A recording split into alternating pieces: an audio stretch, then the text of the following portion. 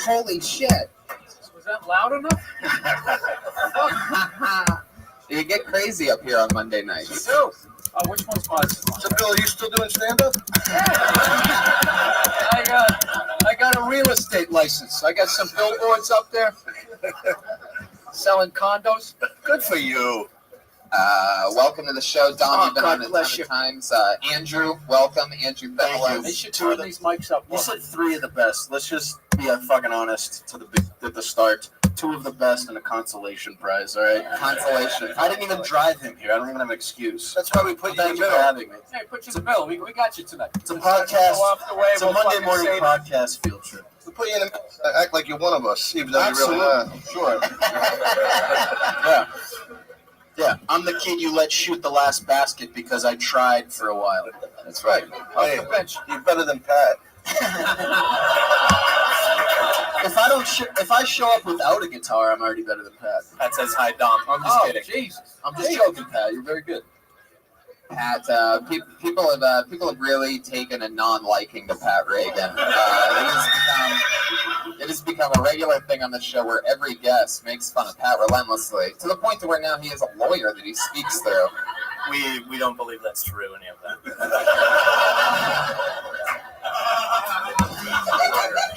I love it. So welcome to the show, guys. This is going to be a blast. Every week, comedians sign up, and then we talk to them about anything at all.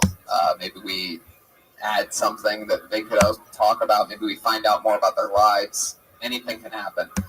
They do 60 seconds. Comedians, you know your 60 seconds is up when you hear the sound of a kitty.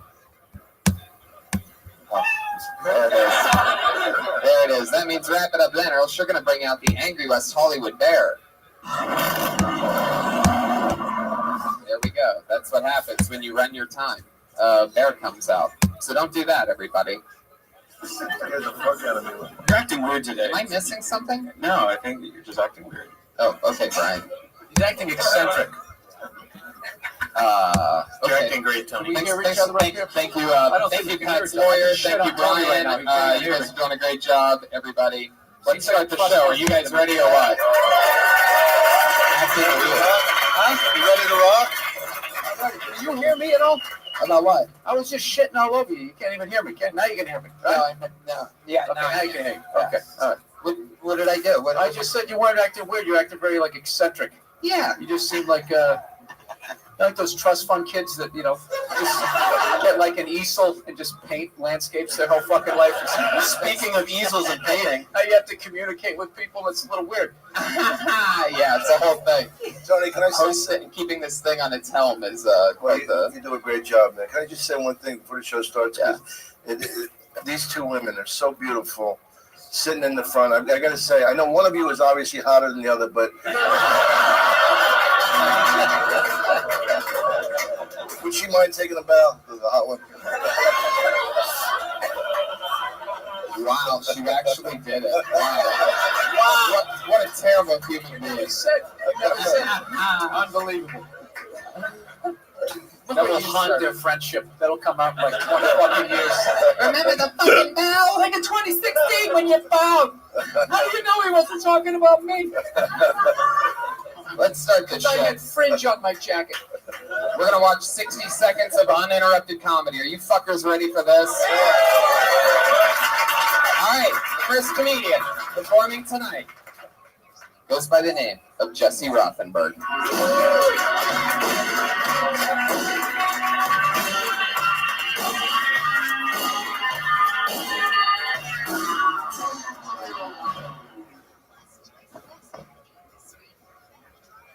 doing a great job, Pat. Thank you. You think you could do me a favor for this joke? It's just part of the joke. If you could, stand up and salute me real quick. Just do it. Okay. Oh, thanks so much. That was really nice of him. It's also why I think Donald Trump might become president. Just compliment someone, put it in the context of a joke, and an idiot will make a fool of himself. Sorry. How much time do I have left, Tom?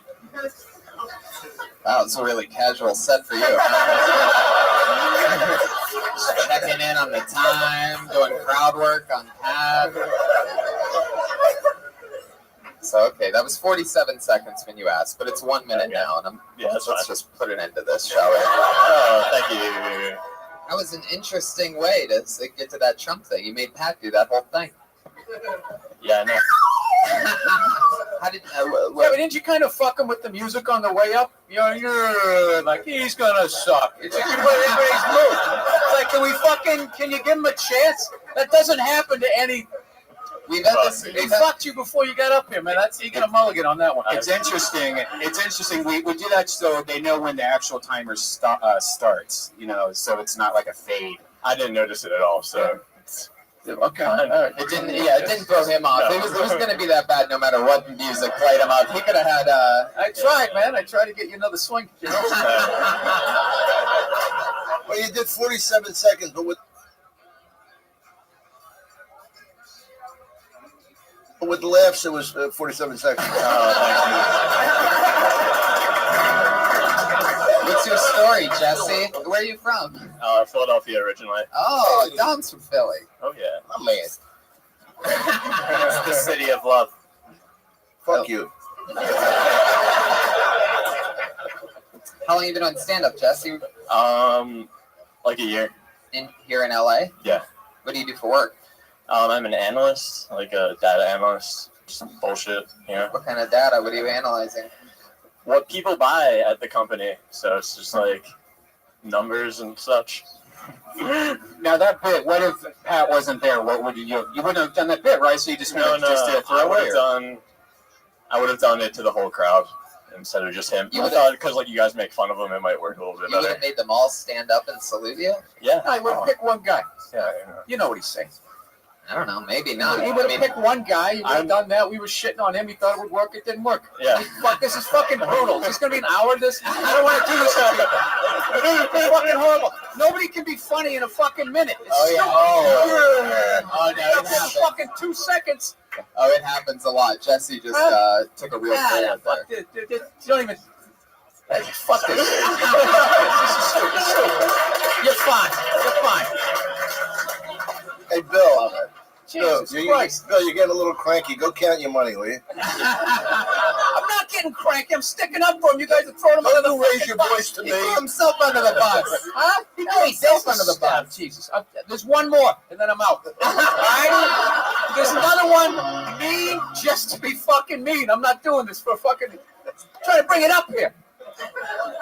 I love it. Jesse, you did so bad, one of our guests is about to quit. I don't know what else to tell you. Oh, if there's a negative lining, Tony will find it. There it is, right between the ray of sunshine. There's that little nugget of negativity, you fucking cunt. Smarmy fucking cunt. Jesus Christ. That's pretty much it. That's the route that I have to take. So I'm riding it hard. I love it. Let's move on. Maybe somebody will do better than Jesse. I don't think we're going to get anything out of him. Turns out... All right, man, there you go.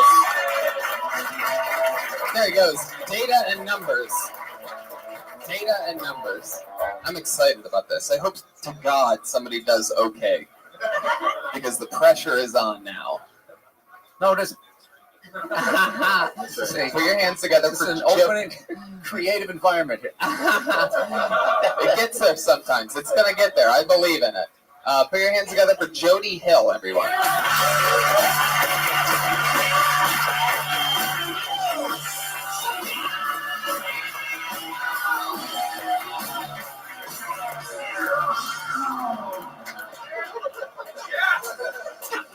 You guys, I really hate to brag, but I've got a friend with a big old dick. I haven't seen it yet, but, he's never not talking about it. I asked him the other day if he was going to do his taxes. He's like, nah, man, that's some little dick shit. It's like, no, you should do your taxes. It's pretty important. I love the idea of, a super progressive couple having a baby. And they're, in the doctor's office, and the doctor's like, it's a boy. And they're like, actually, that's up to him. That's not your choice to make. That's my minute, I think. That's 35 seconds.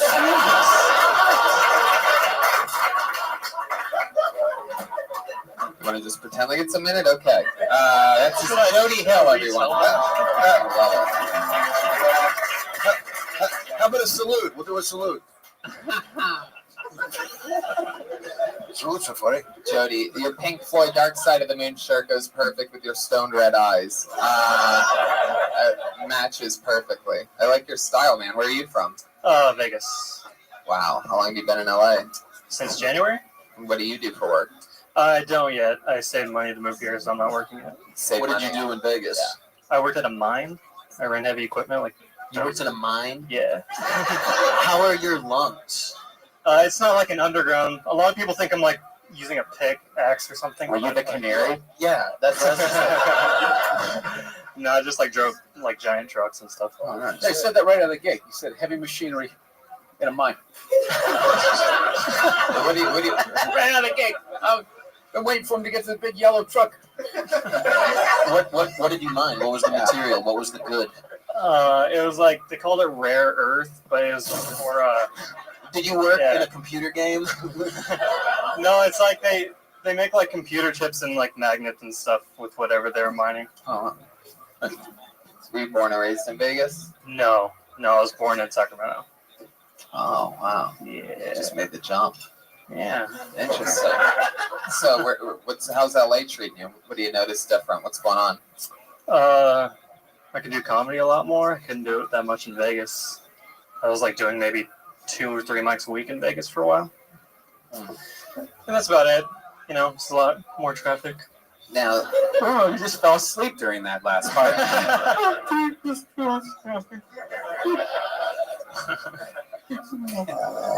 now, do you normally go less than your time? Like, what other types of things do you normally talk about? Those were just my 2 like only jokes probably that are under a minute. So I did those. I didn't realize they were that short. Yeah, quit while you're ahead. You did a good job. They give you a minute, take 30. Yeah, I did what I could. 35 seconds of thunder. That's I also fun. thought I was longer and I was rushing. Well, you gotta, everything's relative. As for a minor, you're really fucking funny. Thank you. So what's your plan? Like, what are you going to end up? What do you think you're going to do to survive? How much mining money could you possibly have saved up out there? Did you gamble at all? No, that wasn't my thing. That's why I had the savings. Yeah, that job paid pretty well, so I was able to save enough. He's frugal. He's smart. Yeah. He knew what he was going up against. He saved a bunch of money, and now he's trying to get as much stage time as he can. He started off with a great joke. The other one didn't work. When you first start off, time goes by. You think you did an hour and you only did 30 fucking seconds. We've all been there. That's what's going on here. I love it. Anything else interesting about you, Jody? I don't fucking No, not really. You guys pretty much. I had a feeling. Nice to meet you, Jody. Thanks for coming on the show. Good job, man. Jody Hill. He's on Twitter at @JodyHill. The real guy. Nice to see an artist go with money, right? Yeah. He's going to get a deal with probably, buy an apartment building or something, right? Yeah, Instead of going out and getting something with rims on it. Normally, wise investors don't wear the dark side of the moon Dom's already in his t-shirts so wallet. I proudly. think the fix is in here. What are you digging for, Dom? Guys, What are you going in your wallet for? we're in the middle of the show. Don't pay attention to me. Please, just go back to your little bullshit show. Digging in his wallet. You should know better than to stop me when I'm digging. I don't think I get that. But yeah, maybe either. If you say it fast and that timing, they think it's funny. I pulled another name out of the bucket. It looks Okay. it looks like a new name. Put your hands together for Joey Wrench.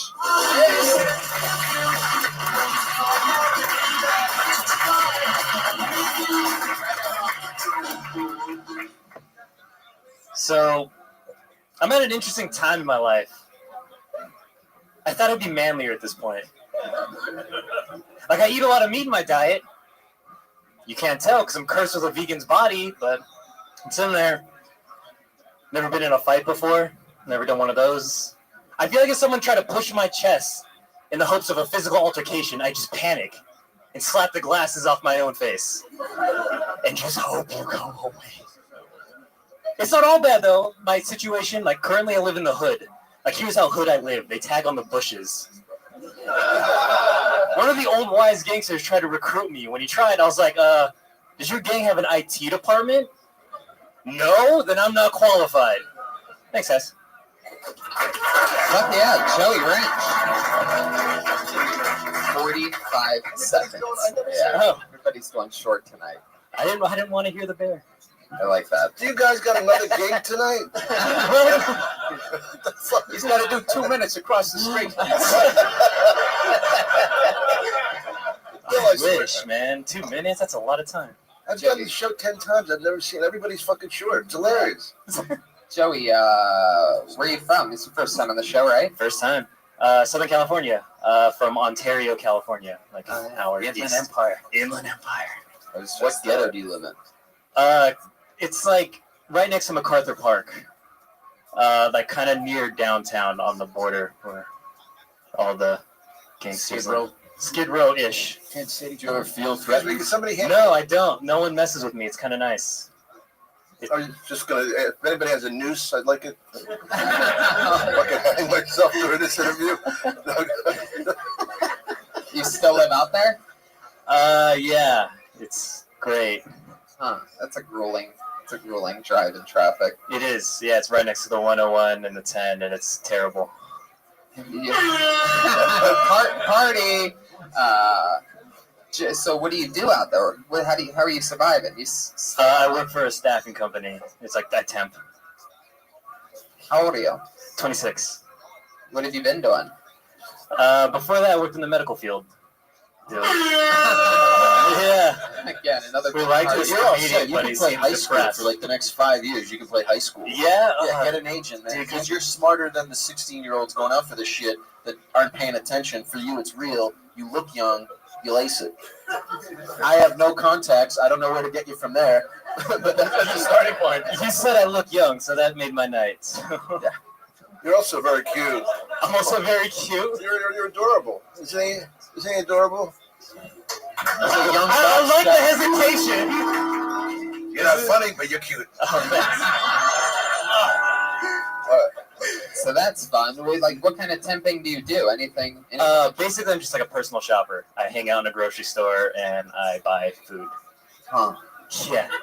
It's like people complain about their day jobs. I can't because I hang out in like a Whole Foods. What do you do to stay sane living in Ontario? Because I was just there on Friday. I did shows there, and I drive out there, and I always just talk with them about how there's nothing there. There's nothing there. All you do is like hang out at the local mall and drink at a TGI Fridays. That's what you do. Period. You could do a TGI Fridays campaign. You could be the excited kid out of high school. What nationality are you? You seem sort of like. Irish, German, and Filipino.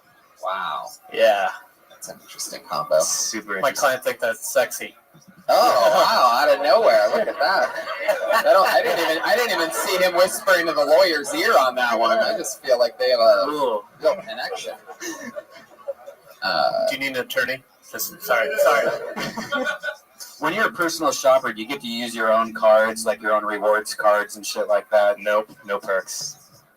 I know. That's what I said. Yeah. Huh? I Yeah. mean, you get food for people, and then what do they come down and you hand it to them? Or you No, like somebody a they- driver comes and I hand it off to them, and then it's not my problem So anymore. Whole Foods doesn't have their own employees. They hire a temp agency to bring you in to get the stuff off the shelves. It's the American dream.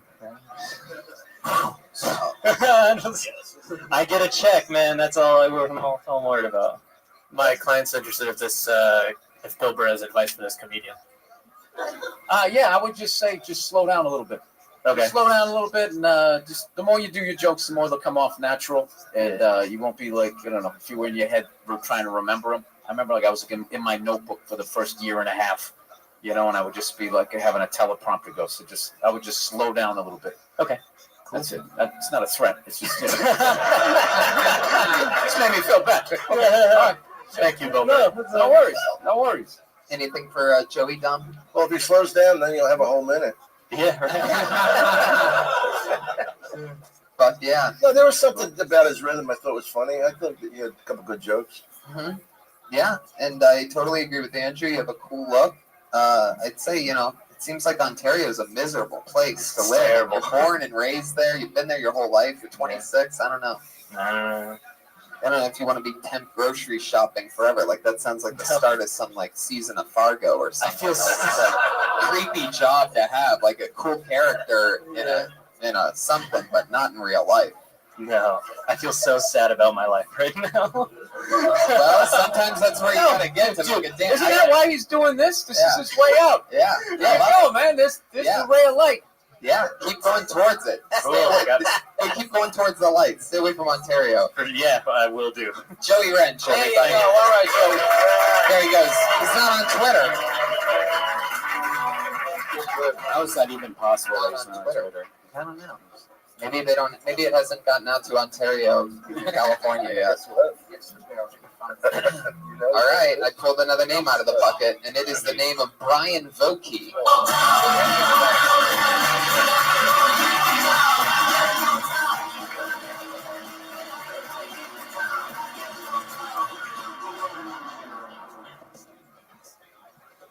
I had to go to court a couple months back. I didn't realize I had my knife on me, so I got to the metal detector.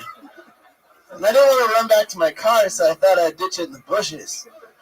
Which is apparently the same idea a whole fucking army had. You would not believe the arsenal I found in the courthouse bushes. It looked like an Easter egg hunt at Ted Nugent's house. Dude, if they had found half of these weapons in Iraq, would have completely justified the invasion. Protesters would have put down their signs, cut off their dreads, had a steak with their father. Things would have been different. So anyways, my niece's birthday a couple days ago, and I was so broke I didn't know what to get her. And I was like, oh yeah, courthouse bushes. So I ran up to the courthouse, and I got some stuff, and I was like, happy birthday, Kendall. I got you a handgun and a grenade.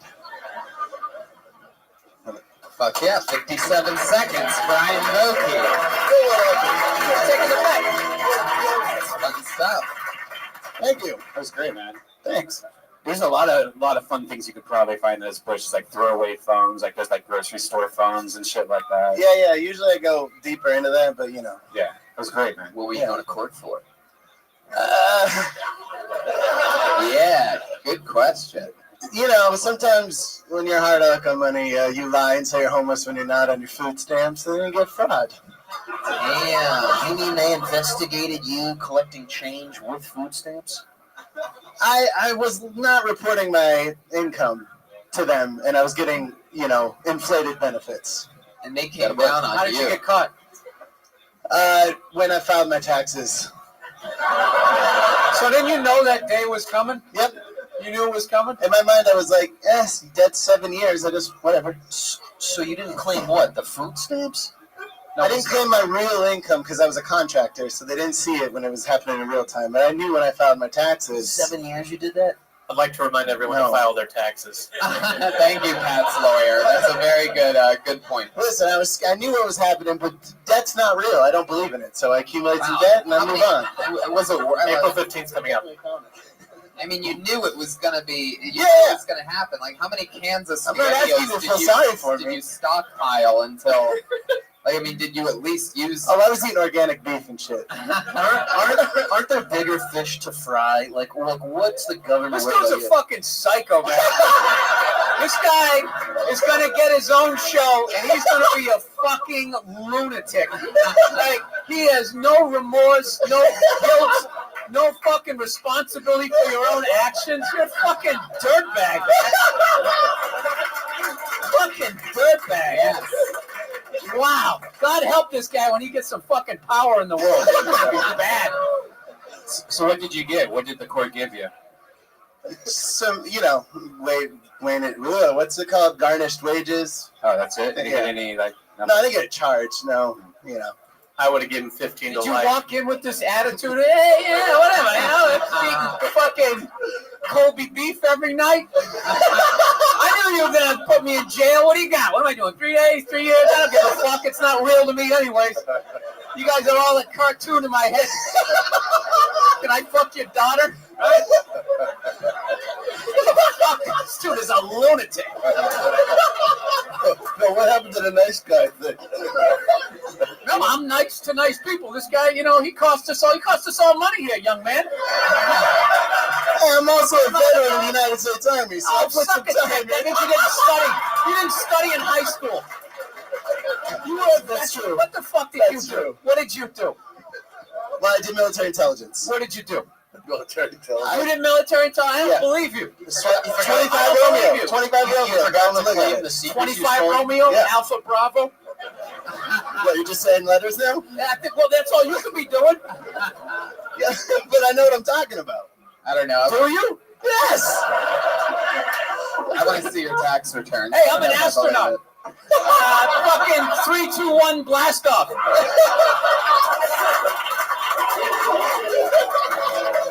What the fuck? Sorry, we should be talking about traffic like all the other ones. I love it, Brian. Oh, shots fired. Yeah. Shots fired. You are interesting as fuck. Tell us something else about you. I'm a preschool teacher. Wow. You're the Frosty, only, I can't how believe you you're been, the dog? only one on the show so far that's been employed by an actual job. Hey, in approximately 49 minutes, we're going to have trivia night for Harry Potter Obama Sonic 10 Uno, the cryptocurrency that sponsors me. And we are going to then do karaoke night. So be ready for that. All right. How are things going for you? Woke up early. Yes, you. Not much else. All right. I'm playing this game called Windfall. It's called right.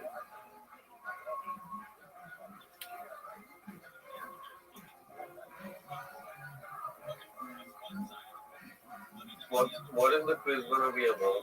Could be on anything. They're random questions. A lot of them are on geography, history, science. Hey, check it out. Your boost, by the way, is still active. I'm kind of glad. I am too. Thank you again for that. You mean the thing that changes colors? I thought it would. Not just that, the boosts themselves are still there. Oh, very They're not cool. being cancelled.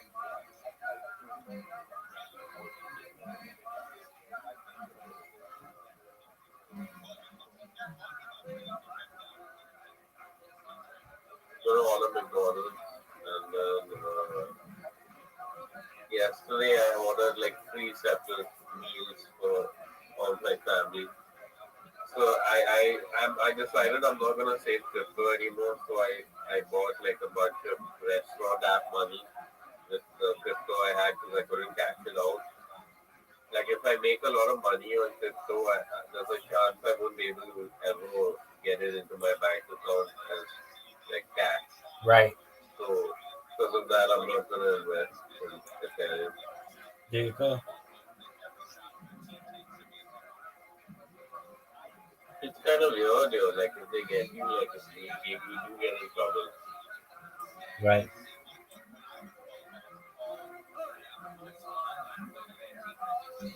What game are you playing? It's not illegal so much as it's like gray area.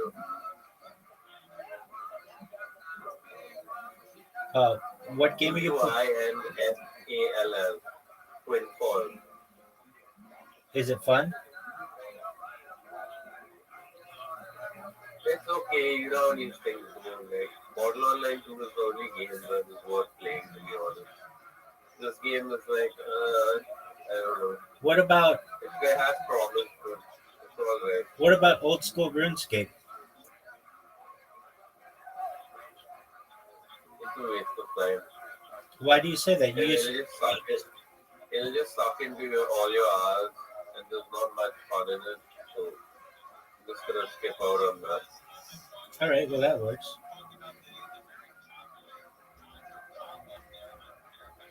It's kind of boring when you're like 500 hours into the game and you still have these terrible stats and you can't get up and you can't do all this shit because you need to do quests and stuff like that.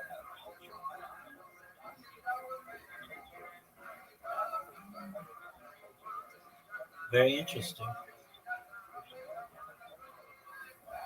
I mean, it looks great from the outside, and like if you're watching someone play, it seems like fun. It's not that much fun. I mean, it is fun, but it's old now. It needs to like retire and let other games like modern online will just take over. Very interesting. If you weren't playing those games, what would you be playing?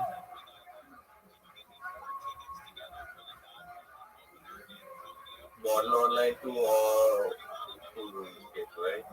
Yeah. I'd be playing.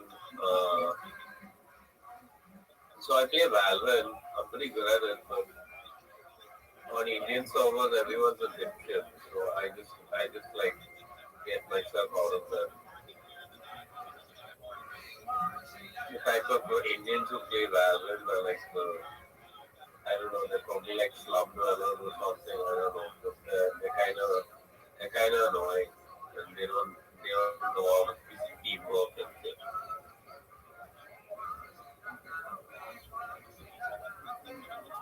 Very interesting. If you've ever seen Valorant, it's that game where you have abilities and abilities and techniques and shit, and it's a first-person shooter at the same time. So like plant a bomb, and it's sort of like Counter Strike, but it's like a new age Counter Strike.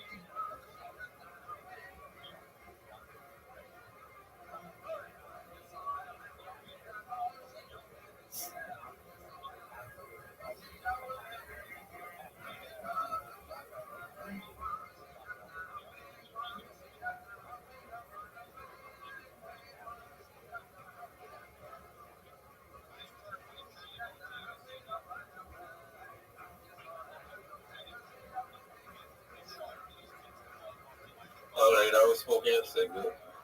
Okay, doke. What else has been up? Are you I just played with Zoot, and we've had some new people in here, and just did some karaoke earlier to practice, and now we're 42 minutes away from doing it with a bunch of people. all right? I'll watch. I'll just watch. I'll put my mic off. All right, sounds good, man. In the meantime, I'm just going to turn on Kill Tony. Enjoy. It's insanity. Preschool teacher that got arrested for food stamp I didn't get fraud. arrested. There was no. You just get a letter and then you show up to a court date. It's not a big deal. So you were scamming the. All right. Yeah. Wow. I was hungry, dog. Do you take the knife to the preschool Had a class? job. Yeah. Do you throw your knife in the bush outside the preschool that you work at? No. Wow, man, that is some interesting shit. So, how long you been preschool teaching for? 7 years. Get But I had a year break because I moved to LA and I had to find a job here. So I had like 6 months where I actually wasn't employed. And then, honestly, to be honest, it's just I didn't report my income changing. I was in the status when I filed for it, but it's funnier to talk about it like I just scammed it from the beginning. But it turned into a scam. Right. So it is a scam. I was waiting for you to save me. It was getting boring.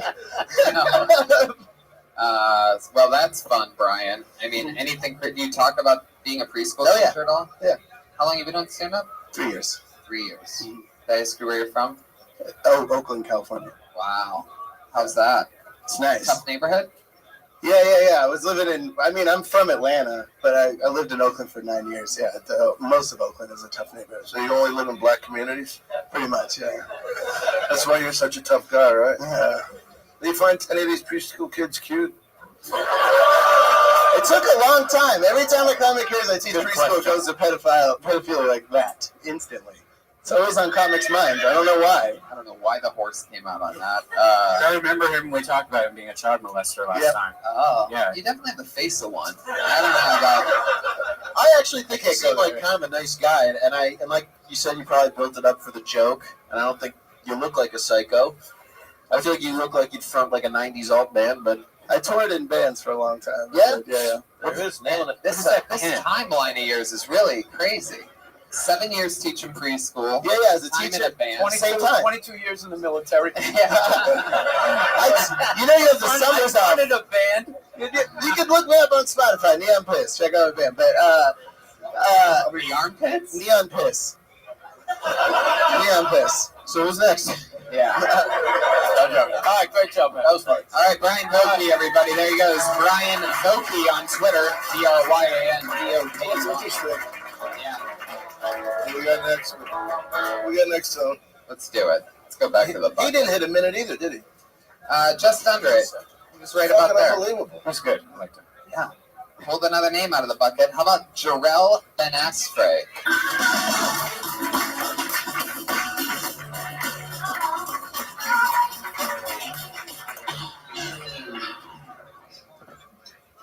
Hey, you guys thought I was gonna be black before I got up here, huh? If I had one wish, I wish I was black from the waist down. Not the size, but the color. Because you know what they say, the blacker the berry, the sweeter the juice. My egg roll's more of a sweet and sour right now. And I know what you're thinking. Why would you waste one wish for, like, tasty black testicles? If you add the word "but" to it, you can add on to the wish, man. There's loopholes. Like, I wish I had tasty black testicles, but I had the power to fly. But I had the power to time travel, I don't know. That's all I got. Fuck yeah, 39 seconds of Jarrell Benasfre. Fuck yeah. How's it going, Jarrell? Pretty good.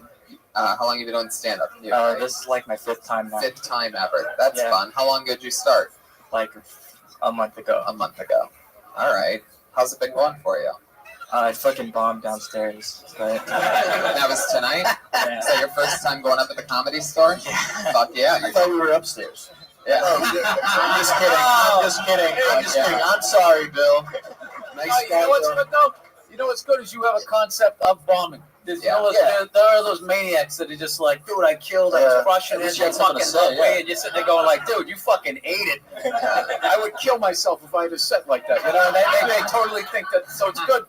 Now, did you talk about the same, like your delicious black dick downstairs? Yeah. That is an interesting approach that you have. I mean, you call black balls tasty at one point, and it's like, well, how did, like, what does that, why that word? Why tasty? Why would you want tasty black balls in that thing?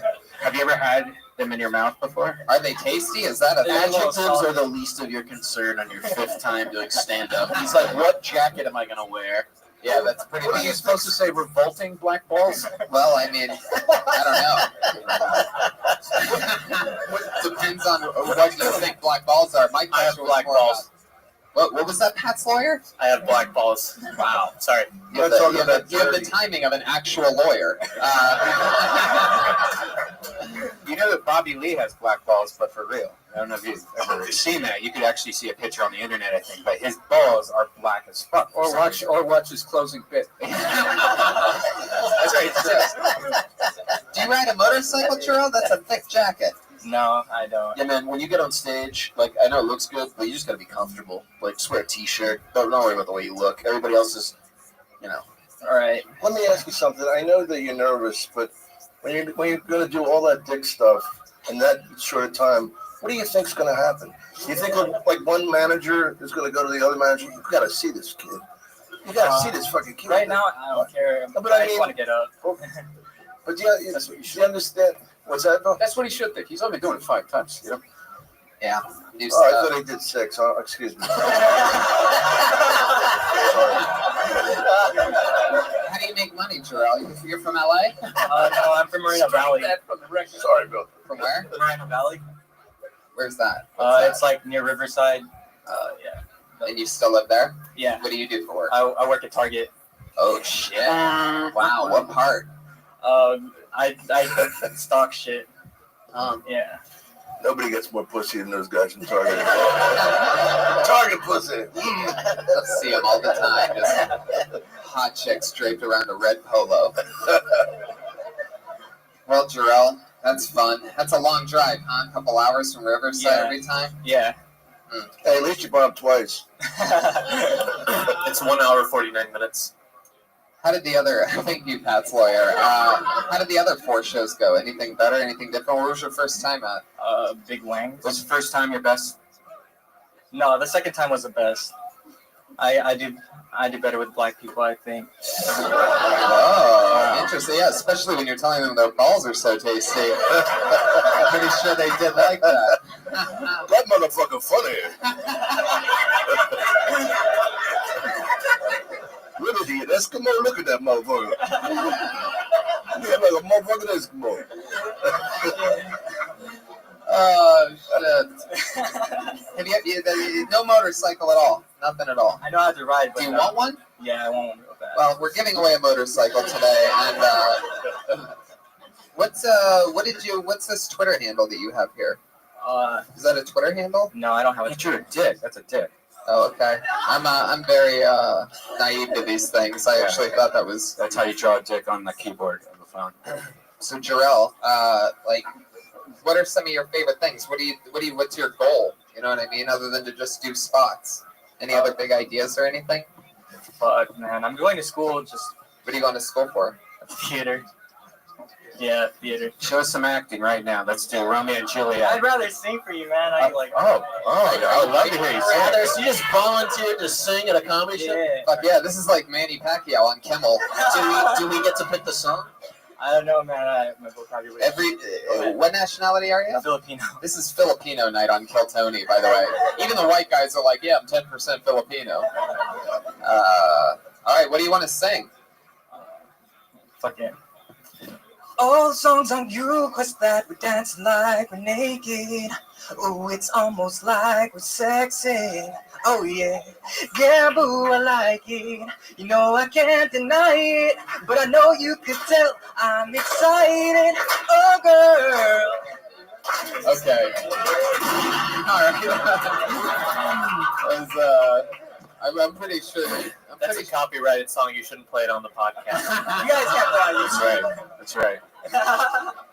Do you sing that to like girls and stuff? What's your deal? That's what I did. Does that work for you? Yeah, it does. Yeah. You ever do that at Pinkberry?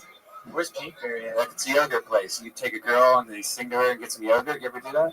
No, I haven't. You should try it, maybe. All right. And do the Latinas like yogurt? Yes, they do. Oh shit. And they also like You pink know black girls chicks. like yogurt? No, the Latina ones, man. Oh yeah. All girls like yogurt, man. You know they like that song, but you don't know they like yogurt. Is that your thing, Latina girls? Yeah. They don't really eat yogurt. They just like chips of ice. So I don't know why that. All right, forget it. It was a pregnancy joke, right? I really was thinking because I get pregnant. No, it was more a joke about how it's just disgusting and cheap and flavorless. Like it's just sort of like more about the how poor they are. Frozen grapes. Than pregnant. But I Don't could pregnant see. women chew ice? I think so. All right, Jarrell, it was nice to meet you. Thanks for coming on the show. There he goes. 5th time on stage. Ever. That's always fun. Some brand new people. It's a weird episode. You just keep telling me about how weird it is. I love your style, Brian. Put your hands up for your next comedian, Lindsay Jennings, everybody.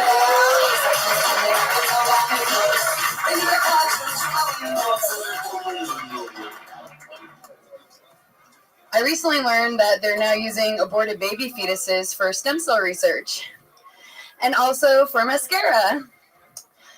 I don't really get why people are mad about it, though. At least they didn't die in vain. And they're not animal testing. They're already dead. It used to be you only thought you were going to have dead babies on your face if a guy was jizzing on your face. Now we're letting them mature a little bit more. So now every time a dude comes into a condom, he's wasting precious mascara. We need that shit. There's a lot of ugly bitches hiding under a lot of cum.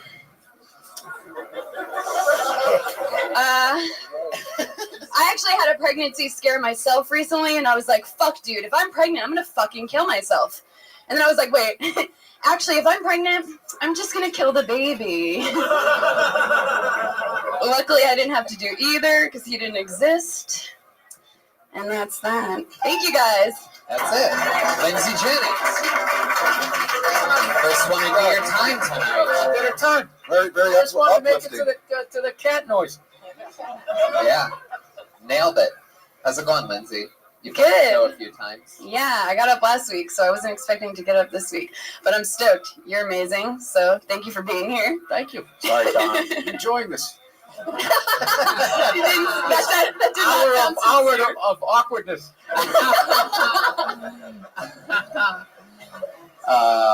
So, Lindsay, that's fun.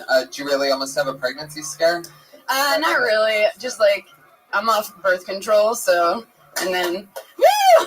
Yeah, living dangerous. Why do you clap for that? Because birth control makes women crazy, man. It's good to see like their normal stuff and their normal other Is that hormones true? and stuff. It is true that some girls have like a reaction. So like girls who go off birth control, like one guy I heard a story, actually I think on Rogan's podcast, where the wife left the husband because like she just totally changed her mind about everything. It was like right when the birth control ended. Yeah, it definitely. I was on it for like 10 years. It's just not good for you either, hormonally. You know. How long you been off it? Like How long you been August. clean?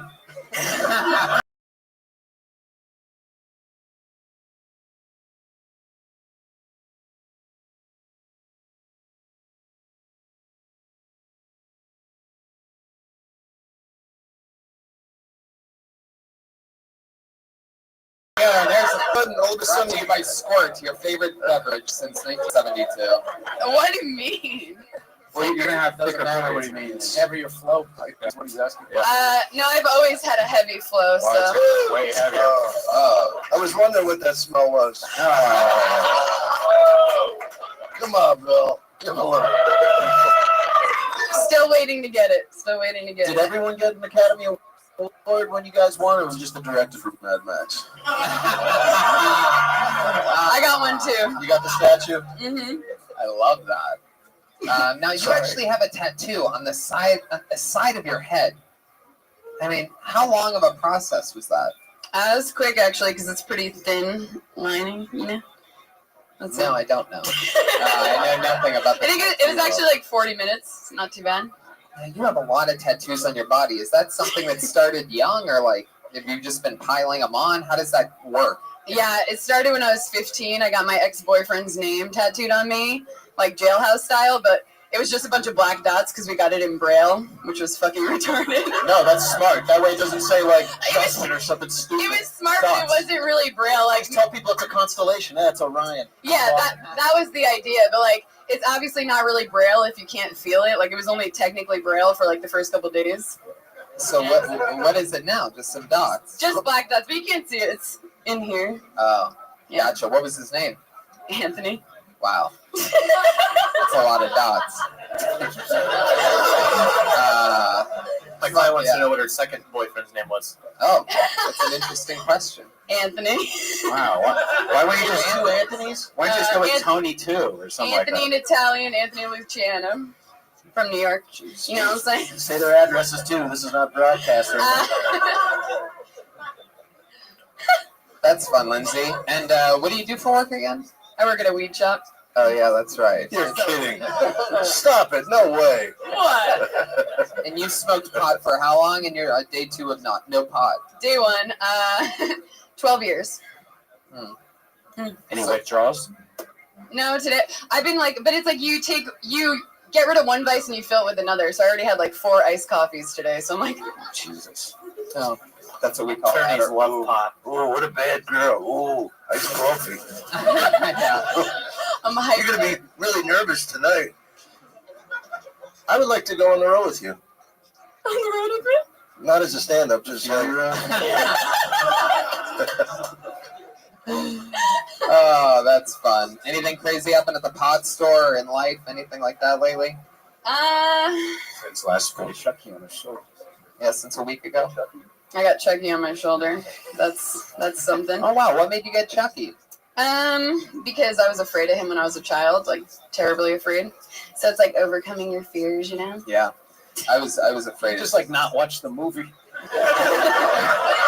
It's too late. Were you in that movie? You kind of look like yeah, I Chucky. kind of do look like Chucky. Yes, I do. It's actually Bill Burr. Just a bad drawing. Jesus. Wow. What sucks is that that's the moment that you're going to remember out of this whole thing is the Chucky Bill Burr joke that didn't work. Lindsay, yeah, that is an interesting thing. Like, I've always looked at tattoos. I once had a buddy that got a tattoo a few years ago because he had, like, this horrible year or whatever, and his, like, grandma died and all this stuff that never really seemed like that big of a deal to me.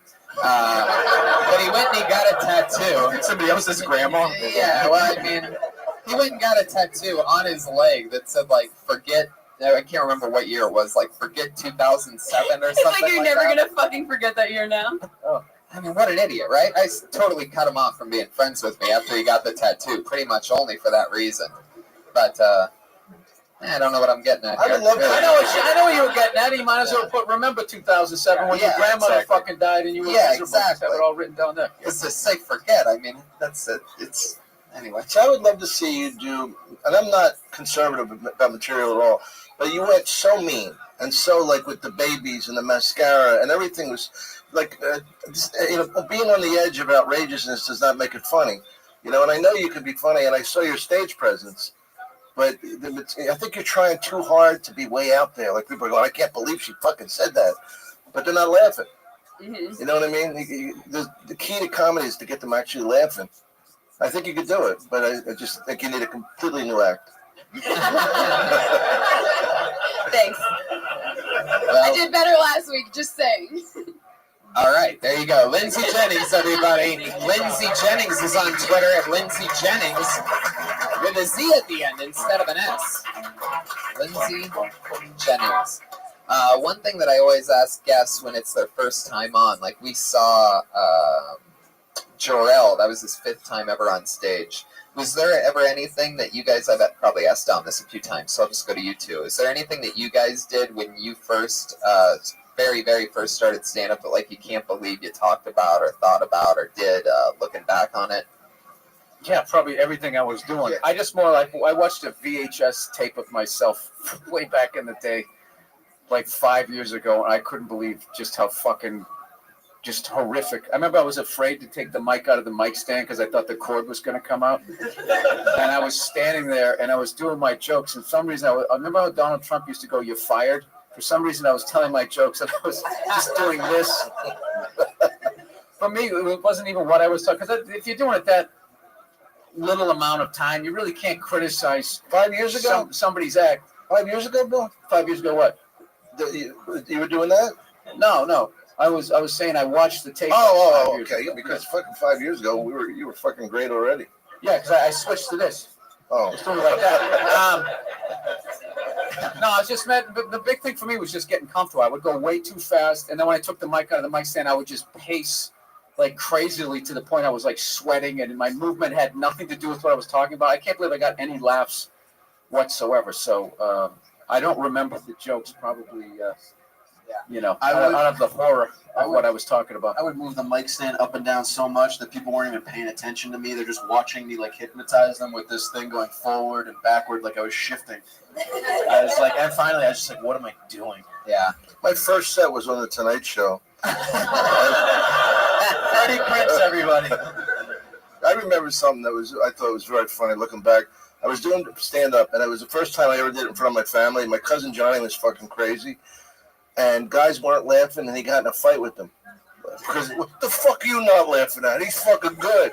And he starts fucking, Johnny, you can't. He goes, you're fucking funny. I go, but Johnny, you can let it develop. He was like fucking mad at people. Imagine one of us just diving into the crowd. What the fuck are you not laughing at? That's good shit. As a young lawyer, I once vomited on the jury. Oh, wow. Pat, did you tell him to say that?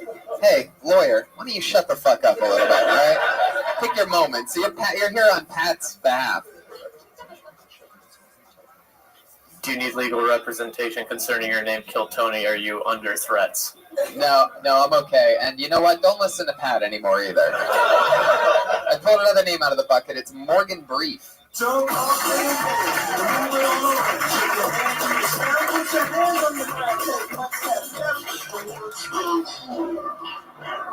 you doing, everybody? So I just had a crazy weekend. My future brother-in-law had his bachelor party at Las Viejas down in Alpine outside of San Diego.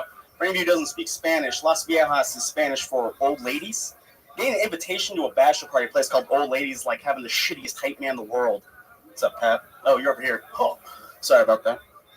Anyway, Las Viejas is like the craziest thing to ever have to drive 4.5 hours to traffic to, especially when your pear-shaped brother-in-law always giggles at the word titties or anything like that. So obviously I'm the alpha male of the group. And I'm sitting there talking to his buddy Phil for the first time. And I was like, oh, this guy seems pretty together. He's like a real estate agent. All right, whatever. So you ready to hit the table, Phil? You ready to, go spit some game? And he's like, oh, jeez. Starts squirming around like somebody stabbed a rat. He's like, no, man, you can't be spitting indoors. That's ridiculous. I was like, no, you know what? Just forget it. Just forget it, man. Anyway, sounds like a real happening bachelor party. Morgan Brief. Hi, Morgan. How's it going, buddy? Say what? How are you? I'm pretty good, actually. Where are you from? Santa Ana. This is your first time on the show, right? Yeah, it's my first time doing stand-up comedy. First time ever doing stand-up comedy. Is that where the racetracks are, Santa Ana? No, it's Santa Ana's where the racetrack is. Santa Anita. Oh, but I'm a front runner. If you ever need the means, I can get you better than a jockey. Well, no, I'm too fat actually. Plus, I'm not bulimic. Huh. So, what ended up happening at the bachelor party? Oh man, they brought out like those Groucho Marx masks with like titties on them and stuff, and I was like, dude, I'm not walking around a casino with that on. That's absolutely ridiculous. And there's just like a bunch of guys who don't really know how to cut loose. They always just. What do you do for work? I sell window coverings, blinds, shades, shutters. It goes on a window, I'll put it there. Wow. I like the way you said that. You got right into your spiel. I mean, I sell them. Yeah, sell me right now. Sell me. Well, your window occupies about 20% of the room that you're living in. Number one, you asked me what's wrong with the windows I have.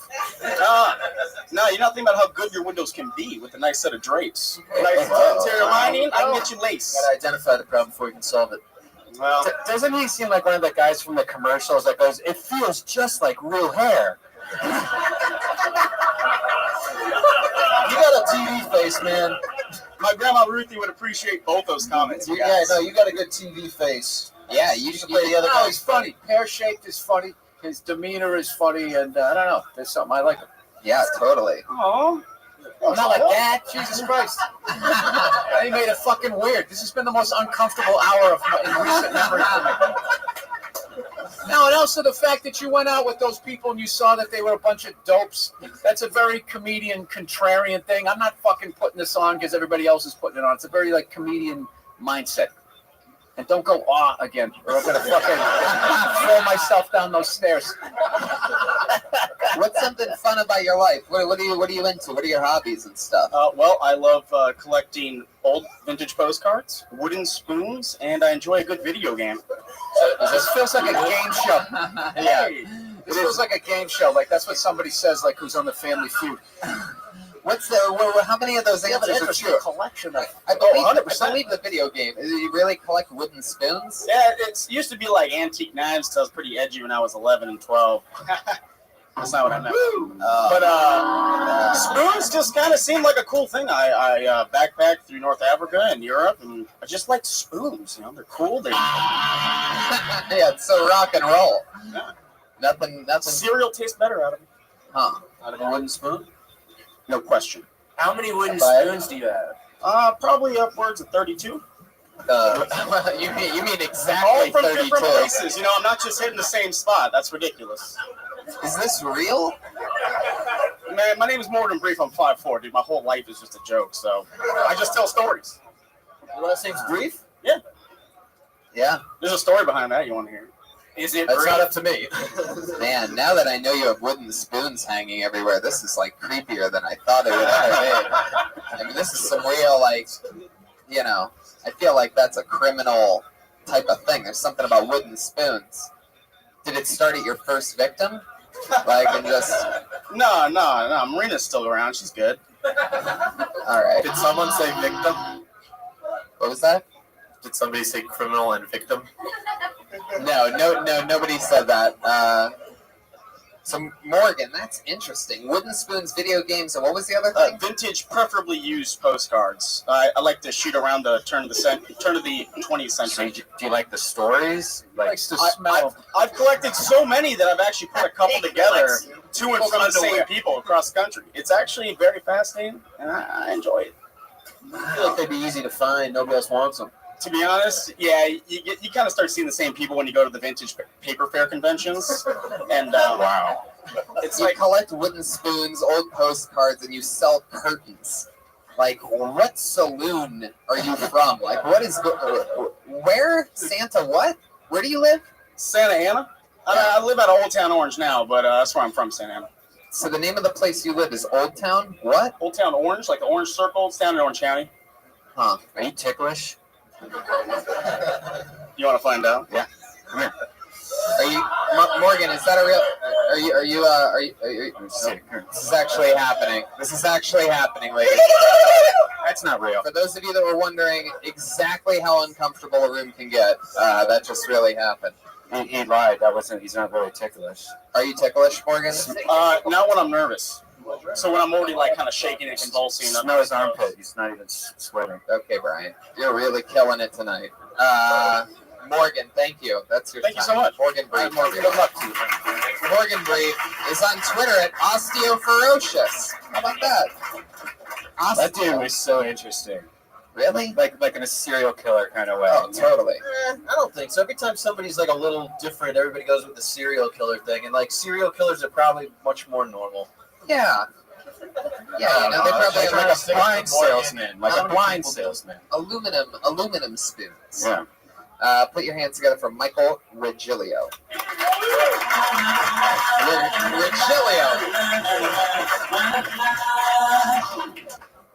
You guys, I used to date a stripper. Now, let me tell you something. This guy could get the paint off your walls in no time. Let's talk about stereotypes, shall we? Stereotypes. There's what? Sony, Panasonic, Sanyo. Stupid. You guys, I'm doing all right, though. I'm doing all right. Interesting fact about me. True fact. I have only thought about killing myself one time. One time. I was like 14 years old, and I thought about it for like 30 years straight. It's all right. It's all right. You guys, I'm going to get frank with you. Perhaps a little more frank than you're used to. I don't like brown people. No, it's true. I know it's like an association thing because my ex-girlfriend went there for graduate school, but I just think they're Ivy League snobs, particularly the Mexicans. That's a minute. Fuck yeah, that is a minute. Is it Regilio? Regilio. So fun. Where do you come from? Boston, Mass. How long you been You're in living up Boston? Marblehead. Yeah, dude, you can't say Boston. Oh, but I lived in Boston. I went to school in Boston. I'm sorry. Wow, you guys are having a little Boston off over there. I'm from Westford. Oh, really? Boston. Right. You can't say Boston either. Whoa. I didn't. All right. I say north of Boston, like these assholes from Springfield. You guys will be from upstate New York. Man. I lived in the city for 7 years. There are 7 guys listening to this podcast in Boston right now. Like, I can't believe what's happening. Hey, get the sauce over here, buddies. Can I say something? Yeah. And it pains me because it's very nice what I'm about to say. Mitch Hedberg was a very dear friend of mine, and a lot of your joke writing reminded me of him. Thank you so much. You know, it's really, it really took us one way and hit the other way. It's fucking great. I appreciate that. Thanks, man. Yeah. Yeah, it's true. Funny as hell. How long have you been doing it in Boston? How long have I been here? I've been here 10 years. Doing stand-up the whole time? No, I've been doing rock music. How long have you been doing stand-up? 3 years. What are you doing? Offspring's on hiatus. Rock music is on hiatus. Fuck that shit. I said Offspring. Oh, Offspring. Yeah, it was Offspring. They're all young. They don't remember the Offspring. Yeah. No, I remember the Offspring. Look at it. So what was your music life like? It was good. It was good. Did some touring. Played in some original bands. Played in some other people's bands. What's the name of your band? The last band I was in was called Useless Keys. We did all right. It's okay. Got on the radio. Had some fun. That's fun. Yeah. Huh. A lot of Your crazy. original band, did you have like a go-to cover song if people No, got too no rowdy? covers. Would you just throw out some fucking "Living on the Prayer" just to get them off you before you went back to your shit? I'll tell you the truth, Bill. We played songs that were so good that never happened. There you go. All right. Hey, that's cool. That's fun. Where do you go up around town? Mostly on the east side, Hollywood Hotel, Silver Lake Lounge, Pat Reagan's stomping ground. Yeah. Next Friday, you want to do a Death Squad show at the Ice House? Absolutely. All right. Wow. So There you go. Look at that. Just got a gig out of it. That's how it happens. Just like that. We're gonna fly through it. You were great, Michael. Congratulations. I appreciate that. Thanks, everybody. What do you do for work, Michael? I manage a cafe. Ah. Yeah. Interesting. I do. It's Regilio Michael. Regilio Picture Michael. me and a baby. Yeah. All right. There you go. Well, thank you, everybody. Yes. Michael Regilio. Let's fly through another one. I like it, dude. Every time one of my friends comes on here, they do well. So that was. I love that you don't own that they're your friends until they do well, though. You always make sure they do good, and then you go, "Hey, that's one of my buddies." Maybe there'll come a point where you can say that about the lawyer that you brought with you tonight. Like, "Hey, yeah, that's good." Client enjoys funny comedians. Oh, there you go. Thank you. Put your hands together for Stevie Timble.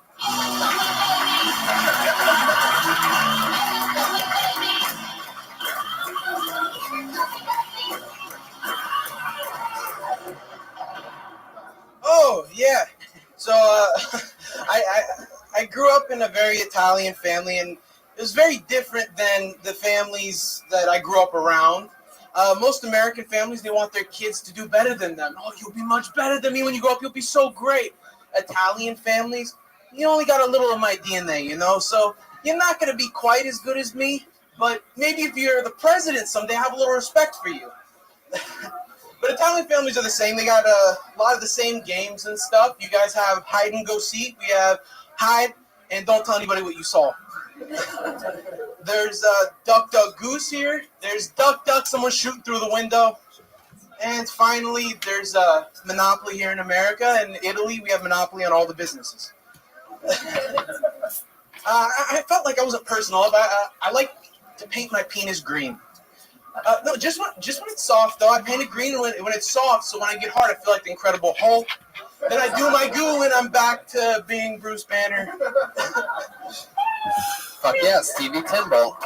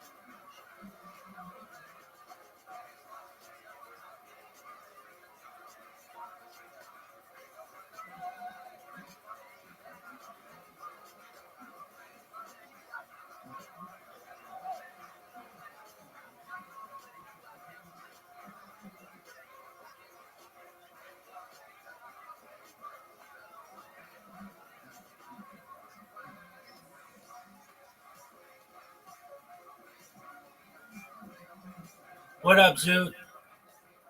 Welcome, Pimp. Thanks for being here. We're gonna give the other members a little bit of time. I'm letting everybody know.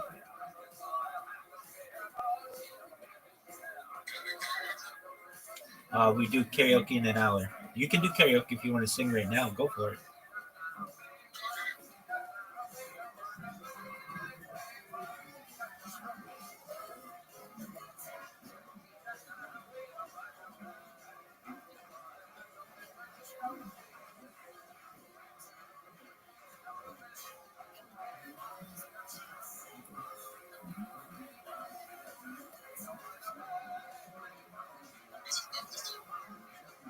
What'd you say, Big Dog?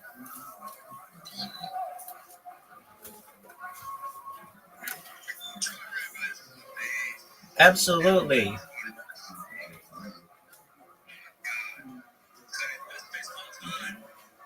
1000%. Welcome. All right, we got.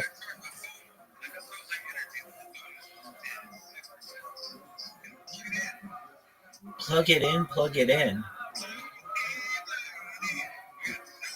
We've got Zoot in here. We've got my friend Holly in here. Welcome.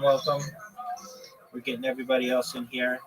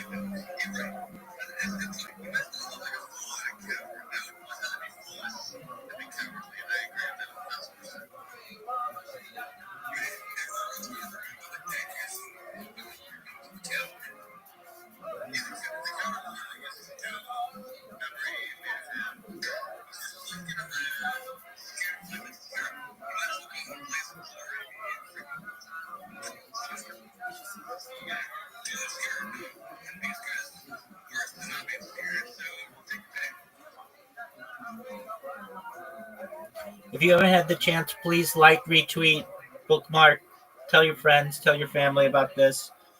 We are going to wait a couple more minutes for our other community members to join.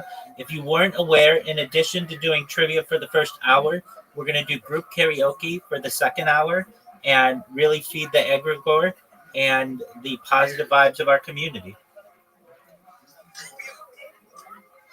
Excellent.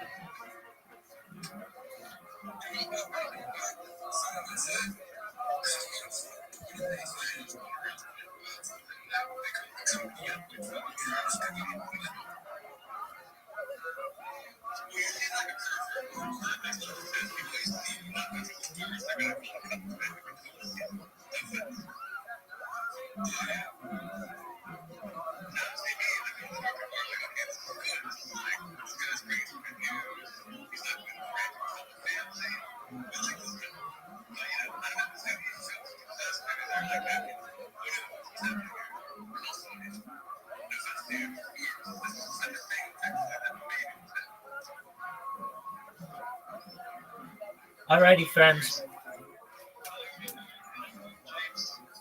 Hello, hello. Alrighty.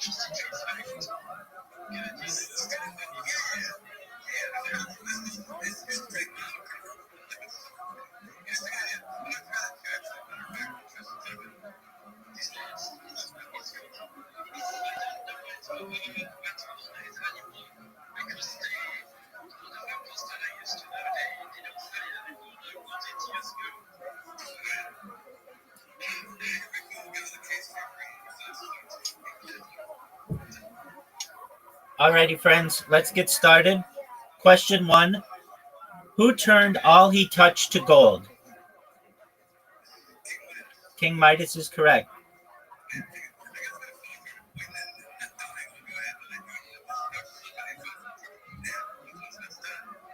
Excellent. All right, next question. What media personality was once a speechwriter for Richard Nixon?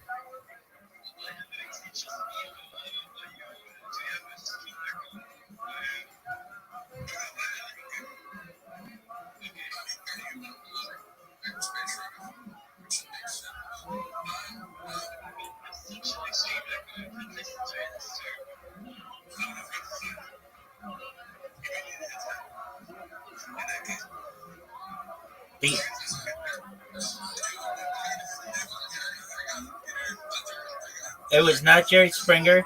The media personality who was once a speechwriter for Richard Nixon was Ben Stein. Next question. That's true. Next question. What Tom Cruise movie takes place in the year 2054? Minority Report is correct. Excellent job. Next question. Which U.S. actor, widely known for his portrayal of Batman, passed away on June 9th, 2017? Who was that? No, Heath Ledger. No.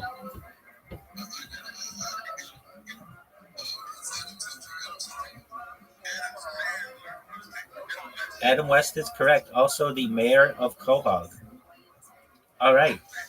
Yeah, Mayor of Quahog. He's Adam West from Family Guy. All right. Next question. Which of Charles Dickens' novels is set partly in the United States?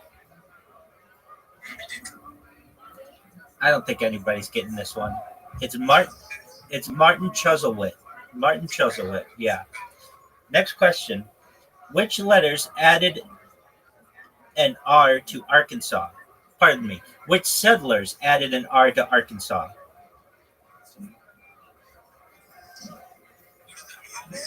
Exactly. Okay. So the answer is the French. They were told by natives from an Illinois tribe that people in the area now called Arkansas were called Arkansas.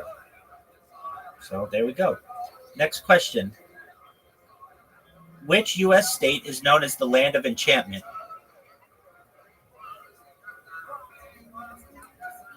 Which U.S. state is known as...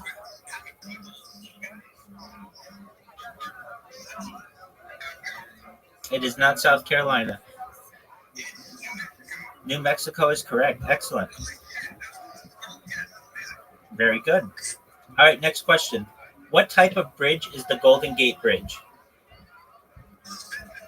Suspension bridge is correct. Next question. Which U.S. state's highest mountain is Mount Elbert?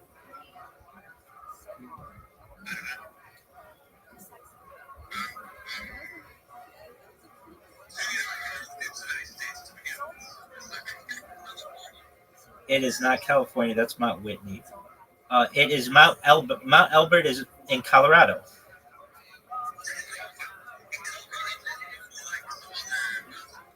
You would think. I mean, it's just not well known. I mean, at least of non-Coloradans.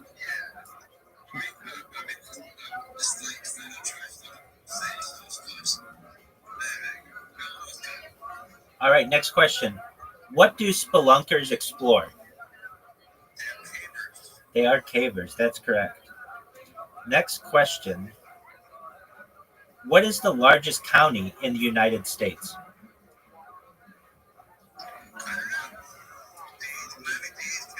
It is not Miami-Dade County. We're looking for largest in terms of square footage or square miles. It is not. It's San Bernardino County. It's larger than a couple states, but actually, it's.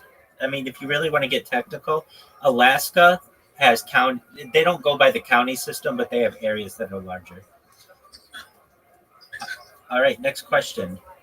Heineken beer originated in what country?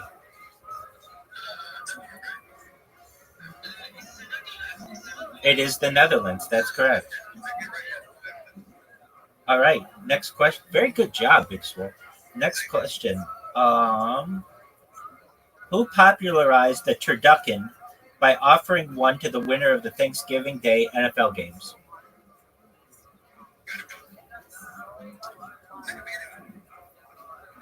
He has a famous video game named after him.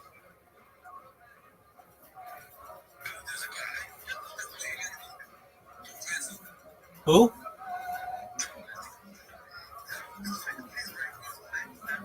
No, not Tom Clancy.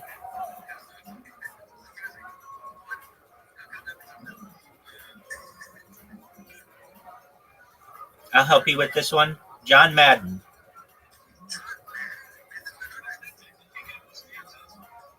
Oh, okay. All right, next question. Who wrote the novel Little House on the Prairie?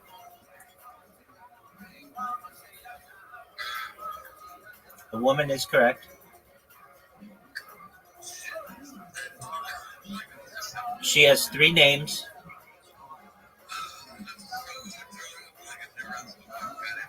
Sure you have. But maybe not the person, but Little House on the Prairie is a television show. It's a book written by Laura Ingalls Wilder.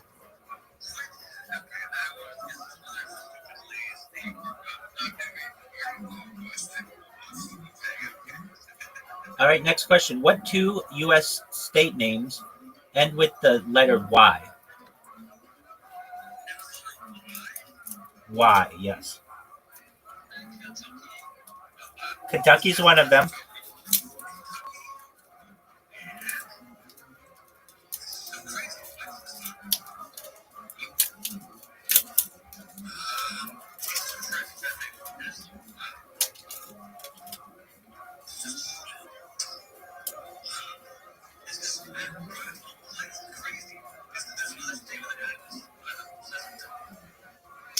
You're going to slap yourself.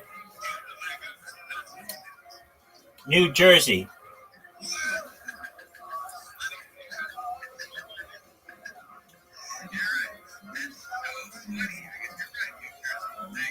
Next question. That's correct. Benjamins is slang for what denomination of U.S. currency? That's correct. Next question. What is the chemical symbol for gold?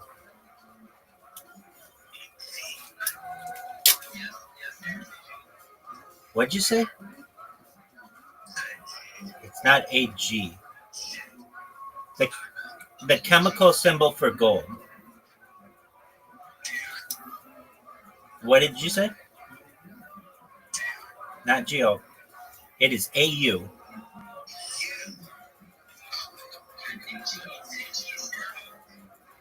AG is silver.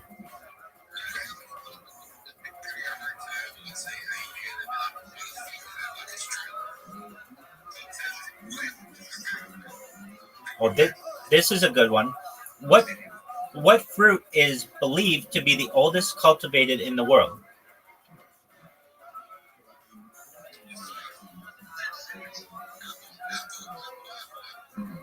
Not apple. Not mango. It generally has 3 letters. No, 3 letters. It begins with the letter F. Fig is correct. Good job. All right, next question.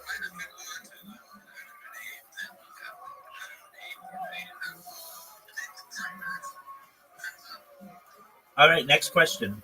What movie starred Mel Gibson as William Wallace? Braveheart is correct. Next question. Nashville is the capital of which U.S. state? Tennessee is correct. Next question. What is a hurdy-gurdy?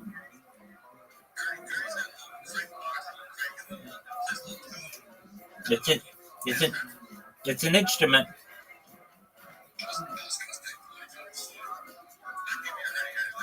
There you go. Next up. The 1980s, 1990s sitcom Empty Nest was a spin-off from what TV show?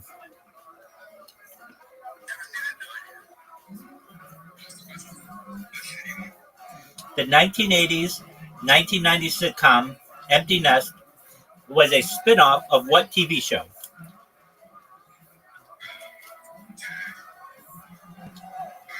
Here's a clue. Some people in the television show were Rue McClanahan, Betty White, Estelle Getty. Golden Girls is correct.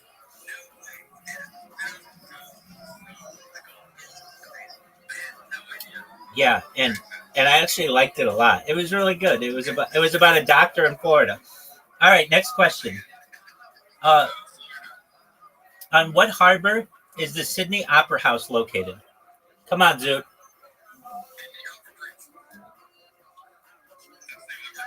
What's the name of the harbor?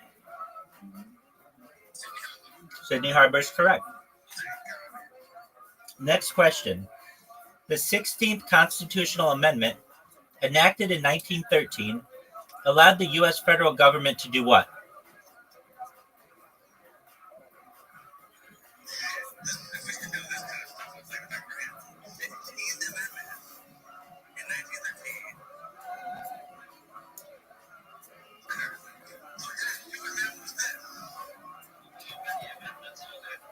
'26.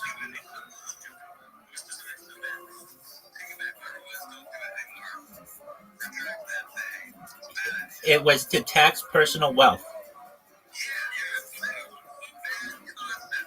And you know what's amazing is that we had colleges and we had schools and we had roads, we had an army and a navy all before 1913, and we never had to tax personal wealth to make that. I think that's really interesting. All right, next question. Who played the mutating fly in the 1986 film The Fly? Jeff Goldblum is correct. Next question. What martial art has a name beginning with K that means empty hand? Karate is correct. Next question. What is the capital of Chile? Santiago is correct. Next question. What nation is home to the Komodo dragon?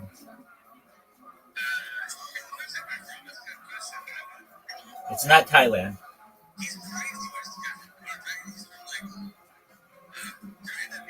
Indonesia is correct.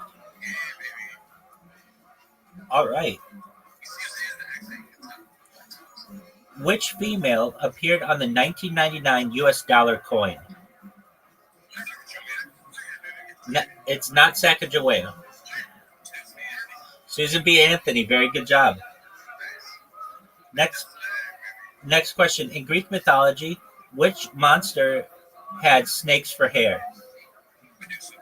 Medusa is correct. What was the name of the restaurant in the TV series Happy Days? Oh, good job. Arnold's is correct. Very good job.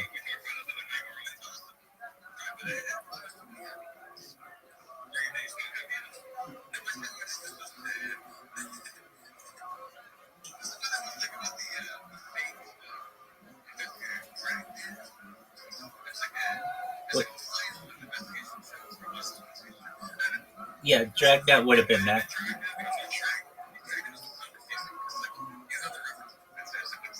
Bum, ba-dum, bum. All right. Next question. What dessert consists of beaten egg whites, sugar, and cream of tartar? Meringue is correct. Wow, good job.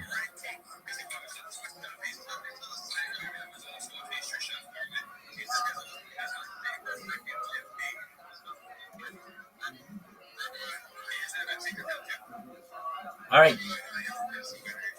Next question. Who played the role of Joey Potter on the TV show Dawson's Creek?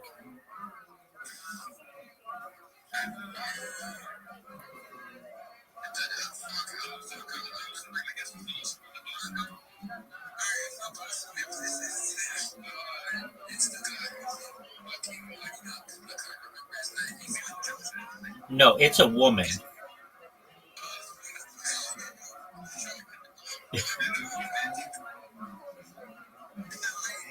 Yeah. Kay Holmes is correct. Very good. All right. Which continent was host to the 1992 Summer and Winter Olympic Games? Europe is correct.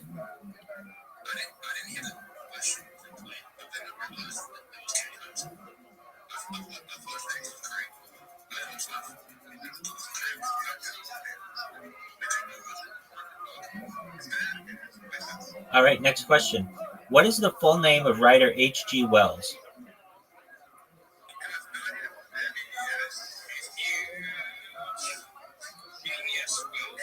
It is Herbert George Wells. No. Next question.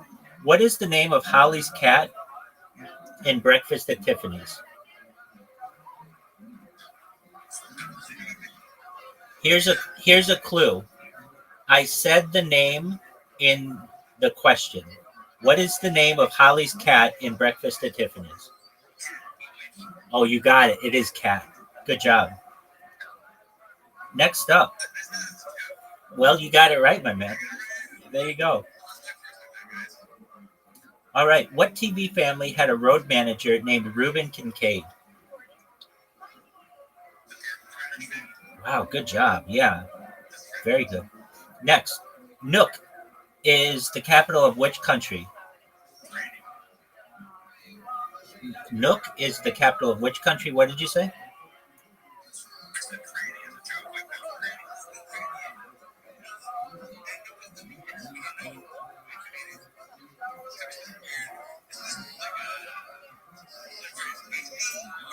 Yeah, you're very close. No, that's Russia. That's Reykjavik. What did you say?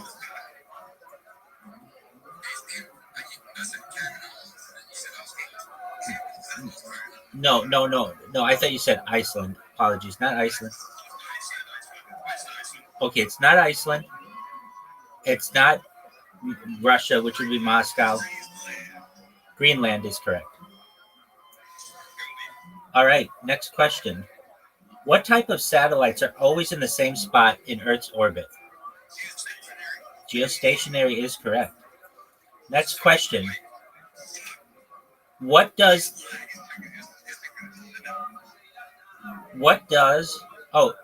geostationary. What does the MS, hold on a second though. This raises a good question. We got to do some research on this one. We're going to ChatGPT. I want to know the difference. Exactly. Yo, dog, what's the difference between geosynchronous and geostationary orbit? The difference is subtle but important.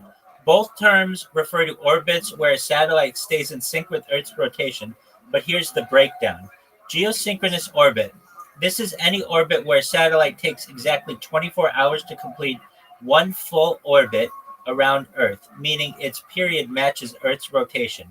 However, the satellite's position in the sky might shift a little over time, and it doesn't have to stay fixed over the same spot on Earth.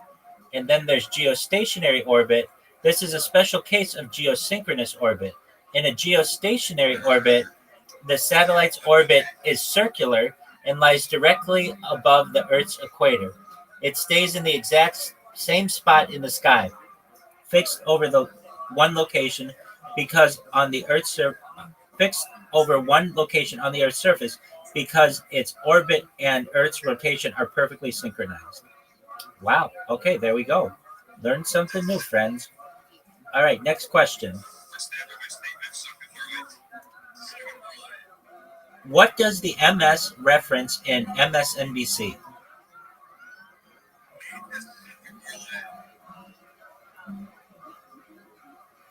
What does the... It is Microsoft. That is correct. All right. Next question. What term for a stable, well-established stock comes from a $10 bet in poker?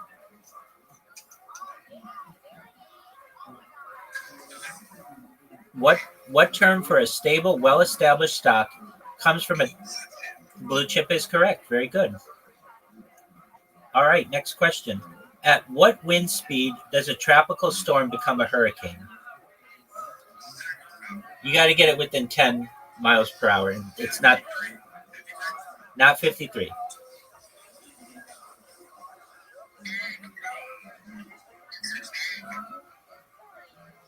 What'd you say? Nope, higher than that. 70. It's 74. Good job. Next question. What is the fourth letter of the Greek alphabet? Delta is correct. Good job. Next question. What color was Tweety Bird originally?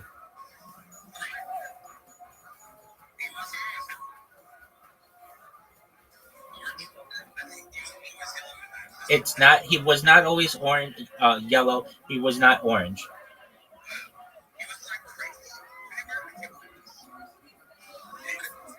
I think I just heard it. The answer is pink.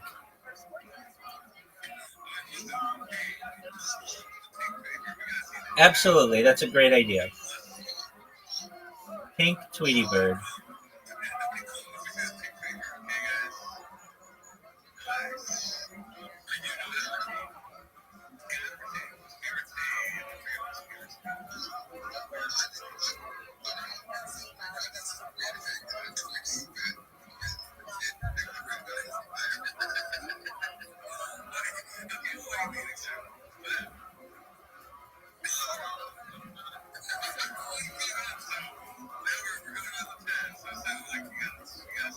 Now, I don't know if this is an original. I mean, I'm going to keep looking, but that's essentially what it would look like. But I mean, I know, I want to see the original as well. So we're going to find it. Let's see here. Maybe instead of putting pink Tweety Bird, I put original Tweety Bird. OG Tweety Bird. All right.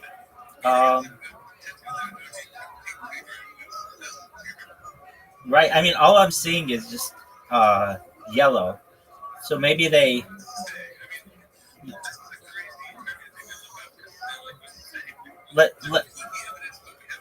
Yeah, exactly. It's like Warner Brothers scrubbed the internet of this. Let's check with ChatGPT. Yo, dog, what color was Tweety Bird originally? Okay, so Tweety Bird was supposed to be a light orange color when it first appeared in A Tale of Two Kitties, but as the character evolved, he became more famously known as yellow. Now, I don't hear anything pink in that. Let's see if somebody's put up a anything to confirm this information.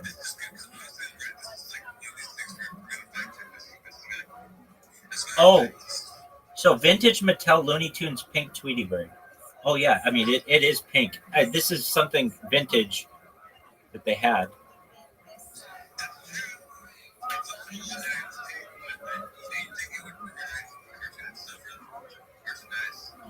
Yeah.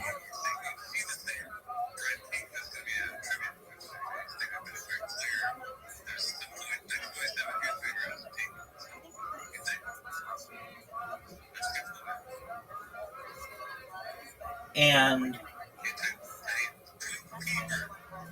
let's see here. Oh, wait. Here he is. So Tweety's first official appearance, A Tale of Two Kittens, is public domain, and by law means the featherless version of Tweety is meaning you can use him for anything you want. So here is a color of that. You can tell he's not like necessarily yellow.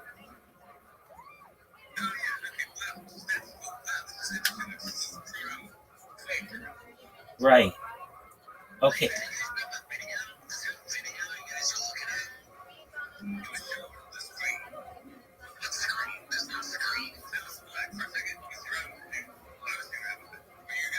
Yeah, so let me explain. If you're on an Android device, you cannot see me.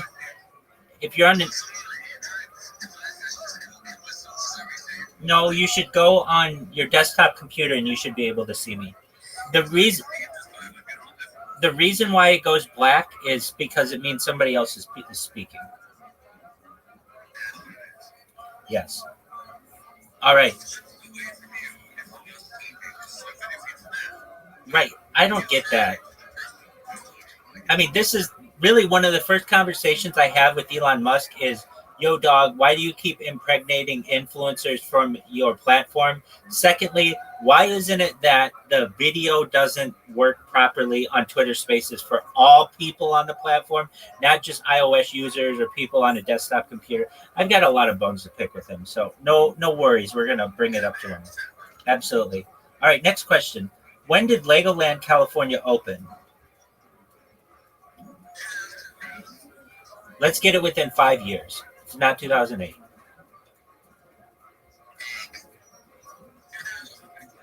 Not 2012.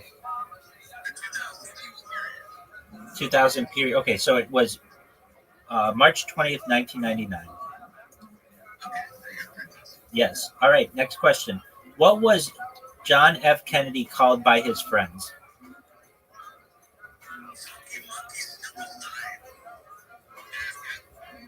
He was not called JFK, but that's one of his nicknames.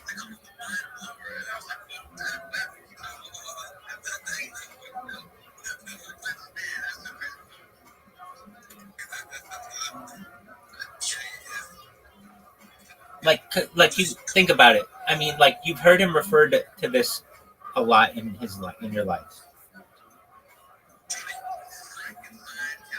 Whatever person said Johnny's pretty close. No, he was called Jack Kennedy. He was just called Jack.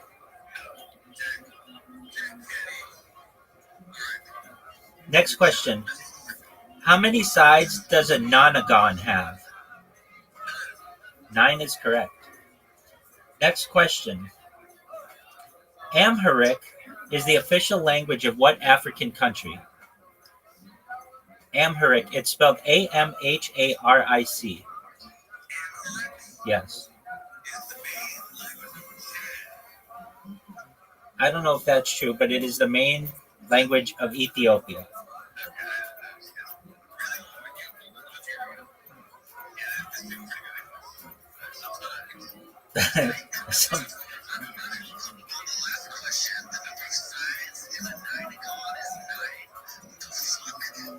It's a nonagon.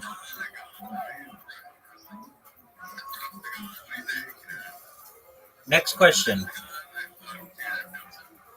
What is the nationality of the first woman in space?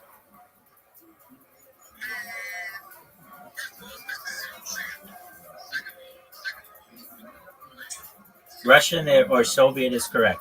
That's right. All right. What is Merlin's owl name? What is Merlin's owl named in Disney's The Sword and the Stone? Archimedes is correct. Very good.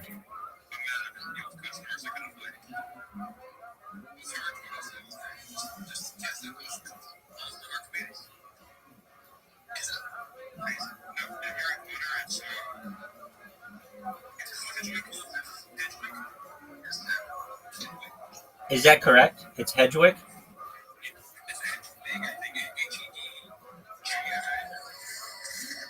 All right. Next question. What lies between Stockholm and Riga? Let's say what body of water lies between those two. What is this server? Just one moment. Hey, what's going on, dude? We're playing trivia. That's right. All right. The answer is the Baltic Sea. Next question. You very well could have. I had somebody interrupt you. Apologies. Next question. What was the last book novelist Harper Lee published before passing away in February 2016?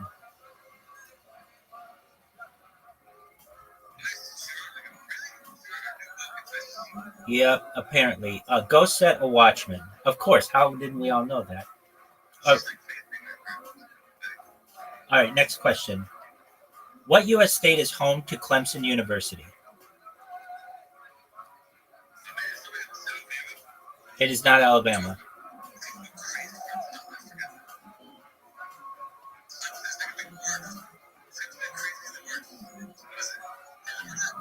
It is not Georgia.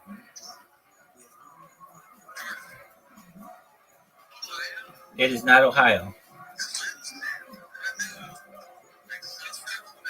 Hold on, somebody just said it.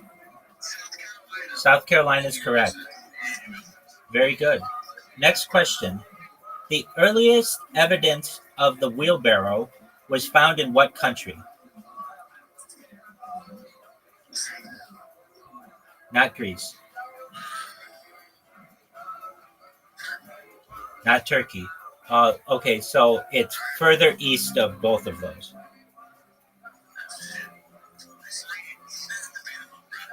It is because the Earth is round. But generally speaking, we would refer to this as the East.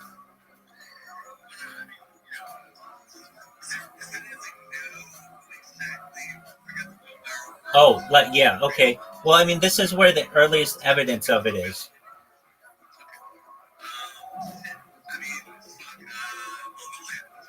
Okay, China is exactly right. There you go.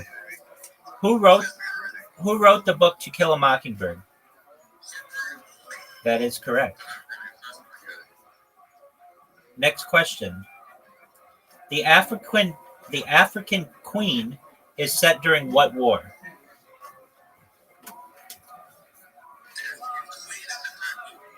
Yes.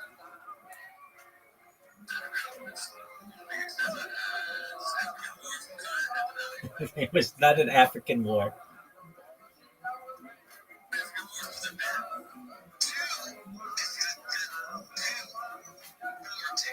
It was not. It was here's a clue. It was not War II.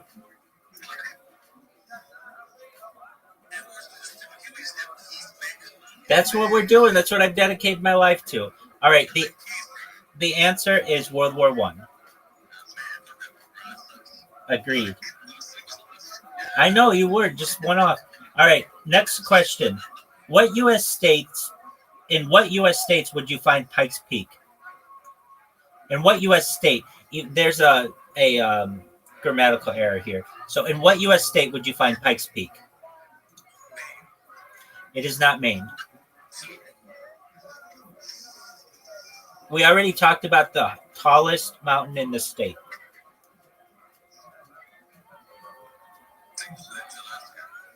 Nope. It was, remember we were like, oh, nobody would know that except the people who live in that state. All right, it is in Colorado. Next question. What are mummies wrapped in?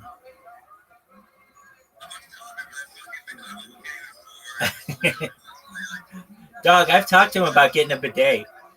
What are mummies wrapped in?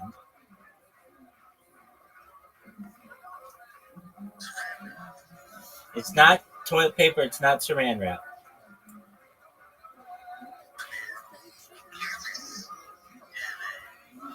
They were wrapped in linen cloth.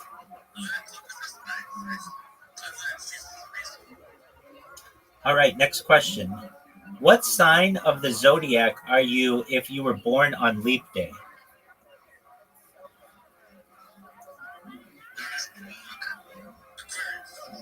Not Aquarius.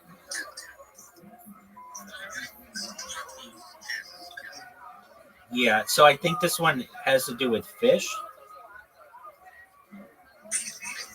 Pisces is correct. All right, next question. What was the purpose of the Hays Codes?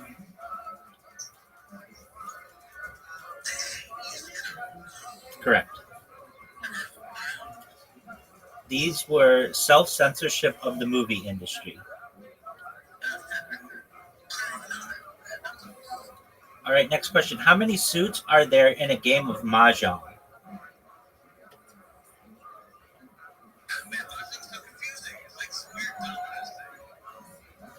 How many? It's less than 21. It's less than 4. It's more than 2. It is 3. All right, next question. What is the world's longest lake? It is not. This is a tough one. It's nope, not the zoo in Lake Havasu. It's not Lake Baikal. It's Lake Tanganyika. There you go. Next question. Yep, great question. I knew somebody was going to ask it. Let's find it out. We go to our friend ChatGPT, and I talk to ChatGPT like we're homies. So I'm always like, "Yo, dog, can you please tell me where the longest lake in the world is?" It's like Lake Tanganyika or something like that.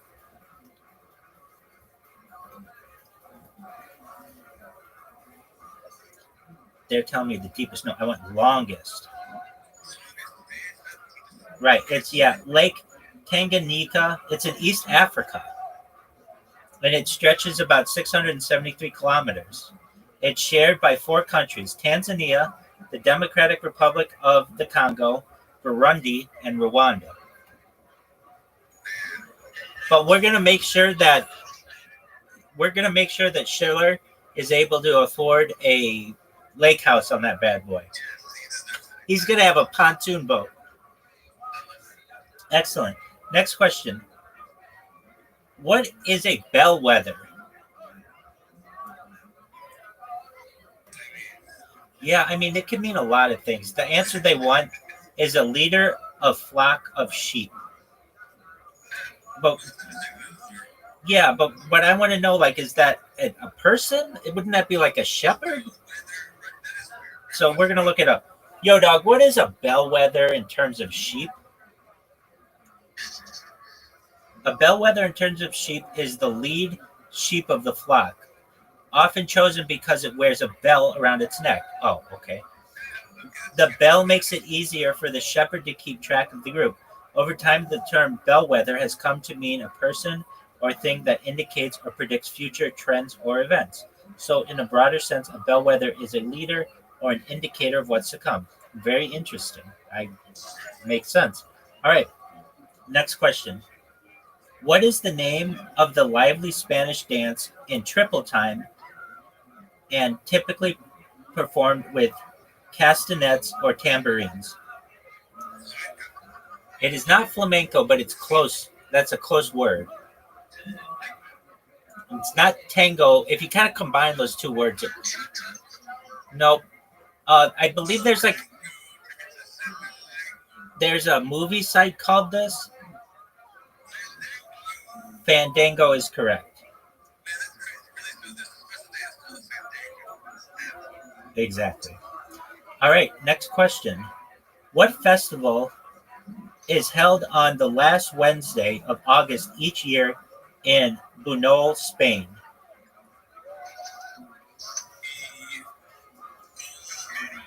Yeah, it is the tomato one. It's La Tomatina, but if I were the host of Jeopardy, that would definitely count.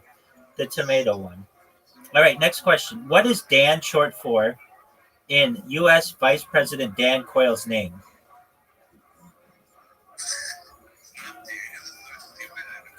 It is not Daniel.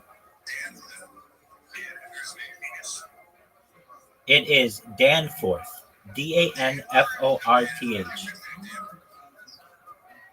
Next question. You know what? I heard an interesting statistic that Dan Quayle, even though he was vice president of the United States from like 1988 to 1992, is still younger than President Trump. I think that's pretty interesting. All right, next question. What decade saw the introduction of the Easy Bake Oven, Light Bright, and Spirograph? It is not the 80s. It is not the 70s. 60s is correct. Very good. Next question. In 1992, which U.S. state began offering tourist info at 1-800-33-GUMBO, Gumbo?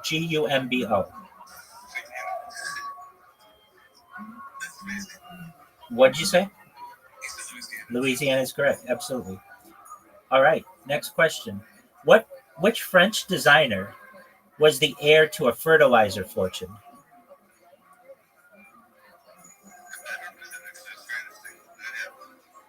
This is an interesting one.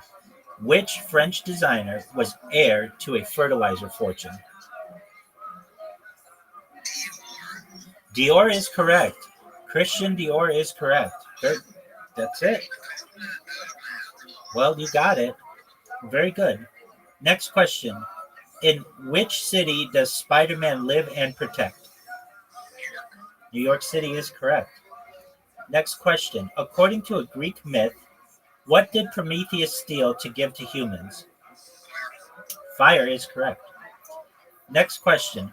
What two oceans does the Panama Canal ultimately connect?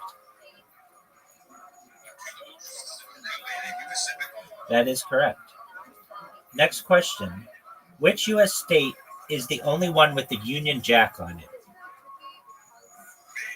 It is not Maine. I think this is such an interesting thing that we have another country's flag on a U.S. state's flag. It's not Maryland. Further west. Not Alaska, south. South of Alaska. Not further west of Washington. Further west. Hawaii is correct. And I'm going to show you what the flag looks like right now. Here is the flag of Hawaii. Isn't it? I think that's crazy as well, that we would allow another country's flag on our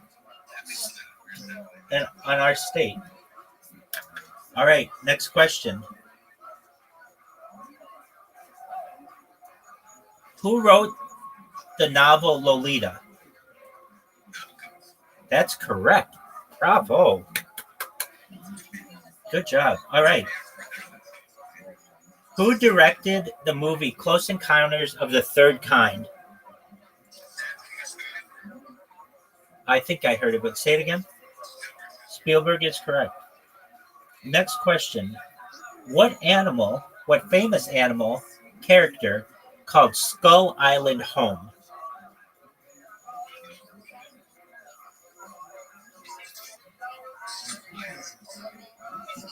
It is King Kong. Good job. Wow. That's a good one, too. That's right. All right. Next question. What is the standard tuning of a guitar?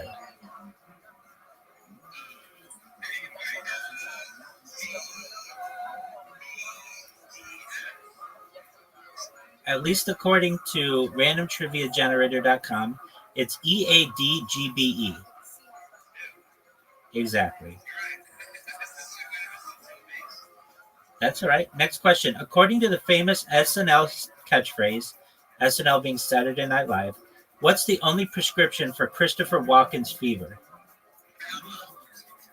It's not just cowbell. More cowbell. That's exactly right. We'll accept cowbell as well. Excellent. All right, next question. Who said if you're going through hell, keep going? Not Nixon. Earlier than Nixon. Earlier than JFK, later than Washington. Around the same time as Roosevelt. It was Churchill. All right, next question. No, British Prime Minister. Next question. Which farm animal was the first ever mammal to be cloned? A sheep is correct. Does anybody remember its name? Dolly is correct. Very good. All right. Next question. What is a zucchini called in the United Kingdom?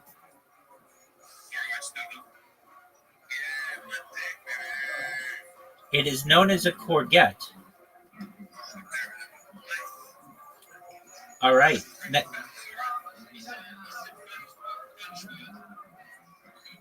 Courgette, seemingly. All right. Next question. How many ounces of coffee are there in a Starbucks tall size? Lower than 18. Lower than 16. 12 is correct. All right, next question. The state of Washington was originally going to be called what?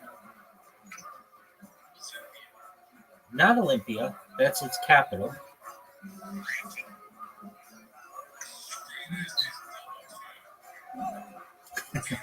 It was originally going to be called Columbia. All right, we are at our 5-minute warning.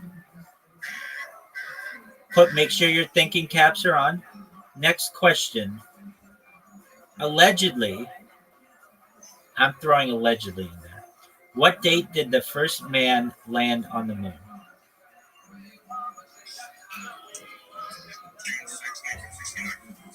That is close. 1969 is the year.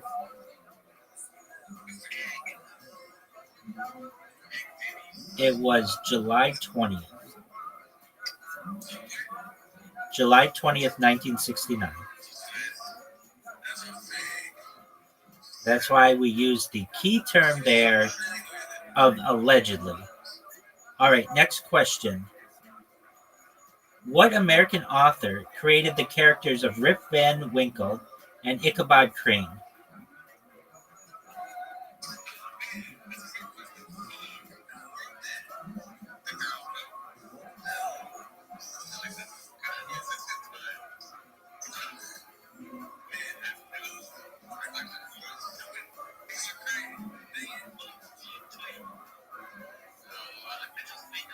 That's okay.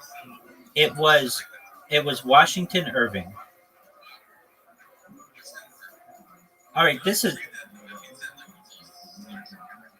a good question.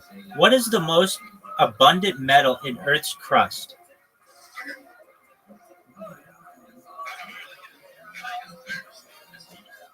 Big Swole, what'd you say? No, it's not oil. Oh, it's not iron. It is not copper. It is aluminum. Yeah, which I would think would be carbon. So we're going to look this one up. We're going to call out random trivia generator, and we're going to our friend ChatGPT, and we're going to say, yo, dog, what is the most abundant element in Earth's crust?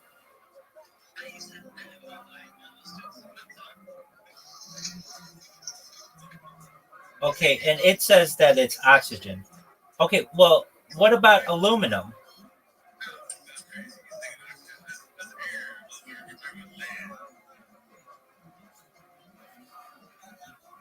Okay, name the top 5 elements in Earth's crust.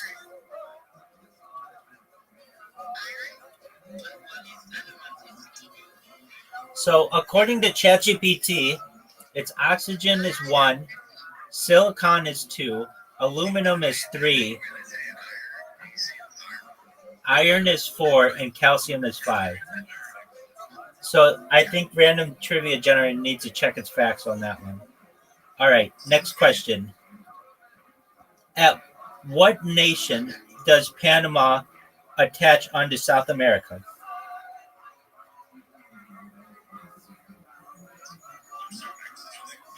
That's okay. At what nation does Panama attach onto South America? The answer is Colombia. Yes, that's correct. All right, next question. What is the official state fruit of New Hampshire? It is not the peach. I love those New Hampshire peaches, though, and those New Hampshire pineapples. Hold on a second, though. Hold on a second. You both have the right letter. It is not the correct letter, and a good guess. It's very big. It is not a plum. It is associated with the fall. The pumpkin, that's correct. All right, next question. Earl Grey tea is blended with oil extracted from what fruit? What was that? Earl Grey tea is blended with oil extracted from what fruit?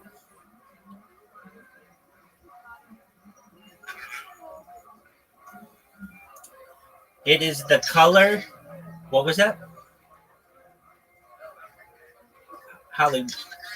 It is not pomegranate. It is the bergamot orange. The bergamot. Did you really say bergamot? Oh, that counts. That deserves me to clap. Absolutely. He said it. I'm like, oh, nobody's gonna know this. Bergamot. All right. Next question. On the banks of which river is the Taj Mahal?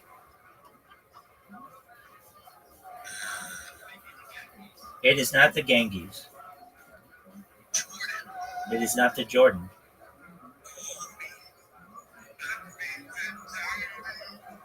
I'll help you with this one. It's on the Yamuna. You know, I heard this. I'm gonna say that it's true. That they were supposed to build one on the other side too, but they just never did. So when Harry Potter, Obama, Sonic 10, Enu moons, we're gonna build a second Taj Mahal on the other side. There you go. All right, next question.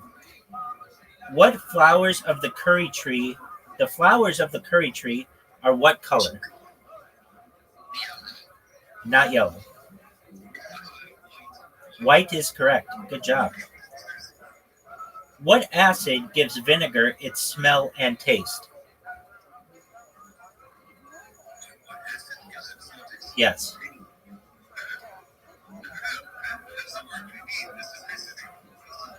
There's a type of acid that gives vinegar its smell and taste. It's not lysergic, but oh, wouldn't that be cool? It's actually acetic acid. All right. We've got 3 questions left. What was Eleanor Roosevelt's maiden name?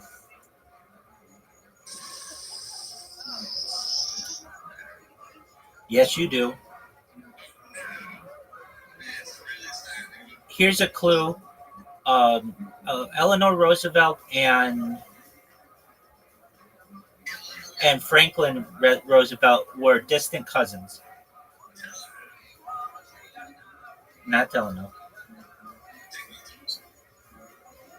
If they were distant colored cousins, and her name was Eleanor Roosevelt, and his name was Franklin Roosevelt, what's a good chance of her last name being? Roosevelt is correct. Excellent. Next question. Mycophobia is the fear of what?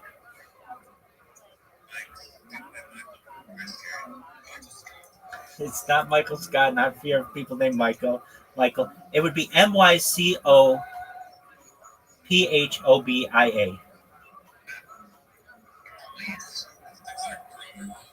Oh, pretty close. Fungus, mushrooms, fear of mushrooms. Mycophobia is fear of mushrooms. All right. And our final question for tonight before we start karaoke. In the TV show Futurama, what was Uranus renamed to?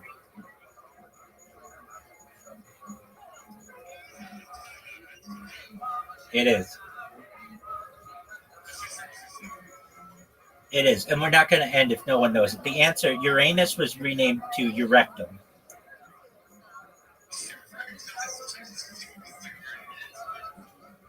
All right. So let's find another one. What is a whale's leap out of the water called? A breach is correct. Excellent. All right. If you haven't had the chance, get a drink of water, go to the bathroom. I'm setting up our next part of our night, which is karaoke. The way we're going to do this is we're going to sing as a group. And if you know the words, great. You can look them up. I'm going to try to play songs that are pretty well known by everybody. And it'll just be good for the egregore. So our first song is a Beatles song, hopefully known to most people. And feel free to join as a listener and sing along if you know the words. It is Twist and Shout. And here we go. Can you guys, if you aren't aware, I am live streaming this on Twitter Spaces. And you should be able to see my screen if you are on a iOS or a desktop device. If you are on an Android device, then I suggest perhaps looking in a browser. But here we go. This is Twist and Shout.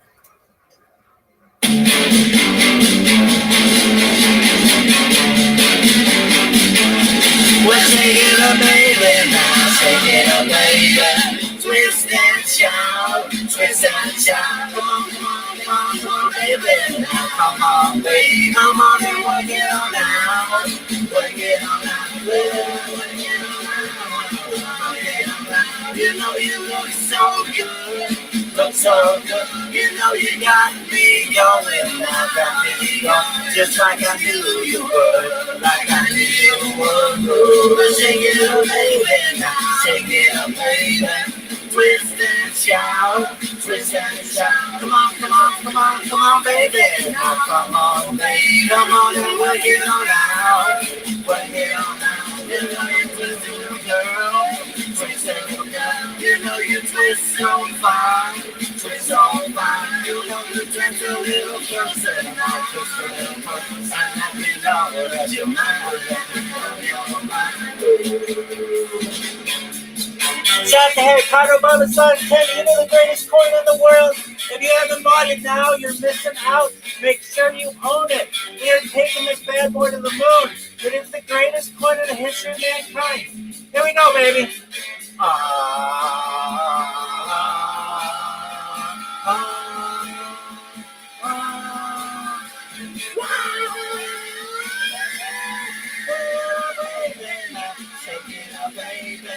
Twist and shout, twist and shout. Come on, come on, come on, come on, baby. Now come on, baby. Come on and work it on out. Work it on out. You twist a little girl. Twist a little girl. You know you twist so fine. Twist so fine. Come on and twist a little closer. Now twist a little closer. And let me know that you're mine. Let me know you're mine. Take it, take it, take it, baby. Now take it up, baby.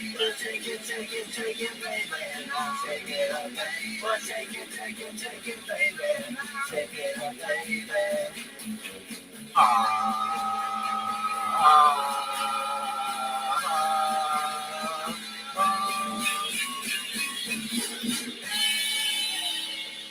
that was our first song to get us kicked off. Do we have any requests?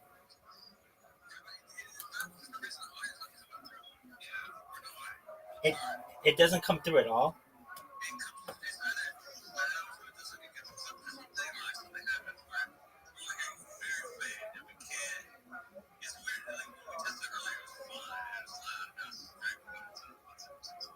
Okay, very interesting. That's all right. That's all right. Okay, somebody name a song that they know to which they know the lyrics that we could all sing along. We'll see if this works. If it doesn't, then that's okay. We've had a very enjoyable night. Someone name another song. Oh, great song. Okay. All Star Smash.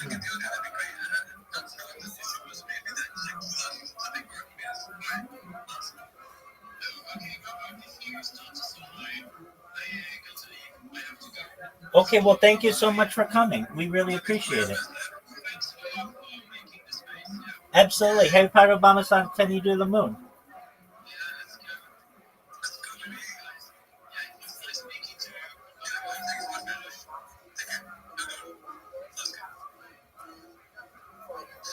All right, say your name and power. I am the Rothschild. With my greeting of justice, I bash the enemy in the head. I burn them like so. Can you hear it? Well, okay, hold on. Here we go. They're talking. I am Pencilhead. And I am Pencilhead. We erase time from generations of dragons. Thank you.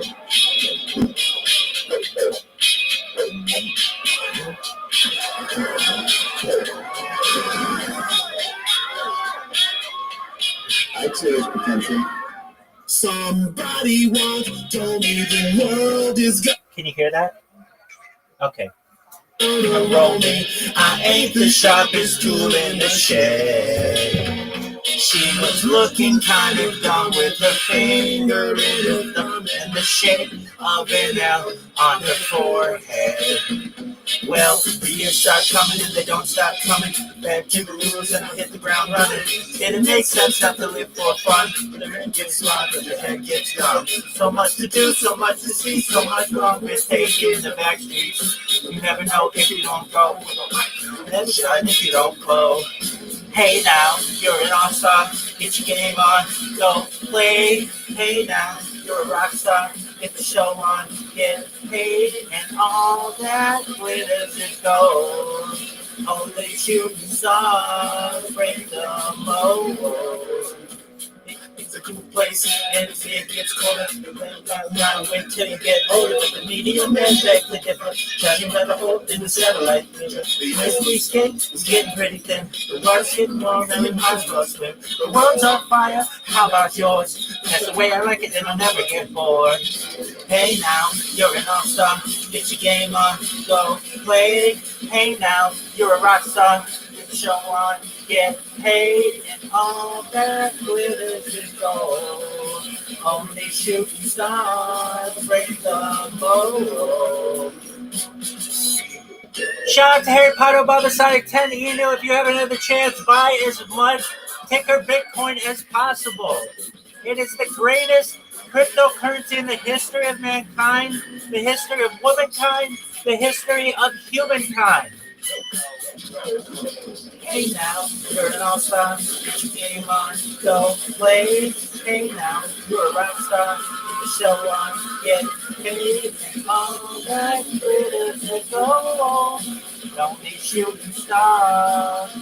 Somebody once asked you, I spare some change for gas. I need to get myself away from this place. I said, what a concept. I could use a little fuel myself, and we could all use a little change. Well, you start coming and they don't stop coming. Back to the rules and they hit the ground running. Didn't make sense up to live for fun. Your brain gets hot, but your head gets dumb. So much to do, so much to see, so much wrong with taking the back streets. You never know if you won't go. You never mind if you won't go. Hey now, you're an all-star. Get your show now. Hey now. You're a rock star. Get the show on. Get paid and all that glitters gold. You shooting star. Come on. All that glitters gold. You shooting star. Great come on. Great suggestion. Amazing. Excellent. Give me another request.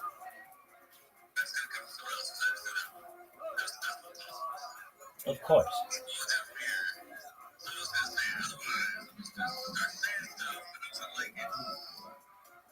Give us another request. All right. All right. Here's Linkin Park.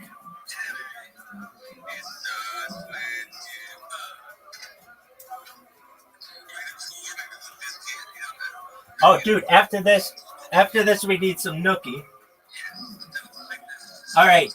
So, which Linkin Park song? In the end. Okay, so this is the one where he's screaming. In the end. Here's the official music video.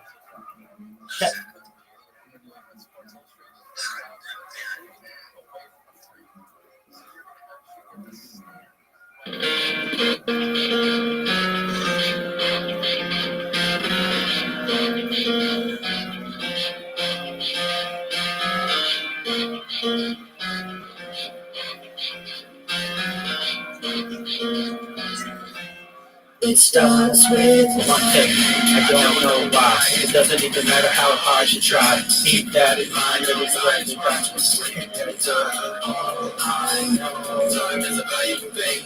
Watch it pop by as the pendulum swings. Watch it count down to the end of the day. The clock takes life away. It's so hard. Getting on the other flow. Watch the time go right out the window. Trying to hold on to didn't even know. Always feeling on. Watch you ride. Everything inside and you know I try. It all fell apart. I tried so hard and got so far. But in the end, it doesn't even matter.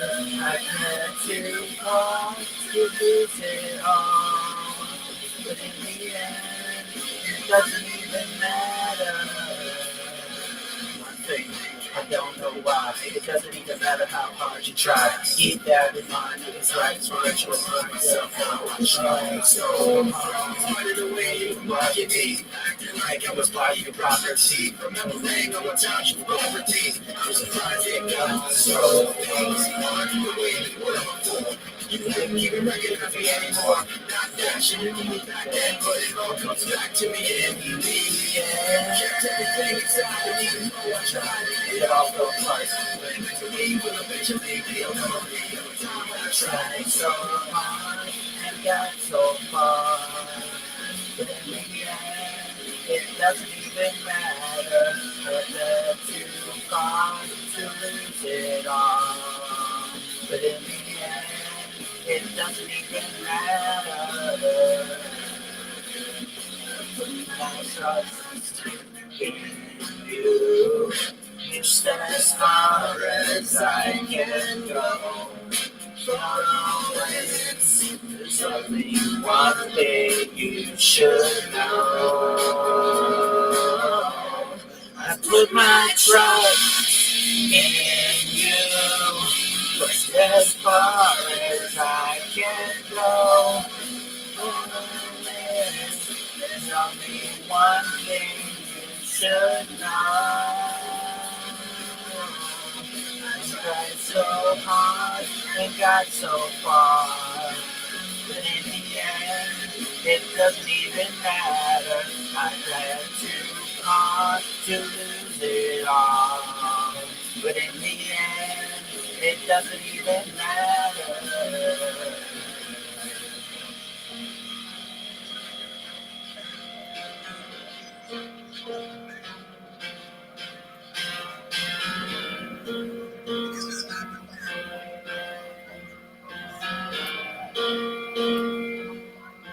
R.I.P. Chester Bennington.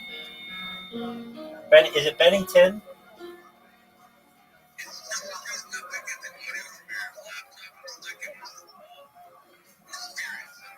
Okay, so just one moment. We'll try one more. I'll try to move it closer, or not closer, but the speaker's closer. So bear with me.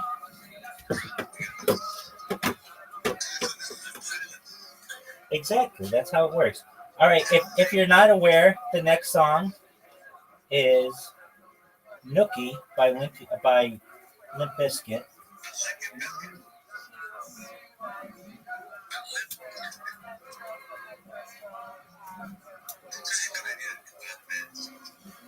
Yeah.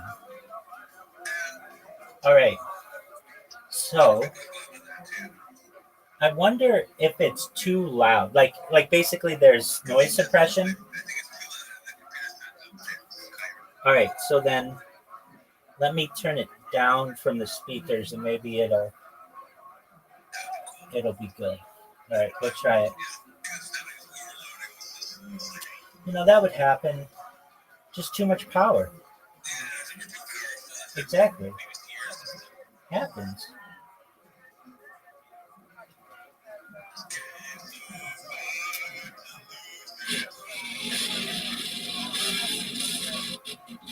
Okay. Can you hear it?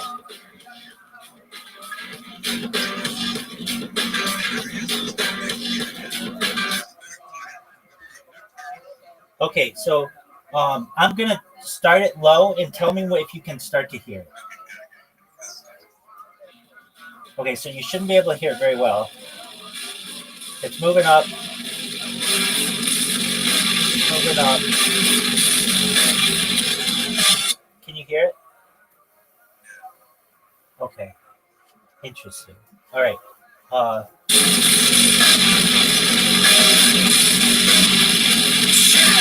So you can't hear that? Just 1 second. Okay, let's try it. Here we go.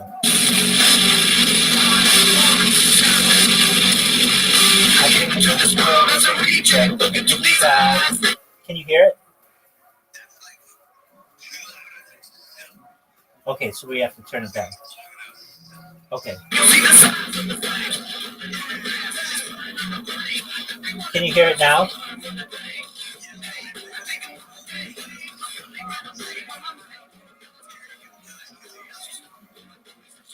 You still can you hear it? Okay.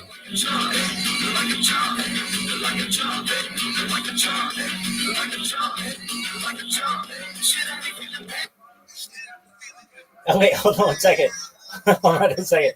So can you? Okay, just a moment. We need you for that. But wait. Okay, so can you hear it now? Well, not yet, but like tell me if you can hear it.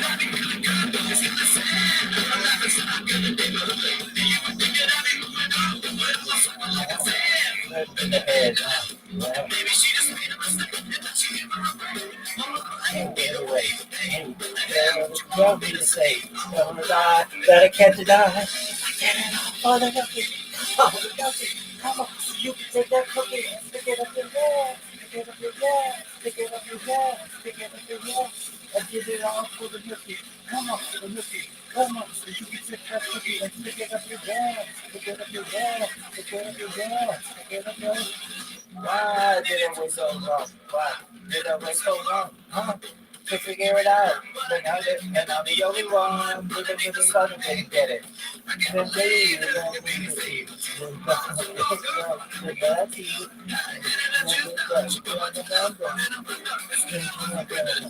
hey, like a chump, hey, like a chump, hey, like a chump, hey, like a chump, hey, like a chump, hey. Like a chump, hey, like a chump. I did it, I can come on, look. You can take that cookie, stick it up your yeah, stick it up there, stick it up your yeah, come on, nookie, come on, you can take that cookie and stick it up your yeah, stick it up your yeah, stick it up your yeah, stick it up your yeah.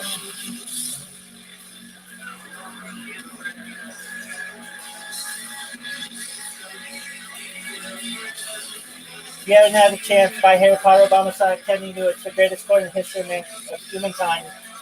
womankind, mankind, transkind, transhumankind. It's the best coin ever. What other coins are doing this? They're just shilling garbage to you. We have a real community. We have people from all over the world who love you, who care about you, and only want good things to happen to you. Make sure you buy Harry Potter Obama Sonic 10 Inu. Tell everybody you know to buy Harry Potter Sonic 10 Inu. Buy it for every holiday from now until the day you die. And if you figure it out, you won't die because we have transhumanist beliefs with mind uploading technology if you want.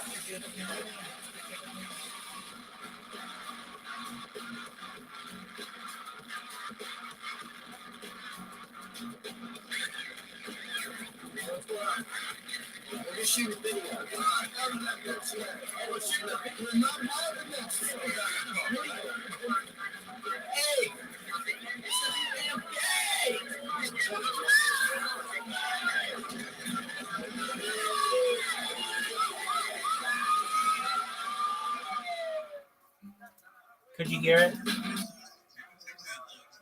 Could you hear it?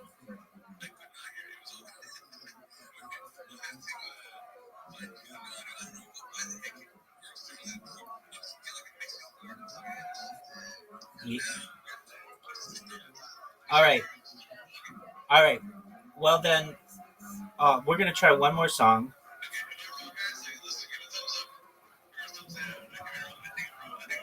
I think you're right, too. All right. So, give me another song to play.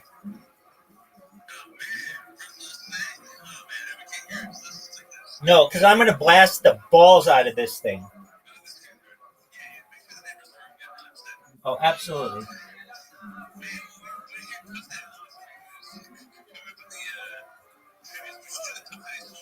Oh, can we do All About the Benjamins?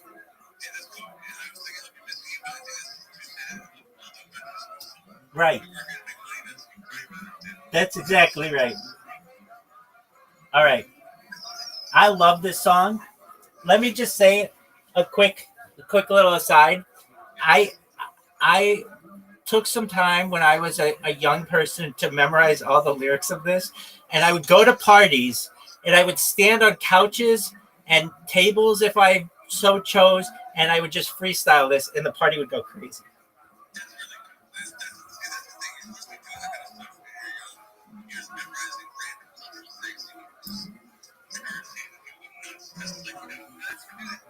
Exactly. All right, here we go. Now, I'm going to blast it, and I don't know if it'll come in or not, but we'll see.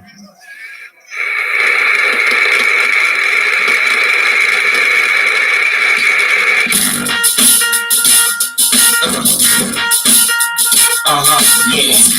Benjamin's baby. What you wanna do?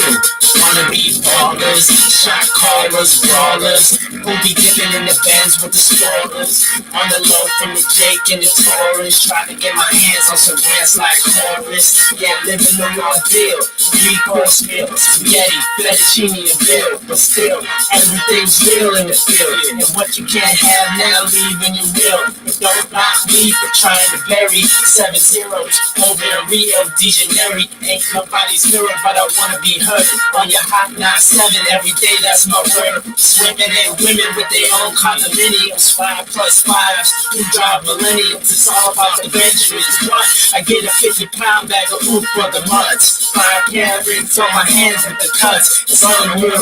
Big love for the blood. Broken more liquor, driving a road figure.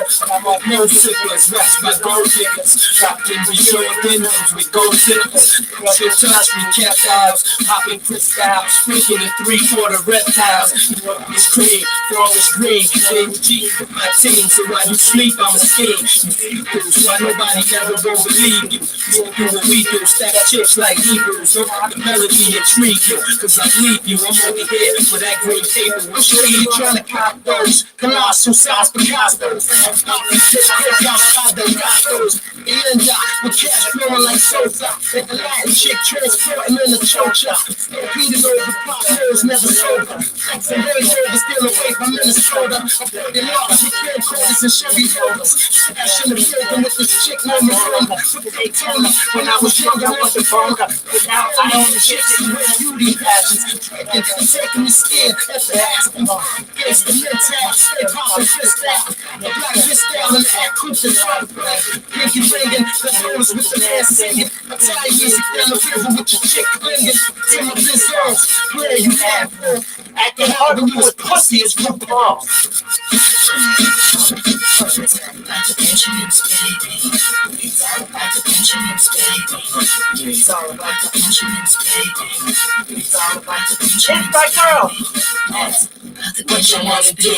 Wanna be brawlers, shots callers, brawlers.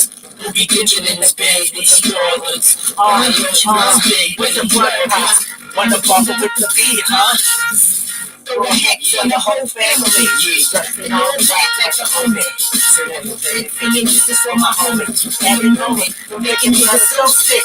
Guns in my sex with the ass in the lips. If it was murder, you know she wrote it. German people for your ass, bitch, deep throated. No, you wanna fiddle, this is platinum coded. Take your fake breath right, you should've told it. Suckin' dick, when that bullshit you kick, play it in from the sideline. Get your own shit, why you riding mine? First forward, time to leave. Snatchy ladies in the States. Hope you hold me down, baby. Only female in my crew, and I kick shit like a rabbi do. From fingertips, drop you.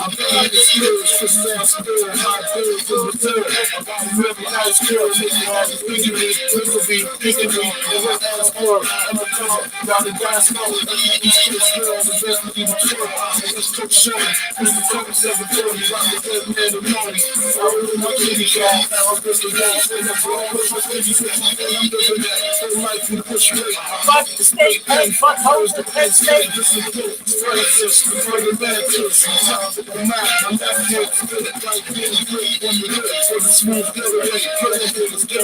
On my neck was straight, squeezed off till I'm empty. Don't check me, I'll make it to how I'm 70. All my baby squad.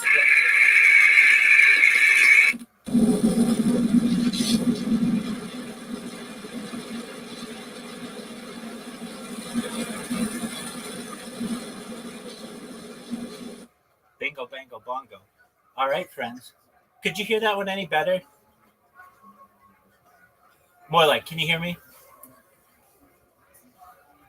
More like.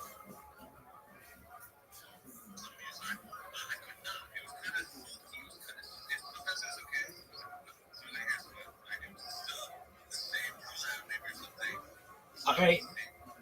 Well, we tried, friends. Exactly. Absolutely.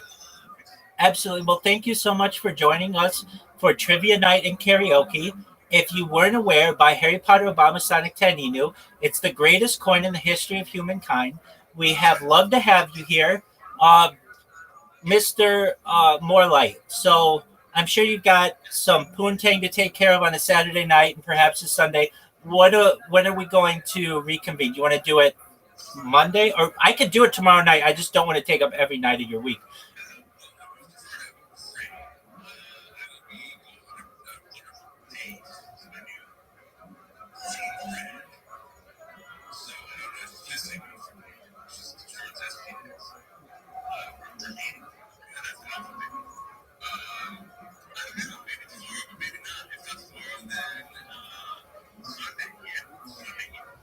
Do you want to just plan on Sunday?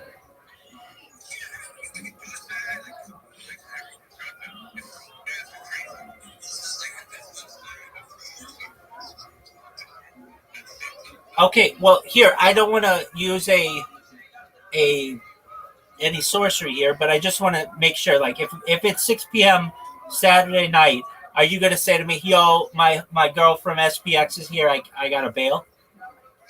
Okay, so then let's just do it on Sunday. Wait, is your girl gonna be here? Can she interrupt on Sunday or no?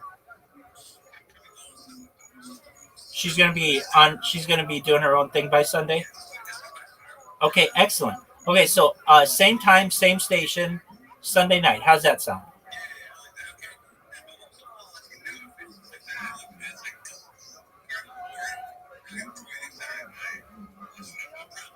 Okay, so just let me know if you want to do it tomorrow night as well.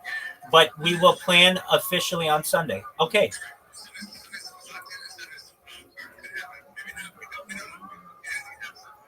excellent. Sounds like a plan. All right, everybody. You know what is so funny about these spaces or like anybody else's spaces? Normally, like, okay, I'm going to end the space. But with everybody's favorite rabbi, it's like, no, you leave. I'm staying.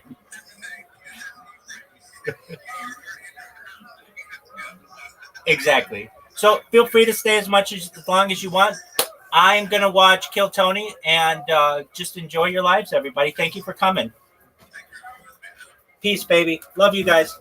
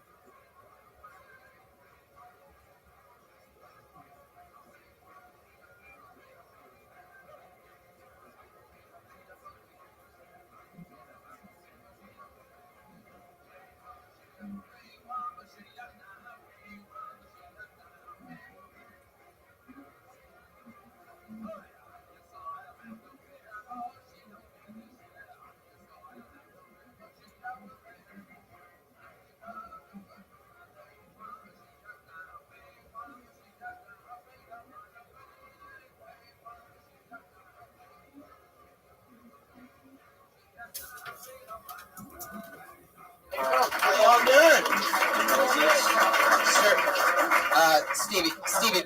Okay, Stevie. All right. Okay. Stevie. Okay. Jesus. All right. That. You called me Mr. Irera. How depressing is that? Sir, you're an Italian icon for one of the few comedians my mom laughs at. Got the horn The on only his comedian my dad laughs at. I wondered how long an interview it would take for you to talk about your mom. Oh my God, I'm Italian. Like if I don't, she'll shoot me for hearing this. Yeah, I know. She'll shoot me for hearing this. You didn't bring me up. Like the people don't know I'm alive still. You're a wild one. How old are you? 22. Wow. Where are you from? Los Angeles, but you were raised that Italian in Los Angeles? My mom's from Sicily, and my dad's an East Coaster, so he tries to be like he's from Sicily. Yeah. Okay. What do you do for work? I'm a bartender, and not a very good one. I drink more than I sell. Where are you bartending at? A country club that if anyone's hearing this, I'm probably gonna get fired from. Probably. That's what he meant. Ambiguous. That's fun. So, I mean, you're 22. Did you go to college or anything? I went to film school, and now I'm going to school to try to do philosophy. I don't know why. What is your? Like, it just sounded cool. What does your dad do for work? He was a police officer back east, and he's in the military now, Department of Defense. So yeah, secret's gone. Oh, that sounds like a little relocation thing, huh? Sounds like maybe you went from. No. I grew up here. I was born here. They moved because he got a job out here.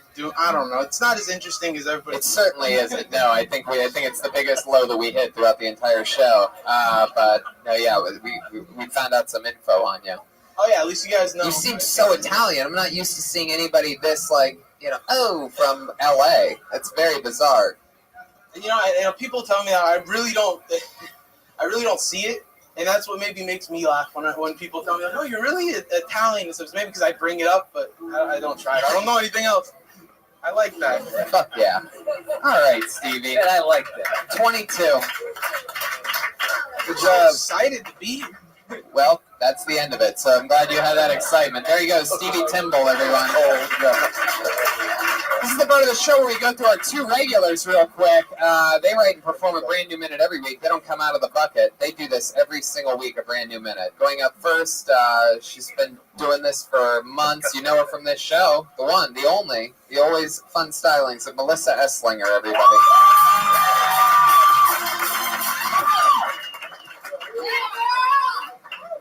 Thanks. I was shopping the other day and I noticed that Bic makes 3 things. They make lighters, pens, and razors. So, I guess they started with the idea for a suicide kit. I'm still watching Seventh Heaven.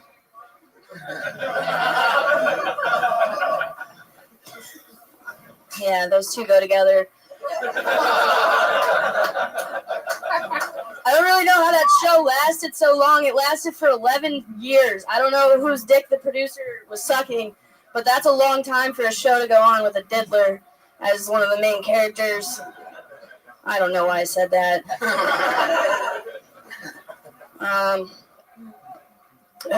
Fuck balls. Speaking of balls, I grew some recently, some balls. I did this thing the other day. This is real. They're all real. I went to I was at a show. Yeah, okay. Okay, there you go. I kind of knew you were just doing that, weren't you? When you learn how to stall and get laughs at the same time. I was like, should I just let her go for 20 seconds of her going, So fun. Another good new minute. How's life going? You're writing and performing regularly, doing a lot of spots, doing a lot. I mean, blatantly, we're watching you do better and better every week. That's always fun. Thank you. Another new minute. No more Barney jokes. Still doing that cocaine? No, I tried it. Okay. What are you guys talking about? Is that a real thing? Remember? She said she started I doing did a cocaine. joke about cocaine because I didn't say I started doing it. I said I tried it. I'm not trying to Brian always endorse pumping up that. the whole team around him. For those of you that missed the episode where Melissa mentioned she tried cocaine, Brian's here to remind you guys. It was just a weird change. Sorry, Mom and Dad. Like she started doing a lot better that week, so I just thought maybe. No, that's not a real thing. I realized that I am do capable of being semi-normal after that. How's life going? Everything's good? You seem stronger on stage, more comfortable with your nervousness. Yeah, things are good. I started playing music again, and that helps a lot. Baby bass. Yeah, I have a baby bass. Is that true? I'm playing bass, but I'm little, and so I got a little bass. Oh, that's cute. And I decided to commit to it. Bill, any notes or anything? Any advice that you noticed just from the 60 seconds of Melissa? I just say keep doing what you're doing. You're great. I thought the Suicide Kit thing was great, and then you tied it back in with the TV show. Whatever you're doing, just keep doing it. Thank you. Another 10,000 fucking whatever you gotta do it. You know. Thank you. Yeah. Builds it up. Dom, you've seen Melissa a few times now. That was by far the funniest I've ever seen her. Thank you. And I hate to get serious, but it's an amazing amount of growth because you really fucking suck.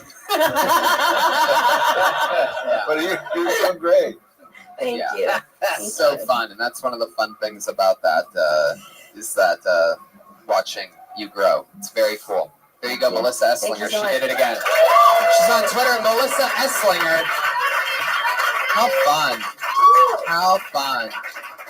Your one and only other regular, from the hit show Kill Tony, live weekly, very popular podcast. And she writes and performs a brand new 60 seconds every single week. Put your hands together for Vanessa Johnston, everybody.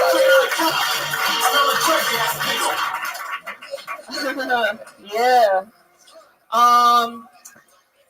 I don't like fetishes.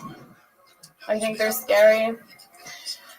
Having a fetish is like being a spy. No one can know your secrets except for the people involved. I don't even have a fetish, but I'm afraid I'll catch one. The other day, I was in bed with a guy, and I started getting this like weird desire to stuff peanut butter in his elbow crease and his knee crease, just like in all of his creases. Like, what if you get a fetish that you don't even want? Like, if I'm a guy and I see a girl wearing clogs and then her toe pops out and my dick moves, and I'm like, no, I like feet. I'm the feet guy.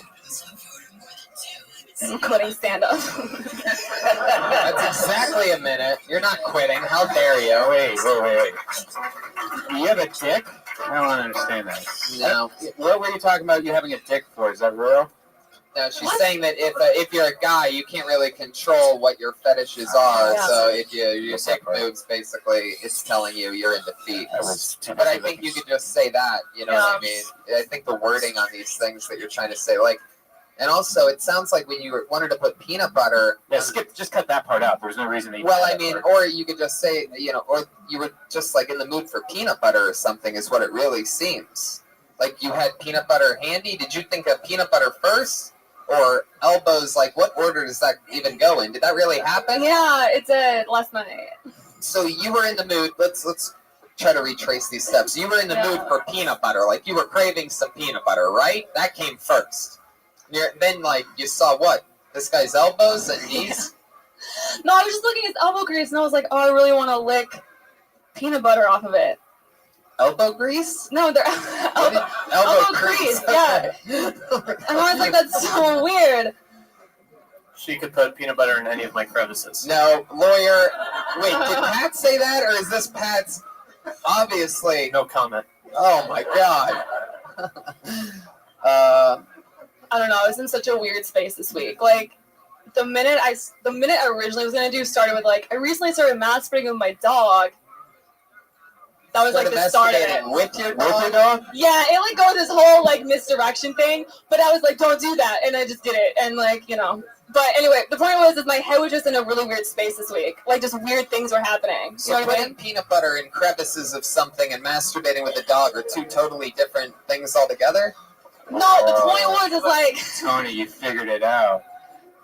the dog thing was like I don't want to masturbate in front of my dog. It was this whole weird thing. It was so weird. I don't want to talk about it. I love it. Let's Can't not do it. my dog. Okay, this was weird. We lost. I put hey. Hello, entire room. Hi, everybody. We lost everybody at once. That was amazing. Vanessa, thank you. Thank you. Vanessa Johnston. Another new minute from Vanessa Johnston. She's on Twitter at Vanessa Johnston. You guys want to go to the bucket one last time and end this shit? Let's do it. One last pull from the bucket and we're done. Let's see what happens. All right. Put your hands together for Alfred K. Nazwa.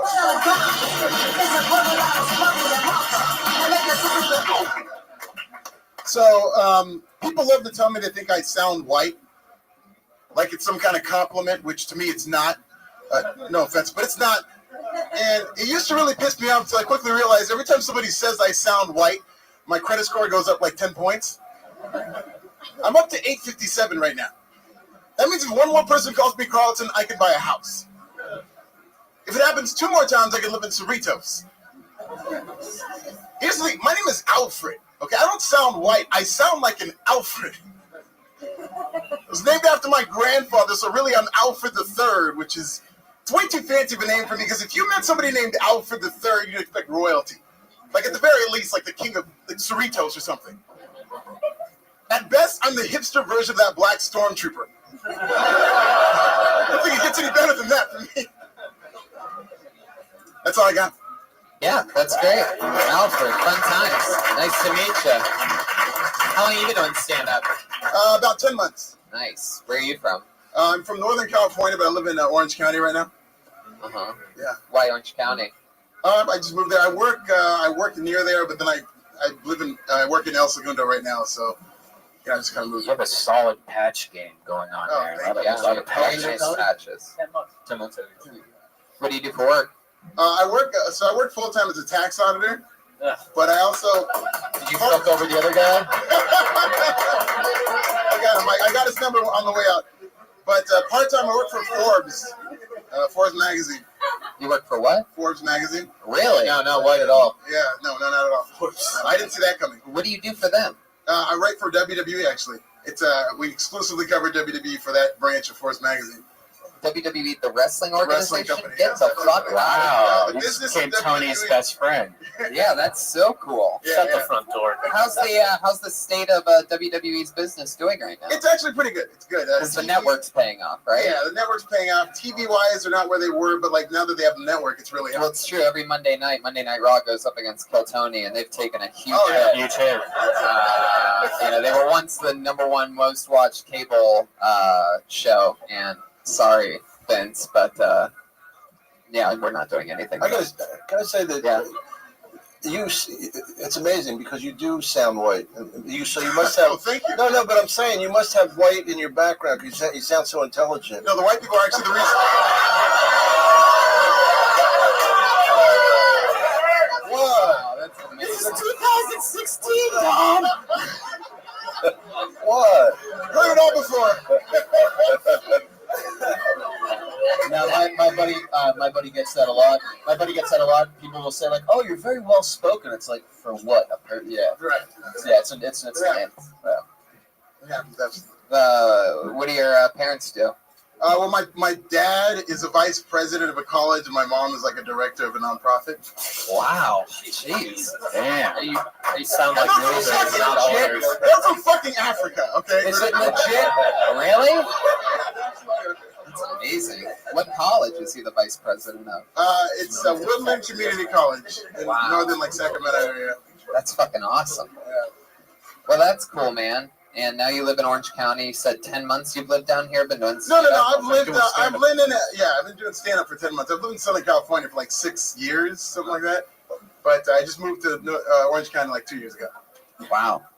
Very cool, man. There you go. For all you up-and-coming, black comedians, that now you've learned, sound white. That's the way to get work, stand out. Alfred, congratulations. Have a good night, buddy. It was nice to meet you. Guys, we did it. He's on Twitter. This is Nasty. That's Kill Tony, episode 148. For those of you keeping track, the art from house artist Ryan J. Ebelt. Featured tonight's episode live. All those prints are available at ryanjebelt.com. Yeah, buy a poster. Buy a poster. He has posters for sale right now and tonight on the front patio after the show. Yeah. Jamie Vernon on the HD. Patty Reagan's Pat Reagan. Bill, anything coming up you want to promote or anything? Thanks for doing the show. Bill Burr. Andrew Femelez. Andrew Femelez is Andrew Femelez on Twitter and all that stuff. At Dom Irera. At Dom Irera. Dom Irera. Anything else coming up, Dom? Be in Australia for 3 weeks. If you happen to be in Sydney or Perth, come up and say hello. I'll get you here. We have a lot of listeners in Australia. Do you really? Yeah, a ton of them. Oh, cool. See, there's some right there. No worries, mate. All right, guys, thank you so much. Live audience, thank you. Have a great night, everybody.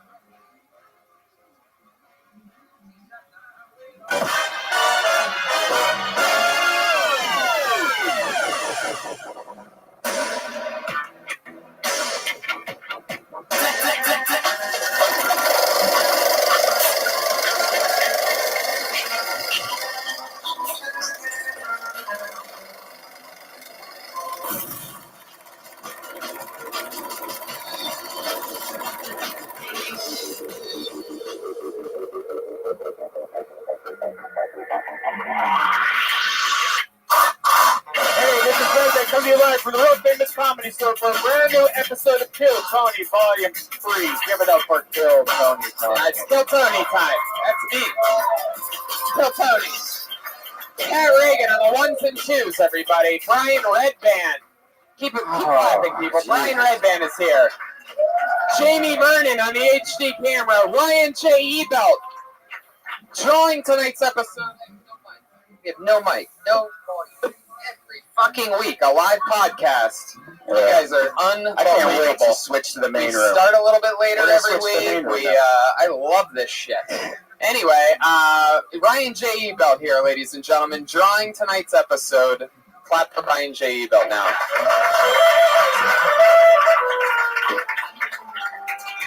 It's a good energy in this room to start tonight's episode. Pat, you decided to go a little bit emotional tonight with the music? Yeah. Really established a thunderous. I love what's going on with everything. You dropped a guitar pick in the back. Put your hands together for Jeremiah Watkins, ladies and gentlemen, on the saxophone. One half of Reagan and Watkins. A lot of people lately, a lot of tweets I've been getting, a lot of people loving Jeremiah on the sax over here. Jeremiah, you're so far away from the microphone. How's life going? It's going great. I'm pretty sore from a softball game that we played on Saturday. Yeah, I played in an annual softball game that I do, and Jeremiah decided that he wanted to get in the pickle with Tony over at third base. Yeah, he thought he could outrun me, and I just chased him down straight up, and at one point he thought I was going to throw to second base, so he started to stop, but I'm getting old and I couldn't stop, and we just fucking ran right into each other about as hard as we could. I have a giant bruise over my groin area right now. How bad do you guys want to see this bruise? Wow, this is happening. I want to see it. Now, was this your head that ran into his crotch? Or what part of this? I don't know. I'm not exactly sure. He told me about this earlier. Oh, wow. Oh, that's Oh my fucking God. disgusting. Really face it so the audience can see. Basically looks like Jeremiah pooped his pants. All right, that's enough. We get it, Jeremiah. Is that really giving us the whole fucking 3D HD? It looks like poops running down his leg. Yeah, it was teeth bite. There was teeth marks though, right? Ryan Redband is here, ladies and gentlemen, on sound effects, on music, on a lot of things. He's on multiple things. We have Ryan J. Ebel draws every episode. He's here drawing from a blank sheet of paper. We have been selling these posters for the first time ever. Kill Tony posters. They are so fucking cool. Movie posters. And I have one in my living room. You should have one too. They're flying off the shelves. Get them at ryanjebel.com. They're flying off his shelves. If you're wondering what shelves they're flying off of. So here we are, Kill Tony. We're taking it to Nashville. We're doing the Wild West Comedy Fest. That's going to be a lot of fun. That's at the end of May 22nd. Yep, May 22nd. So there you go. I'm doing a bunch of dates. Check those out at TonyHinchcliffe.com. That's Austin, Chicago. Ton of shit. Here we go. You guys ready to start tonight's episode or what? There we are. I'm so excited, as I am every week, to bring up tonight's guests. Two of the fucking best in the world, just like I give you every single week. And this one I'm so pumped about. I consider this a perfect episode. Put your hands together for two of the best. It's Bert Kreischer and Kirk Fox. Come on.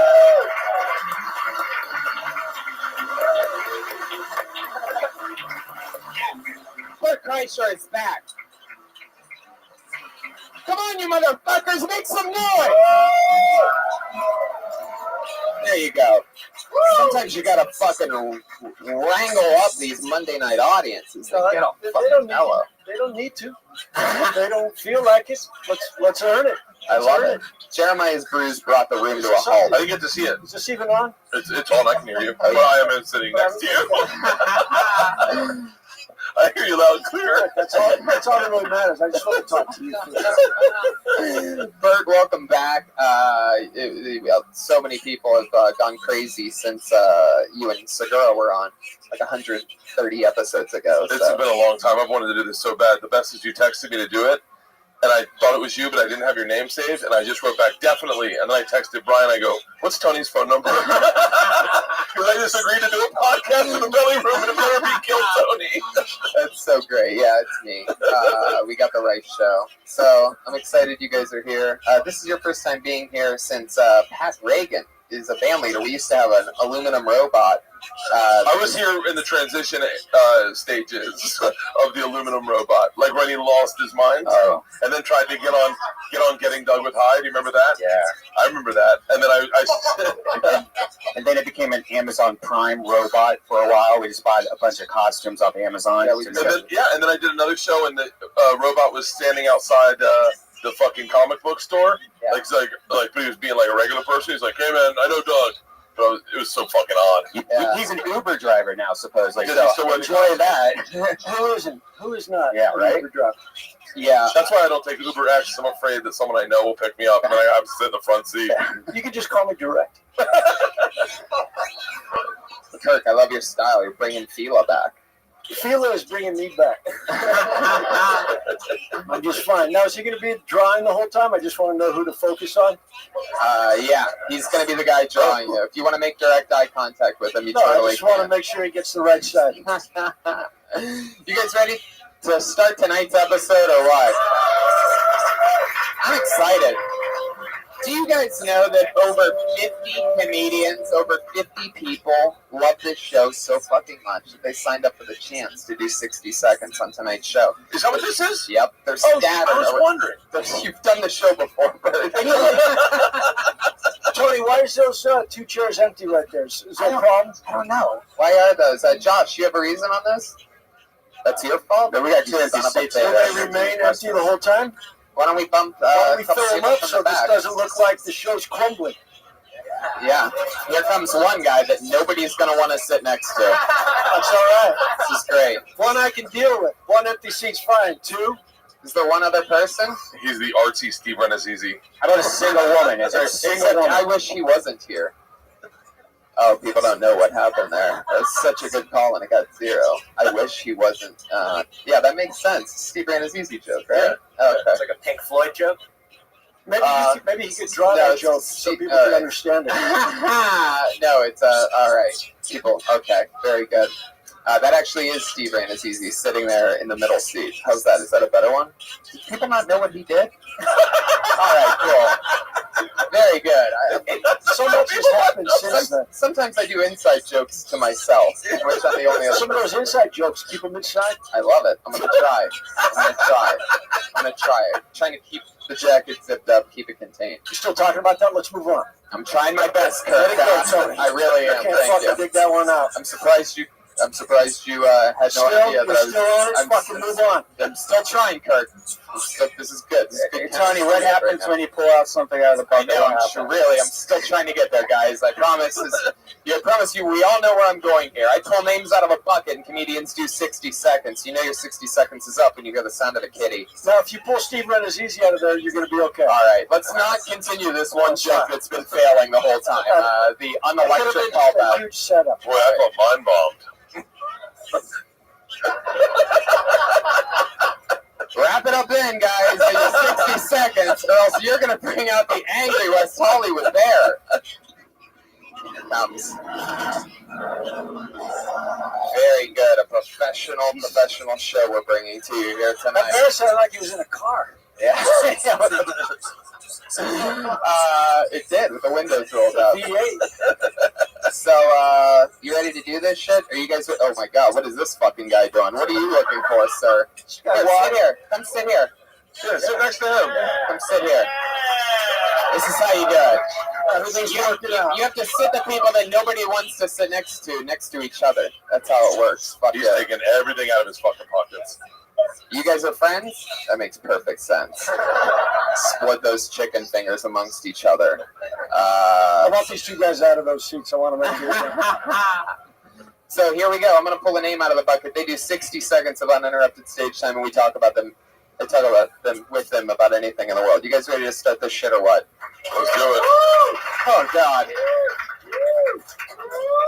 Here we go. I pulled the name out. The name is Anish Shah.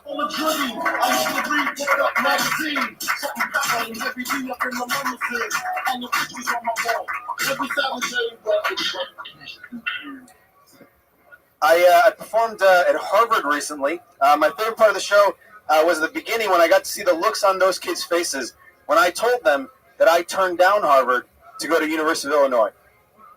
It's not true, but I fucking love doing it. It was a great moment in my life, guys. I met one of my comedy idols recently, Aziz Ansari. Any Aziz fans? Yeah? I was very nervous to meet him. I wanted to play it cool, so when he walked up, I just was very chill. I was like, hey, man, big fan. I needed one of these. He goes, and I got confused in that moment, and I took my hand, and I wrapped it around his finger, guys. I shook his finger for like 45 seconds. Like, I don't know if you know how long 45 seconds is, but this has only been like 7 seconds. At one point, he tried to pull his finger out, and I squeezed harder. I don't know why I did that, guys. I don't know. Thank you very much. My name's Anish Shah. Wow, fuck yeah. Anish Shah. Now he takes the mic out of the mic stand. Yeah. I love it. I had no idea that we had that much crossover fan base with Aziz Ansari, by the way. I was a little shocked. Yeah, that was pretty impressive. Were you guys lying, or are you actually Aziz Ansari fans? Really are? This guy went crazy. He's still raising his hand. Double thumbs up. People are all fans of Steve Rannazzisi? No, they are opposite people, pretty much. Very good. Oh, yeah. shit. There it is. Anish. This is the first time I've seen you before. What nationality are you? I am Indian. That's cool. How long have you been on stand-up? About 7 years. Is that true? The story with Aziz? Yeah, it's like 4 years ago in New York, the Village Underground. I'd lose it. Yeah. I wouldn't tell anyone you met Aziz Ansari. No? I don't find it purposeful. No? No, the joke's about you grabbing a guy's finger. The fact that it is Aziz kind of is like a little bit of a fucking red herring, where I'm like, well, what? Yeah, you're with one of the funniest guys in the country. You're pulling his finger for 40 seconds. There better be more. So just make it about you pulling a guy's finger. Make the guy black. Yeah, I like that. I mean, You can even throw a tag in there like you thought it was a gun and you're trying to disarm him. Fair enough. A black guy puts a finger up to you, you grab it, and you're like, hands up, you know. Like with a Z, the problem with it making it a Z's, that's like me saying, I was hanging out with Jeffrey Ross the other day, which is actually likely, but everyone's like, we get it. So when you do a Z's, you lose me because I go, why are you saying the name? Make it about you. Fuck Aziz's life. Make it about you. Okay. And I like because Aziz is doing no jokes about meeting you. What I'm saying is, why give him those props unless he's giving you the same respect? Did he say anything back to you? Did he was like, hey, what the hell, oh my God, why are you holding my finger? Or anything like that? No, it seems like at about maybe like 4 seconds, that starts getting pretty weird. It's weird, but at 4 seconds, it seems like really crazy weird. How long if you had to guess, how long do you really think it was? It was probably about 5 seconds. 5 seconds. Yeah. It felt like 45. I think it's the. Yeah. Ooh, 45. That even added on another 5 seconds. And also, if I were you, when you come on stage, at least say hello, or at least take a breath, or just, you went into it so quick, I thought. Yeah, it's a minute, so I was trying to get there quick. But yeah, but you got there so quick, you had 15 seconds for us to realize that you don't know Aziz. Got it. Okay. If you need a celebrity, I'm sticking with the black thing. Black Lives Matter. I would definitely. I agree. It raises the stakes. It raises the stakes. I'll tell you what. The best. Make it Cat Williams, and then. Oh shit! Yeah. Because Cat Williams gives you one of these, and that's a fucking. And you wouldn't let go because you didn't know what he was going to do with it. All right. You wouldn't let go because you thought it was a real gun. Man, that's crazy. So what do you do for work? I don't. This is what I do. This is what you do for a living? Yeah. I was a management consultant before I. How long have you been doing it for a living? About 4 years. Wow. And did you turn down Harvard? No. I did go to University of Illinois, though. The other one.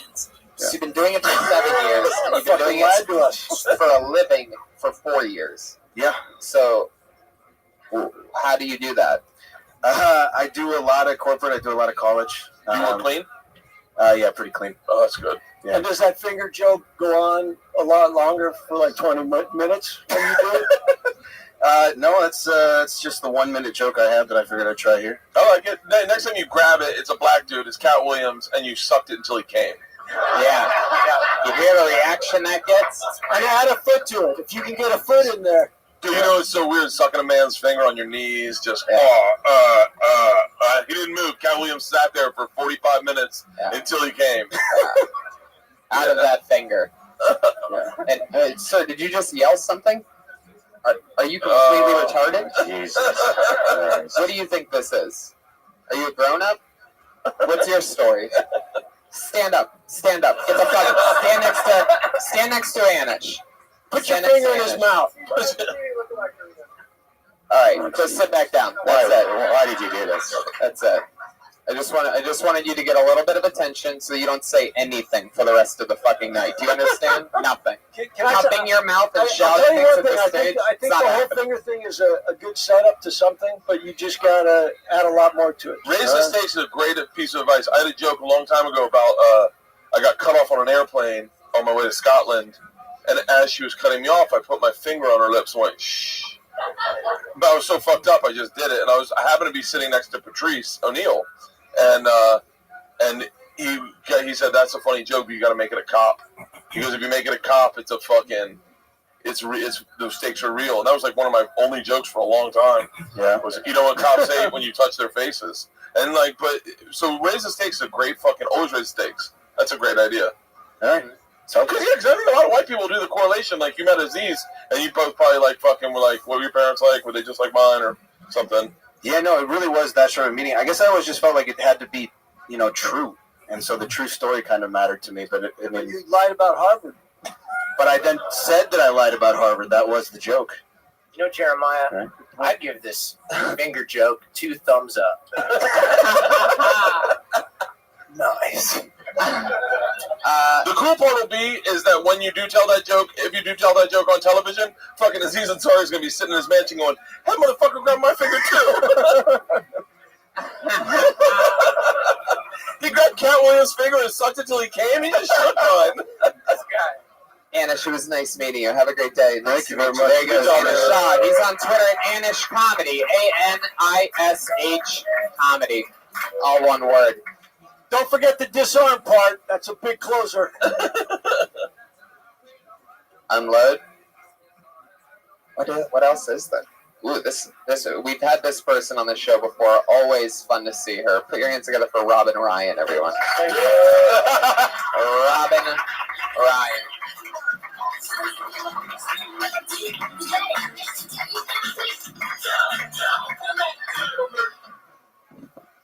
I'm so happy to be here, you guys. I just got out of jail. This friendly face doesn't belong in jail, but I work there now. After 10 years of elementary school special ed, I wanted to go somewhere safer. So Men's Central Jail it was.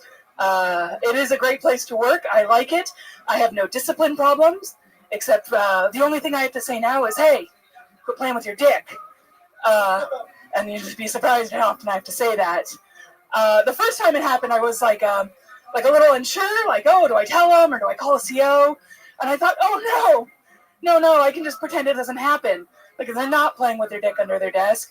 And I'll just pretend it's not happening. Like my student loans, my parents' divorce, things like that. Okay, guys, thanks. That's my time. Robin Ryan. Fuck yeah. We've had some great talks in the past about you being a special ed teacher. Yeah. I'm Mario. Oh, okay. That seems like it fits in there for some reason. So we've had some great talks about you being a special ed teacher in the past. And there we go. I love the timing of this show. Really, it's all there tonight. It's really about 20 seconds. Oh, there we go. I guess we'll just never move on. Hey, remember that one episode that everybody ruined? So funny when we did that. It was great. Some people have their taxes on their iPad. Brian's got every video game fail. So now you work at a prison.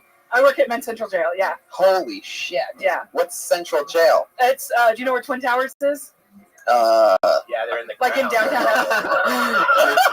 Really lobbed a beach ball at us with that one. It's in the lungs of all the firemen of the year.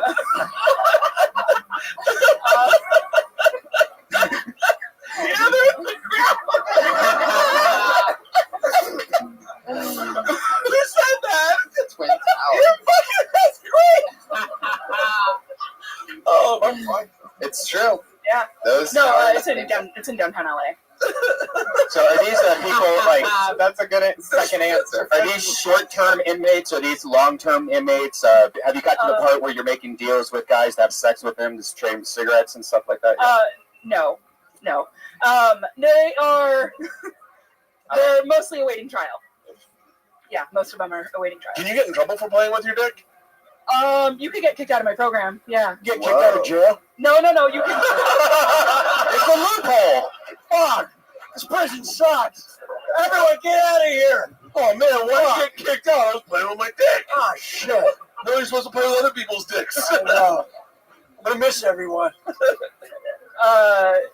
No, so if I feel uncomfortable with you in my class, I can kick you out of my class. So wait, pretend. Okay, so kick me out real quick, okay? So like. And do you stop them verbally? Yeah. No, I would go get the CO. No, do role playing right now. He's actually masturbating. Let me get in this. Sorry. You fucking playing with yourself next time? Trying to get out of here, man. Jesus Christ. I thought I'd escape, but fuck it, you can play with your dick and she kicks you out.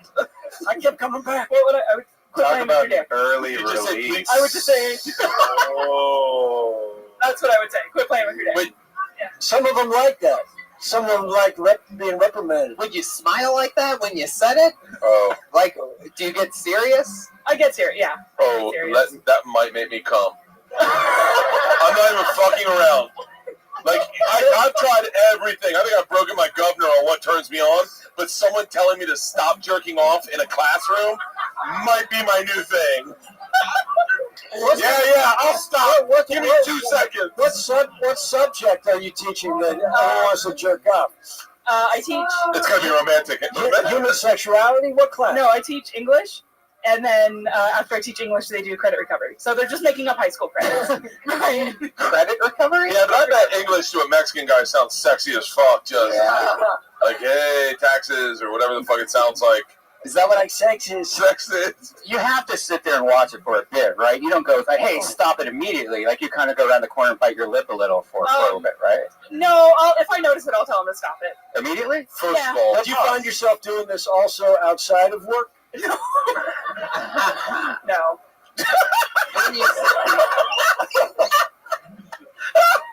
Quit jerking off, honey. You're not at work. Now, these prisoners, are they normally doing this when you're talking and stuff? Because, I mean... It doesn't happen all the time. Like, Liz, it happens twice. It's all the time. it happens.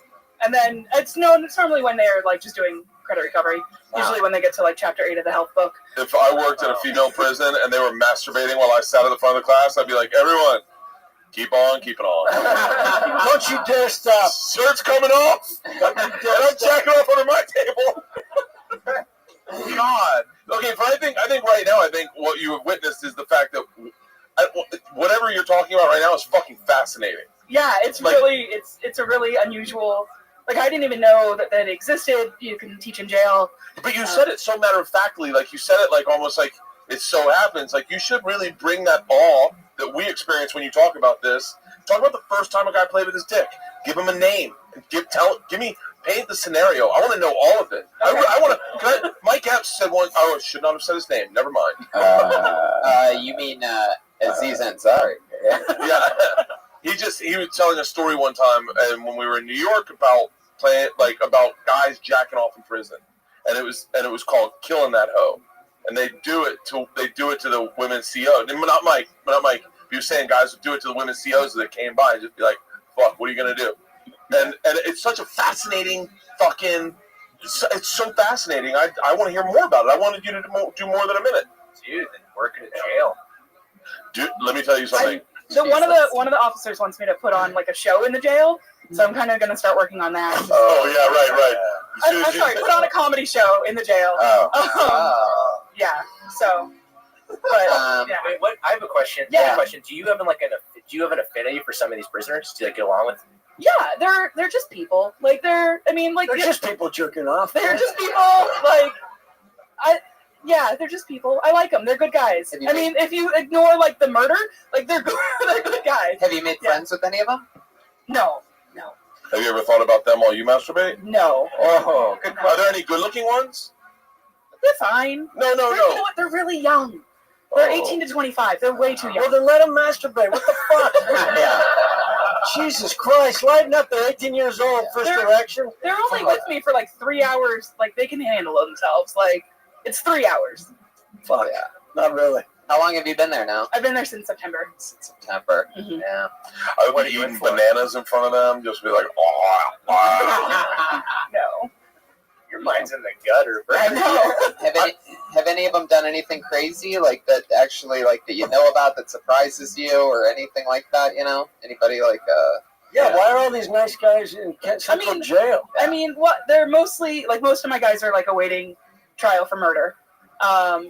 Wow. And so, but they're nice in there. Like, okay, listen. There's an old saying that my hairstylist said to me one time about me having a drinking problem. He said, if one person says you have a tail, fuck them. They're crazy. If two people say you have a tail, they're teaming up on you. But if three people tell you have a tail, you should turn around. And if a bunch of guys are jerking off in front of you, maybe it's you. Like maybe you're doing something that's triggering them to masturbate. I mean, that's a good angle for a joke. It's like okay, yeah. The first time it happened, I'm like that's fucking crazy. The second time it happened, I'm like, these guys are out of their fucking mind. After the fifth time, I'm like, all right, what am I doing? Yeah. At the front of this classroom, and you're like, and I had to stop eating bananas on my knees, holding the back of my own head. Wow, just gagging out on cucumbers in front of these boys. Fucking the pencil sharpener. I mean, pencil sharpeners there. Pick up "Maybe It's You" by Bert Kreischer at Barnes and Noble. It's definitely a good world. I would explore more. Yeah, deeper.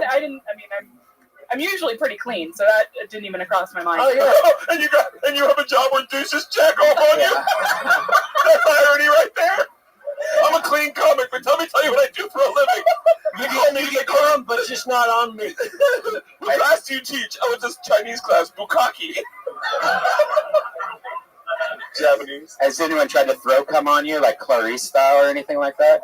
No. Nothing creepy No, like that? nothing, If it no. happens, would you dodge or open your mouth? I would Oh, Jesus Christ. All right.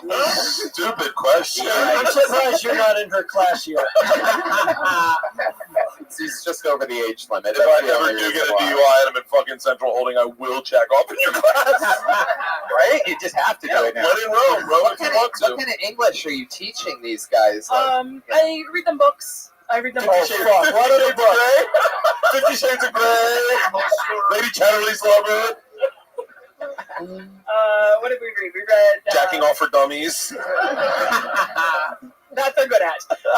No, I read the whole Mockingjay or Hunger Games series. I jacked off listening to that. Fuck. That was before I even knew it was Jennifer Lawrence. Katniss was hot. We read The Wizard of Oz. We read, James Vanderbeek. You're reading all shit that we've all jerked off to. What should I read to them that they won't jerk The off? Bible. They needed those. The Bible. All right, Robin. Well, congrats on the new job and another fun set. Robin Ryan, everybody. There she goes. She's on Twitter at Robin Ryan. All one word. Robin Ryan. Always fun. I want to work that job and have that material. Yeah, it's crazy, right? Can you imagine? Dude, I just eyeball motherfuckers as they jacked off, just stare them down and be like, come on, come. Is that all you got? Is that all you got? Oh, yeah? Watch what I got, motherfucker. You like that? Yeah, would you guys stop them? Would you? Fuck no, I won't stop you jacking off. No way. Dude, I am not the right person for this world. Because I would be like, oh, guys, everyone let's join. As soon as he's done, golf clap. Everyone join. I think I might be part gay, though. Who's next? You know how excited I'd call you as soon as I got out? Dude, two dudes jacked off in my class today. And they were making eye contact with me. And they're still with me. Guys, we're playing sloppy biscuit. We'll put a biscuit in the middle of the room. Last one to come on and has to eat it. That's what we did in college. Yeah, you do that in college. You blindfold everyone, and then you put up against the wall. And then a brother came in the center of the room and put a biscuit. He goes, last guy to jack off the biscuit has to eat it. Go. And you're sitting there with the fucking eternal question. Do I jack off in front of these people that are all watching, or do I risk the chance of eating the biscuit? And you're sitting there with your back against the wall with the blindfold on, and all of a sudden someone comes up and goes, take your blindfold off. And then Jeff Hartley and Mike Angelides are just jacking off like crazy. I said their real names. They're the real names. They're on my Facebook. Go check them out. They're probably in her classroom. Mike has a bed and breakfast in St. Martin's, and Jeff's a politician in Tallahassee. Wow. A bed and breakfast? Because you want your biscuits what time? 6 a.m.? Angelina's is uncircumcised. You got a big-ass dick. Actually, they both had the biggest dicks in our fraternity. Jeff's nickname was Hog, and Angelitas was Sockcock. Jeez. True story. Sockcock. Talking about some biscuits and gravy. Oh, you got a fresh breath of hair on that one. Back up by Pat Reagan. That was beautiful. I pulled another name out of the bucket. We saw this guy for the first time a few weeks ago, and he blew us away with his energy and a very fun set. Put your hands together for him. Preacher Lawson, ladies and gentlemen.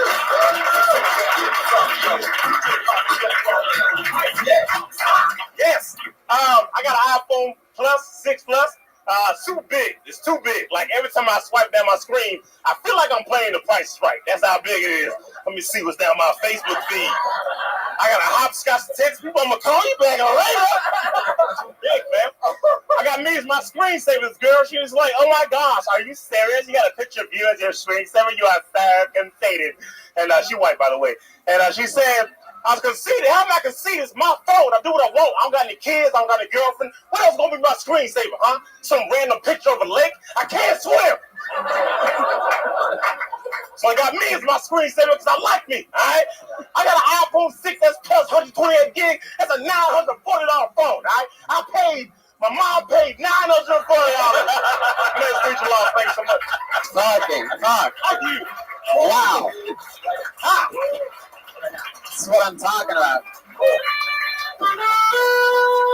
one of those guys that we see a few times in a couple months, and then we just never see him again.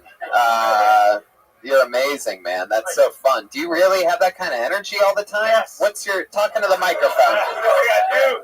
So I don't know. I was just really hyper. I don't know. I was just really, really hyper. And it's a lot of drugs. I'm just playing. I'm joking. Totally joking. Unless they're free. I don't have. I'm just really hyper. Okay, but listen. What happens if you have to do more than a minute? I've done like an hour or one time. Does it slow down a little? No. At the end, he just falls asleep. I do. No, it's not funny. At the end, some white guy calls a cop and goes, "Someone shoot this guy. I'm fucking exhausted." Yeah. I'm really tired at the end, but I mean, I still keep it up the whole time. It's fucking I incredible. gotta tell you, your material's great, but you fucking scare me. What I'm telling you is, you would get the exact same laughs if you were just being chilled. How long Give me a favor. Just tell one of those jokes, just like you're talking to me now. That's not your joke. Yeah. Come out here like a human being. And don't hide behind the fucking hype. Just find out who you really are right now. Okay. Okay. Do it now. Okay. Why don't you just do a new joke? Do a new joke. Okay. Get your loss. When I was younger, my dad used to play hide and go seek with me a lot. He was really good because I never found him. Okay. Now, guys. Wait. It's a joke. No, listen. You left when I was born. You never played hide. Wait a sec. Slow down. Did you see that they laughed? Yeah. So the words are fine. You're selling these jokes like you're selling a Kia. but what I'm telling you is those jokes, that's a Porsche. So you don't have to work that fucking hard. So if you just came up here and took a breath and just started talking, you might find out that you're not hyper, that you're just frightened. Yeah. That's just some Jedi level. This is some Jedi level kill Tony you're seeing right now, by the way. You see what I mean? You're fidgeting more. You're starting to fuck with that. How long have you been doing stand-up? I hit 7 years a couple weeks ago. And I started when I was 17. But you've done 7 years worth of comedy in about a month. That's how fast you are. Where were you doing it at again? I started in Memphis and I moved to Portland. Then I moved. I came from Florida. I did 5 years in Florida. Where in Florida? Orlando. Mm-hmm. Yeah, man, I love it. Now you see what's happening right here? Yeah. This is who you are. But no, I know what Kirk's saying. I know what Kirk's saying. It's because when we're younger. Stop playing his music. No, but yeah. Your joke about your finding your dad's a great fucking joke. And the thing is that we all do that when we're young. Is we overemphasize energy sometimes, and it exudes confidence. We think the crowd's with us, and you can use that. You can use that energy like the same way I've said fuck a lot on stage. If I took out half of my fucks and just use fuck in when it's needed, I'd be a much better comic. You can use that energy when you want to use it, but don't make it your one note, because you will punch yourself out. It is so true. And then when you do turn it up, when you do get into the iPhone and you do that, it's going to be, instead of people going, man, he's funny and he's got a lot of energy, it's going to be like thunder and lightning. I think you want to know that they're laughing at your material and what you're talking about instead of at you.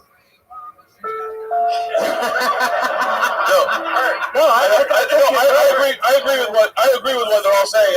And by the way, I loved your set. And I'm a fan of like Greg Hahn is very high energy. Like I don't know if you know Greg Hahn. He's hiding. He's hiding from himself. I know Greg. And so, but if you learn to use that high energy as a tool in your set, as opposed to the broad stroke of your set, you'll be destructive. And because then you can get people to lean forward and listen to you when you don't have to do it. You know what I mean? Like, for example, you came out and you're like, I just got a new phone, bobbity, bobbity, bobbity. Then I'd be spinning it like Price is Right, boom. But you didn't really have to bobbity, bobbity, bobbity until Price is Right, boom. So if you get them to lean forward a little bit, then you just throw that hard right hook that you just kind of want to get them out into the harbor before you take them into the creepy rooms. Kurt. You know, like Chris Rock's like mid-90s specials. Like he's being super performative. And would you say that he's hiding from himself?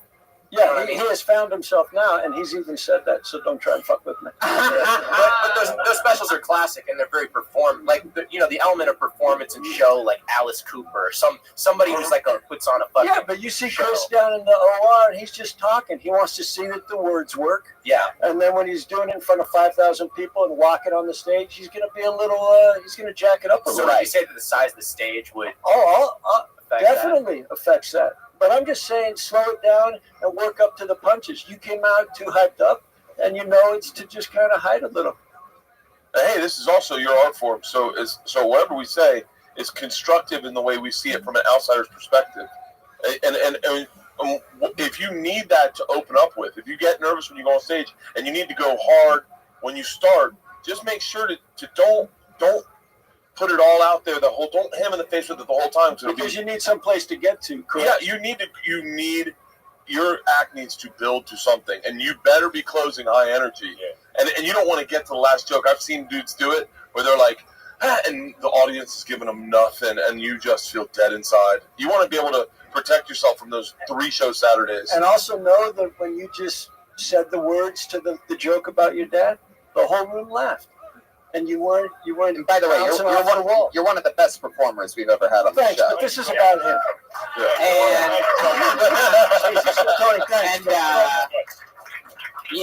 it's just fun to get to. We would be doing you no service. He found his dad. Finally. He finally found his dad. Well, listen, we'd be doing no service to you if we were just jacking you off like in an English prison class. Yeah. Right. We're just putting some sprinkles on a Or just pulling your fingers. We're just seeing something from a different perspective. And trust me, man, you'd be a destructive feature act on the road that every comic would say, I don't want to work with him anymore. Right. And literally, every comic would be like, get rid of him. First of all, he's fucking friendly. He's black. I just lost every white person. He's high energy. I can't fucking follow it. And he's only doing 15 because he's cut it short because he's swinging himself out. Yeah, man. I just think so. Thanks. You got a good fucking voice, too. So, like, when you just talk regular, it's got deep baritones. It's soothing, man. It's good for my tinnitus. That's why I wanted you to slow it down. Preacher's actually on this Friday's Death Squad show. If you want to see the whole set. Yeah. Wow. Yes. Amazing. Yeah. Thank you. So cool. Thank you so Preacher, you've been doing it for 7 years. The first guy we saw who does a lot of corporate gigs somehow has been doing it for a living for 4 years. I think he has family money. What do you do for work, Preacher? I work at Mendocino Farms. Remember that one time? Oh my God, you do. You work at my Mendocino Farms. I did. They fired me. But now they already fired you? Already fired me. You were taking the test last week. I saw you. Were you too loud in it? Were you too loud in it? Yeah, I just didn't know the menu, so they fired me. So last week, Tony? Literally last week, I get a sandwich from this place every single day, pretty much. I go there like every day. And everybody there knows me and everything, and I walk in, and he's sitting there, light blue shirt, taking the test, and I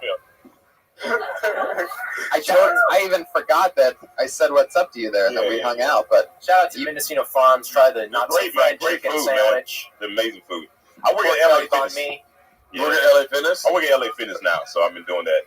Are you a trainer with that energy? Yeah. I'm a fitness consultant. I don't like the food there. Yeah, so. I know what that job is. You just bang all those white chicks.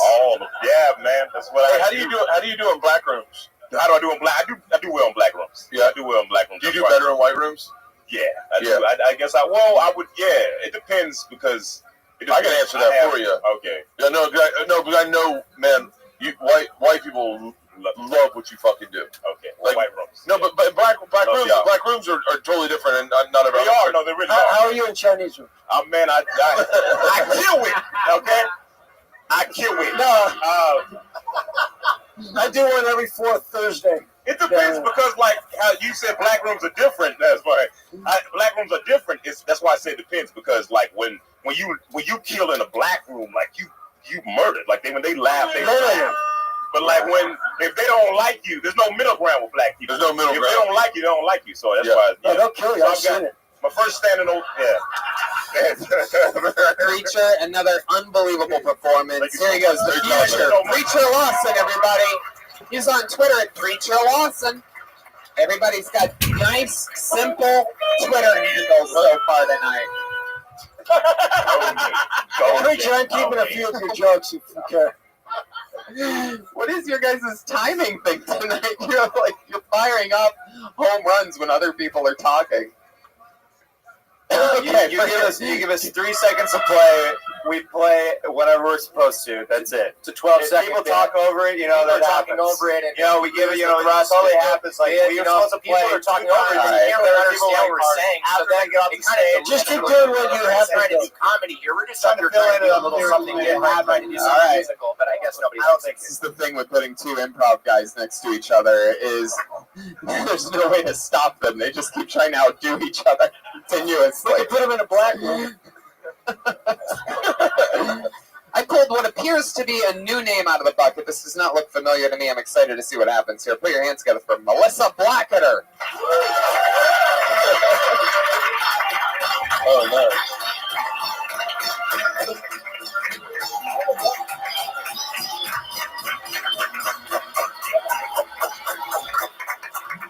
Hello.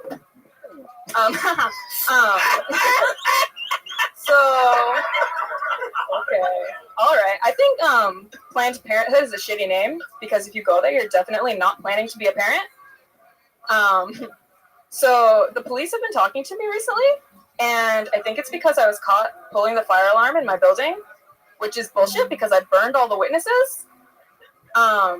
So my Uncle Rick has been talking to me a lot recently, and he's like, "Oh, Melissa, you're becoming a very smart young lady. You're becoming a very beautiful young lady. You're becoming very pretty." And I'm like, I feel like you're gonna be coming on me pretty soon, Uncle Rick. That's all. I'm Melissa. Thanks. Melissa Blacketer, you're new at stand-up. Yeah. Brand new. Yeah. I love that. How new? Today is the first day. Boom! Our first performance ever. There you go.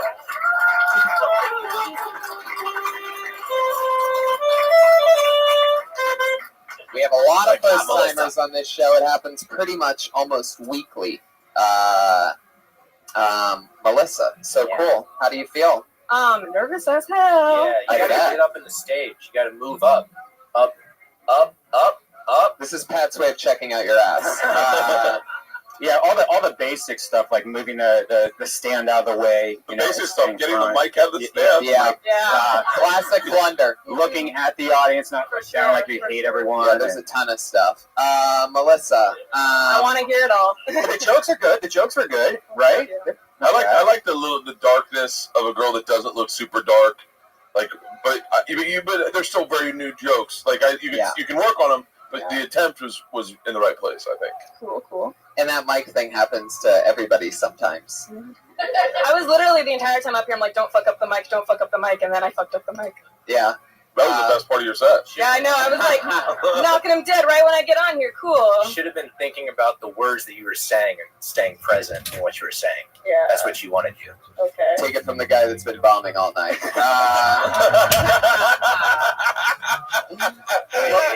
Whoa, there's his buddy stepping in to defend him. Hey, you don't talk to Fat like that, all right? Come on. Reagan and Watkins. Melissa, where are you from? Merino Valley, which is like 2 hours away. Marina. What do you do for work? Unemployed life.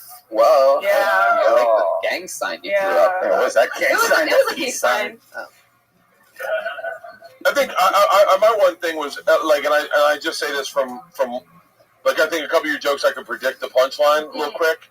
But I'm also a comedian. But I think what you should do in those situations is your first punchline you come up with, throw it away, and then your second and third one, throw those away. And when you get to somewhere where it's absurd, so I think that is, I don't want to tell you you just have done it once, but like when I wanted to hear you when you're like Uncle saying you're becoming a blah, blah, blah, blah, blah. I wanted to hear like so I fuck my uncle or something like something darker than a wordplay. Yeah. You know, like, but so I would just take your writing and write out a bunch of punchlines for your setups, and then take the darkest or the weirdest because that seems to be your angle a little bit. And then make some eggs. Okie dokie. What are some more things about you? So we know you're unemployed, but like, you know. I'm a student at Cal State San Bernardino. I'm studying to be a teacher. How many guys have you had sex with? About to. Okay. When you say about to, so that's one, and then the other just couldn't get it going. Pat and I just. Well, you don't really count. You don't count relatives, right? Wait, hold on. Let's just hear the answer. We're like almost two men, but like. One of them was kind of a weird. It didn't really. Tell us why. Hold on, guys. We could be walking into a rape right now. It was like.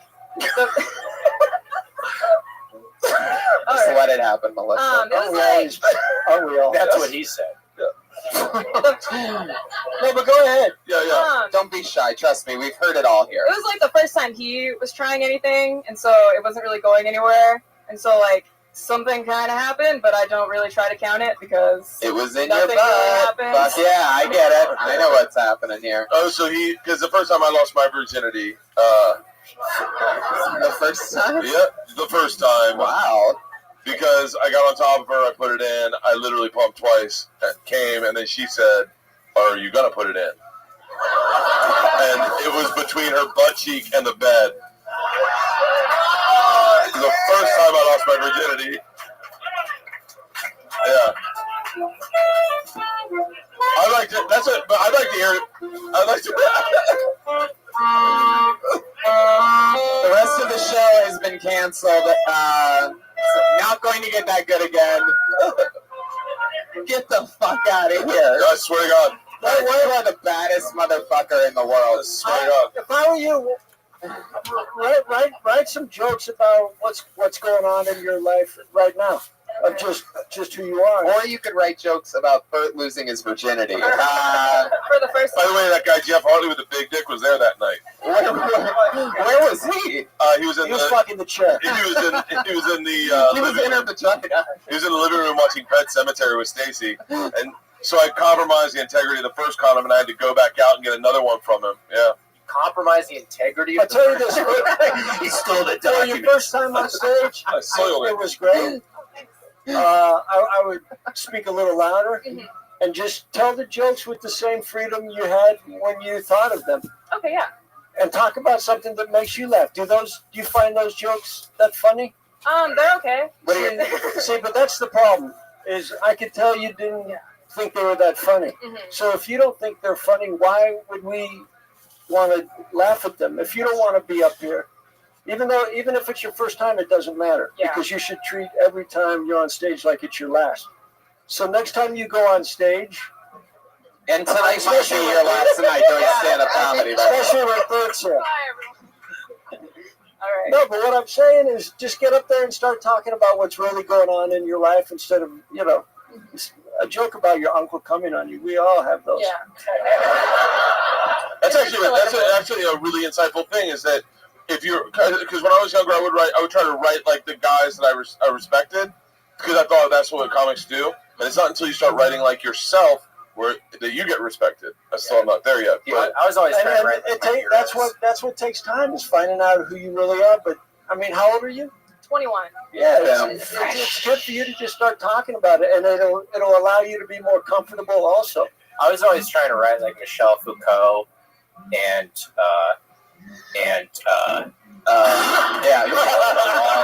that scared the shit out of me more than it did Jacqueline Onassis. You're the one that had to Planned Parenthood. I'm in love with you, Bert. You're the one that had Planned Parenthood. Yeah. Just so any comic has thought Planned Parenthood. Oh, it's not planned. That's like you just have to throw that one away immediately. Yeah. But just talk about yourself. Talk about your story. Talk about anything weird about your family. Anything besides your uncle. You play video games? Big gamer? No. Like a hobby or something. I like to cross stitch because I'm an 81-year-old, 21-year-old. See, now that's something you should talk about, cross stitching, because a lot of us don't give a fuck about that. Yeah. If you could do a funny 8-minute set on cross stitching, and then you realize how everyone will be like, "Have you seen the cross stitching bitch?" Yeah. Like, people will start showing up with fucking cross stitching with your picture. Do you get into quilting? Well, I'm not there yet. She's working her way up. Yeah. No, wait. Have Brian describe quilting. I'm sure it's a sexual act. No. You take a straw and suck corner glass coffee table. I grew up as a quilter. You I did not. had to quilt. My mom and my grandmother made me corner quilt. the cross really stitching. true? Well, Yeah. it's because they had Talk about AIDS. the shit going on in your life. It ain't spilled. I mean, why did you dye your hair green? I wanted to be Your hair's great. new and different. Okay, so do some jokes that are new and different also. Are you doing anything like anything else? It seems like you're 21. Yeah. You're taking chances. You're doing stand up for the first Cross-stitching, time. I mean, that's a fucking chance. Yeah. I'm pretty You're wild. 21. You've had sex with 1.5 guys. Yeah. You're a cross stitcher. I'm I mean, you must be a Tinder fucking Yeah. just fucking swipe right automatically. The guys Your love Tinder me. profile. No, that's a joke. But your Tinder profile must be just fucking. You're like, I had to take. I had to The go fix my caption butthole. literally said like, I'm really into tea parties and yeah, cross stitching and all. Oh, you played the one song Jeremiah. That guy chooses like 90. Yeah. Cross stitching. Everyone is How excited he gets. It's his time to shine, everybody. Kirk got a really good joke for you, young lady. He bought that saxophone Here's because the of that one one thing. song. Like, here's a joke. This is good. You're into cross stitching, Yeah. and that's your profile. On your dating site. Yeah. But the problem is, everyone that calls you is 90 years old. She's had sex with one person. She must be 90 as well. Great fucking joke. So it was one and almost because he One and almost because he died. Oh, she's my type. Swipe right. Oh, There you go.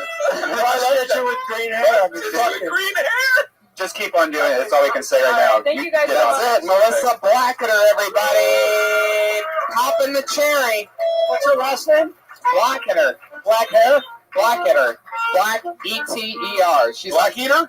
basically Blacketer, but without the A, there would be an eater. Just Good thing Blacketer. there's not an N in there. Blanketer. I mean, fuck it. That'd be crazy. That's true. She's on Twitter, KillerQueen_VR. Everyone's gonna have this stuck in their head at the end of the night. I don't know about that. Jeremiah, are you okay? He does this. He does If this. he keeps playing long enough, he'll pass out. Pat, can you hit the reset button on Jeremiah? Put it down. I can't get it out of my mind. Come on. He did it again. I absolutely love you two together over there. It's just complete, like, if the real life Beavis and Butthead in the flesh. All right, They were dumber. They'd be great at my Christmas when my kids open my presents. yeah. Hey, Jeremiah, play that one Christmas song you know.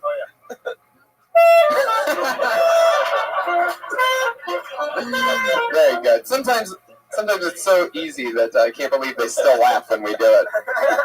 Look at the size of this gray pube floating this way. Does anybody else see this right That's here? mine. Like That's right mine. there. Floating Hey, cute Charlie. incredible. Is Kirk's advice available on audiobook? Because I feel like a better human just after listening to that for a It while. really is Yeah, amazing. good man. I got it. All right.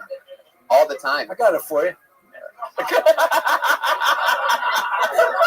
Kirk, Self-published. Kirk, will you stare at my eyes?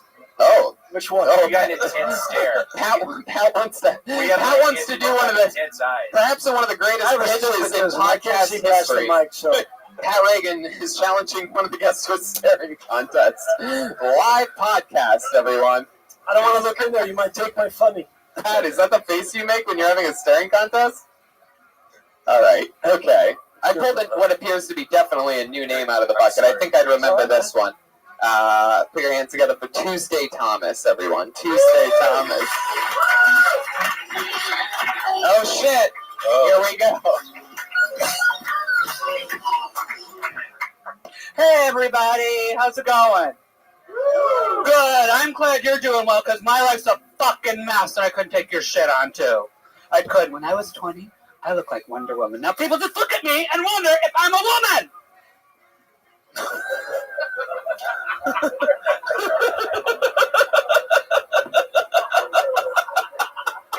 Oh, my God.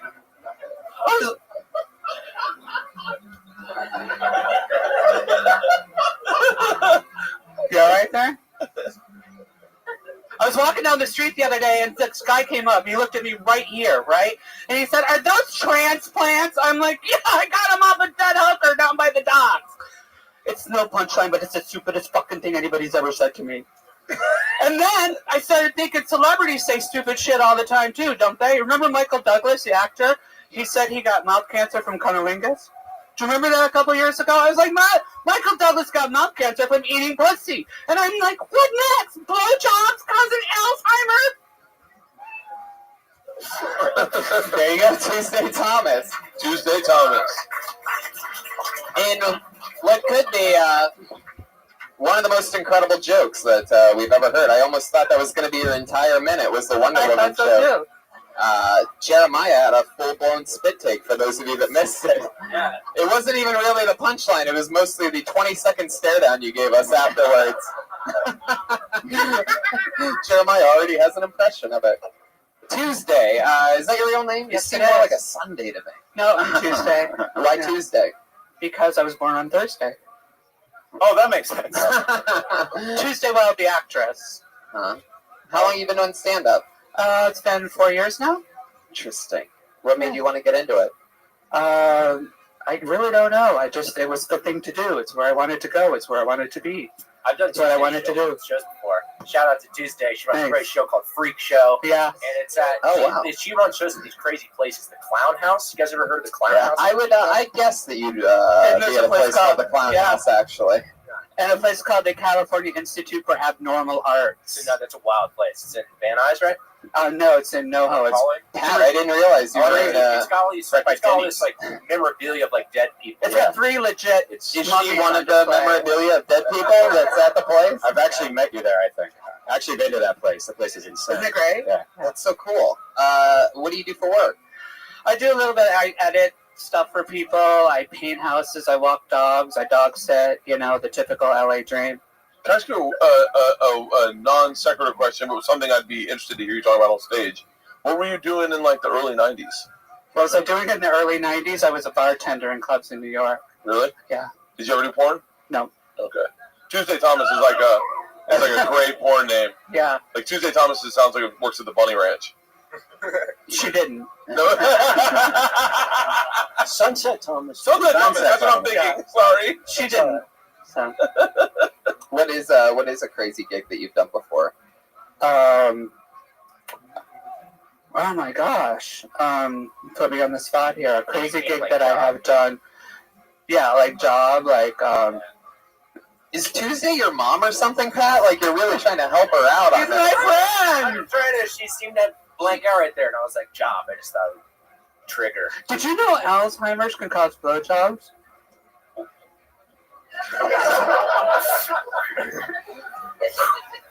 Anyway, no, I didn't know that. And I don't see why that's funny. I don't know why other people laugh. Did I miss something? It was the stare. Yeah, it's always that stare. Do you do that after? How much material do you think you have? I have done 35 straight through. Is it all that same energy? Yeah, 15 of it is staring. Looking deeply into the souls of people. Yeah. Just Yeah, staring until they laugh. own that look. Thank you. But I always am going to say this, and it's not maybe the best note to give anyone who's not doing it very long, but like, I always want to know more about like the real you. Like a picture tells 1,000 words, and that face you make is a fucking novel. Like I want to know. I want to get deep into it, and that's the thing. When you take off the Band-Aid, I kind of fucking want to know. And, Right. You know How I got that crazy. Like you covered the Wonder Woman thing, and it did good, and then you changed direction a little bit. Mm-hmm. Like, so you know when you do that Wonder Woman joke, and they wonder if I'm a woman. You know what you look like. Yeah. And you know I was on Botched. And you know that's... I was on Botched. Oh, here we go. fucking serious? Yeah. Why did you fucking talk about this? We're Well, because, getting I mean, somewhere. I do, but it goes longer into things, okay. you know. I mean, I have a minute You know here. what Stephen Bochco's like TV show? No, it's a Botched. 0 for 17 for those of you keeping track of your Pat Reagan bingo card of the night. 0 for 17.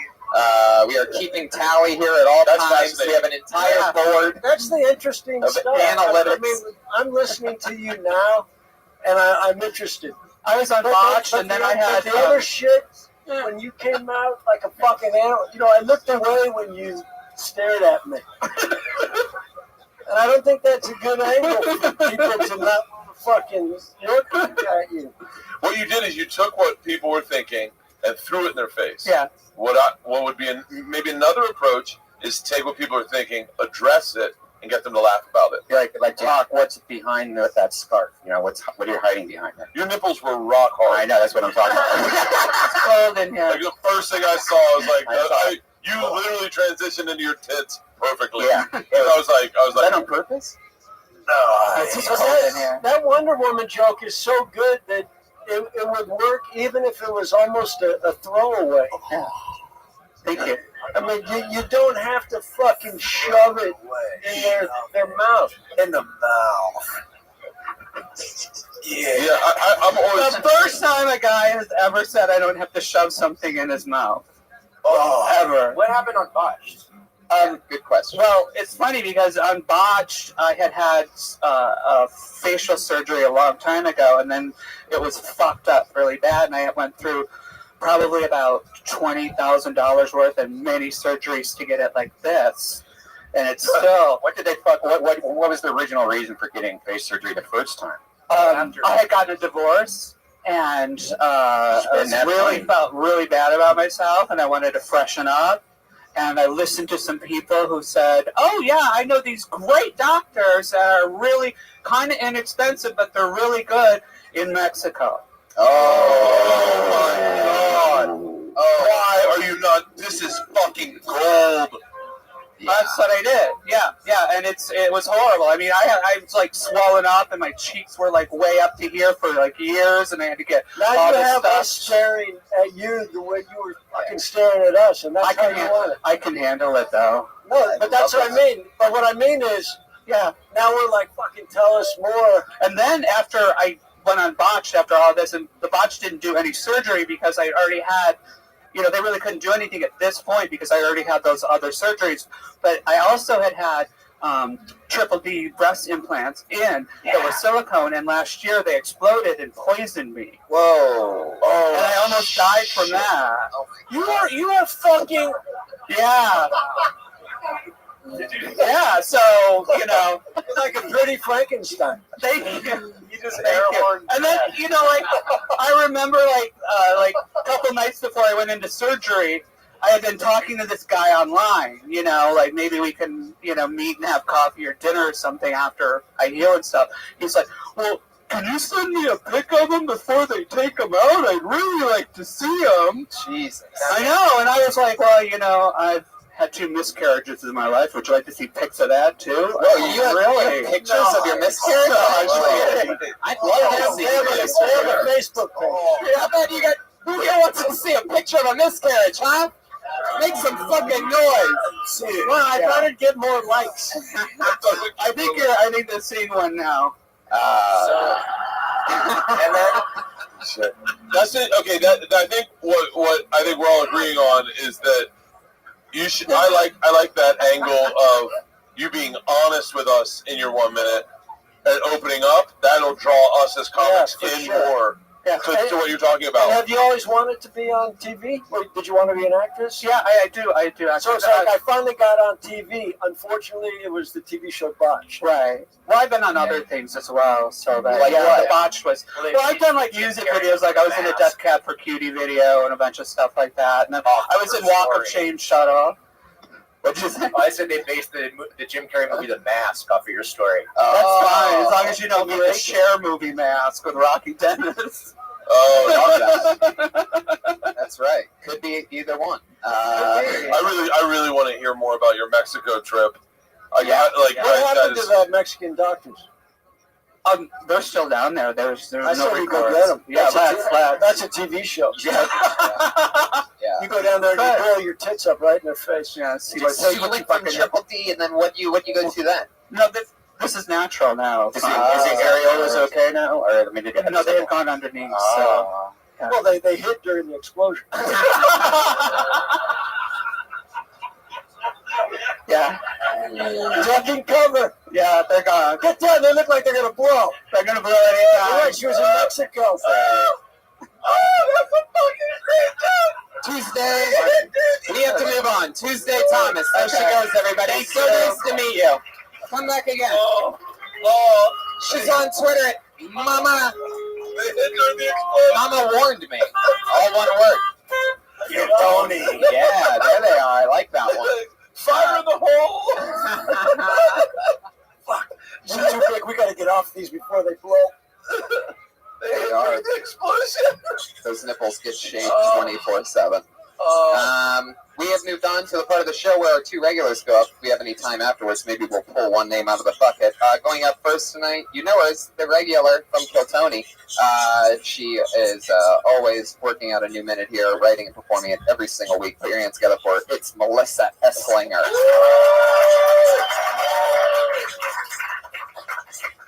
I went to a sex shop the other day. I don't know why I said that. That's okay. I needed some chapstick. I went there. Anyway, when I was checking out, they asked me if I had a rewards card. But every time people ask me that, I'm like, I'm not sure. Let me give you my number. So I just, no, I didn't have one. I noticed that there aren't any shopping carts in a sex shop. So, you'd be buying a lot of stuff.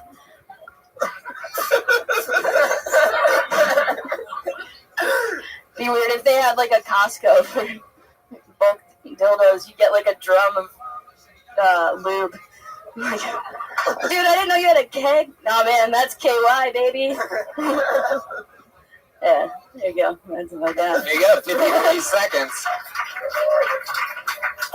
Good towards the middle. I mean, you started self-destructing 3 seconds in, and you sort of fought it off, which is a new thing. It's good to see you try to, there was a regular, she just started 6 months ago, and normally when she would tail spin like that, there'd be no recovery, but it's fun to see you be able to go oh, fuck, that didn't work, shit. Still, you did it, which I'm not a huge fan of, but I am a fan of recovering out of the tail spin and being able to continue on, which is a new thing. Seems like a new muscle. What was it? Was there something with the phone number that we didn't get, or that? No, I mean, I kind of just messed it all up. But, I didn't even say the. What really happened? Right. I just chuckled when she asked if I had a rewards card, and then. Yeah, there's probably something there you can write. Yeah. Something about giving her phone number or something. Oh, and I wanted to talk about, because you know how at every store, when you swipe your card, there's a million questions that it asks, and I feel never mind. I'll do that on my own time. Mind. I feel like it's 20 questions or something, and whenever I'm shopping at a normal store, I'm like, geez, it's like asking me what I had for breakfast this morning. And so in a sex shop, I'm like, did you come yet? Or something. I don't know. Sorry. My teeth. I mean, it's definitely a good world. I mean, there's so much funny stuff there, especially shopping cart. Yeah. Shopping cart, you were getting somewhere. You were getting in your style, in your zone. A little awkward, but a funny thing to acknowledge.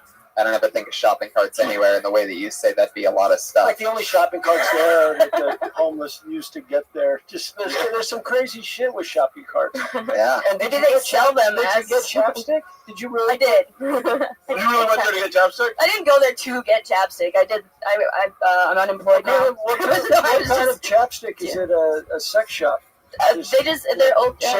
They taste like cherries. They do have that. So you're like, I'm gonna go get some chapstick. That's no. I didn't want. I wanted to buy something, but I didn't need anything. So. I like the inner dialogue. When you were talking about the shopping cart. I like that your inner dialogue almost was the way you were telling the punchline, because you were shaking and stammering so much. You're telling me a lot of stuff. It's a neat way to deliver a punchline, or at least to deliver a tag and go, or a way to, I went to a sex shop to get Carmex. I'm not fucking lying. And then, or whatever you do, I like it. The nervousness is an interesting angle of delivering. I'm guessing the nervousness is genuine. Yeah, you should have made the chapstick a black guy, though. Okay. I'm going off of you. 21. So, I think you have to, chisel it out. And really work on your breathing. I mean, just chill, because you got to realize we're all in this together. No one is hoping you tank. Right. Yeah. So you just got to go up there and know that, hey, they're with you on your little ride. And your sorries and your don't know why I said that. It's not. It means dog shit to us. Yeah. It means less than nothing. Your writing's Always great. will. So just deliver it as good as it is. And slow down in your writing too, because I guarantee you, I know I've been into a lot of sex shops, and they always That's where we met. Yeah. What's the chapstick for this guy? They always say, "Can I help you find something?" Yeah. And that's the almost uncomfortable question And ever. they ask you for the name of the person that helped you at the end. Because she was like, did anybody help you today? And I was like, this lady said hi. No, I'm lonely. I'm in a sex shop. But it'd be like if you went to a sex shop and they go, "Can I help you find something?" You're like, "I'm looking for chapstick." They'd be like, "Sure." Like they wouldn't buy that. They'd be like, "What are you really looking for?" And you're like, "Fucking a can." I bought fucking a can in Miami. Is it like put your dick? Flashlight. Oh, your dick. It was. I thought it was going to be a vagina, but it You was. do that with a Coke can, you can save like $14. No, it was a Kieran can, and instead of having a pussy, it had a metal, and it just looked at me when I got it back to my room like, "Don't do it, man. Please don't do it. Please don't do it." Not cool. Not cool. Melissa, we could just it's another night where it's just sort of back to the one root thing with you. You're a special type of creature, so it just all gets back to lose the apologies, lose the I didn't need to say that, the blah blah blah. It doesn't protect you, it doesn't save you. You just keep reinforcing the fact that it's better to just say nothing than to say sorry or I don't know why you said that. Because the audience doesn't know that something isn't funny unless you tell them. It can always still be a setup. Sorry, 4 seconds in, and then they're going, "Oh, I didn't know what was happening, but now I know she's not doing good." 4 seconds in, that she's apologizing and panicking, and they don't need to know that. They don't care. It doesn't matter to them. That nobody's gonna go, I wasn't gonna laugh at something if it was funny because she didn't apologize about that first 4 seconds. So you just move on. Pat? And the rapid anti-Semitism, I think, was a little much. That's 24, 0 for 24 for those of you keeping 24. We're rampant. Melissa is committing to the bit, though. Again, one of the hardest jobs in the world, writing and performing a brand new minute every single week. There she goes, Melissa Esslinger. She's on Twitter and a bunch of things at Melissa Esslinger, ESLINGER. Here we are, one left, and then there was one.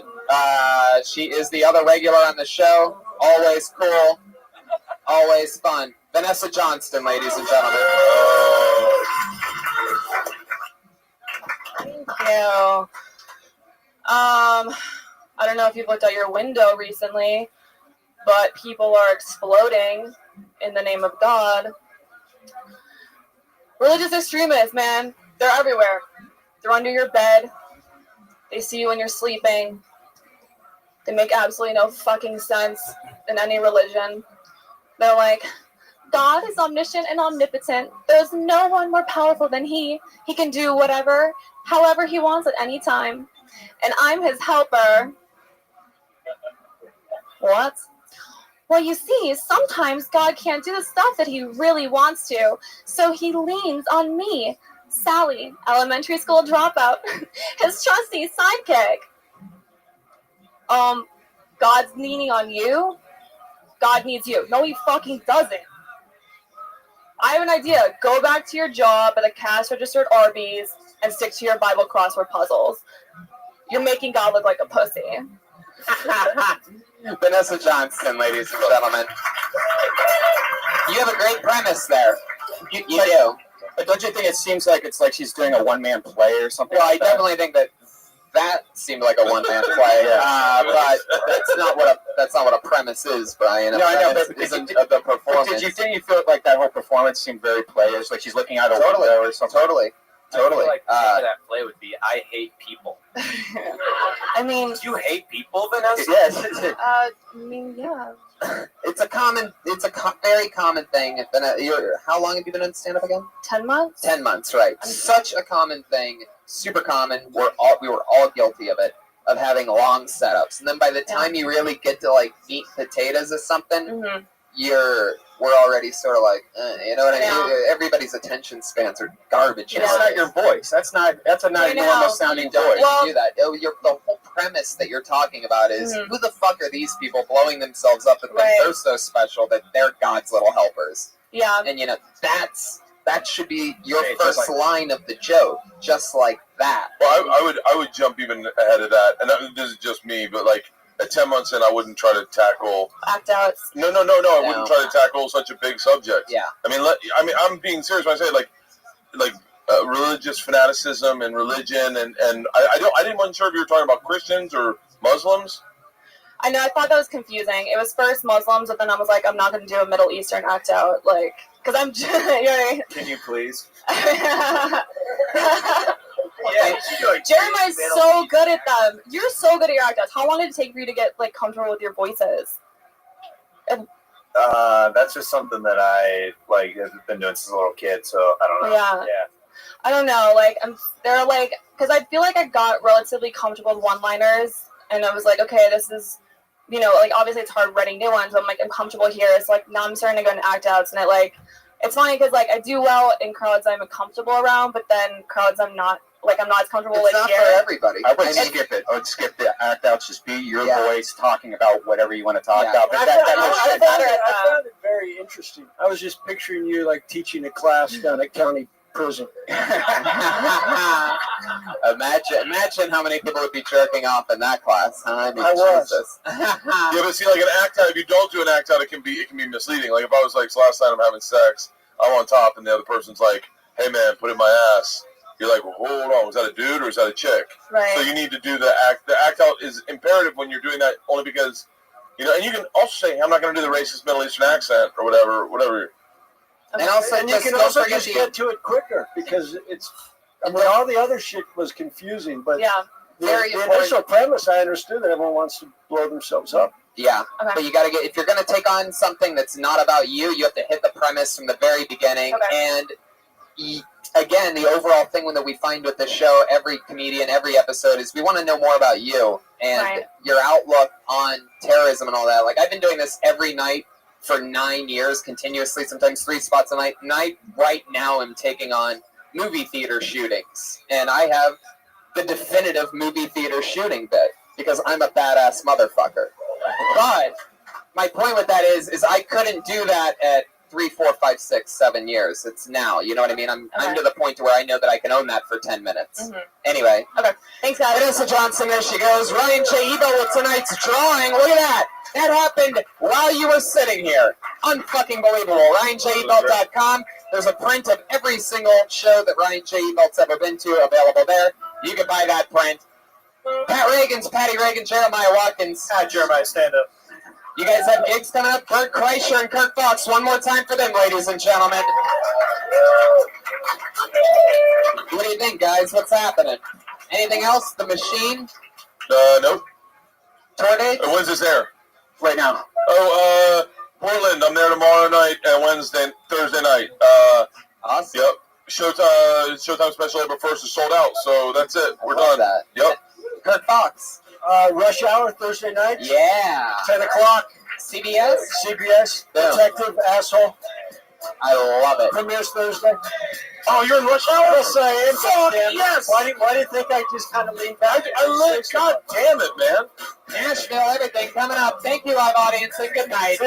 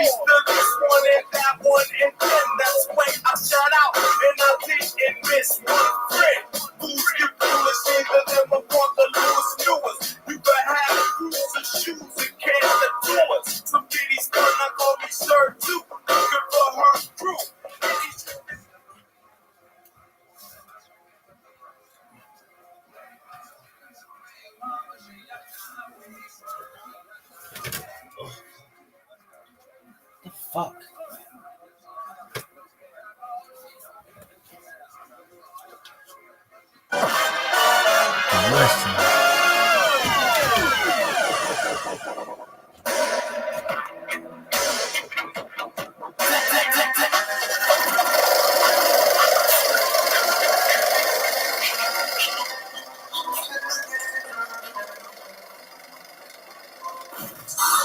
Hey, this is Rabbi coming live from the world's famous comedy store for our brand new episode of Kill Tony Volume 3. Give it up for Tony and his friends.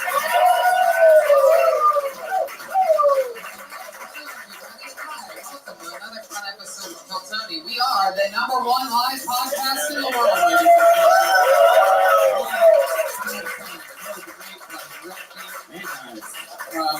We are enjoying a delicious glass of Mangria man cocktail from Adam Carolla's company. How delicious it is! I absolutely love it. It's actually really good. Yeah, I know. It's like sangria, but it's like twice the amount of alcohol in like a bottle of wine. You're a man. I like Grangria. Whoa, it's like grandma Mangria. It's just fruit juice. Jeremy Watkins, Raymond Watkins, in-house band as always. A lot of fun stuff happening with you guys. We love working with you. Big news, Jeremiah Watkins, one half of Regan Watkins, announced today that he is getting married.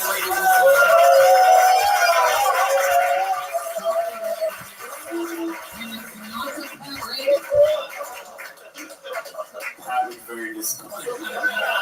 So is your fleshlight, I heard that Jeremiah. Yeah, both know. Whoa! Cheating on one fleshlight with the other. You ever fucked a saxophone? You ever taken a saxophone? Do you know what I'm saying? Yeah. Oh, already bailing to the circle character. We got Jamie Vernon on the HD camera in the back, everybody. Everybody's new favorite, Ryan Katie's off, everyone. Draws every episode. Right now, your paper by the end, you're going to see tonight's episode of High Detail Drawing. Make sure you track him down after the show on the patio and make sure he shows it to you. That's Ryan J. Ebelt, the house artist, also the creator of the new Kill Tony poster that people are buying all around the world. We just had a shipment to North Korea. Yeah. We have a fan in North Korea, so that's the type of, it's good to be part of the end. Good on you. Watch us Kill Tony. Yeah. He's our #1 fan. Thank you. Anyway, tonight's news. Tony, he's not available. There's a hotline there today. Be careful, everyone. So congratulations on getting married, Jeremiah. That's very exciting. You guys are the best. You're engaged, right? You're not married. Yeah, it's gonna be a long engagement. Yeah, you can stretch that out for another 10 years if you want. That's long. Yeah. Can I ask why the fuck you guys are dressed like that? Is this like, are they revamping White Men Can't Jump and you guys are the same audition tonight? We're just trying to be more castable, Tony. Yeah. How do you it always works well when you nervously squeeze your water bottle while saying, oh, shit didn't need a job. Somebody love me in this town! There you go, Pat Reagan. There they are. So, you guys know it, you love it, you're here. You guys ready to meet tonight's guests or what?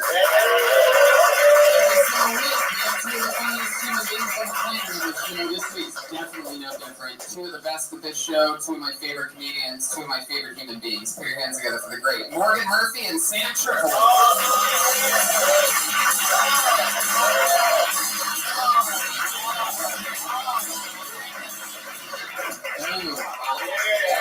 How are you?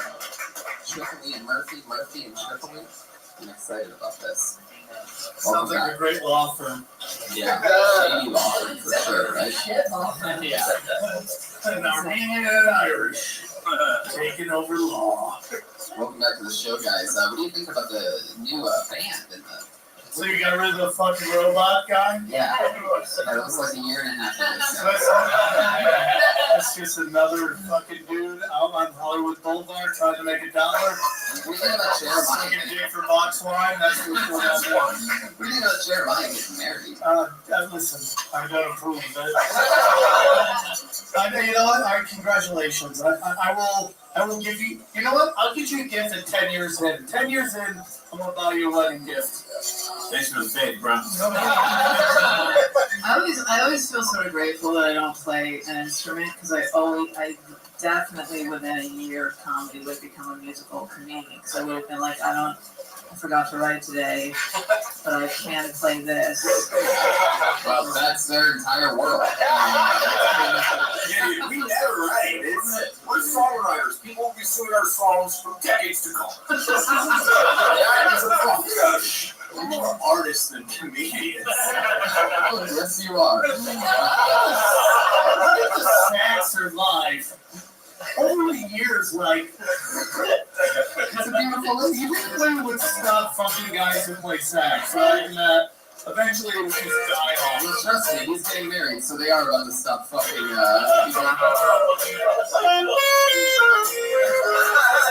Oh, I got this one. It's the one song you know on sex.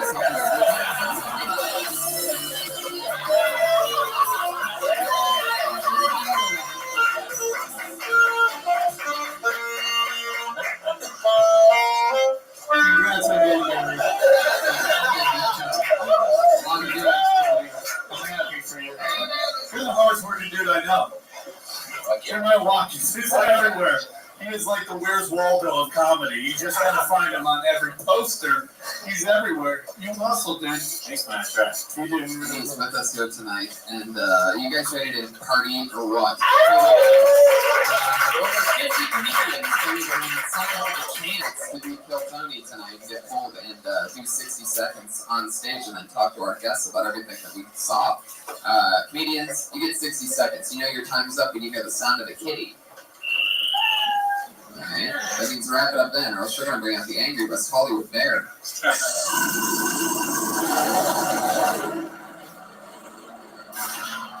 we go. That bear, I know him. is that a bear on top or a bottom? That's top bear. Depends on the Top night. bear? You had brunch with the bear? I had brunch with that bear, yeah. Went to eat well. You guys ready to get this party started or what? We're going to the 60 seconds to uninterrupt your time. Come on, you guys can be better than that. You guys are so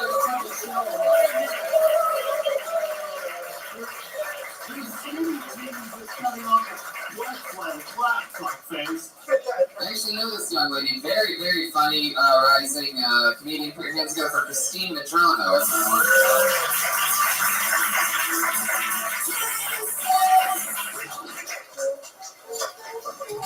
Hey everyone, this is really exciting for me. I just started dating a DJ. It's exciting because I'm never been cheated on before. But he does have like the body of like an Adonis, of like a North Adonis. But he did, on our second day, he did bring me flowers, and he was like, listen, I don't have a lot of money, I just wanted to show you that I care. And I was like, oh my god. You don't have to spend money on me to show me that you care. If you want to show me that you care, like, just let me go through your phone. The key to my heart is the passcode to your phone. Just trying to get my grandma into House of Cards. You're watching season 1, House of Cards, and there's that one scene where Kevin Spacey goes out and Kate Mara. My grandma turned to me and she was like, what is he doing to her? And I was like, oh my god, no one has ever gone down on my grandma. If anyone deserves it, it's that woman. She's had 10 kids. Someone please go down on my grandma.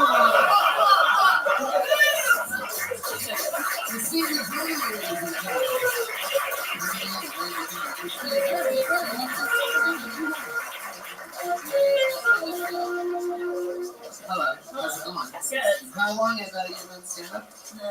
Like 4-ish. So, 4-ish years. How's it going for you? 4-ish years. 4-ish years. How's it, Yeah. 4-ish years? 4-ish years. Alright. Yeah. That's fun. Okay. Let me get this right. You're Latina, right? What are you? I'm half Filipino, and I guess my mom's from like Guyana. So you're other? Okay. You're other? You're Latina? I mean, you're other? You're a woman, and you can write really good jokes. Why are you on this fucking show right now? You should be giving rap band advice on how to write fucking jokes. You're really fucking funny, man. I was very. You are. I mean, just for me, you're one of the best I've seen. Dude, everyone's done really well, but you were excellent. One of my favorite parts of your performance was actually, sometimes when you're up here, the guests forget to move the microphone away from their mouth when they laugh at them, and you gave a really. Does anybody when you sing you laugh like a clown horn?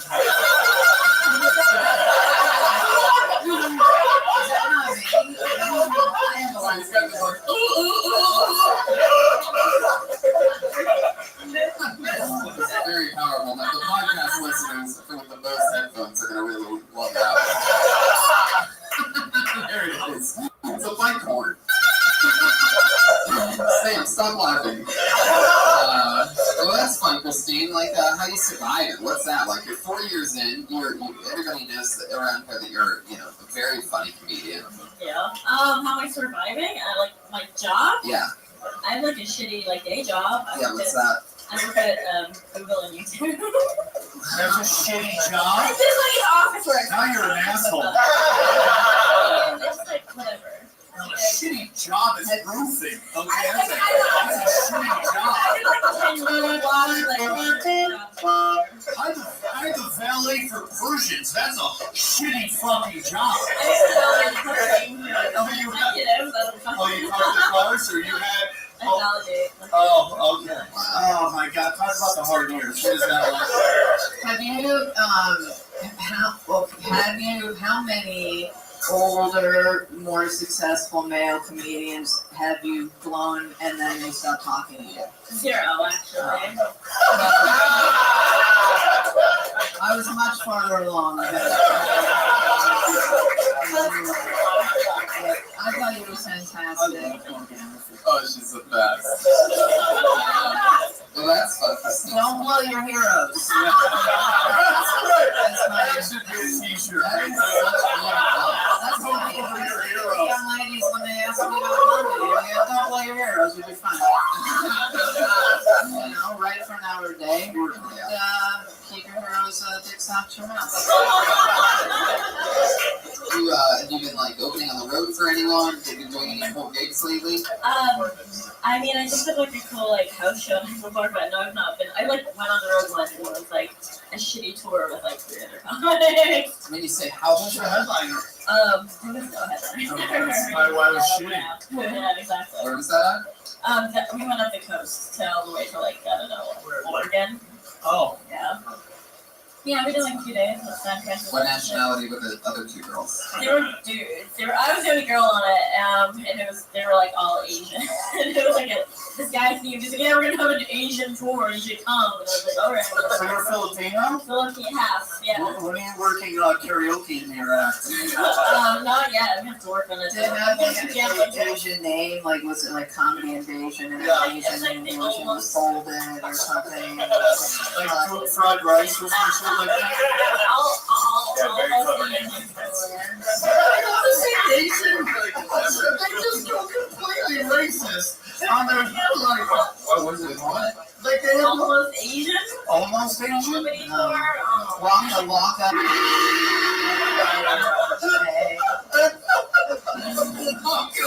Waka the waka. Oh shit. So that's good. There's not any more fitted than the actual names of show. What show? Yeah. I mean, Oh no, Asians make theirs the most racist when you name it. I can't think of one. Like slanted eye comedy. That was one thing the improv at one time. The little Mr. Rice guy. And there's that napalm death. Yeah, okay. It was so nice to meet you. Thanks for going to Tony. There she is.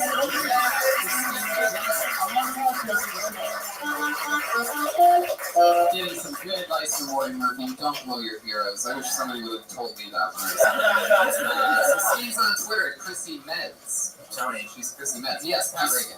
She said that she was dating a DJ, and I wanted to ask her. I didn't have a chance to. When she met the DJ, do you think her heart skipped a beat? I didn't get a chance to ask her that. Let's get back to Oh, you know what? I love this. I always love the people that don't have Twitter handles. That's always a sign of fun to come. Put your hands together for Stevie T.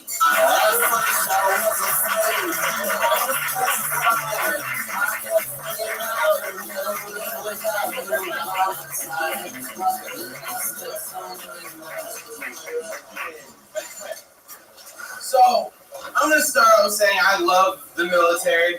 They're good guys. All right, now that I've said that, I don't think it's necessary to go to your favorite restaurants in total battle-ready attire. I mean, like, I get it. Like, you may have just come from fucking Fallujah right now, but there's not a battle against chicken nuggets in the fucking back right now. There's not one girl who's saying, oh, does that guy have a frag grenade? I mean, I understand some girls really like a guy in uniform, but I mean, that wouldn't work for every fucking profession. Like, my friend's a pizza guy, but I wouldn't see him going after work in his attire like, shit, ask him, girl, hey, baby, you want me to stuff your crust? Going for a pizza hut joke, I don't know. I just felt like you guys look like a pizza hut audience.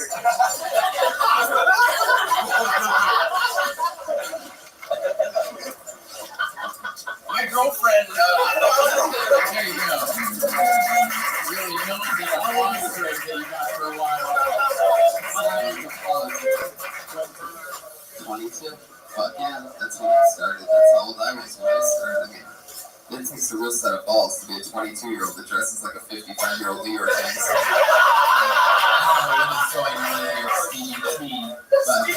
Hello, Stevie T, what's up? I didn't do an Italian joke this time, not one. Just a pizza. Yeah, you didn't do any jokes.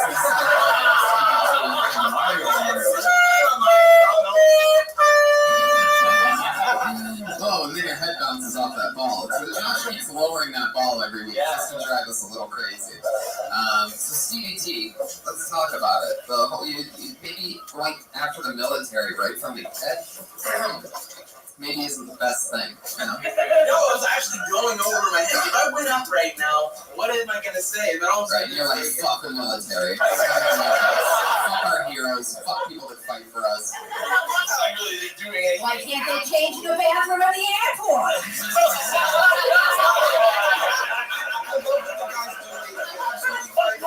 Don't get me wrong. Like, I mean, my dad's in the military. Yeah. You're sloppy as fuck.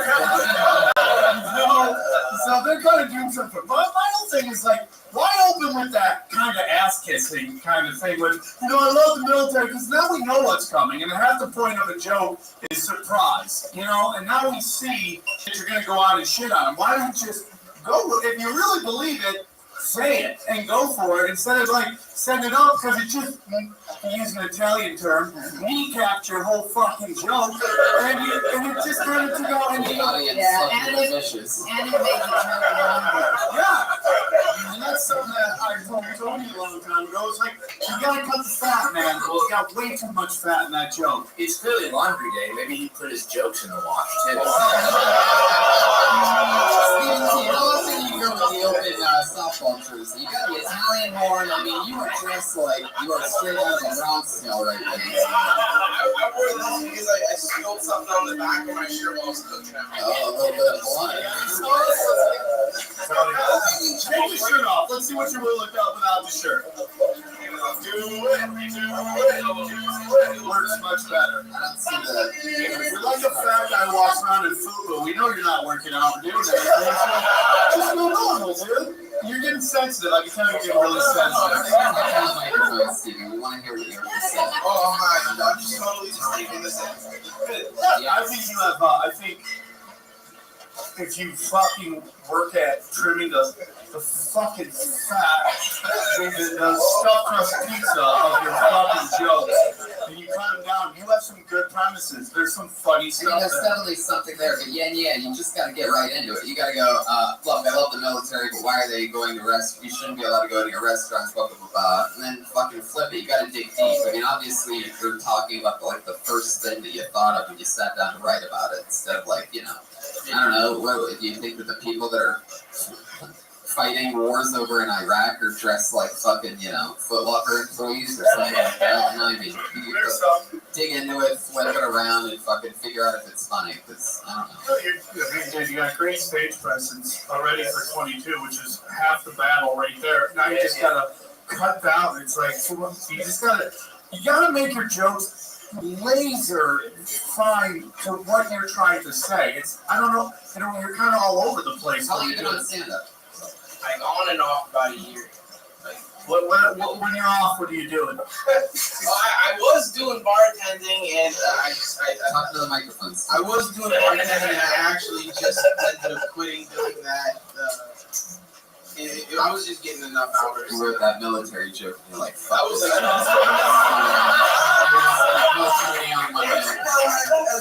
I don't need this job. I have a feeling you were just coked out of your skull when you wrote that. You and Jimmy Batts were sitting in the back, and fucking Tommy Fingers came in with an 8-ball, and you guys just gagged out. You just started writing it. I think you got to do less off, more on, and just do it because you're really funny. And I hate to say stereotypes work in this town, and I think there's something there for sure. What do you think about military? Is your dad in? Air Force. Old Navy. You seem like a sloppy guy. What's your living situation? Yeah, you seem like it seems like not only do you not make your bed, you seem like the kind of guy that gets out of bed and goes to the bathroom with your blanket still around you.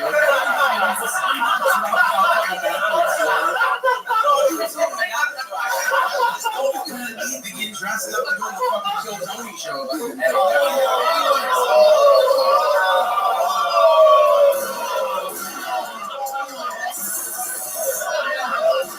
Have you ever been based on a guy riding a harmonica before?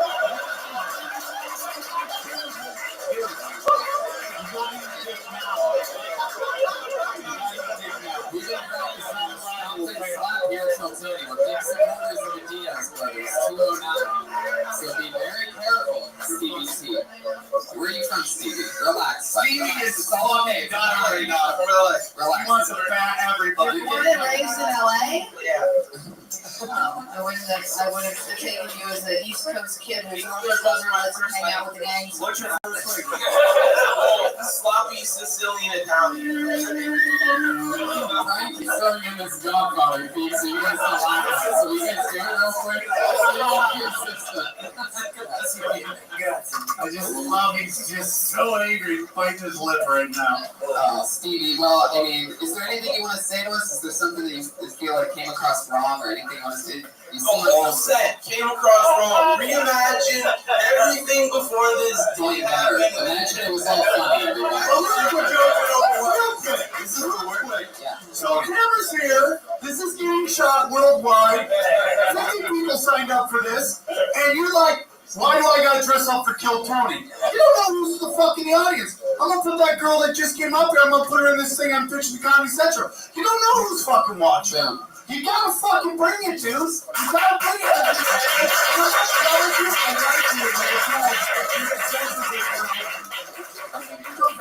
Holes in his fucking sweatshirt, But the point is, like, your attitude's like, why do I give a fucking shit? You can't have that, dude. You're in a fucking pool of sharks, dog. Everybody here is a fucking shark. And if you're like fucking full going all the time, you're gonna be doing coke in the valley at fucking, like, Olive Garden, okay?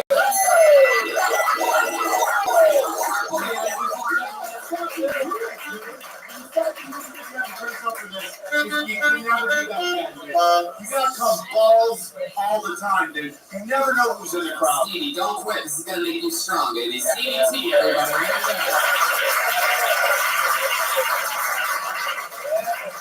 There's a lot of people in the country that are taking out their baseball shirts and stuff.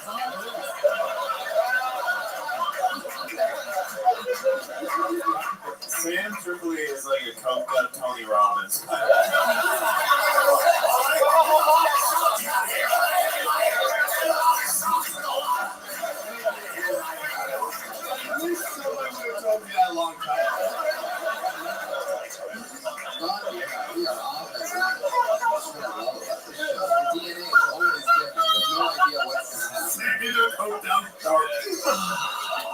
Looks like another new name. Put your hands together for Kurt.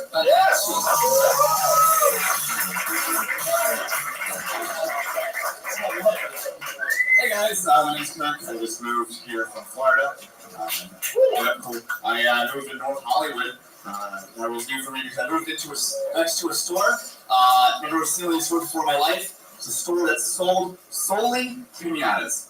Holy shit, guys. Like, I love pinatas. They're like the highlight of like any occasion. If I would walk on stage tonight with a pinata, they'll be like, yo, shit's about to go down. So we got one guy just got away too seriously. He's always spinning. Everyone's getting out of the way. You can't stop him. He's gonna stick. It's impossible. Last thing in my life, I went to a pinata party because I'm an adult. And that guy was there. And somebody got a baby. Now, apparently, the baby got hit. I say apparently, I didn't see what happened because I was blindfolded. What babies get babies? Snoop Dogg, what's that? Come on, guys. Thank you. I've been doing stand-up for about 6 years, which means I've been single for about 6 years. Fuck yeah. All right, thank you. 6 years. How long have you been in LA? A couple months, almost a year now. Tony, I never thought I'd ever meet somebody with a smaller boy body than you, but It's not my baseball jersey, so I look better. It's a smaller version of you. I've never That's seen what I look this. like when I was a baby. Hey guys, can you give me a hand for coming up here? You never got a hand after a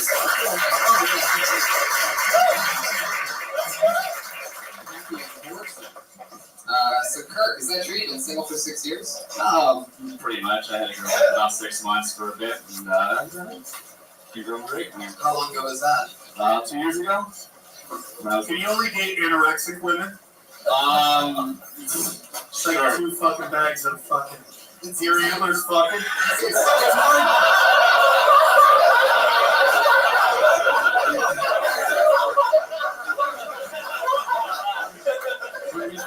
It's hard. It's really weird. Like sticks rubbing. Kurt, it seems like it would be sort of a thing to where, yeah, I could see how maybe a body like that would make a woman feel a little insecure. Has that ever happened? Or you ever? I from experience. Yes, I mean, well, if you saw me with my shirt off, Sam, I promise you'd be pretty fucking shocked at what's going on. I don't really know in the audience starts this fucking chat. Thank you, J.R. Steiner. T-shirt maker, Tony Mitchell. Well, you know, Morgan's not feeling well. Maybe a little man might warm her up. You know what I'm saying? Take a shirt off, but no, okay. I protect you. So, Kurt, has that ever been an issue in the bedroom with you? I think women only have sex with me because they're jealous of my body person. One girl wants that body. What girl doesn't? Filipino girl? I like the pinata. You guys thinking at the end you could say like either player got hit or something, and the baby didn't get hit because I looked on the ground and there was candy pouring out of them. Yes, that's correct.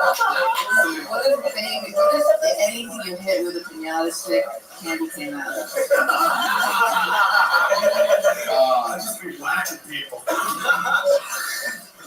So, Kurt, is this true? Did you really go to a pinata party? Is that a real thing? Yeah, and who doesn't? Like, yeah, I actually have a birthday party like next week, and they're having a pinata. So it's pretty long. Next week? Yeah. Wow, so this joke might go to a whole nother level. Yeah, it might be true soon. Like, that's one of those. What is this, Quantum Leap? You came from the future, wrote that joke, and now you're here performing? That's why I'm here, pretty much, yeah. How do you make a living, Kurt? Well, right now, sports betting, mostly. I'm not proud of it, though. I'm not proud of it. What's been some good picks for you lately? Holly Holm over Ronda Rousey, and AC over Conor McGregor so far. And then last night, Orlando City over Portland Timbers. So.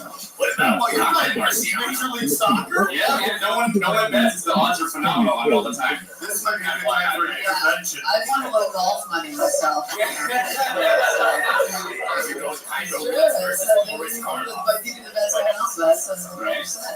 Would you take Syracuse tomorrow in the women's final game? I mean, yeah, they have to be such an what's happening? I mean, the odds are probably phenomenal. You're listening to Zero Media Podcast. I thought your jokes were funny. I thought you had a couple lines in there that need to be trimmed out that ruined the rhythm of the joke. But it's a funny premise, and I think you got good jokes. I think the structure. Just got to pull out a couple lines, and I like it. You're listening to an Airwave Media Podcast. Because that's pretty funny. Yeah, I like the Morgan, any advice for Kirk on anything? Other than don't play your heroes.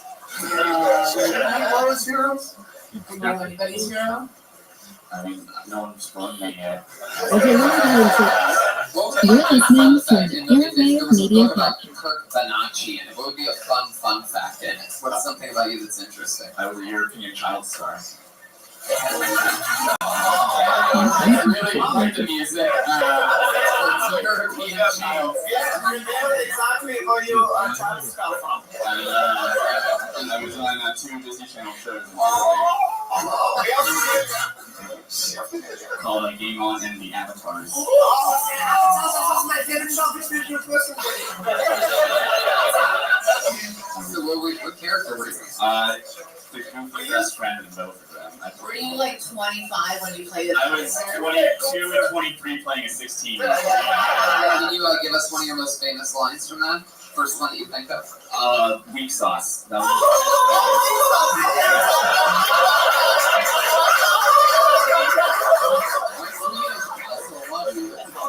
Every now and then I know the career is going crazy. Did you get puss from that? Like, that was my first such relationship while I was in Europe. Wow, like a 10-year-old or 11? You just keep calling it. So I lived in Madrid for about a year. Wow, so it was Spain. What? So the music sort of. Oh, that's of course. I know this. You did not know. How many of your fans' moms did you hook up with? Oh, none of them, unfortunately. No, I get like 8 years old. Like, Yeah, you got their moms. Their moms. You got late since that one? Since the Avatar? Yeah. That's when I dated. Are you on the dating websites and stuff? Yeah, I'm on the majority of them. What's your favorite one and why? What's your favorite dating app or website? Currently, I really happen. What is that? See, I don't know any of these. It's like when you cross paths with people, they just tell you and then you stalk them. Oh, they tell you where you guys cross. You just stay on the corner of that street, just wait for them, walk past again forever. To be honest, there's no dating app where you talk to people in person. You're like, will you go out with me? It's crazy.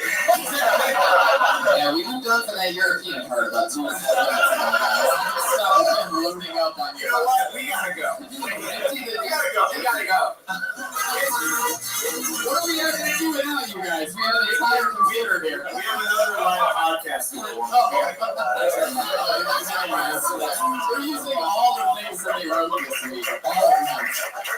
Wow, we just lost 3 interruptions, guys. I can't believe this happened. You should use your tagline right there. What is weak sauce?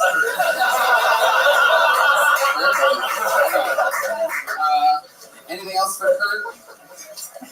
Life advice, anything? Do you not believe in push-ups? What's the thing? Even me. When I remember specifically, and we're joking about it, but it is true. I was a vegan for 5 years, and I lost all this fucking weight, and then I got busy with work, and I started being a lazy vegan. So my body just started eating any muscle that I did have, and then 4 or 5 months ago, I stopped and started eating like a human and fucking working out and shit. So I just wonder, what's your? My regimen is I'll usually wake up, literally I'll get high and go back to sleep, and then wake up and then go to hospital. Oh, so you live life like a cancer patient. Yeah, there you go.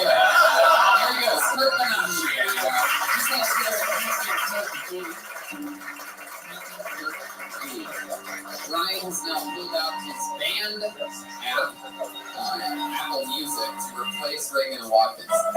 So, if you wonder, they really walked off. Yeah, there's no way they're coming back. I've worked with these guys for years, and if there's one thing I know about them, they're definitely not coming back. So this will be interesting. Jeremiah literally left the door open. That's a very rare maneuver. Even when people have stormed out of this show, they always slam that door behind them. So, I don't just a little something to keep an eye on later. I'm not part of whatever joke is happening, by the way. All right. Appreciate that. Here, answer for your next comedian, Ian. Wait a second. Roll on.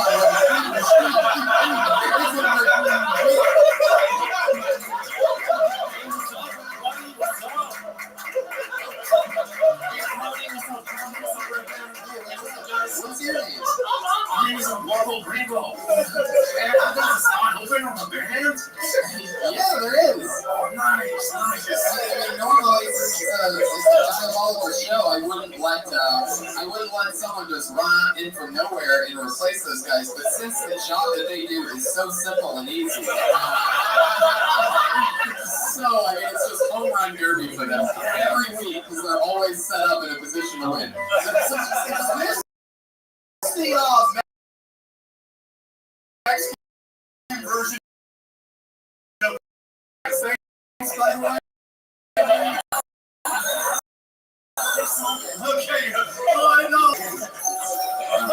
So I'm gonna bring up the new comedian. Is that cool? Is there anybody else joining you? Is there anybody else? I see some shadows over there. It's just a solo. All right, I'm gonna bring up the next comedian. Then put your hands together for Ian Russo.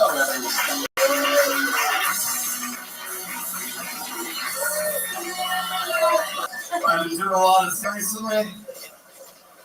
I kind of want to get one of those baby on board signs for my car. Just to drive the point home that I'm no longer a virgin.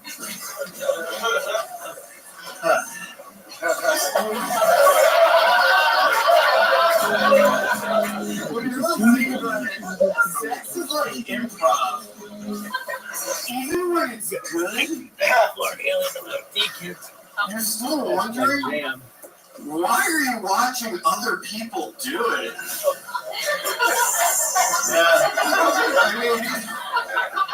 I may be new in town, but I'm so late. Even my pants are sag. All right, I love you. You're fucking amazing, by the way. How long have you been saying that? 2 years. All right. Yeah. Well, let me tell you something. You have the clap. You have the kind of power and style of a 6-month comic. So congratulations. Well, there's something very. You have a thing that is always weird, and people sometimes hear it and they wonder what the fuck I'm talking about. But you have really good timing. You have nothing material-wise. I was like, oh, this is good. I'm really lingering. There's going to be a punchline. Your reaction, your funniest parts are not your punchlines, not your setups, but literally in between the two. I wouldn't even call it a segue. You're disgusted with how what the first joke is. That sound effect? Yeah. Just when you just gave up on life right there, that was when I related to you the most. Yeah, this is going way better than wow, dude, you're the best person to cry happy tears on the show here. You have awesome setups. You pull everybody in. We're waiting for this amazing payoff, and then you completely shit the bed. And it's just, but it's like, you have great premises. You just have to figure out a punchline that fits the amazing premise that you presented. I think your setups are awesome. Thank you. You just have no clue what a punchline is. But you have everything else. You have the energy, the look. You have a great look. Like, I'm like, this guy could do commercials.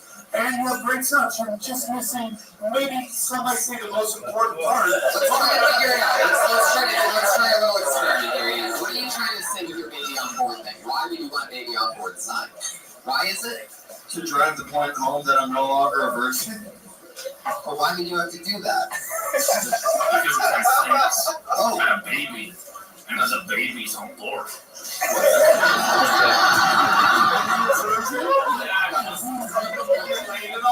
The sound on live is my favorite sound effect of all time. But you haven't been laid more than once or twice. Yeah. Do you have to? Can you go over both hands when you count how many times you've been laid? I'm just wondering. Yeah. I plead the fifth. Okay. You had sex with 5 people single. Hey, I like that set, but I was like, I think you should have more yolks about a luchador. More yolks? I'm curious what drove you into stand up? Like, where were you in your life? And you're like, I'm a Suzuki.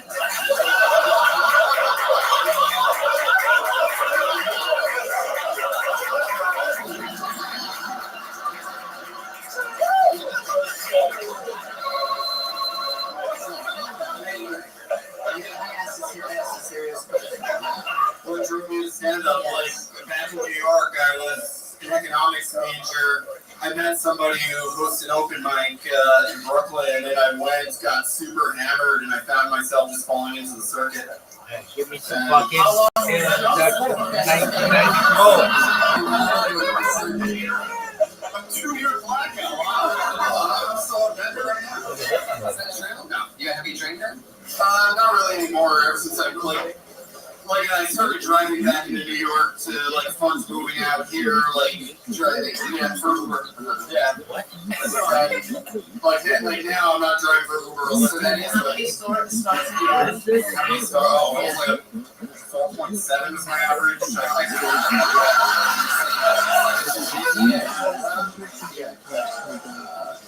Yeah. Tell us something else. Where are you trying to meet women at? Like, if it's going so bad for you, tell us. Let's figure out where we're going wrong here. Can I tell you one thing? This might be embarrassing. Turn zippers down.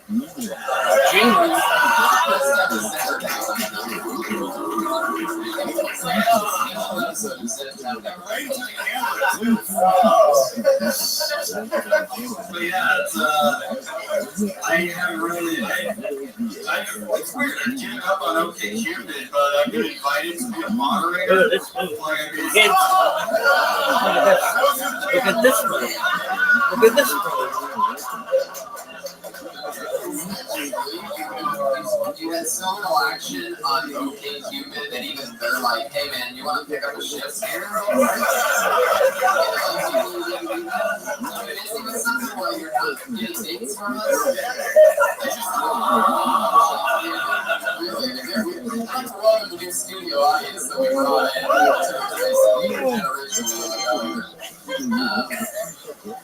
Yeah, I just haven't been trying. I've been focusing on surviving. I'm a temp. I'm a background actor. How long have you been here? 6 months. Yeah, you're doing fine. Yeah, first year in LA is just all about beating the fucking self-worth out of you. That's really what it's all about. It's about killing your ego down, and if you can make it through the first year, then it starts to kind of rise up. It's really all about just kicking your dick in the dirt the first year. The average lateral, you think you might come from New York or Seattle or San Francisco, it means nothing. You come here, and it's just like beating down with a stick. All you have to do is stay afloat, and that rest cover that. Yeah, for showing up and doing this, I would not have had the guts 6 months in to do so. She would not have had the guts to come up here with your jokes. She would have worked harder and performed better. Ian, shut up. Ian wants to say something. Our light-skinned Mexican correspondent. I'm a half Mexican. Ian, I'm going to give you props for doing that. Comedy drops. There's so many people in the room that everything to do that. Okay, so Ian, it was nice to meet you. Oh, no, that's I'm very weird about shaking guys' hands when servers were down. Yeah,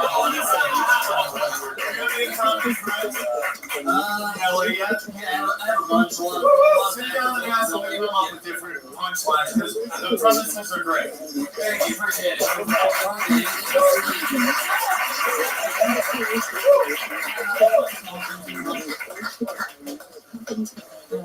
Yeah, Ian Rousseau is on Twitter at Ian Taco. Hey, you're not talking. I know I'm not talking enough. Sometimes it's hard for me to think of nice, constructive things to say to people.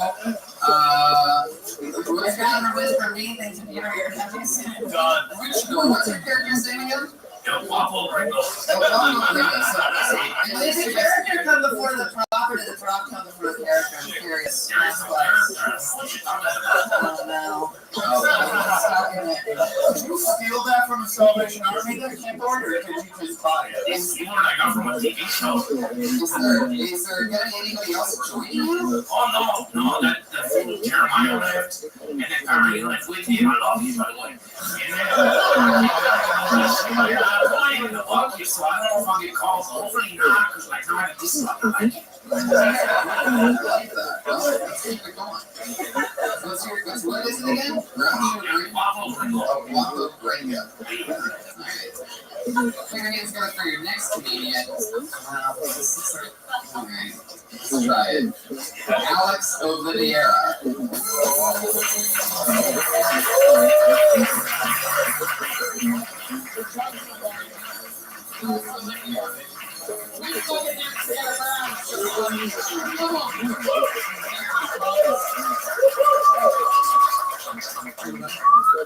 Like a lot of people, I'm good and bad with money.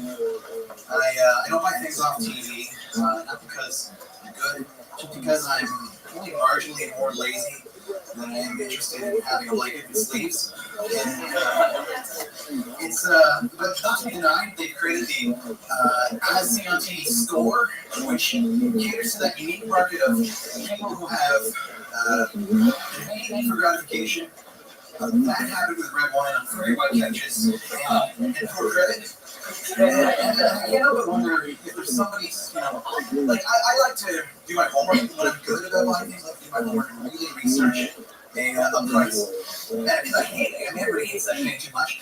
And what if there's a guy who's been chopping onions like a fucking idiot with a knife or something, and he immediately connects with an infomercial, gets on the phone, he does the whole thing, gets halfway through the commercial, he's finished his order, and he's like, thanks a lot, and then lo and behold, he gets to the part where saying, if you order now, you get two. He's like, no, fuck you, oh, shit, he's like, no, fuck you, get one, asshole. So he needs to win.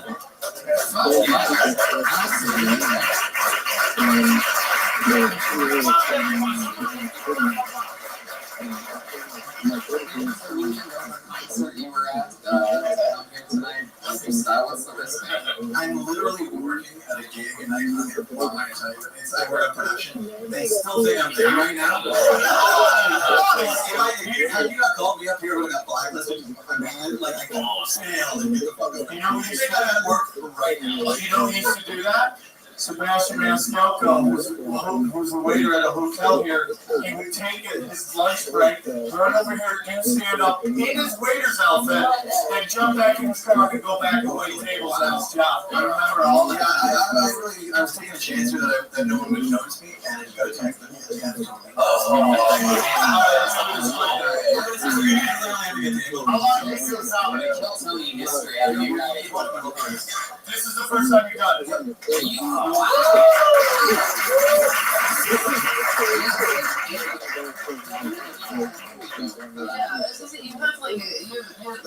You have a couple of really interesting ideas, and like I feel like Economy Awards might be your friend right now. Like we went a lot of places around an idea, but maybe just tighten that up. Stand up something you've always wanted to do?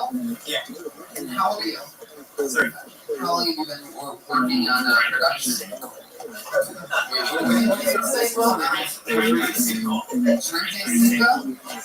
that actually right? Yeah, I remember words. Like when you were out there, were you trying to remember your words?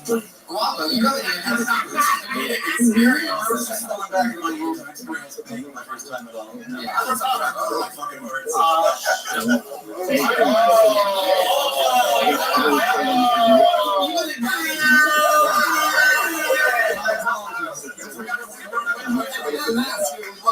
First glory hole. This is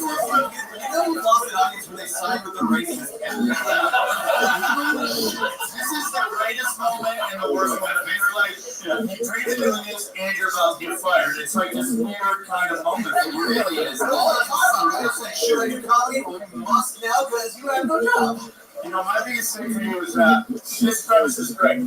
I would take it if I was you, and I would put it on the shelf.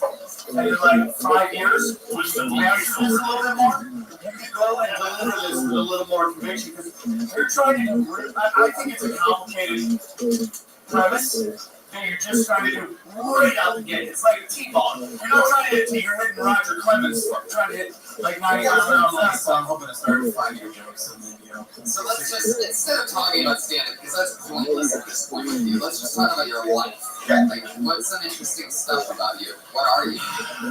Canadian from Toronto. Those who are taking the real fucking jobs, guys, these fucking goddamn he's taking the writing jobs. Everybody's worried about this guy's cousins.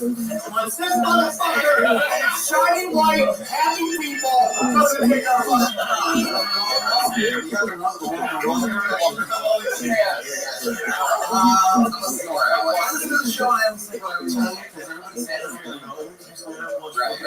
Right. I don't know, Portuguese guy, I went to jail once. I didn't pay a seatbelt ticket that put my license in suspension. And you can't just say, oh, you got me with suspended thing, and take your fine. Now you gotta show up in court. I learned that the hard way. If you don't, they give you 2 weeks in maximum security prison. And that's not what you talked about. Just saying you went to jail is no offense, funnier than the other things you said. Tell us about it's Canadian maximum jail, so that's like timeout here.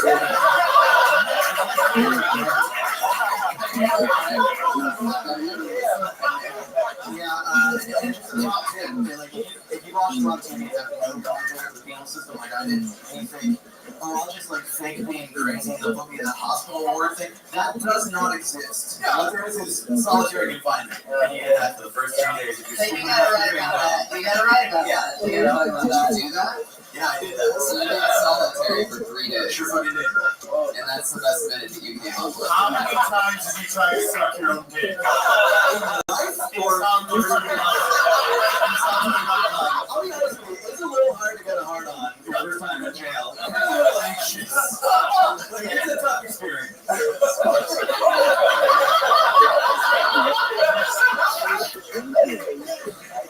Wow, your mic's on. You keep signaling way out. He's back on that one. Hey, God. Alex, more.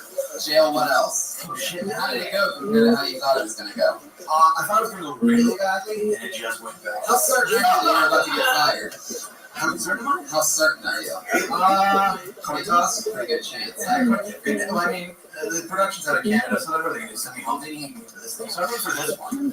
Like, I'm going to, people forget, so maybe I'll get off. Yeah. Just like a Canadians. We're Canadians, you just have to go back and apologize. Sorry, I was times.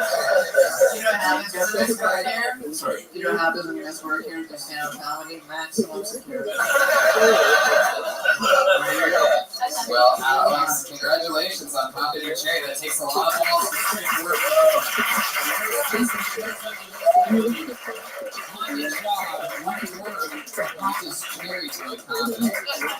It's the Sebastian Maniscalco Award. That's true.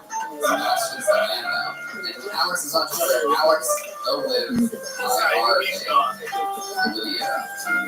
One more time for Alex. That was his first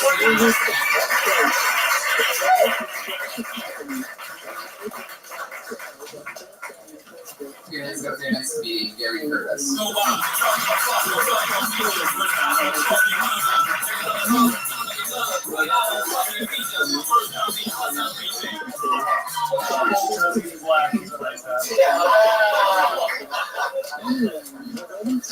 She's gonna for Gary Curtis. Yeah, I got a sister, 2 years younger than me. Not too impressive. And I feel like all siblings who are close in age have some type of sibling rivalry. I just feel like mine is weird because I feel like my younger sister trying to be a better man than me. So like when we were younger, at first, like she got better grades, and then she got better at mowing the lawn, and then she got better at basketball. This shit is weird, but I'm still cool. And then we got older, and that shit don't matter anymore. And like first she got a good job, straight out of college, but then she started paying for her own kids. And then a month ago she got engaged to a beautiful woman before I did. So I said, I was like, man, this bitch is a hell of a man.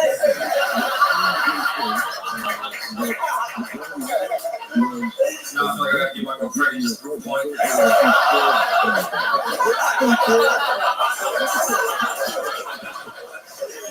I was sitting down the other day, I had this thought. I was like, I wonder how many black dudes book trips to Thailand and they get mad as hell when they get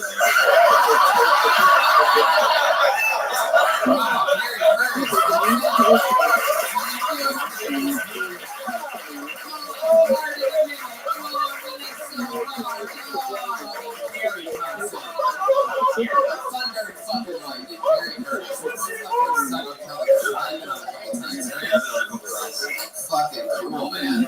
How long you been seeing that? like 2 years. Long here in LA. Yeah. Smart jokes. Yeah. Thailand, killer. So fun. Oh, Guamo. Guamo, I don't know if you've ever heard of this thing called double talk on podcasts. When you just mumble continuously into the mic, the listeners of the podcast end up hearing the host and the guests and everybody throughout their entire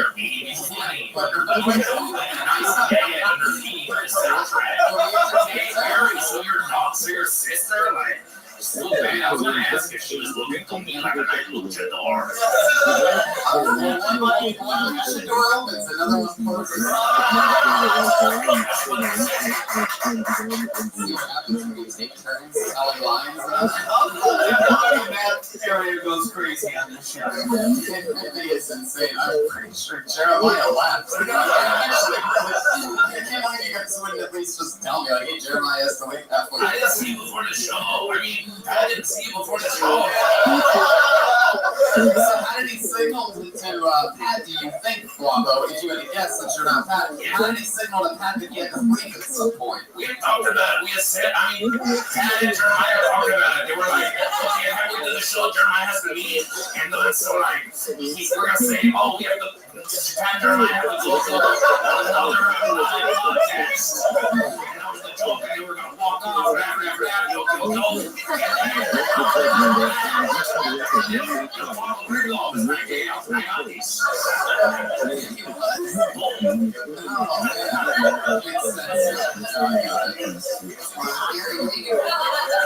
I work in finance at Tom's. Tom Shoes? Tom Shoes, yeah.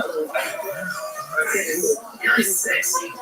We have a guy wearing Tom Shoes right here, J.R. Steiner. Just took it off. I'm going to hand it to him because he's still getting to take it. Because he wears socks. Can we see his socks? He's from Phoenix, Arizona. They don't wear socks. So ever think about how much more money you could make if they didn't send those other shoes to people and just sold regular shoes? Yeah, that's probably every time you see it. Pitch that. You're like, you know what? If we stop giving me all this free shit, we could have more money. Is it really like a hippie place over there? Like it seems like it'd be like that Whole Foods type of vibe, you know what I mean? The Whole Foods is around the corner, so that's so hey, the batteries on this keyboard are dying, and I just got it on here because it sounds really cool. It's trippy. Check it out.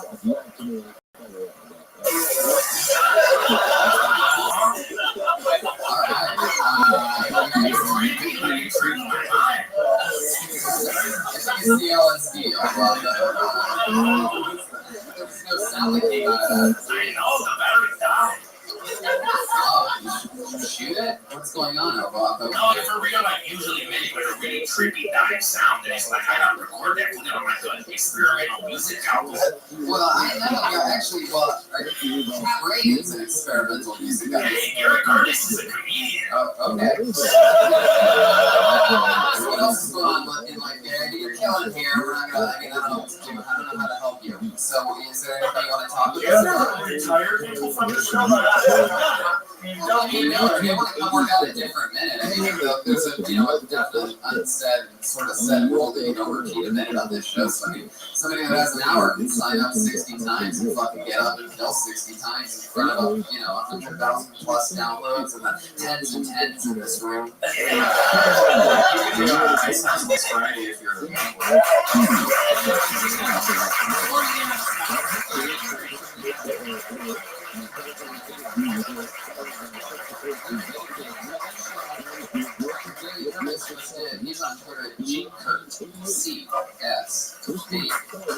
There he is. See the type of magic that can happen. We just felt 35 comedians get so depressed.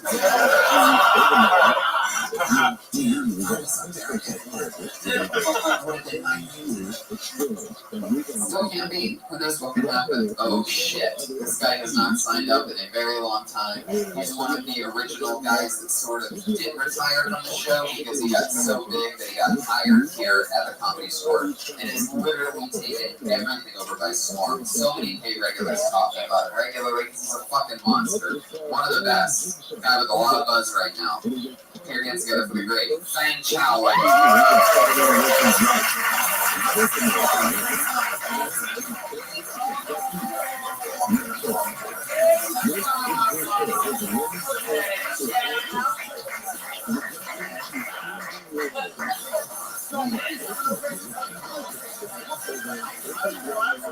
If I was actually just walk up, you would know. If you know anything about the Chinese, if you've ever ordered their food, you know it always takes a few minutes longer than What do you think, Josh? What's happening here? You do one of the girls now, and then you can chow after. Josh, dirty dog. Ladies and gentlemen, put your hands together. What's happening, Brad? Say something. That's what the stairs is. Okay, very good. How about this? Put your fucking hands together for the one, the only, one of the baddest rising talents in the world. The great Fang Chow.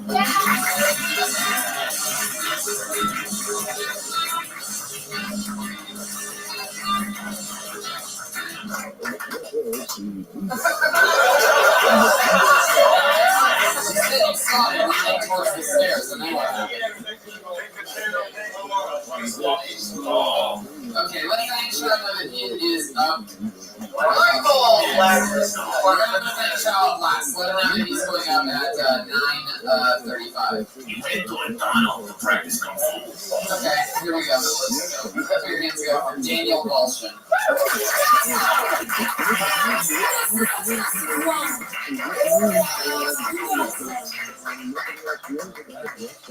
So my parents are from Ukraine. My mom is gorgeous, beautiful.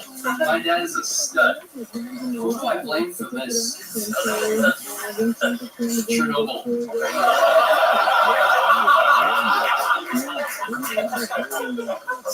Yeah, so my parents don't really understand my comedy, especially my dad. Like, I could be wrong, but he came up to me the other day and he goes, Vinny, yeah, you're not funny. I think so. I can write better on myself. Okay, but Russian comedy, hilarious. So good. Russian comedy. Like, Dad, what are you pointing at? What is this, Russia? No, not funny. But Russian comedy. So funny. Like, give me an example. White chicken couscous. Why? He did it. I showed you. Wait. Why Ukrainian guy? I showed this chicken. Come on. Alright, looks like it's so fuck yeah.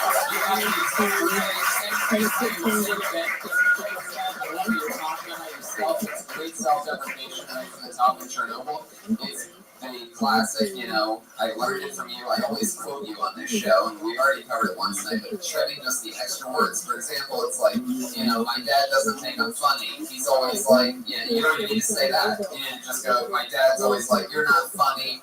And instead of going, oh man, that's sort of sad, he just goes, my dad goes, you're not. My dad always says, you're not funny, Russian comedy's funny, and then boom. And then instead of going the Russian comedy's funny part of it. Right. Yeah. You don't need to give your back and forth with. Because my dad's like, you're not funny. You know what's funny? Russian comedy, and then you get in, and then you don't do the first chicken joke. Go straight to white and the Croatian chicken. Yeah, I wouldn't do the chicken joke only because I've heard that premise before, and it, not that anything's original, you know, it's just, I've heard like crazy ethnic dad tell somebody not funny and then use a chicken joke. You should use, there's another stock joke that you could use that I think down the line would cause people to go, hey, I don't do that fucking joke. Like, if two guys walk in bar, I shoot them. You know what I'm saying? Like, something along the lines of that. That would just be a different kind of take on it that down the line I think would would be a little better. It's like when you body slam a luchador. You never just like dance around the luchador and be like, hello, hello, ha, ha, ha, I'm gonna body slam you. You just do it. But your jokes are great. They're funny. Your premises are great. Again, it's like cutting down a couple of lines here and there, but I like it. Dude. I thought it was funny. And I mean, Yakov Smirnoff is the last great, like, well, country. That's the last guy, right? Have we had any? No, that's it. He's named after masturbation and vodka. Yeah. You do have this look that says, like, you know, I watch a lot of, like, crazy videos and stuff, and it's a lot of guys like you just sucker punching people. South guy on our cam, everybody looks like you. I gotta run to the stage. All I think is like he might have a gun and I'm right here. Every guy's on the Russians don't even use guns, they use fucking, like, snow swords. Like every Russian video from live leaks, you really do. Like every time there's somebody crashing a car, punching Santa Claus in Russia. Yeah, the dude from Grand Theft Auto, right? Oh, shit. Daniel, what's the shadiest first thing you just thought of? You're like, I'm not gonna say that. Come on, no, I'm pretty clean. What is it then? If you're a pretty clean guy, then what is the shadiest thing you ever did? Your homework? What is it? How clean are you? I don't really do my homework. Alright. That's pretty much it. Tell us something about you. I was born here in Los Angeles. You look like every guy in trade school. Daniel, watch. Let me answer this question. Okay, what's the shadiest thing you've ever done? I fucked a tranny hooker at Western Air. Oh, wow. And the reason why that's shady is because he means literally at Western and Third, like in the middle of the intersection. It's very important. Or else he just would have said, fuck the tranny. He did it in the middle of a fucking Western and Third, even though they run parallel with each other.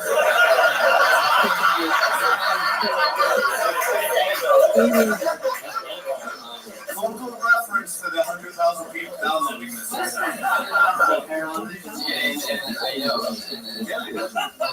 They know. So he's right here. Well, I was making what we call in comedy a killer joke. It worked what we would call very well. So, it's a part of this crazy thing. Earlier, Tony just passed himself on Kill Tony. You can only pass them. I can hear some of those. Alright, it's too late now, Dave. Honestly,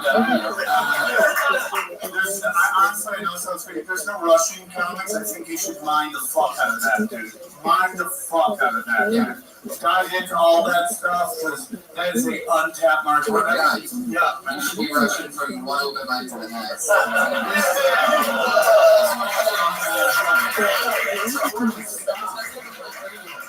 Same thing.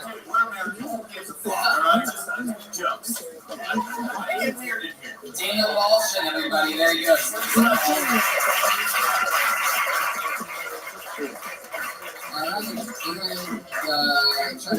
You know what?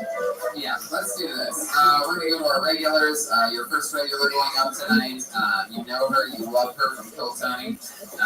Put your hands together for the great Melissa Essley, everybody.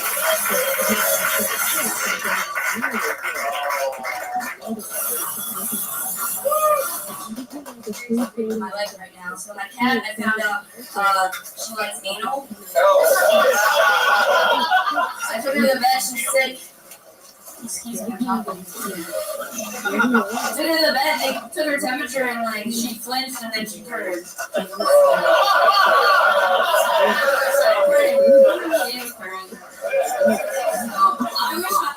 I wish that I liked anal because life's just been fucking me. It's a matter of 72 hours. I lost my job, my car broke down, and my air mattress started leaking. Yeah, it's a painful life. Got home after like a shitty day, and I like lay down and like finally just some sleep. It's not quite as effective when I'm shooting it. Yeah. Yeah, so I'm eating bologna sandwiches.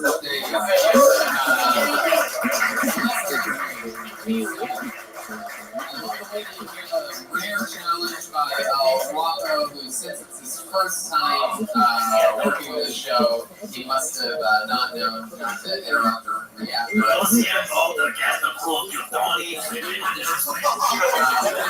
set. Looks like Melissa Esslin.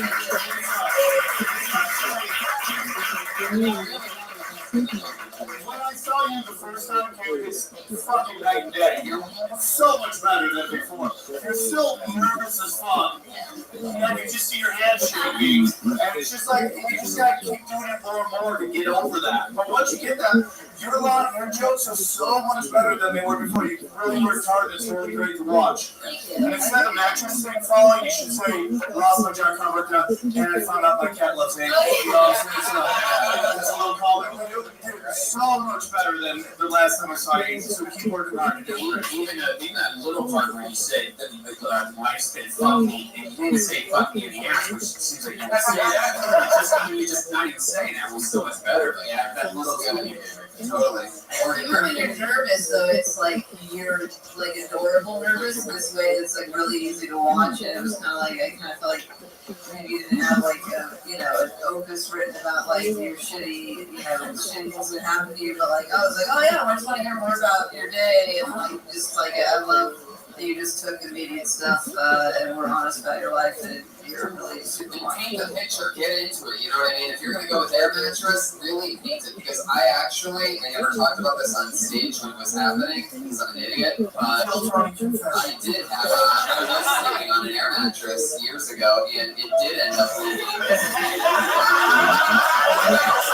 is true, by the way. This part's like super unbelievable, is that I bought another air mattress, and that already had a hole in it, and I was sleeping. By the way, here's what's crazy. This is what you need to take into stride. Is that when you sleep on an air mattress that has a hole in it, you blow it up all the way. I mean, it's a sad situation. Because no matter what, you're going to end up on the floor. The question is how long are you going to be able to fall asleep before you hit the floor? That's really what ends up happening. I only know because I'm fucking winded by the way. like this is how they hitting bottom like this. Yeah. Now I can't fall asleep without that sound. I can't fall asleep without that sound, so now that I have a Tempur-Pedic mattress, I bought a rattlesnake and was sitting on What's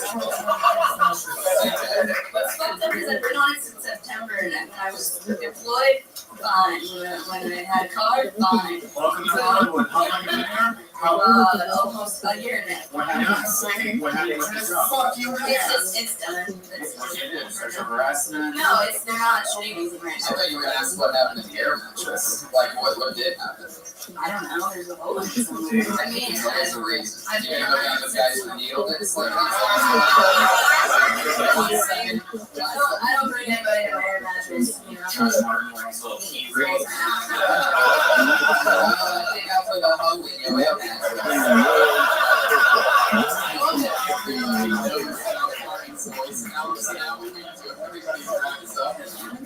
For years of establishing Joshua. Sounds like I'm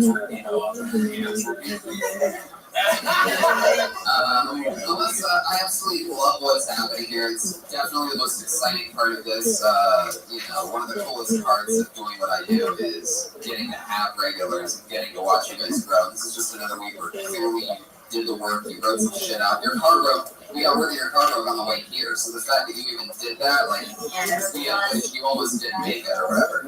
But so that's pretty cool that you're talking about real shit, and that's fucking awesome. I'm really happy with your sets lately. It's great stuff. Melissa Slinger, everybody.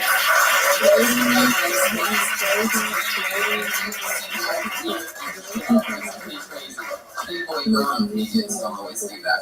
Put your hands together for our other regular, very funny, always cool. The Styles, Vanessa Johnson.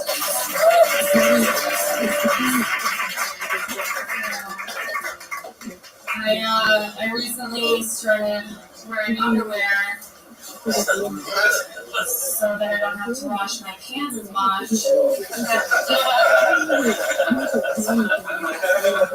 And so that I can sell them.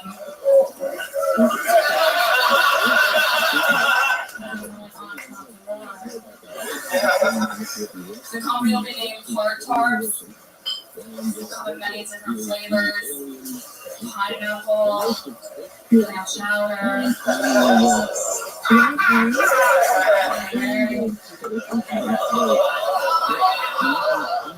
chocolate.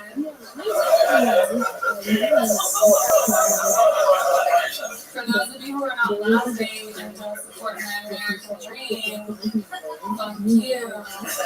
Communist. Trying to figure out who my target demographic is. Probably red pants.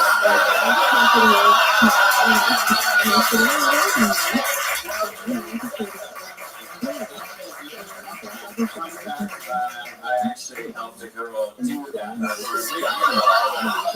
She would buy like a bag at Kmart with like 28 like shitty underwear, like a big like jeans bag, and just like stuff in her vagina, pull it out, throw it in the envelope.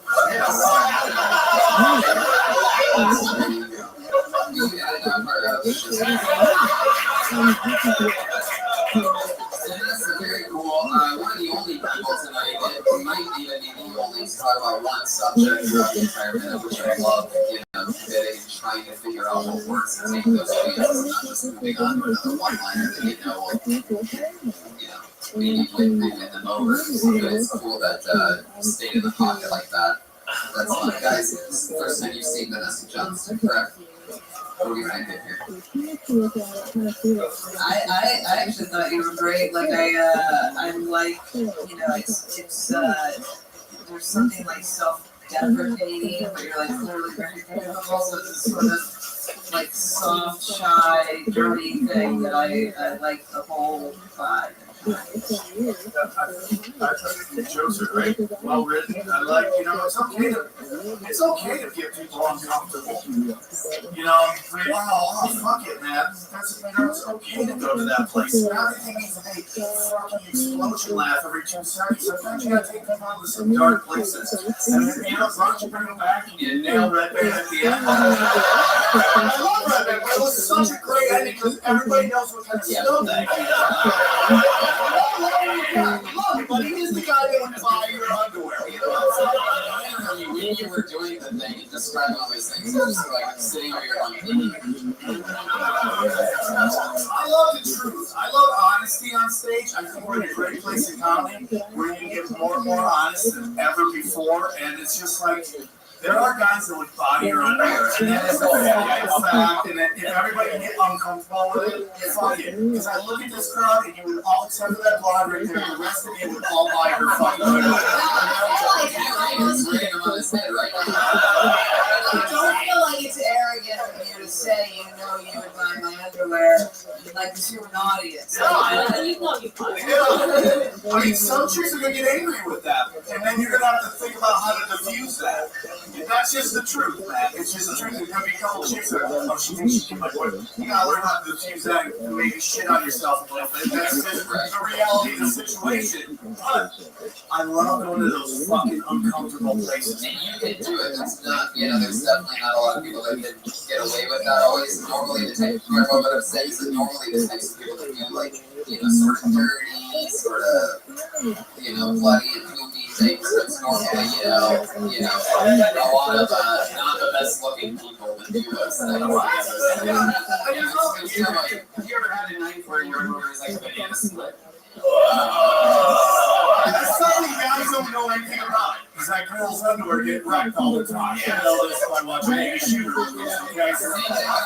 Melissa, Sling goes for you. It's so fun to watch you guys grow and take chances and stay in the pocket and really deliver. So fucking cool. Love it. Another set. Yeah. I was just gonna say the one thing I think, especially when your jokes are really dirty, like sit with them a lot and like really like look at them and go like, how can I make this the smartest joke possible so that nobody can say, oh, that's just a dirty joke. Yeah, right. because I typically don't do like a funny humor. Yeah, but like even if it's funny humor, it's like there are brilliant jokes that are about shit and dicks and farts. Davis House is the funniest guy on the planet.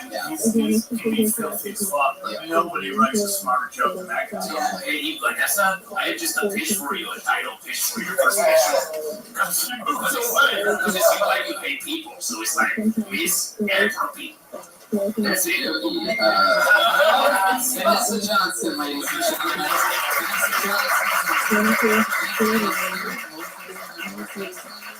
Special treat to all of you Tony fans that have been watching for a long time. You know this guy, you love him. You're going to get pulled out of the bucket. He has so much going on that he literally was too busy for his spot, and we are having him on right now. You know him, you love him. You've seen him over 10 times on this show now, and doing crazy things. It's the great Fang Chow.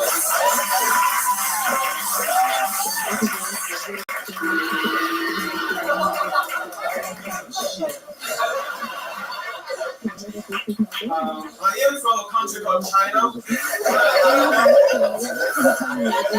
Over there, people beat their kids all the time.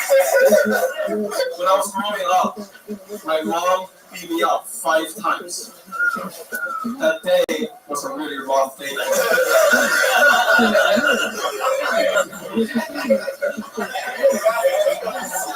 My Chinese grandma died last year. Before she died, all she wanted to see is me getting married with another Chinese chick. She wants to make more Chinese babies. I said to my grandma, I said, Grandma, I love you with all my heart. I'll do anything to make you happy. But you know, I don't like the Chinese chicks. You're being one of them.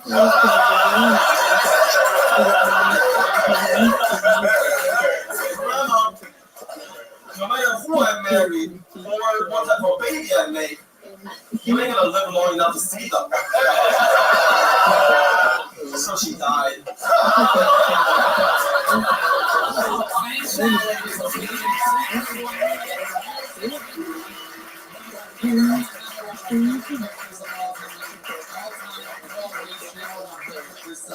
How's that going for you, Fang Chow? Oh, it's good. Everything's good here. Everybody's talking about you. Your reputation is like, everybody's saying that you're one of the best New York guys since Tony Hinchcliffe. 2007, by the way. You're still hot right Yeah. But don't let it go to your head. It's bigger. That's the biggest thing. You're very funny. You've been funny since I saw you at Flappers doing that open mic, which is the front. You got a great look. You're a fucking excellent writer, man. It's just time and keep writing. Morty Murphy. You got great. It's my first time seeing you, and I just see why there's so much buzz. You're fantastic, and you're really, again, like, I feel like the comedy it's not just like great writers, but like I could hear you, I could watch you for like a long time, struggle through jokes and go to great jokes, struggle through jokes and watch them all on set. You clearly own it. Your stage presence tells an entire story. You were the only person all night to stand at the front of the stage, might stand behind you, truly look out and deliver, and that goes a long way. That's a real thing that just happened. That disguises and goes both ways, and that's why we want to hear more. It's because you're owning, you have confidence, which is so fucking important in this. You have to keep a level head though, but he's gonna do it. He's gonna do it. He's gonna be a rock star.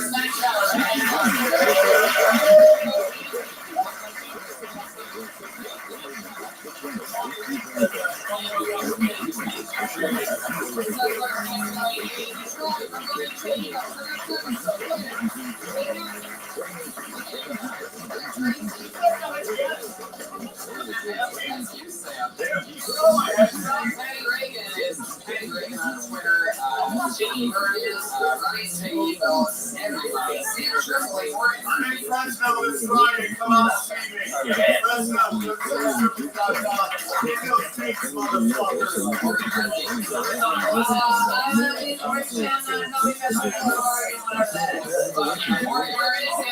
Thank you guys so much.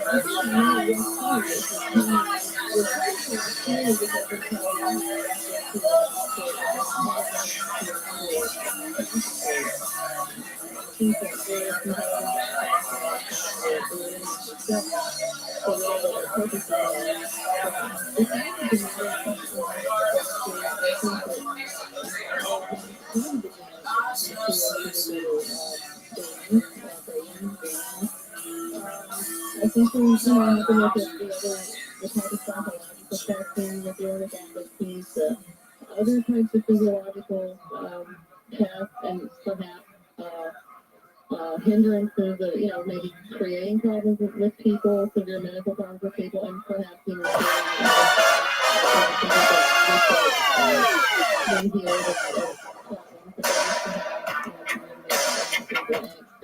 Do you detect a motive?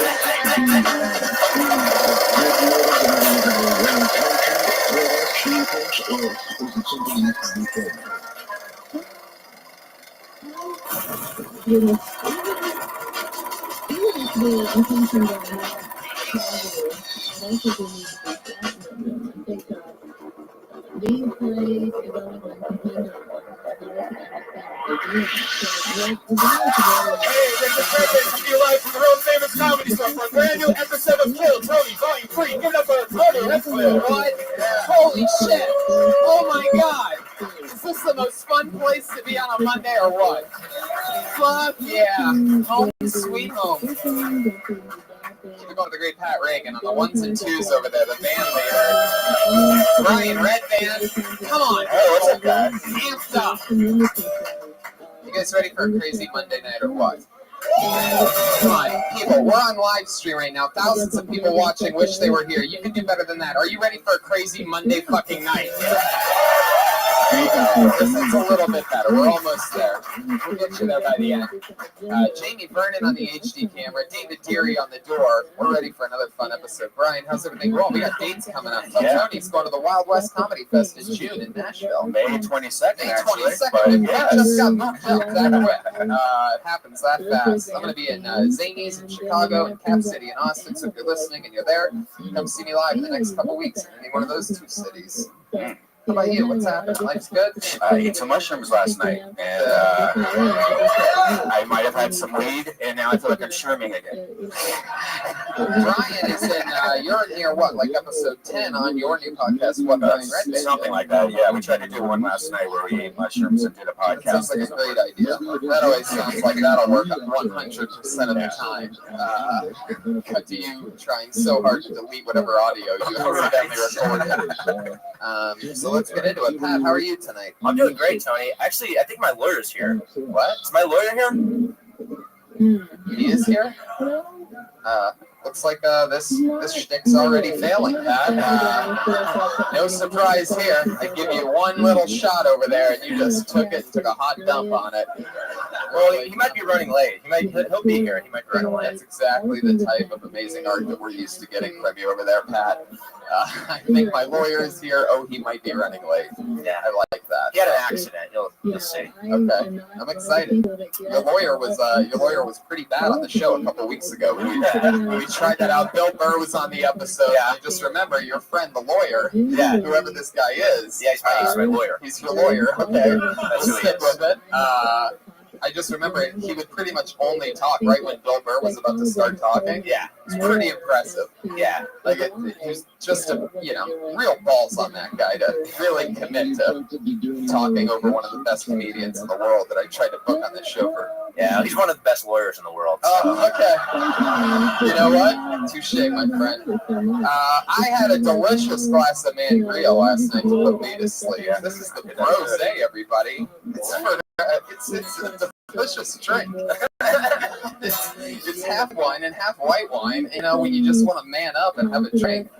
I go for Mangria. Adam Carolla's delicious Mangria. It's strong. I shared a bottle last night, and they're not even paying us to say this. It's just so fucking delicious that I just take a moment out of every episode to say, so good. Adam Carolla's Mangria, so delicious. I love it. Mangria. Yeah, there you go. Now you're on board. That's realizing maybe you can get $20 out of this. Mangria. Hey, also my band, the Baby Boys, Pat Reagan and the Baby Boys, is on Spotify right now. Yeah, new music just came out. It's a full band.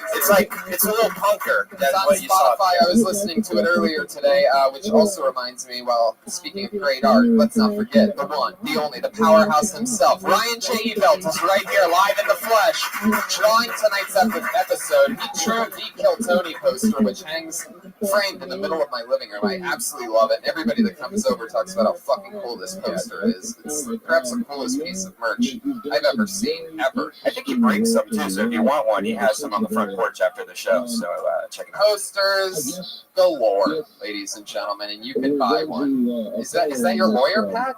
This business of genetic extraction. Give it up for my lawyer, ladies and gentlemen. There we go. I will help you out. Oh, wait a second. Oh, he's blind. Is that a yardstick? Oh, he has a yardstick, but I used to get spanked by those. I watched him step on the stage without actually touching the yardstick to it. Very interesting. Oh, you looked right at me. Are you blind? I can see through the sunglasses, though, that you're looking directly at my eyeballs.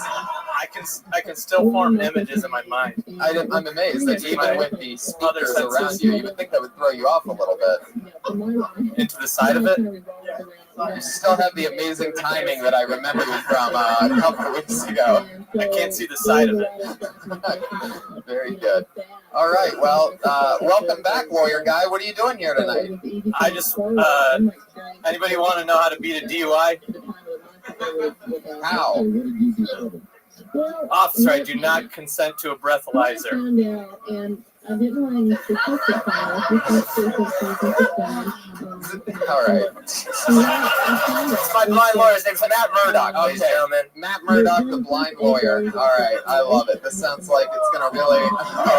What's funny is that Pat actually knocked over the blind man's beer on that. That's very impressive. With both of your feet there, Pat, you decided to kick over a beer. He found exactly where it was. This blind lawyer has great instincts. I could feel the radiating cold. There you go. Fuck yeah. I love it. 0 for 4 for those of you keeping track. I'm a lawyer tonight. Let's do it, guys. We have two of the funniest guests in the world. As always, we surprise you every single week. We don't tell you who our guests are. We don't fucking need to. Because Kill Tony fans are the most badass fans in the world. And that's why you get rewarded weekly with the baddest ass comedians possible. This week is no different. Put your hands together for the great Doug Benson and Eleanor Kerrigan.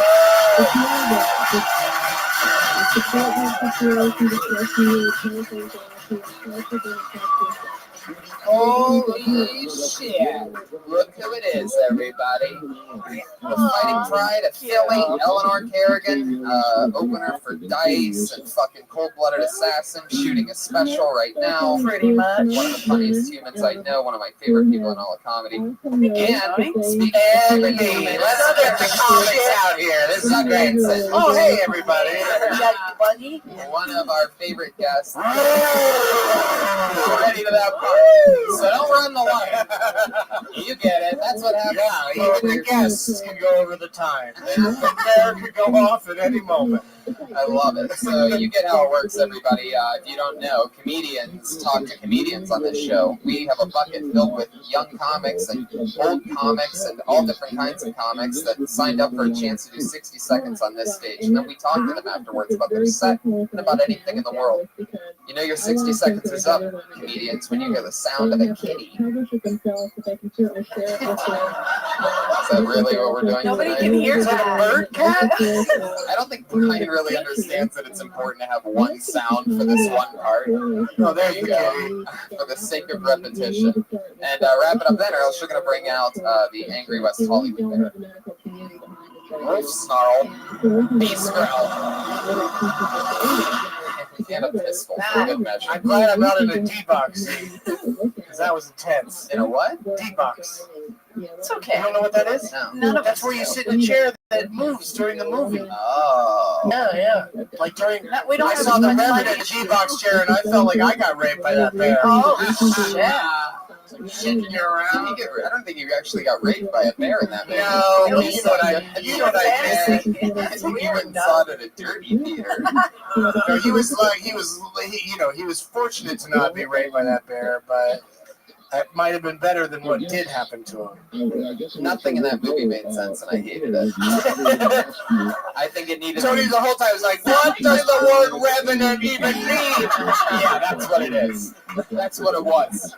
That's why I couldn't enjoy the movie, because I didn't know what the fucking word meant.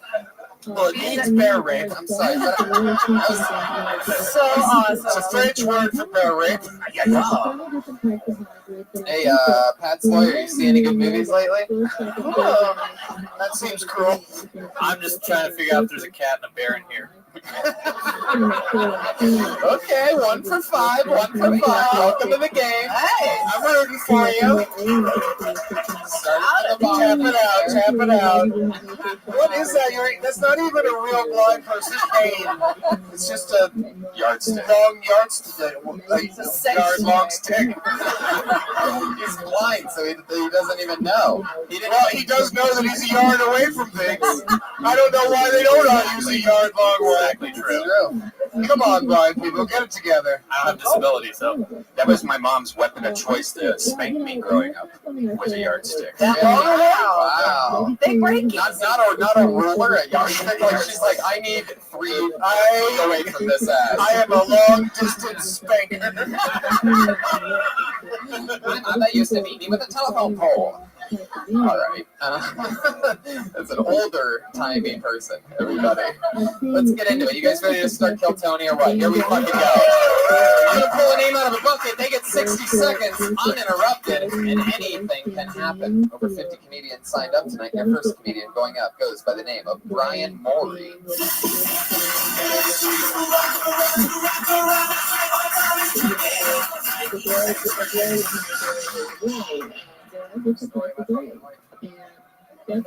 Hey guys, thank you for having me. Quick background on me. I was raised by my grandparents. My mother's a drug addict. I've never met my father, and heart disease and diabetes run in my family. I'm what you would call statistically black, though the financial aid office at Rutgers apparently disagrees. My first memory of my mother was her taking me and my sister to a store to see a Ninja Turtle. Big fucking day for me, needless to say. He was signing autographs and taking pictures. And my mom's friend had my 6-year-old sister steal a woman's purse that was on the floor. And she was very scared and she was crying. And I remember being so pissed off because we drove all that way and it was fucking Donatello. And there wasn't shit in that lady's purse. I come to terms with this question. Upstairs. Okay, is that are you ending your set? Still have some time left. What did that come in at, Brian? It was 50 seconds when you said 50, yes. You had 10 more seconds. You want to do 10 more seconds? I don't have 10 more All right. All right, let it go. Is that what you have? That's what I have, yeah. Is this your first time doing stand-up? Very first time. Very first time doing stand-up comedy. All right, how we do it. Just bring on the show by making dreams come true. Yeah. You know, no big deal. So this is your first time, so this is a great thing to go through right now. Put the mic back in the stand for a second. Now, pretend that you just got introduced and lower the stand. There you go. And then take it out or don't. But you know what I mean? Like, you gave in to the height of the stand, like, oh, great. Story of my life. Yeah, story of my life. And you took it out, and it's like, which would be funny if you planned it, but instead it was more like, yeah, I'm not tall enough to do comedy. Which is not true. You can do it at any size. Kevin Hart proves it on the daily. And now that I know that it was your first time, it's also sort of crazy when he's like, well, that felt like a minute to me. Yeah. I don't know what kind of time are you guys on, man. I've been doing this a while. 50 seconds to be exact. But that's what I said when I lost my virginity. Hey, it felt like a lot longer.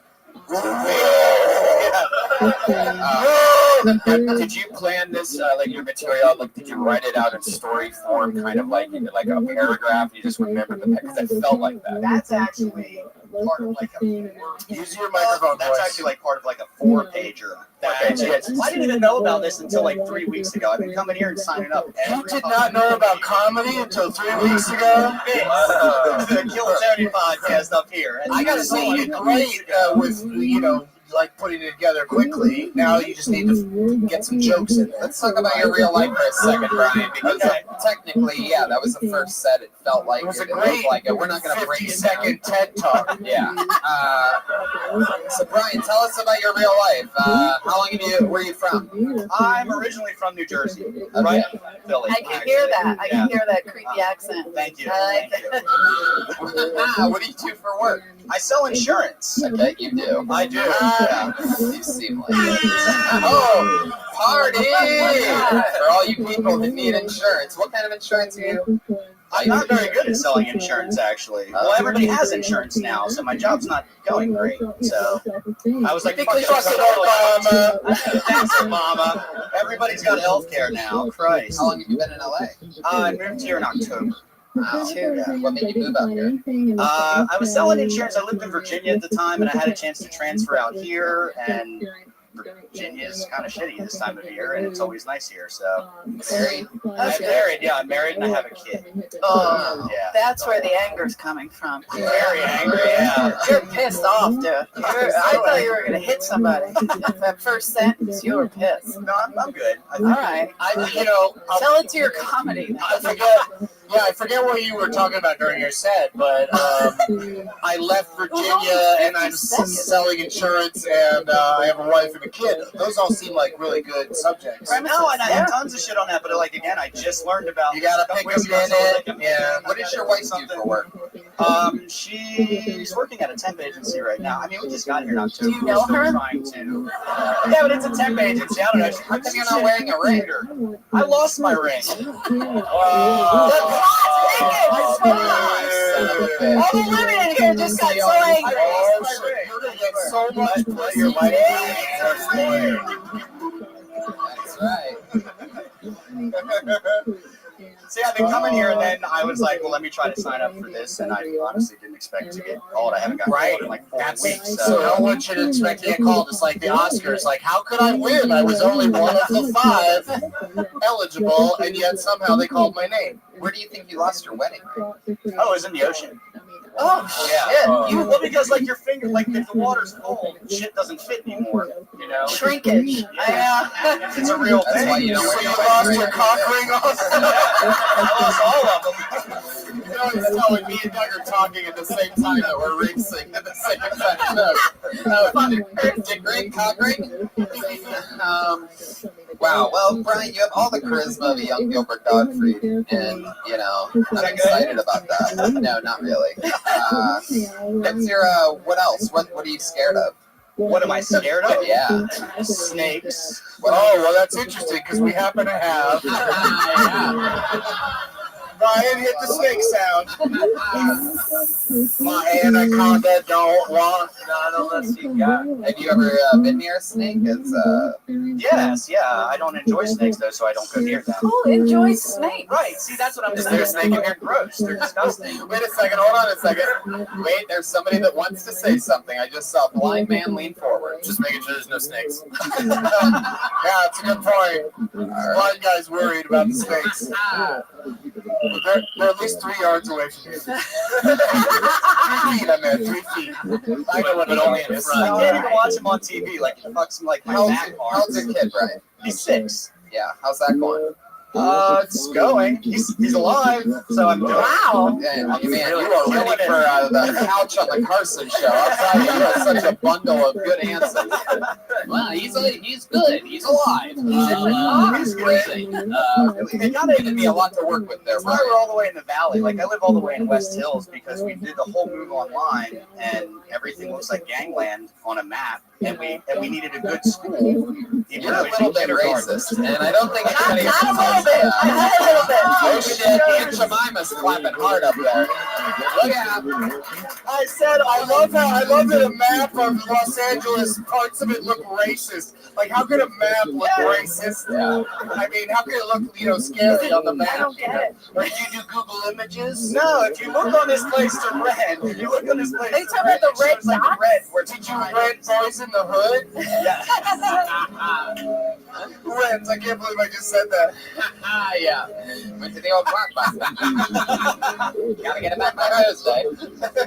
All right, Brian. Well, it was nice to meet you, man. You had your first time on stage. Eleanor, anything from Brian? Eleanor, you are a specialist in recognizing talent at the store. A lot of people might not know, but like that's a big part of her inside thing because you've seen everybody here at the store start for the last like 2 decades. That's true. But you get what Red Band said earlier about memorizing a monologue. That's how it felt. It felt like you angrily wrote out this stuff, like you're pissed that you had to be raised by your grandma. I get it. I was raised by my grandma too. But you know, there's fun in that, and it's not just black jokes either. There's other shit in there too. I mean, I'm very black. I understand. Right. But just, you know, there's other stuff in there. It felt angry. It felt like you were fucking pissed. And I did feel, shit, this guy's kind of racist. I know, but it just, because even if you're not, it comes off angry. Yeah. Now that it's legal, I guess. Oh, fuck. Get your shit together. Do it when it's illegal. He was super into cigarettes when he was in Virginia. Stop following the law. Do shit illegal. Do a little coke. Loosen up. That's good advice. But I don't know about the coke part. But somebody do coke. But I'd say though that like at least, even though it was a memorized monologue, at least it was like public speaking's clearly not a problem. Like for your first set, you were poised. Yeah, that's what I'd say. I'm nervous. I'm still sweating like a fucking. There he goes. Well, you're hiding it very well with your cardigan. Yeah, the outfit's perfect. So now go back and work on the jokes. There he goes, Brian Morey, everybody. Brian Morey.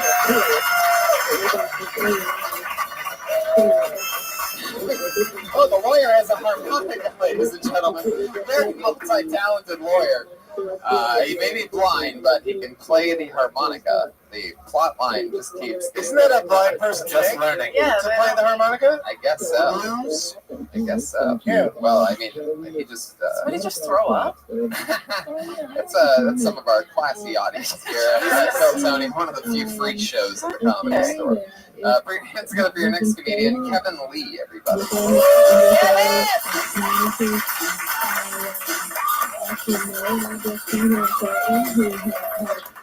Thanks. Thank you. Sorry, I was back in the room. I'm not having a great day. This morning I put my boxers on backwards, and I didn't realize it till this afternoon at work. I had to poop through the dick hole.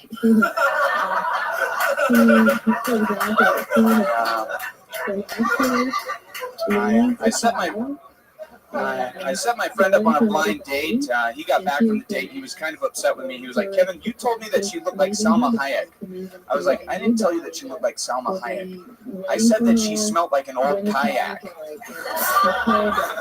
And he was like, "Kevin, you told me that she looked like Anna Kournikova." I was like, "I didn't tell you that she looked like Anna Kournikova. I said that she looked like an anus cornucopia." "Kevin, you told me that she looked like Catherine Zeta-Jones." I was like, "I didn't tell you that she looked like Catherine Zeta-Jones. I said that she looked like a Scatman Crothers clone." Thank you. There you go, Kevin Lee. Killing it. I feel like that set also would have crushed in front of a room of kindergartners as well. Possibly, yeah. Something very Do you think they would have got the references? I don't even think you need the references. It's just like, oh, I get it. That does sound like that. Yeah, that's cool. How many of those do you have? I feel like the way you were rattling them off, I feel like I could listen to an entire hour of, no, I didn't say that. I have like a minute 10. I thought you were going to say, for a second there, I thought you were going to say, I have like a million. Yeah. Are you an Adam Sandler fan? I am, yes. Because do you know his old bit where he said he was shy about asking his girlfriend what to do in bed? He said, "Lick my balls," and she's like, "What?" And he's like, "I like Lou Rawls." Oh no, yeah. I haven't heard that one, but it's similar. But even though it's the same structure, I don't think it's a ripoff. I enjoyed it. I'd say my biggest critique of your set was opening with, "I had to come from the back of the room," because we all have to do that when it's our turn to go on. We don't just magically appear. We have to come from the back of the room. So just don't make excuses at the beginning and go right into your ripoff of Adam Sandler. Go. Absolutely. Thank you. Yeah, huge fan. Thanks. I love that. Kevin, how long have you been on stand-up? Almost 10 years. Wow. Yeah. Where at? Indianapolis is where I got started. I did it in New York for a while, Chicago. Yeah. How long you been doing it in LA? About 4 years. Yeah. Oh, that's Kevin's, go on. Kevin's one of my best friends. Hey, wow, another one. This isn't gonna. These guys are just coming out of the woodwork. He goes through them really quick. Did you think that was gonna help him? Yeah, I know it's not gonna help. Yeah, We've been hanging out. Why'd you go around about like that? it's always great. Next week you'll see him as Pat's deaf accountant.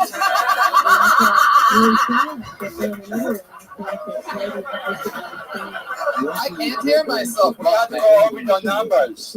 There you go. He's already We ready. don't have enough info. Wow. Look at this. We're like a member of the Cat Pack. Yeah, actually, I'm sorry. I'll have a written apology for everyone. The Cat Pack. That is amazing. It has to be called that. Oh, Kevin. Can I just say something off this set? Oh, is this one of your friends as well, blind lawyer? I actually did date a woman that smelled like a kayak. All right. That's all I know about her. This Cat Pack is really big. 2 for 7. 2 for 7.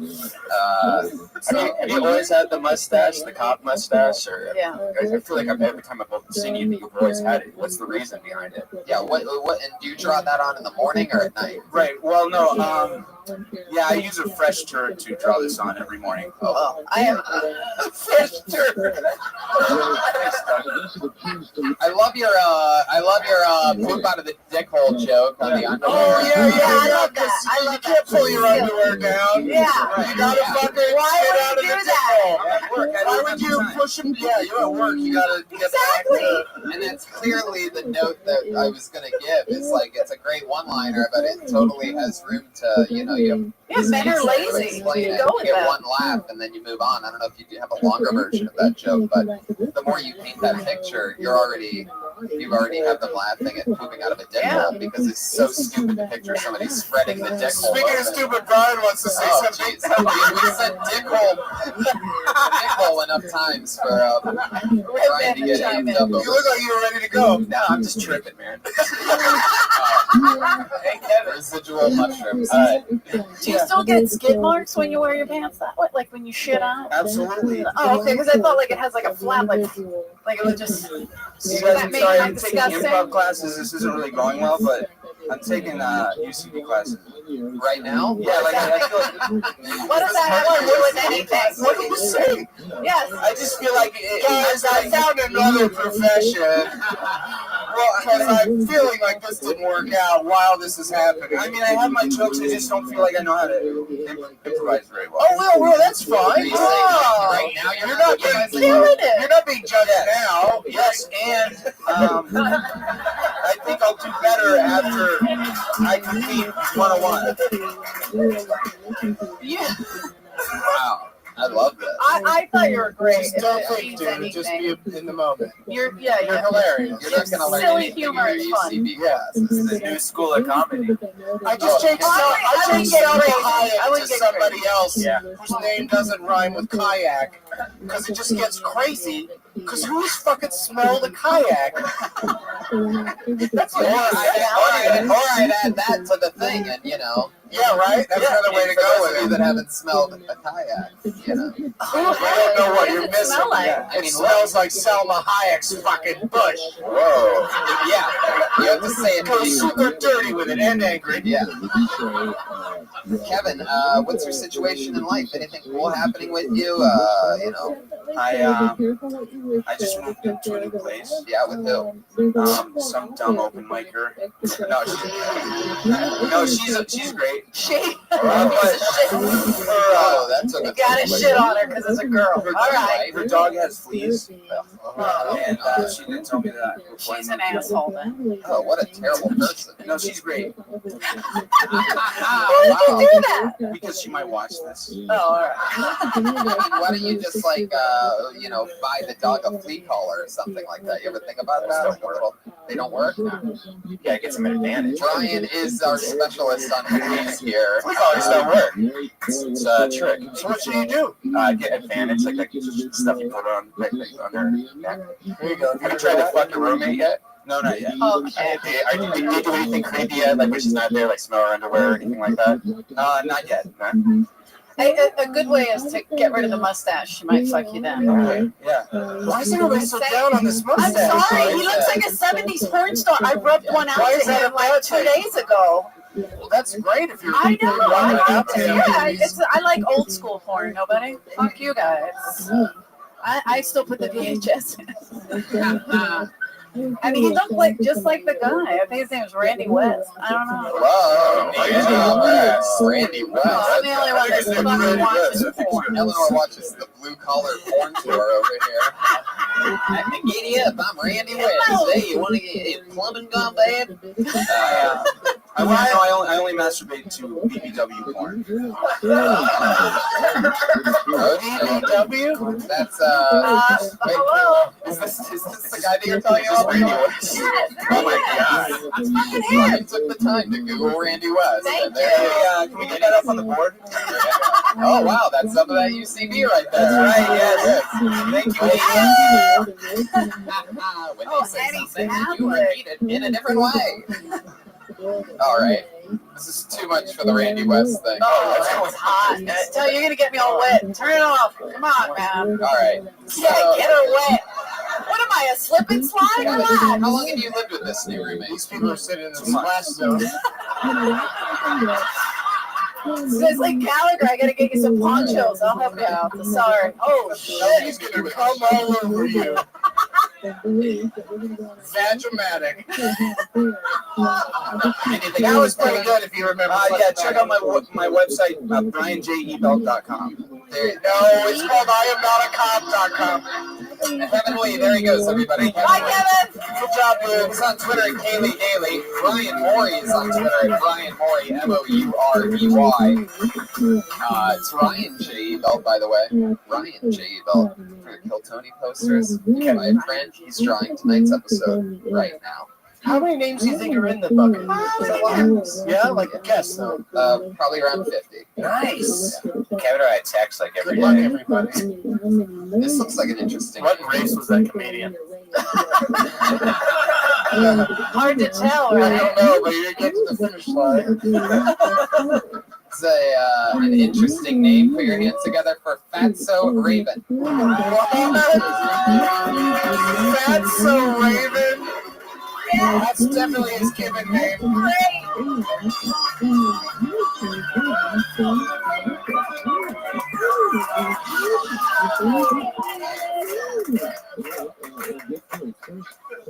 I just showed my pet scorpion to a friend of mine, and he asked me, I just showed a pet scorpion to a friend of mine, and he asked me, is it poisonous? And I said, no, not at all. But that's not what he heard. Based off of what he did next, he must have heard me say, no, not at all. Please feel free to reach in and grab my scorpion. This guy takes his bare hand, reaches it over into the tank, and the second that he gets close enough, she stings him right on the inside of his asshole. They're a lot more agile than we give him credit for. And so John's on the floor, he's writhing in a new kind of pain. 20 minutes later, I say, John, we need to get you to a hospital. I think you're allergic to scorpions. And he starts feeling, whoa, you said that it was not poisonous. John, of course not. Who's ever heard of a poisonous scorpion? But they're venomous as shit. Holy shit. Excellent. Fatso Raven, a.k.a. Matthew Maloney. Matthew, what's up with the name change? Just try something new. Are you the bear from the Redneck? Do it. Are you the bear that beat up Leo? So cute.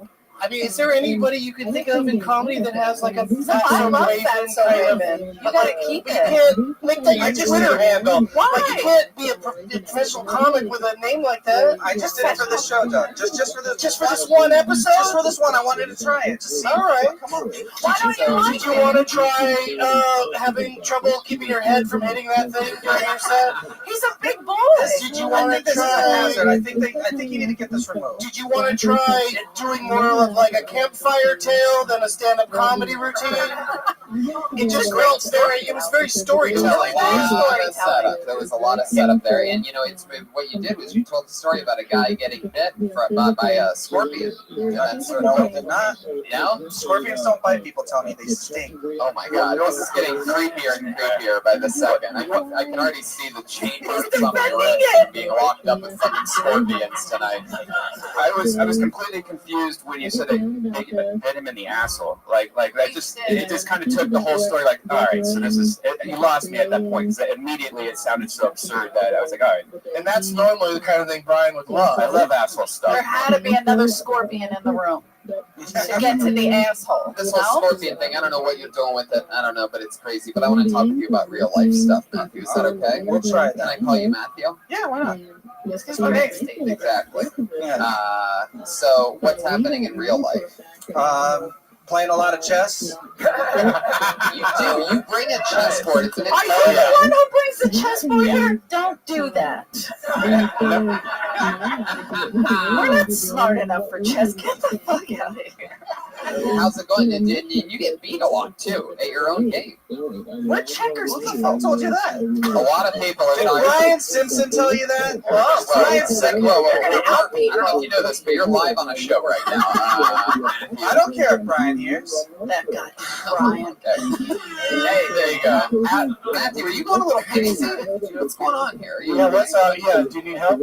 I like Matthew. You've been on the show multiple times. Normally, you're known as like, a real destroyer. And then you did this thing tonight with the. That was like there was 55. I actually looked at the clock, and the setup is 55 seconds long. Like when you hit that joke at the end. I've done that before and it worked. I don't want to use that. Did you do it at a scorpion convention? Did they open it for scorpions? More scorpion jokes of any kind, please. Jokes or stories, it's all good to us. Of course, everybody knows they're venomous, not poisonous. Instead of comedy, it doesn't matter if you win or lose. Nobody's keeping Scorpion.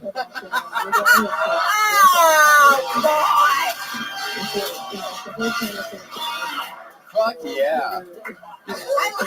Just like over just chugging a bottle of water. That's how you party, Dustin? You should play chess with him. Oh, yes. Sid.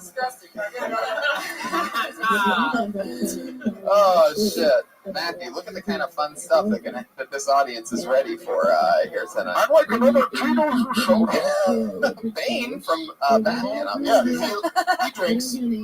Matthew, tell us about something about your real life. Like, what's going on? You get it. You love scorpions. You can set it up. You can be funny with it. I'm sure it's very bizarre with all your other scorpion stuff that I think I've heard before. I think we talked about it before. You have a big chunk of scorpion stuff, right? I have one set about Scorpion, but it's more than a couple minutes long, so I brought different minutes. Yeah. He's trying to rock us like a hurricane.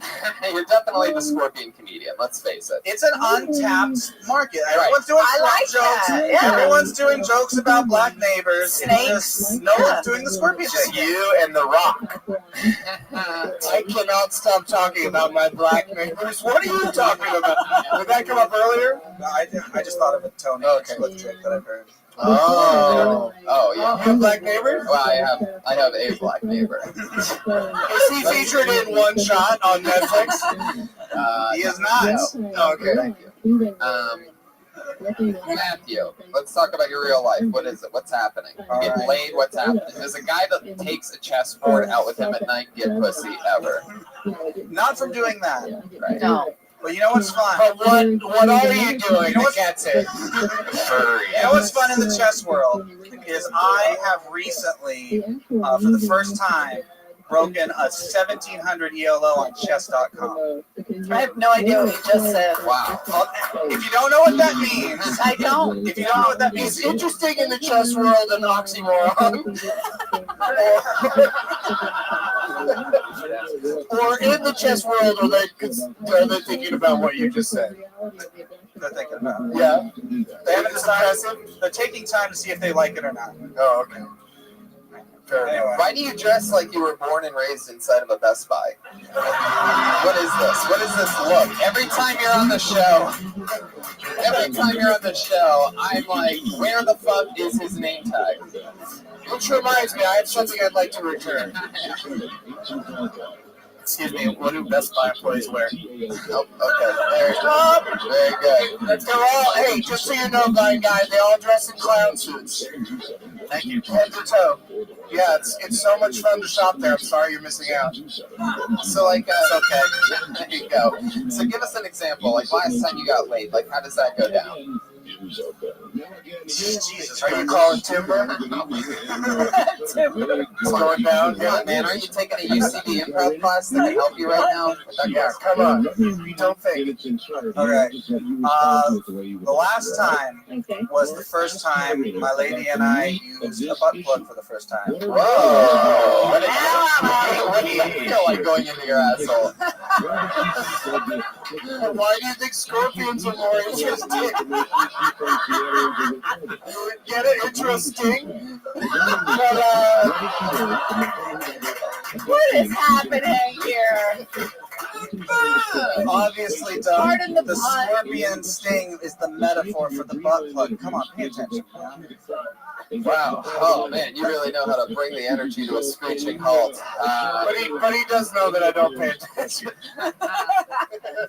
So that's fun. Butt plugs. So what happened then? I don't know if there's a... Was Randy West there? Wake up, wake up, wake up. I'm about to fuck you. How does that song go? Just like that. Right? Isn't it saying wake up, like romantically? That's weird. Anyway, this is about you. The story begins when I feel that I want to have anal sex with a lady. And so I figure, what's the first step to getting that to work? I go to a sex shop where it turns out Can you speak with a lower tone? Like lower your voice a little. Yeah, could you walk us to a sex shop where it turns out I know someone who works there, which was weird. And I said, well, I'm in the market for... Can you go back to your original voice? Yeah. I'm in the market for a butt plug. You go back to the low voice now? All right. Pat, let's do That's not helpful. Who's in a good groove? Really slicing and dicing over there, Pat. Keep going. Keep going with this fucking story. Yeah, I'm almost wet. So your friend's working at the sex shop, and you say what? I'm looking for a butt plug and anal lube combo. Okay. But my price range is like $20. I just dried up. Keep on the hold up. Going a little chintzy on the old butt plug. Because I figure... How much respect for your lady's asshole, sir. I only have $20. What do you got? Okay. Shoehorn and some hand lotion? Thank you. This will be perfect. I mean, and I still have $5. All right, cool. A cheap alternative is to use a dog Kong, like the toy. What's up? Or you could also just grab a shoehorn at any shoe store. Right. So you didn't get the butt plug with like the tail or like the horse tail or anything like that. No, it didn't even have a full circular end. It just like kind of tapered them. Yeah. But it vibrated because she was my friend who worked there, and she insisted I get one that vibrated. Wow. That's a good friend. And I didn't think that was the right way to go, but she knew her stuff. She insisted on getting the vibrating one, and I agree. How'd that work out? Was everybody happy in the end? Yes. I mean, did you pre-prep it so there wasn't any mess? I mean, or it was... How do you do that, Brian? I actually a water douche in the butt to clean out any poop before you do it. Brian, you describing this stuff makes me literally want a projectile. I'm so scared of you right now. I just picture like I just see like a red dot over his head. Are you a pedophile? Like I'm scared of you. Are you a sex? You have to want to do it. Are you a sex offender? You've never used a butt plug, Eleanor. You don't like the butt. Of course I have, but the way you're saying it. Oh, really? Of course I have. I'm a lady. I have my anal beats in right now. I am a classy. Is there anything else you guys want to plug on this show? What did you say? Did you hear what he just said? No, what did he say? Whatever it was, you should dismiss him immediately. Well, I mean, I was about to, but what did you say, Matthew? So butt plugs that vibrate. That's not what you said. No, Matthew, That's not what you said. What did you say to your friends? Come on. I was just letting them know that I'm taking up all their time. Really? You think that was you that we were talking about? What? You think we were riffing about you specifically? No, not except, but I'm still on the stage and no one else is getting jokes. But I like that, Tony. What do you mean getting jokes? It's like getting to do Who the fuck gives a shit? That's not what the show is. right now. It's about you. I don't. I'm on your side. Who gives a fuck? Keep me on stage. Do only 4 comedians tonight. And the regulars. And the regulars. Who's right? You see me when I get on too often. You go, what too confident. All right, Matthew, get up. Who has a gun? There you go.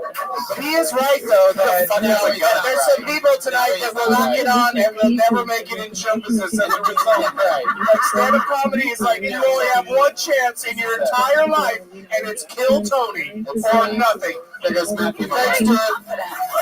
A lot of swagger on that one. It's gotten really cozy. Playing up to the comedians while live on the show. Always an interesting one to watch the evolution. I'd say, you know, if you're a comic, just don't hit that with your hand. Yeah. Attack the stage. Put your hands together for Dan Ramirez, everybody.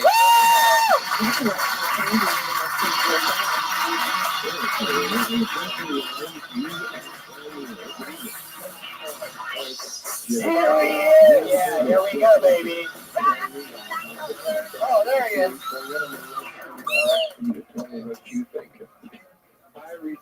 Hey guys, I've been going through a bit of an identity crisis as of late, and I just need to get it off my chest. I feel pretty comfortable with you guys, so I'm going to tell you. I'm a bit of a fat ass, and it's hard because I can't talk to my friends about it. Like I tell them how I feel. They tell me the same thing. They go, "Hey Daniel, you're not fat. You're not fat." Which makes me wonder, why is the Fat Club so exclusive? Why is it they don't want me? I guess it means, if you can walk into the Fat Club, like your ass isn't welcome at the Fat Club. Like your ass better roll into the Fat Club. Like if your ass fits at a seat, at a table at the Fat Club, you're not welcome at the Fat Club. It's a 2-seat minimum. Just why do fat people have to be so stuck up? Excuse me, blown up. I guess there's just no more room at the Fat Club. Like if they let me in, like it's gonna tip the scale. It's gonna like break. Well, the first rule is don't talk about Fat Club.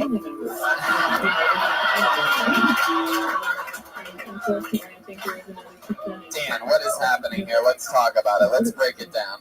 It was super conceptual, just didn't fly. Right? Well, let's let Dan respond, Doug. I want to see what his answer is. I'm too heavy to fly, Doug. Stick with me, Dan. I'm trying. Stick with me. Don't let Doug distract you. Yeah. Look right at me, Dan. Look at my eyes. How long have you been doing stand-up? Almost 2 years. Really? Yes. Fuck. All right, let's take this one step at a time here, Dan. Fat Club, is that a thing that you've done on stage before? Yes. How does that normally go? It normally works. I don't know. It's just the shock. I think my pace was off. It normally does fine. There's You're not fat. You're like LA fat. Is that what exactly. you mean? That's the bit. It's like one acceptance. Like I'm not fat yet, but I'm in transition. Like fat is my preferred body type. I don't understand. I don't see weight. I only see colors. Post-set comments are like getting laughs. It's part of the bit. Oh, the bit is so longer. you go on for like 3 or 4 minutes? Yeah. Oh. Like we saw the build-up, but not the jokes. Yeah, I love it when people come on the show and give us their 1-minute setup, by the way. If more comedians could do that, that always works out. It's my bad. It's my bad. I love it. It's my bad. I'm not good with setups, and I guess I should have picked this up by now. I'm not good with setups. I'm not good with punchlines. I'm already a failure at life. Oh, we all are. The Lifetime Network presents the comedian who is not good at setups. Dan, I want to keep this going here. I want to really get serious with you. All right. What Fat Club are you talking about? Yeah. The very big part of this working depends on you being honest and real. So I've never heard of a Fat Club. Is that a real thing? Did you really try to join it? Okay, somebody. Some fatty over there. Oh, it's a thing. Put down the cheeseburger. Basically, I'm getting fatter, but all my friends who are like bigger than I am are like, dude, you're not fat. But I'm like, I had to buy new pants. So you had to buy new pants. So I feel fat, but I'm not accepted in that community yet. Is that true? So the fat club is. What do they do that they don't let you do? Yeah. They don't let me call myself fat. So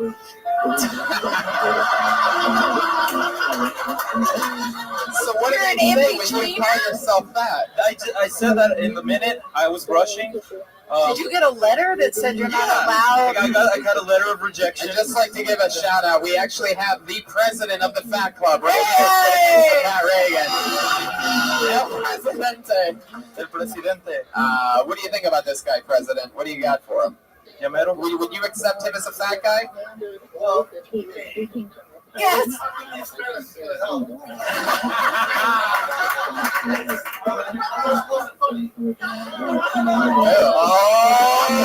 shit. He's saying your jokes are skinny.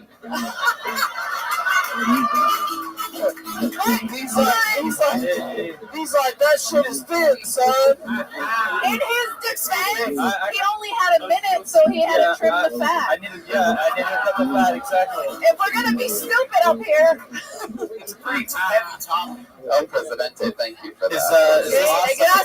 Gracias. I love it when I can fly out to the... I love it when the audience is funnier than the comedians, by the way. Amazing. Like, hey, here's a bone. They just fucking crank it out of the park. Everybody else like, I have to do this for a living.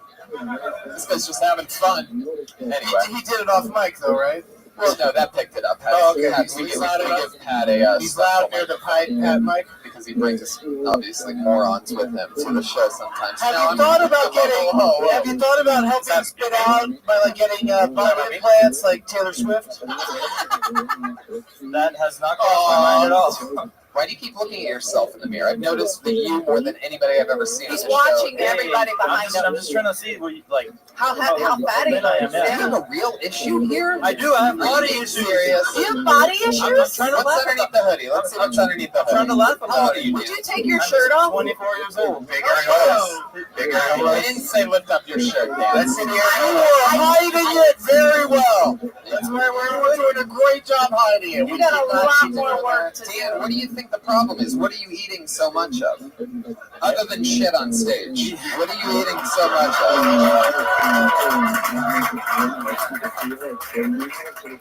I just love food in general. Like it. Who doesn't? I mean, I can't think of a food that I don't like. I just of a food who you don't like. I love that you relate it as human beings now. I'm happy food. I'm happy to meet any food. I will not turn them away from my event. What's your favorite, Dan? Come on. I mean, like the burritos, pizza, hamburgers. Well, he's crazy. A real foodie. People here tonight. Very un-American. What about scorpions? I've never had scorpion. How about butt plugs?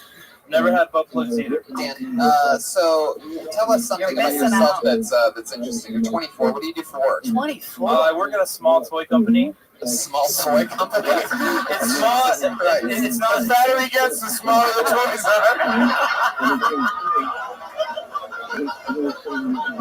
Sorry, Dan. Sorry. No, You're being silly. It's all right. It's all right. His face made me nervous. Small toy company. There goes our next 3 minutes, everybody. What kind of small toys are we talking about? Please, about small toys. No is immediate. The first thing that comes out of his mouth after he tells a small toy company. I say small as in the size of the business is small. The company's small. The company is small. So Well, what kind of It's toys? not tiny toys. Educational. Very large toys. Oh, in a very small educational. building. Vibrators for Asians. Educational, robot, and science kids. That's why it's small, Like because science nobody project. cares. Yeah, exactly. Okay. But why don't you talk about that more? I mean, I get it that you want everybody to know you're in between fat and thin. Yeah. But why Why not don't I talk about the small toy company? Yeah. You're not allowed? No, Did you get a letter from them I've too? tried. I haven't written anything good, and I guess not Small toy humor is really hard to come by. It's an untapped source. I'll work on it. I mean, I might steal it. I just think he needs to do I think that didn't work today, but he says it works. If so it's longer, maybe I the longer understand. version works. Dan, here's my thing: is that you're talking about being right on the line between fat and skinny, and in order for that joke to even work, you're going to have to stay that exact same size until you capture it on something. And if you have 3 or 5 minutes invested into it already, then I mean, fuck, you're sort of trapping yourself into being this fucking schlubby, not quite cool and fat like that guy, and not quite cold-blooded, healthy assassin like myself. I can't believe he keeps pointing at you and calling you a fat person. Do you guys know each other? He gets it. Okay. Well, all right. Well, he's gonna kill me after the show. Who gives a fuck? But look, it's okay. Finally, it happened. Yay! So many episodes of Kill Tony, and finally, here we go. Bunch of lazy comics. All right, Dan.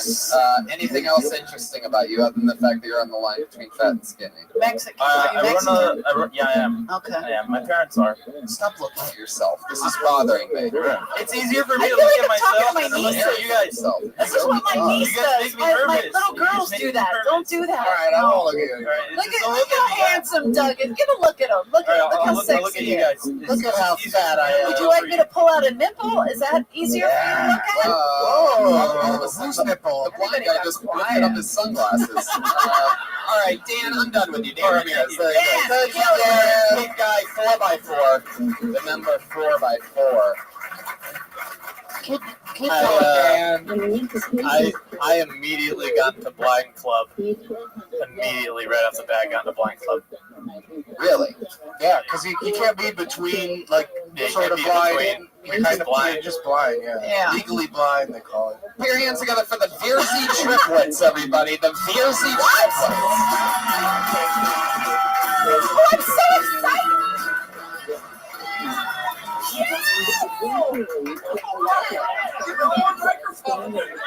Oh, wow. Thank you. Wow.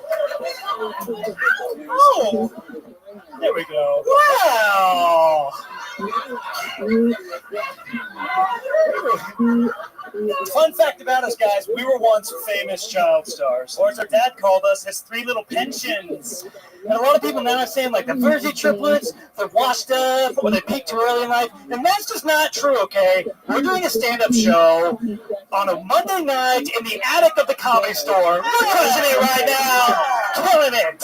Back in the day, we did a whole bunch of commercials, but our favorite one was when we were 10 years old. We got to do a Subway commercial with Jared. Hey! Jared is so nice. He's a true professional. I remember the first day on set, we were having trouble with our lines. So in order to help us learn them, Jared invited us to a sleepover. Oh my gosh, guys, it was so much fun. We got to go skinny dipping in his pool and play Twister in our underwear. And the best part is, we did on. You guys still remember it? Yeah! We love Jared football!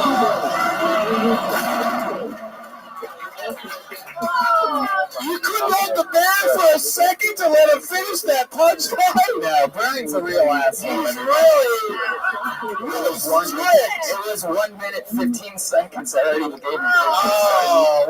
Extra time.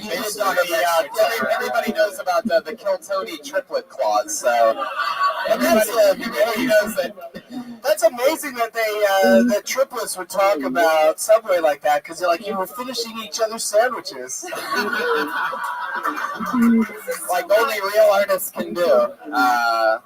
One more time for the Vierzy triplets, everyone. I am very excited about this. I actually walked through the OR earlier tonight when the open mic was happening, and I actually got to see you guys on that stage, and I was sitting in the back of the room laughing very hard because you guys have a very interesting energy about you. Yeah. It's almost like if the ambiguously gay duo was all related to each other. Like they were just brothers. I feel like you guys know that you're sort of douchey, and you own it. But you own it, so it makes you impervious to. We're triplets and we shop for shirts together. Do you guys? How many different colored V-necks do you guys have? This is incredible. Do you have to have a conversation before? I'm wearing blue tonight, fellas. Do you guys live together? Yeah, we do. Wow, do you guys have Can I bunk come over? Do you guys want to be my brother husbands? Sure, yeah. Oh, that sounds like a fun. Don't get down on it, though. Be nice. I said it's Help fun. me out. It sounds fun. Seriously, triplets. How long have you guys Everybody been wants to do performing? triplets. Well, we started in Vaudeville? Did you guys start in vaudeville? Yeah, vaudeville. Vaudeville. Fucking. How long, guys? Well, we've been doing improv together for like 2 or 3 years, and then I was doing solo. I'd go with 3. 3. Whatever. Keep going. And then I was doing. Does anyone have 3 bullets? Ignore that voice in your head. And then I was doing solo stand-up for 3 years before that. So. Oh, that's why you're taking control of the mic. It didn't really work out, so that's why I had to bring the 2 of us. Oh shit! Wait, guys! I can't make it without you. I want the one in the middle to say something right now. It's his turn. I'm just part of the gimmick. He's not even related to these fucking guys.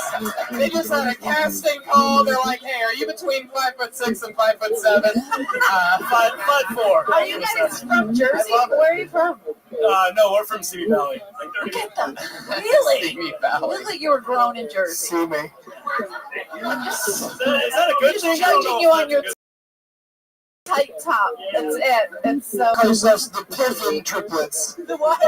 Piffin, or the Ari Gold triplets. Like a little ship. Yes. Like Jeremy Piven.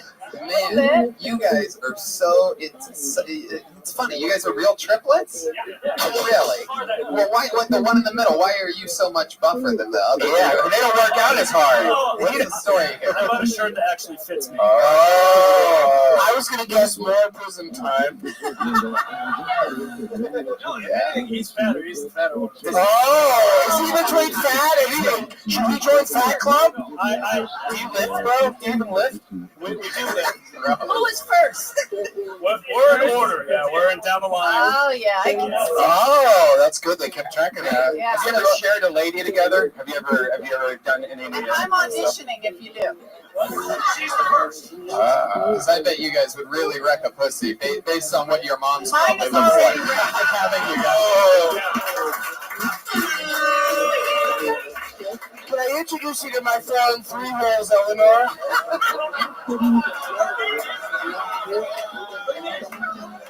Eleanor, not Lenore, fucker. Oh. Your mom's Wow. name's Lenore? Yeah. I hate my life. I fucking hate my Was life. Lenore, was she born old? Shut up, Doug! Eleanor's not as bad, but when I was a kid, my parents told me if I was a girl, they were going to name me Eleanor, so I dodged that bullet. I knew I felt a connection to you. Guys, what's your story? What do you do for work? What's something interesting about you guys? Juggle? This is going to add to probably the Jersey stereotype. We all do construction for my dad. I knew it was creepy. I So like like it. when one of you like jerks off, does another one feel it? Like, hey dude, what's going on over there? Just knocking on the walls and shit. Only if it's in their face. Gotcha. Now, Too hard. now you guys, Hold on, let's move it over. Fucking solo, right? what kind of move it over? Is it 3 bedrooms or what's the story? I'm interested in this layout. And are there bunk beds? We all share an apartment. It's just 3 bunk beds up to the roof. Are you serious? bunk Oh bed? my I'm not God. serious. No. That'd be magic. I've never seen 3 bunk beds. That seems like it'd be dizzying for the top guy. Yeah. So you guys were child stars, mostly commercials, or was there TV shows? Or We were on the season finale of ER, and then we just did like 10 commercials. wow. Series finale of ER. Or season. Which season? 8. Oh, okay. And it went 10 years. I love that you pretend like you can't remember the number of the season. Never The paid. one- I didn't. I love it when you guys crack each other up. This is why I have the gimmick.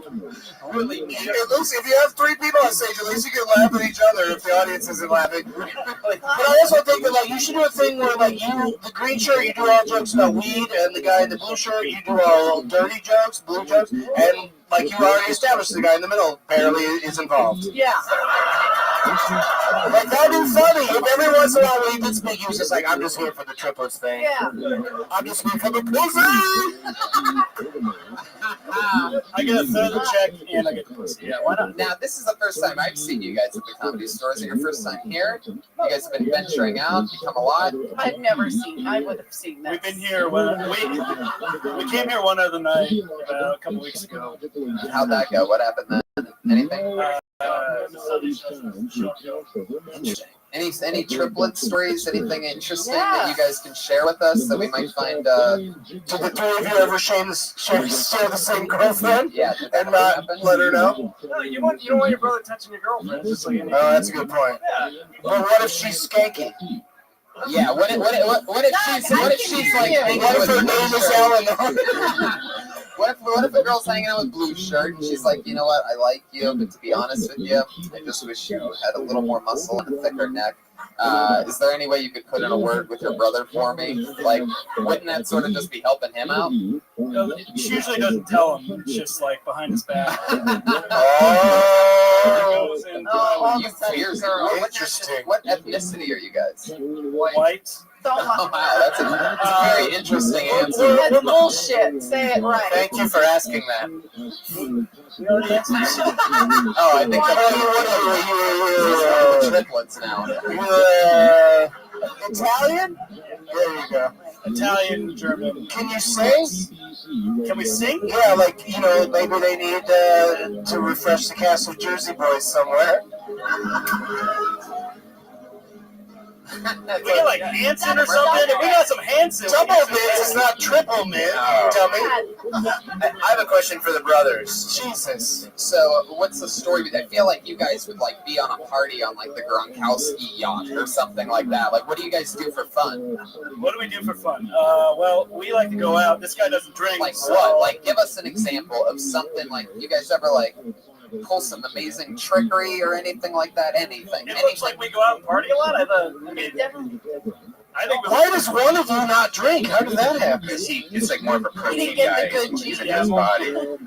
It's called. I just never got into Fucks it. everything up. Now this is really boring. I think all three of you would be Which one alcoholics. of you gets the most pussy?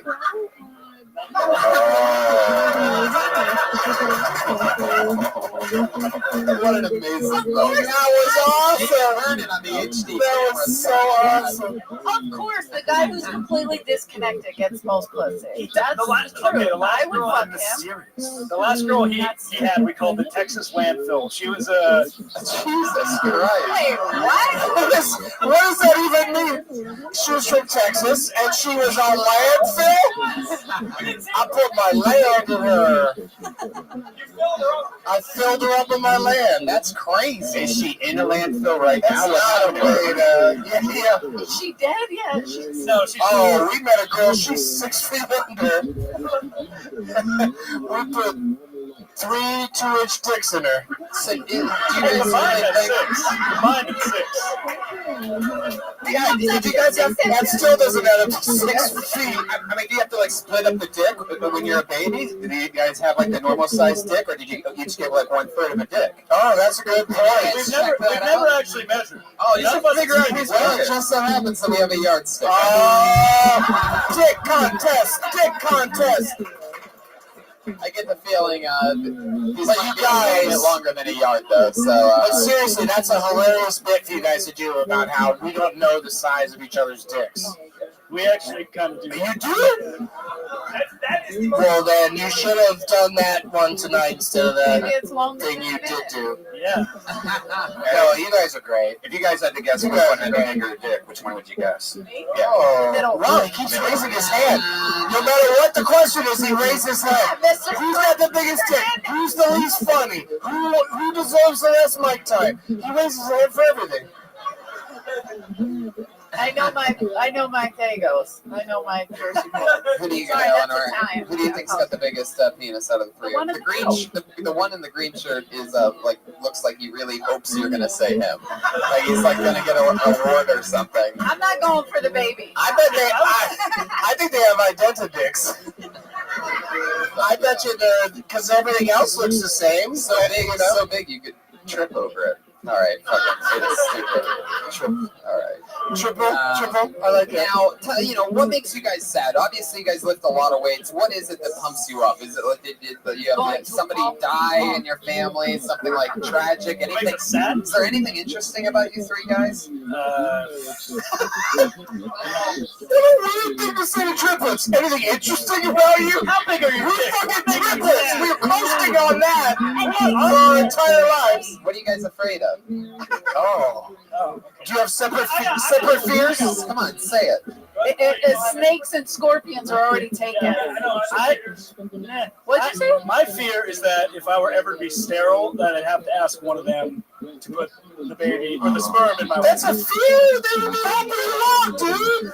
Yeah. And the baby's gonna be the same shit anyway. Yeah,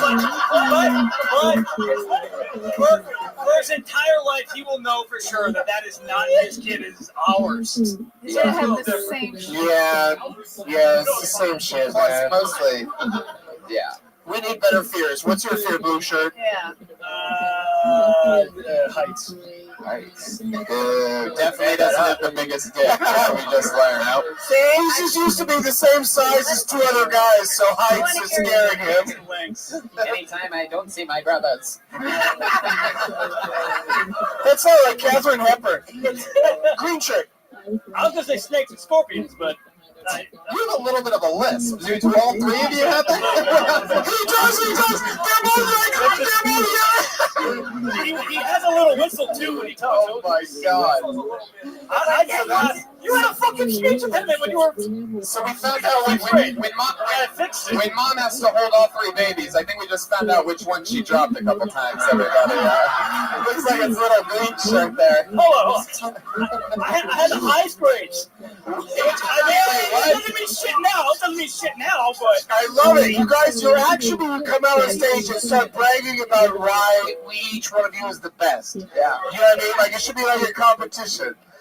I love it. That's funny. That's very funny. You guys have an amazing, likable chemistry. You guys are totally douchey, but you own it completely, and it makes you impervious to it. So that's like, a thing. I'm telling you, there's a lot. It's like we can't see the word affliction on your shirts, but it is there. And as long as you know that we know that, and it seems like you guys do, because you dress like it. You're showing off the guns. You're playing into it a bit. You know what I mean? So I think that that's awesome, and I'm excited to see more of you guys. That should be the first thing you do when you run on stage. Is just start striking poses. Yeah, and just like almost like they're about to see a strip show, and then you tell them fucking dick jokes. You're definitely our first ever set of triplets. We've never I've never seen triplets in comedy ever. We've never had three people bomb at the same time on this stage, so it was incredible.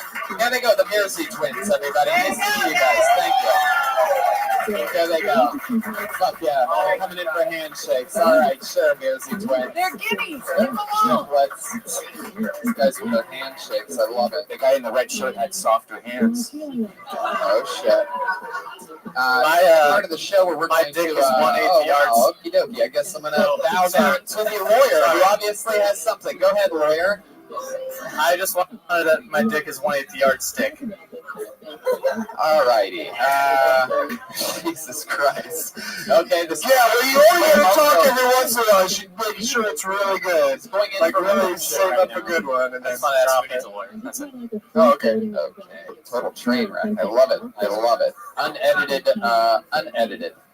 That's how I give Brian edit points when he listens back to the show. I just say unedited, everybody, and you never hear that. Anyway, this is the part of the show where you have two regulars that go up every single week. They write and perform a brand new minute every week, and then if there's any time left, we'll go to the bucket afterwards if there is time left. We're never going back to the bucket. Yeah, we do it now. Oh, shit. I like going back to the bucket. Yeah, it's fun. All right, so going up first this week, you know her as a Kill Tony regular. You know her, you love her. The always nervous, fun stylings of Melissa Esslinger, everybody.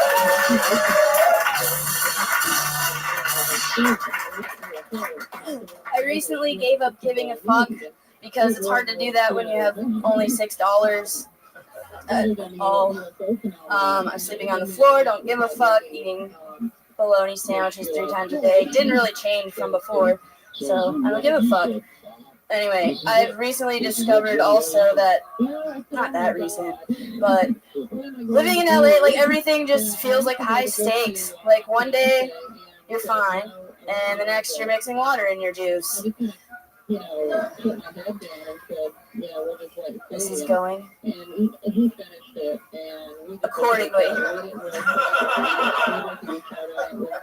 I feel good about the fact that I saw a drunk man pass out on the bus. I feel like I deserve to live here now. Nobody did anything. I was sitting next to a nurse, but he was drunk, so fuck him, right? Don't give a fuck. I don't know. That's not funny. That's just anyway. Done. There you go. A minute. What's that? It's fun. I should have gave up at the end. There's a couple parts where you're just saying things where you don't even have jokes for. You're sleeping on the floor. You're eating bologna sandwiches. Nothing changed much there. You're just saying that you did that before what? Before what? Yeah, I don't. When you say nothing changed there, what do you mean? I got to work on that in the sense that I still drink juice boxes and stuff, and my friends make fun of me for being a child. Oh, that's a totally different joke altogether. Totally. Right. That has nothing to do with the floor or bologna sandwiches. Well, it ties back if I actually had.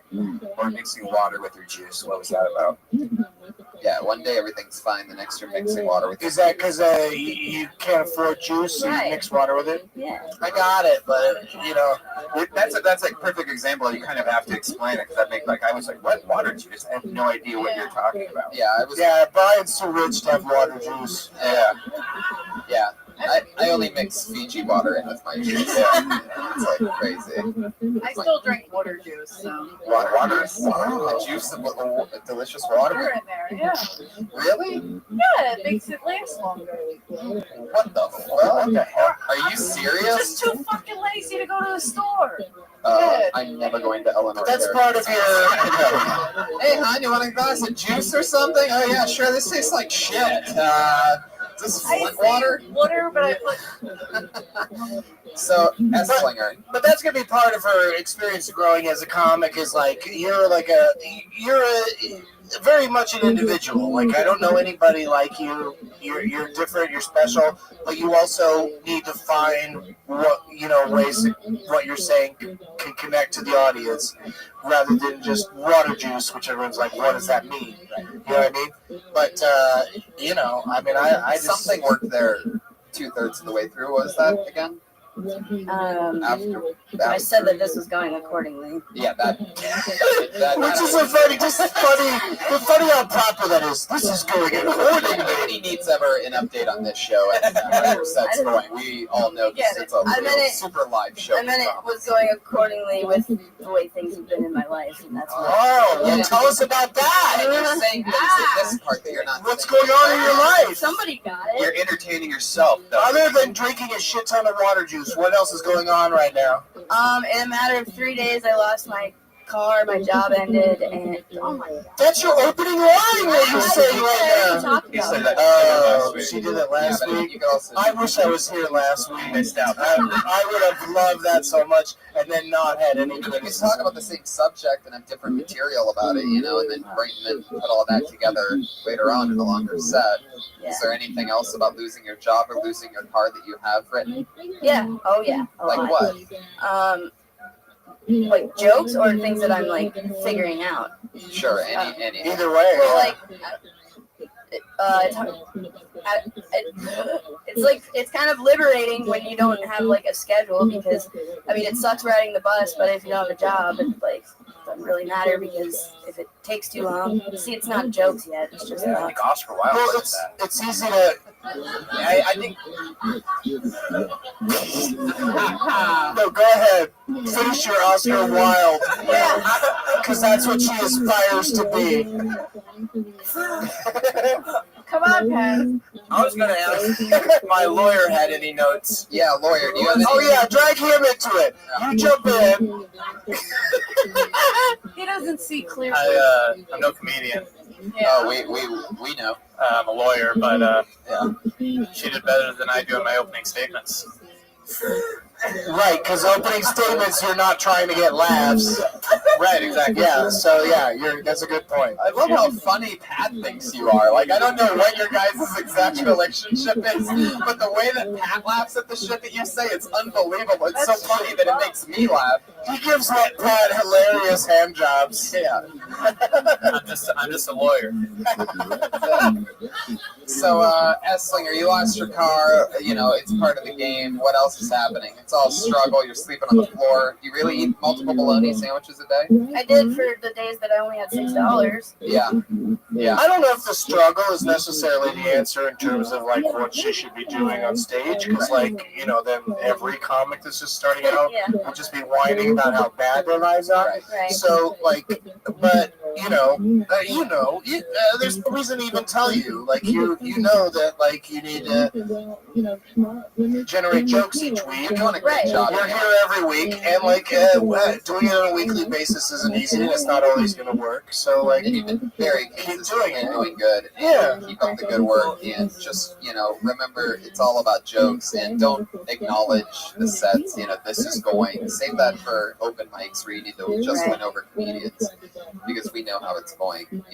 Just focus on the jokes and let everything else fall into place. Because when you have longer sets, you're going to be able to do things and riff around. You're comfortable anyway. You're comfortably uncomfortable. Yeah, you are very comfortable in your uncomfortableness. I'm like, it's like her thing. Isn't it? Yeah. She's like, it's been a huge change. I was here the first time she did this show, and she was shaking like that was her act. It was like I'm like a Polaroid picture. Shit, she's shaking like a Polaroid picture.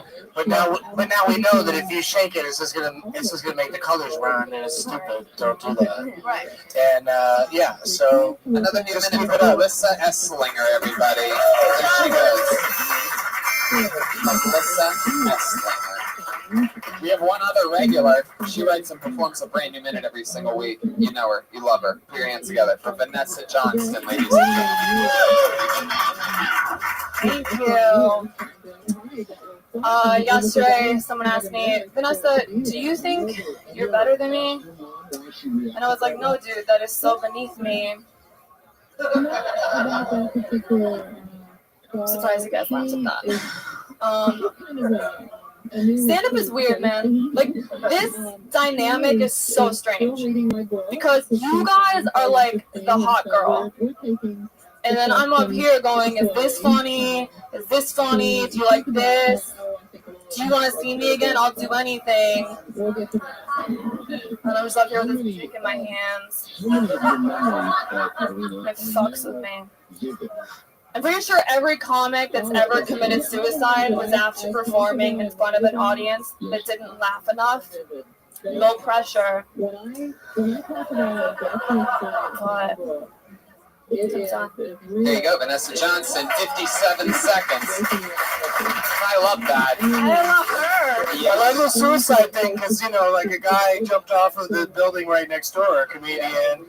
I mean, it's too old of a reference for you to drag that into it, but it's still like, it's a interesting point. I love that set. I love that you're owning, being good looking, and the fact that you're making jokes about it, really even, calling yourself hot in front of an audience and still being able to win them over is that's incredible, especially at the stages that you're at now, and you're owning that voice, and that's so critical. You're doing what I think you are with how we were just talking about Melissa Esslinger, how she's nervous and jittery, and now she's controlled nervous, while you're controlled confidence, and I think that it's really super cool, and I think that's especially a set to make them showcase that. Eleanor Kerrigan. Yo, thank you. This is my first time. Thank you, man. This is my first time seeing you, and that was fucking awesome. Honest to God. And yeah, I like that. A lot of times, girls go on stage like, "Oh, people think you're too hot." I didn't mean to include me and say we're. But no, you're gorgeous. I know what the fuck I look like. I gotta try harder. I get it. Guys, I'm going for the Caitlyn Jenner. Anyway. Right. Just make your voice deeper. Adam's apple. Get an Adam's apple, yeah. No, you're hot. And I've seen girls be like, oh, I gotta fucking tie my hair up and not put makeup on. Fuck that. Own it. Fuck yeah. You're funny. Own it. And tell them. Wait, but also she doesn't like go crazy with the bombshell outfit either. She's dressed like just normally. Girls will go up in like a fucking hoodie I and hear you. a fucked up bun, and I'd like to Right, piss right. off. They dress down too much. I hate that. She's attractive, but also not like pushing the agenda. She's not like rubbing dirt on her face before walking in to like be like, I just want them to like me. She's not rubbing dirt on her face and lowering her, pulling your shirt down lower. Like it's perfect. Like it's great. Great. You know. Great. You look great. You sound great. You're confident. Yeah, it's fun. Anything fun happening in life, in normal life? I mean, I fucked a chick this weekend. What? Yeah. I mean, I have all the time. I don't. Why was not that the entire minute? You fucked a chick. Can we give her another minute? I wish I could do that. Well, it doesn't get any better than that. Can we give her another minute? No, give her several minutes. Let's get her a spot downstairs and all that. You should have finished your set tonight with, and I fucked a chick. Good night. Hey, had that last 3 seconds. You could have threw the pussy in there. Sorry. Is that your thing in general, or are you bisexual? I'm bisexual. Okay. Nice. But that's a great thing to bring up, that whole bisexual thing. She's like a YouTube poet, which I didn't even know that was like a thing. YouTube poet. How's Yeah, it? that's Wow. hot. What coffee shop did you guys meet? Incredible. Well, hopefully we'll hear about it in another set coming up. YouTube poet is a great job because you need no qualifications.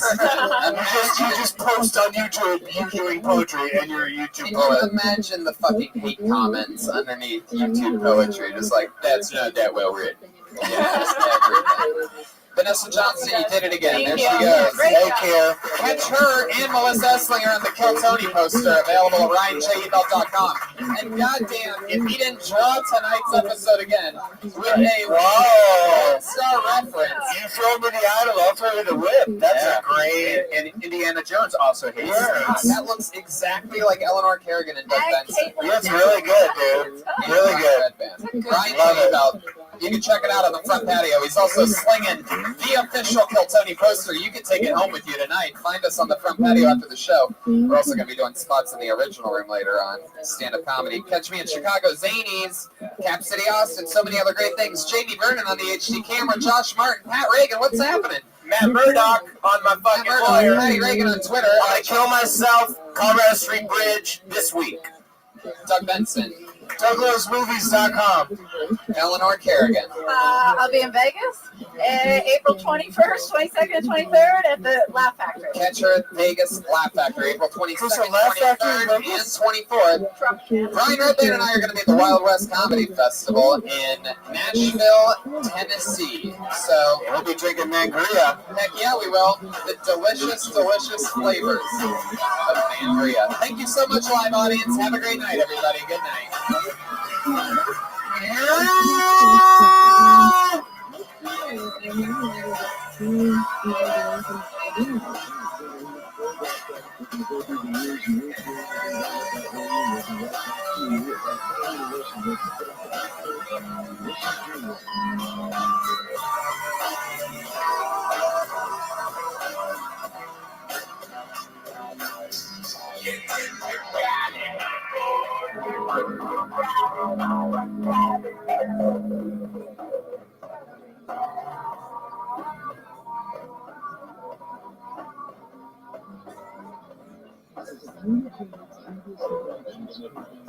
You continue with your goals and command without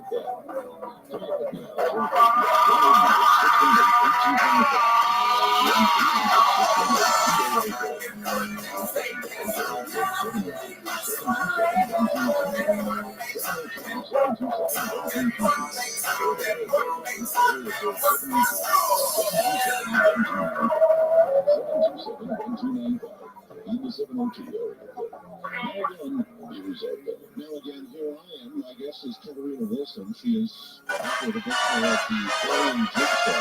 Just pick up our Barnes and Noble, so you'll be able to get it anywhere. And we're going to find out more about her experiences than just more. Katarina Wilson, so she said that there was some sort of genetic motive some sort of genetic motive behind all they do need too many questions. Okay.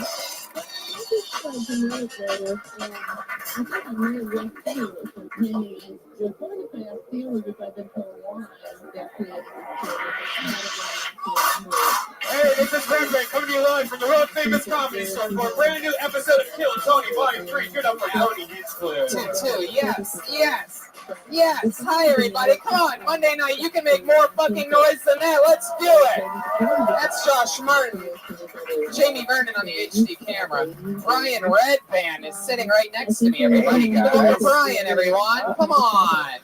And the music stylings of Pat Reagan. House artist Ryan J. Ebald has already started drawing tonight's episode. He starts off with a blank sheet of paper and he draws every episode. And that's happening. Has every print of every single show. You can get those at RyanJEbald.com plus the official Kill Tony poster. Hi, Brian. How's it going? Hi, everybody. How are you? It's a real live show. Hey, Tony, we got a 420 show here.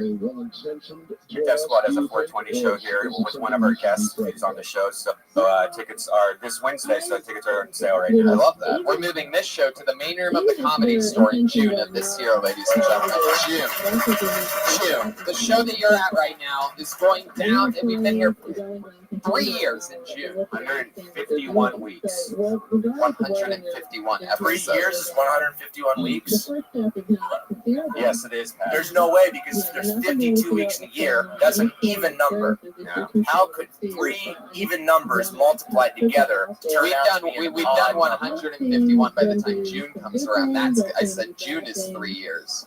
And plus, this is an episode right here, believe it or not. I know you're not acting like it, but we're live right now. That's the one and only Pat Reagan, ladies and gentlemen. Brand new album on Spotify, which I love. How else can we find it? Everywhere. Just Pat Reagan and the Baby Boys. It's on Bandcamp, iTunes, everything. I love that. We have a lot of promos here that we're plowing through. A couple more for you. I'm in Cap City in Austin, Texas next week. Kansas City, I'm coming back in June. And I'm doing the Wilbur Theater in Boston, Massachusetts, October 8th. That's a really big deal. No big deal, though. So let's do it, shall we? Let's bring up tonight's guest. Anything else? Sangria. Oh, yes. Oh, how could I forget? One of my favorite drinks of all time. I mean, I have been getting wasted on Adam Carolla's Mangria wine cocktail. This is the original orange. That's my favorite one. It's pretty much sangria, but it's like twice the amount of alcohol that it should be. Yeah. It just fucks you up. You share a bottle with a girl, you don't need any of that Cosby medication or anything like that. That does the job right there. There you go, Mangria. Thank you. That's the way to do it. For those of you that are into rape, Mangria, it's the one for you. So, yeah, we're doing Nashville. Kill Tony. The show that you're at is in Nashville, the Wild West Comedy Festival. That's May 22nd, a Sunday night. We're coming back the next day, back home, for you guys for our last belly room, Kill Tony, before switching over to June. So let's do it, shall we? You're at the #1 live podcast in the world, ladies and gentlemen. Will you make some noise for the people watching on Ustream? People watching on Ustream, now you know that audience is real. Every single week, I have 2 of the funniest comedians in the world on this show. They sit in and we talk to people throughout the show. This week's no different. 2 of the best, killer New Yorkers, killer human beings, 2 of my favorite comedians. Put your hands together for the great Mike Lawrence and Louis J. Gomez.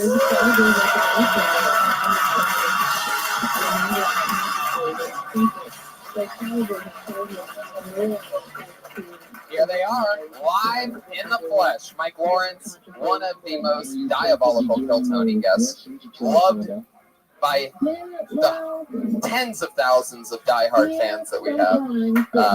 Louis J. Gomez, it's your first time welcome to the show. Very excited. Thank you for having me here. Louis is a co-host with Big J. Okerson of the Legion of Skanks podcast, which might be one of my favorite podcasts that I've ever done in my entire life. We love having you on, Tony. You're so much fun. I feel like I have to be nice because we're in LA, right? It's not an LA thing at all. You're going to see. Everyone pretends to be nice. Okay, good. Yeah, exactly. You can feel the sadness of everyone realizing there isn't going to be a famous person here tonight. That's the most LA thing right now. I don't know either of these people. we decided to go funny instead of famous tonight. We've had some of the most, profoundly famous comedians on this show, and people who don't care if they're going to work again, so we actually get to give you a real opinion. So Right. It's really fun. Exactly. Some of you may run shows and you'll never hire us based on what we tell you tonight. This is the biggest thing I'm doing all year. Only as a child. You can be as mean as you want, Louis J. Don't hold back, and especially on our friend Pat Reagan over there. No, I wouldn't take that advice. Pat, you're a real faggot. Oh yeah, I like The this. schoolyard. But also a real sight. We're the horse of truth. He really is a faggot after all. Wow, even the horse agrees completely. People that got called faggots turned out to be like Bill Gates and stuff. So. Oh, okay, yeah. Bill Gates is hilarious. Yeah. Faggot is just a meaner way to say guitar comic. Oh, the horse again agrees. And obviously the cow of truth as well, for some reason. Actually, we had this Jeremiah, I have a co-host. Yeah. Wait, he hasn't been around. I mean, he left the show in the middle of the show Yeah, he got really fucking pissed at you. 2 weeks ago. Yeah, he got mad at me. Do you remember why he got mad at me? I don't remember the part of the storyline. I don't remember what happened. I don't know what happened, but I was like trying to get him to come back. Yeah. And he was like, "Fuck Tony." Right. He's like, I'm really mad at Tony. And I was like, well, Jeremiah, could you come back? So I don't know if he'll come back. Maybe I'll try to call him right now. Yeah. Are you calling him on your guitar? Yeah.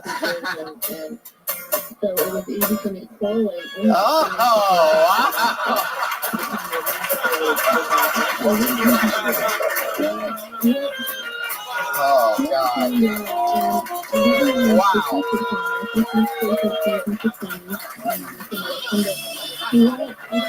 Wow. There you go. Wow, you've been back for 7 seconds and you've already played the only 2 songs that you know on saxophone.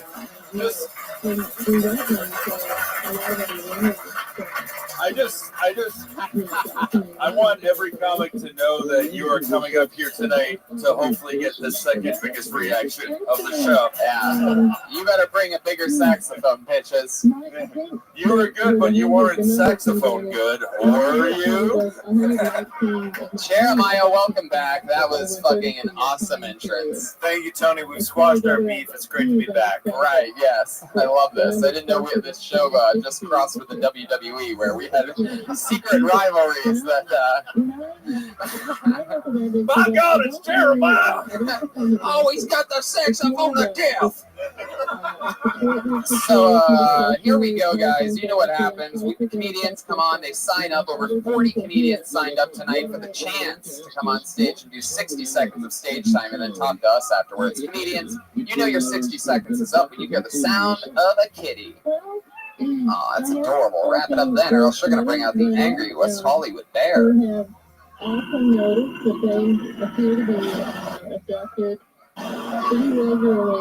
Okay, there's a That just sounds like a motorcyclist leaving his family. the old jungle bird of loneliness there at the end. So let's jump right into it. Are you guys ready to start Kill Tony episode 150 something? I'll do it if no one calls me a fucking faggot. Whoa, well, looks like you're not doing it because we already did that. Again. Called me a faggot again. Whoa. All right. Jeez. How much to be such a faggot about it? God hates guitar covers. I'm a fucking guitar cover, Mike Lawrence. Listen to me one fucking time. I have fucking fans. I'm a fucking artist, man. I'm a fucking artist, like a real one. Okay, after going on a rant like that and not getting laughs, I guess you're an improviser too? No, dude. I make fucking music, dude. I make fucking music from my fucking heart. I don't just do comic book references. I have fucking fans. I'm twice the artist you'll ever fucking be. Holy shit! Holy shit! Holy shit! You will never come close to my art. That's true. Yeah, because I'm like 2 feet away. This is true. That's right. I believe it. You realize that I believe what I'm saying and that it's also true? Oh my god! Wow! Oh man, I wish I had done that to Ralphie May when he was on. When you like, oh my god. Listen, I am not a saxophone comic. I am an artist.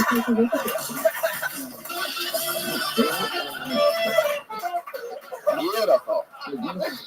Pat just made fun of me like it was the beginning of a music video. I was like, what do you want to do with your life? I want to rock! Wow, do we even need to start tonight's show, or can we just do this the whole time? Yeah, just rock and make girls squirt. Fuck yeah. Okay. Man, I just got Stephen lynched. Yeah, but he's not an artist. He's a hack. Okie dokie. There's a lot of real feelings for uncensored Pat. I know is the answer. I could already say. Who are you talking to right now? Guess who has beef with the show now, Tony? You know what? I'm fucking out of here. No, don't do it, Pat. No, don't do it. Wait, what's he doing? He's coming back closer. Oh my god! Oh, hey, wait. Maybe Jeremiah, if you play one half of a song, he'll come back.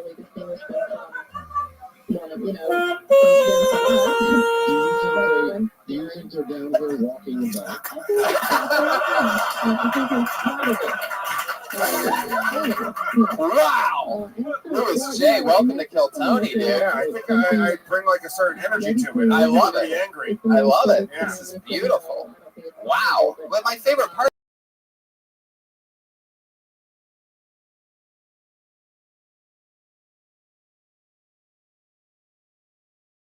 Really snapped at. I mean, whoa! Where did he come from? Where did he come from? You guys been making fun of me, but I'm not even in the fucking building. Look at this. I think you were in the building, Pat. I think technically you were in the building. You just walked around. Wait, did he literally just? How the fuck did that physically work?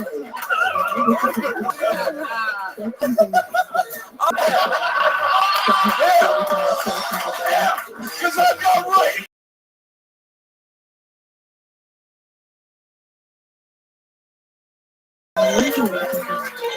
Wow, the Kill Tony ever, and we have not touched the bucket yet. This is history. We've just started the great hipster wars of 2016.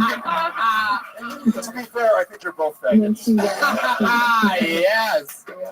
Perfect. So let's do it, shall we? I can't wait to see who the fuck has to follow this for 60 seconds.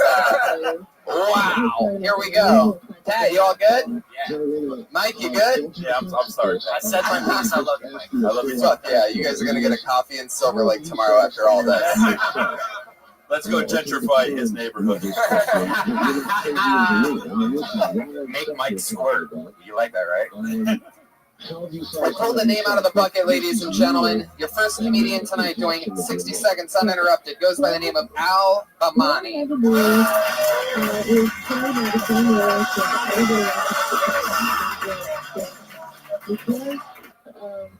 You know, I look like Millhouse Jeff Goldblum just had a kid. I was over at Ralph's looking at a box of condoms, expiration date 2025. I put them back because I cannot live up to that kind of pressure. I like to listen to music before I go up because music doesn't just affect people, it also affects animals. Scientists did a study, found out that when cows listen to REM, they make more milk. Same study also said when cows listen to Barry White, they make more cows. Oh yeah. Oh, never gonna give you up. Oh, never gonna quit. Eat that chick full.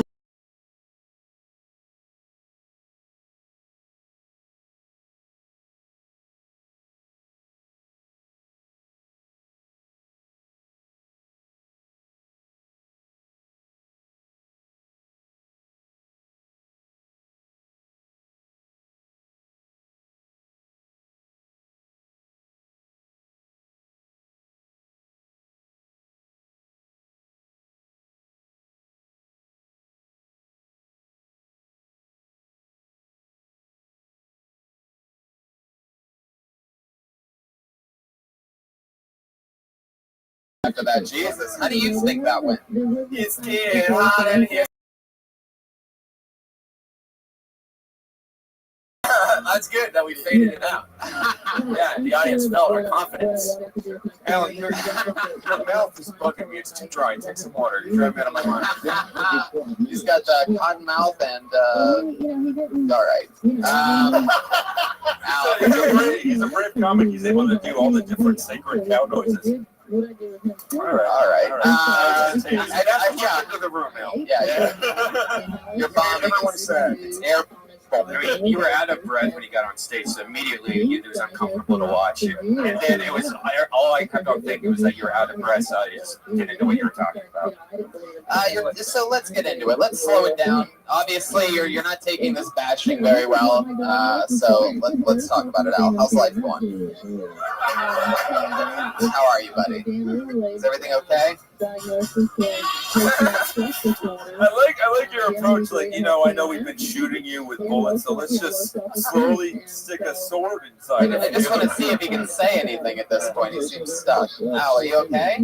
I had an asthma attack, so I'm just kind of getting over this. So you had an asthma attack when? Earlier today. But then you sprinted on stage.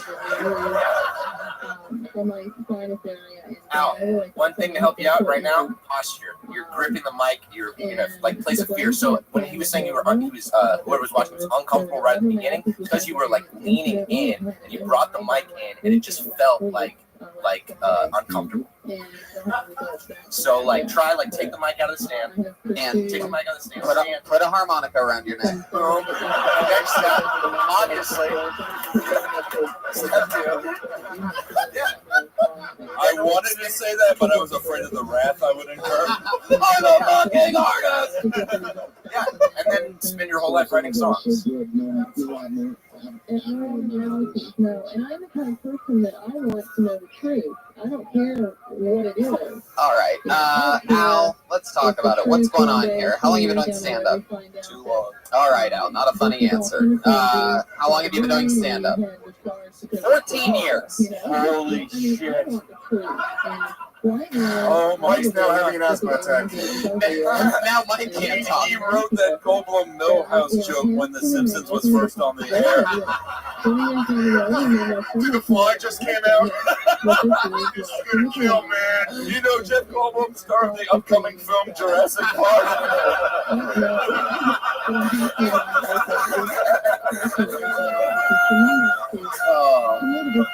Al, 14 years. The best that you've ever had. Where did that happen at?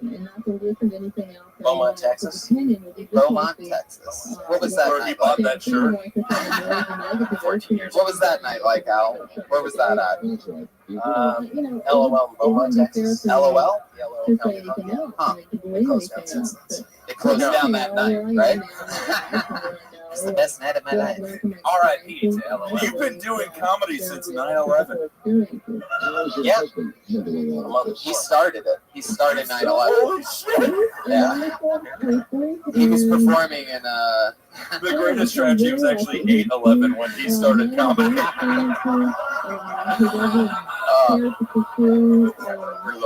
Never forget. Never forget. He bombed one set and he immediately bombed another. Incredible. Al, some people say it didn't even happen.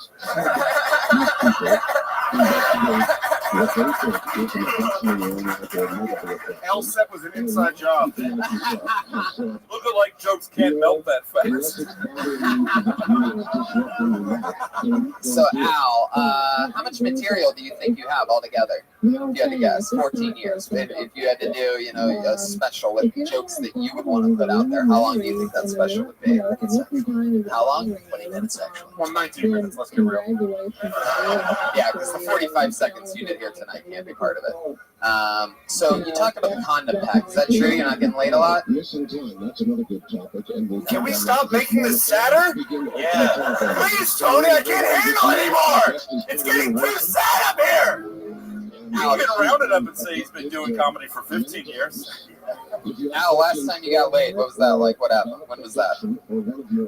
Any answer to any of those questions will do, Al. Are you okay, dude? What's happening? Can you do this right now? I actually looked up the rocket scientist. Really? Yeah. What was that like? I just came up, went up drinking with a couple of my friends and said, hey, Al, she's looking to hook up. So I went up to her and said, hey, I got a big dick and know how to fuck. Let me fly you to the moon. That was your pickup line? Yeah. You brought none of that confidence with you on stage tonight. I love that you'll go up to a rocket scientist and be like, I have a huge cock, let's do this. And you come up here and between jokes, you give a sad puppy face. Like, when you came, did you say, blast off? You fucked Alpamani. What are you, a rocket scientist?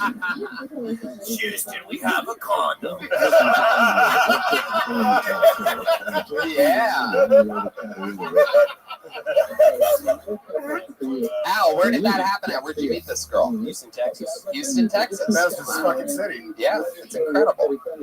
So you're at a bar, you're just hanging, and that actually worked. Yep. Did you go to her place or your place? My place. And how was that? She's a rocket scientist. What kind of place do you have? What do you do for work? I had a one bedroom. Where were you working at the time? Office. Oh, that's pretty cool. Yeah. He's gonna sue the fuck out of us. Al, what's going on in your head right now? I see like just pain. Have you thinking about quitting?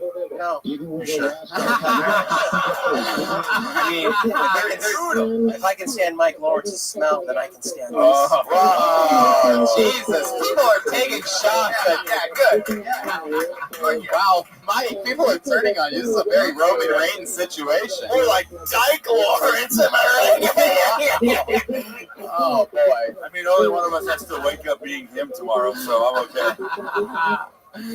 Al, what's something cool about you? You've obviously taken a lot of shots here tonight. Stand up for yourself. Tell us something cool about you. What's a fun fact about Al Bamani that we would never guess?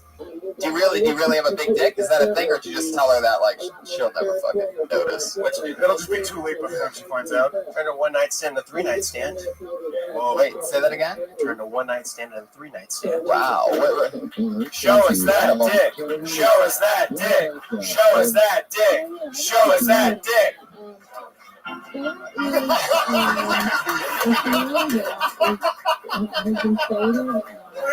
So great. What if there's like a porn agent tonight and that's how he gets discovered? Yeah. Are you talking length and girth, or are you just saying that you have a big dick? Length and girth. Like what are you talking about? Like 8 inches, 9 inches? 6.5. That's not big. That's good, dude. I have the absolute biggest average size dick you've ever seen in your entire life. And you know for a fact he had it in it. At least realized how lonely it is to be a rocket scientist. We have a song about average sized dicks. You can just go right into it. I know, but Jeremiah wanted to play a sax. Okay, Al, this is a rough night. I feel like you're having a nightmare. Everyone else is having. Pat, stop turning on everything. Yeah, Pat's like always like 2 inches from a meltdown tonight. I'm sort of loving this. All right, here's what's happening. Al, you didn't have a good set. We're gonna move on. Thank you. I love that, Pat. No, I was doing my impression of Pat, but yeah, fuck it. Go ahead. Sure, there he goes. Al Bamani, everybody. I don't really like the handshake thing, guys. Let's not do that the rest of the show. We don't do that here. You make my dick so big. Lewis, don't shake anybody else's hand, or else then everybody's going to do that from now on. No more handshaking. Yeah, his hand was sweaty. I don't ask for much, but please, don't make my guests not want to be here by shaking your peasant hands. All right. Okay. I pulled another name out of the bucket. Here we fucking go. Put your hands together for Manuel Herrera.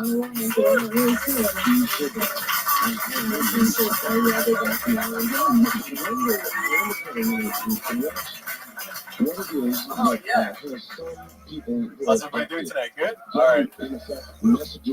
Fuck, they used to call me Harry Potter in middle school. That's fucked up. Because I wasn't a math wizard. I fucking hate math. They used to call me that because I'm fucking hairy, dog. It's fucked up, you know? I was on Timber the other day, swiping right, you know? And I got this cute chick. She'd be digging my beard.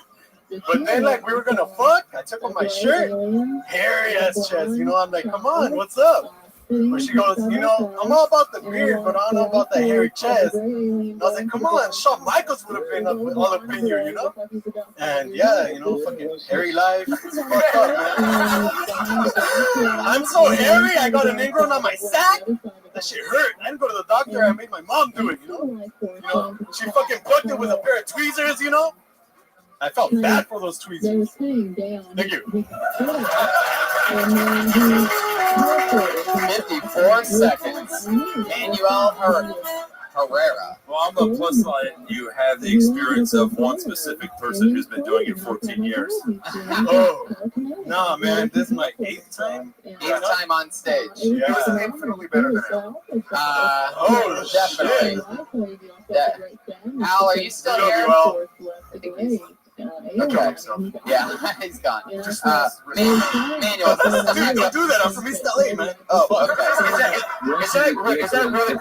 Is that really your accent, or are you overdoing it like Carlos Mencia or something like that? I mean, No, you really talk like that? I'm from East LA, dude. So if you stop by East LA after a while, you probably hear a bunch of us. You're actually talking normal right now. You're not overdoing all the.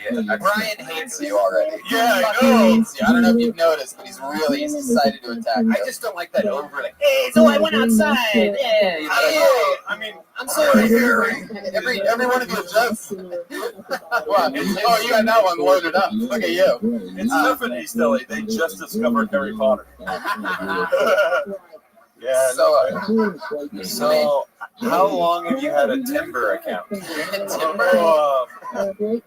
Probably like 4 or 5 months.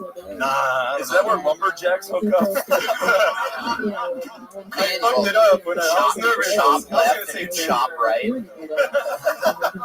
8 times on stage. I sort of like you. Are all your jokes about being hairy?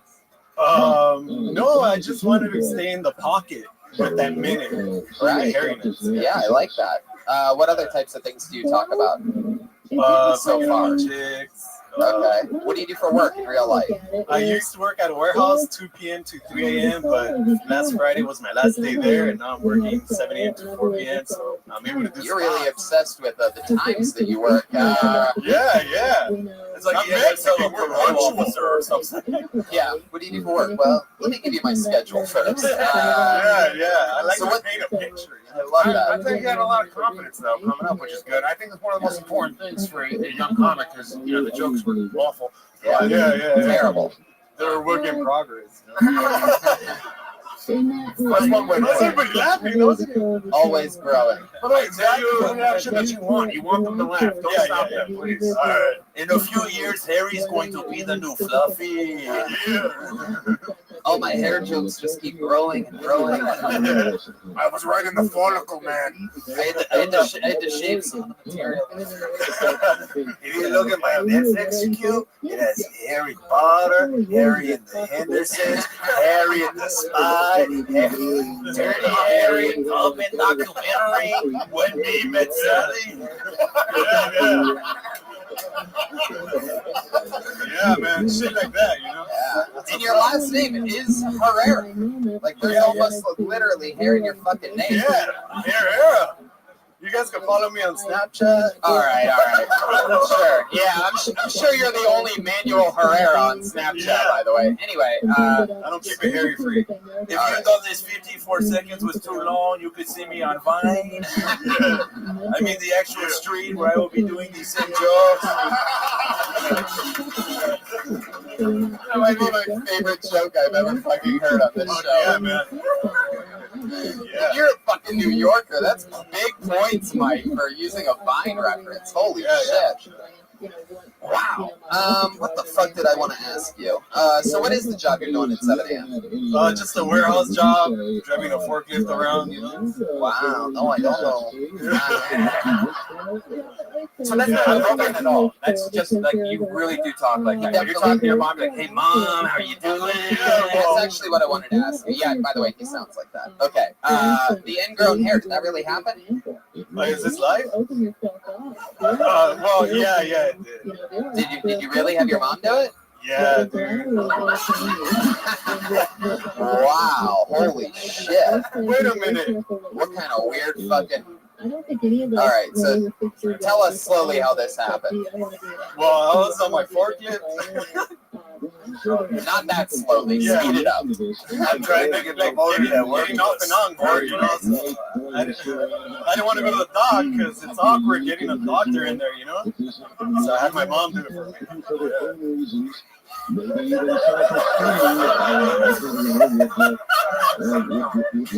What did your mom have to say about that? What's she like? She didn't really want to do it, you know. I got her my bugs, you know. I just imagine his mom is just him with a wig on, like Fight Club. Why'd you get into comedy, son? You're supposed to support me. You're super Mexican, dude. I feel like she pulled that ingrown hair out and candy came out of your ball sack.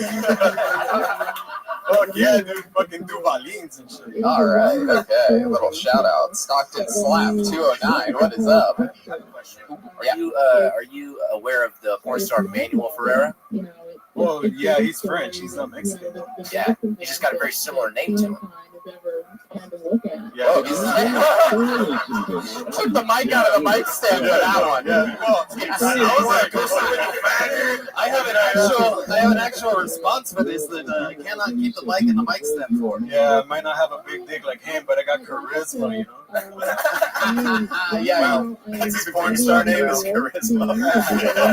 Charisma on stage. Charisma. Yeah, does any of you want to fuck my charisma? I got charisma, machismo, and other different things I haven't displayed yet, but will soon. It is a very hairy situation. Make it all dirty, you know. Yeah, sure. Manuel, I feel like I'm listening to Joe. What's Toby and Oliver and Company? So you've been doing this 8 times. You've been on stage 8 times. So what do you do for fun when you're not working at the warehouse? What do you like to do? You hang out with buddies. You hang out with your girl. You go on dates. What you been up to? Pick up on chicks. Where do you do that at? No, man. The market. No, like, you know, like at the Beverly Center. Oh my God! What are you, a sophomore in high school? No, you know, like go to the shopping mall, pick up on the cheeks, go to the W, you know, on Hollywood. What? You go to what? The W in Hollywood. The W? What's your favorite kind of porn? What's your favorite kind of porn? Like, what's your go-to category of porn? Oh, the squirt and the POV. Wow. No hesitation whatsoever. Yeah. Normally people take a beat on that answer always. They think about being on the internet, streaming live for a second. Not you. Squirt POV, glad you asked. I like the POV because it's like you're the dick, man. Yeah, you know? Yeah, exactly. But wait, hey, there's some fools that like gaping buttholes. You know, fuck that shit. You know, it's all about like just regular shit. They do fuck that shit. That's the whole thing about a gaping butthole. No, that's dirty, you know? They're not called fools, they're called homosexuals.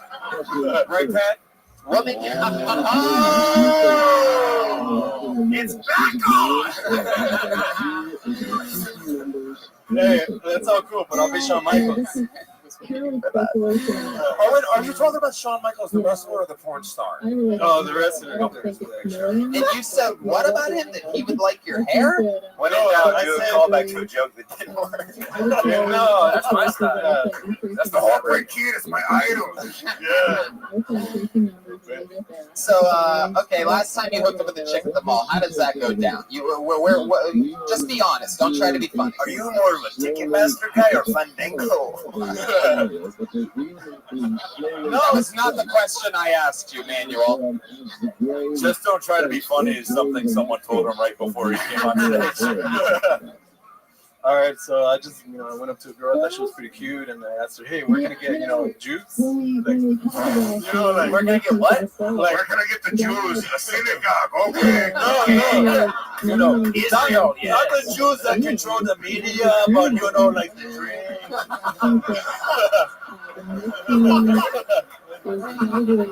You went up to just a random girl. She was a cute girl. You saw her. She by herself. Yeah.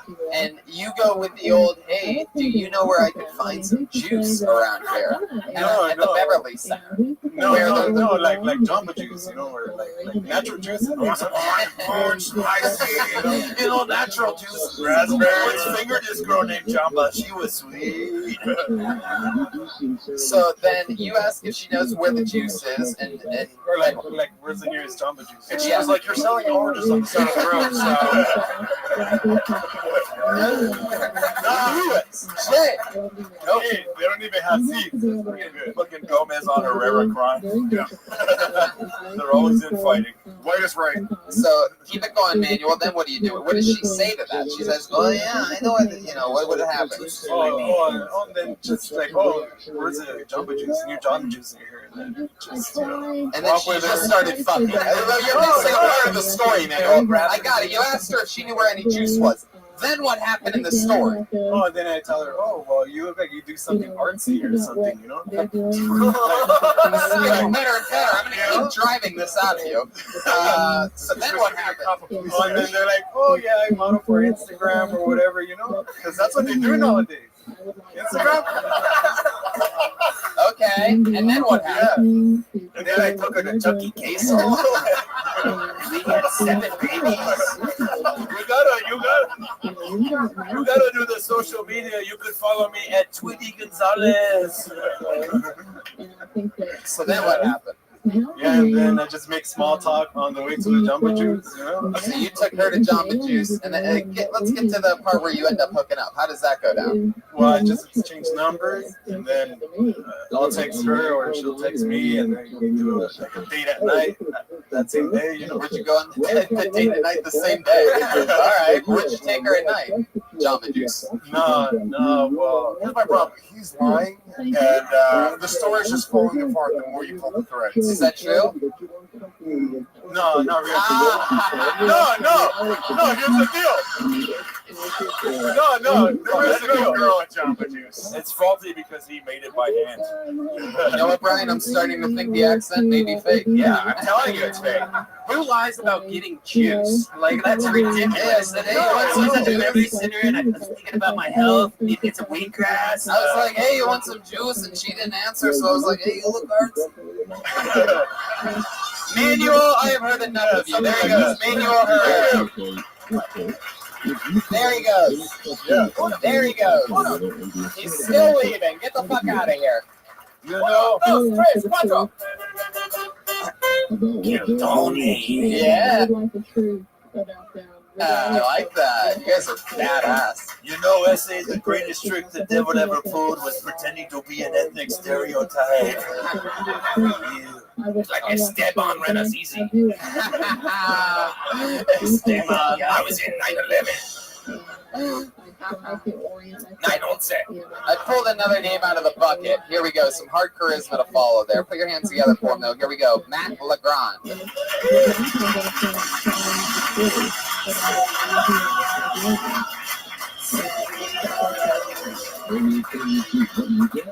What's up? I'm gay as fuck.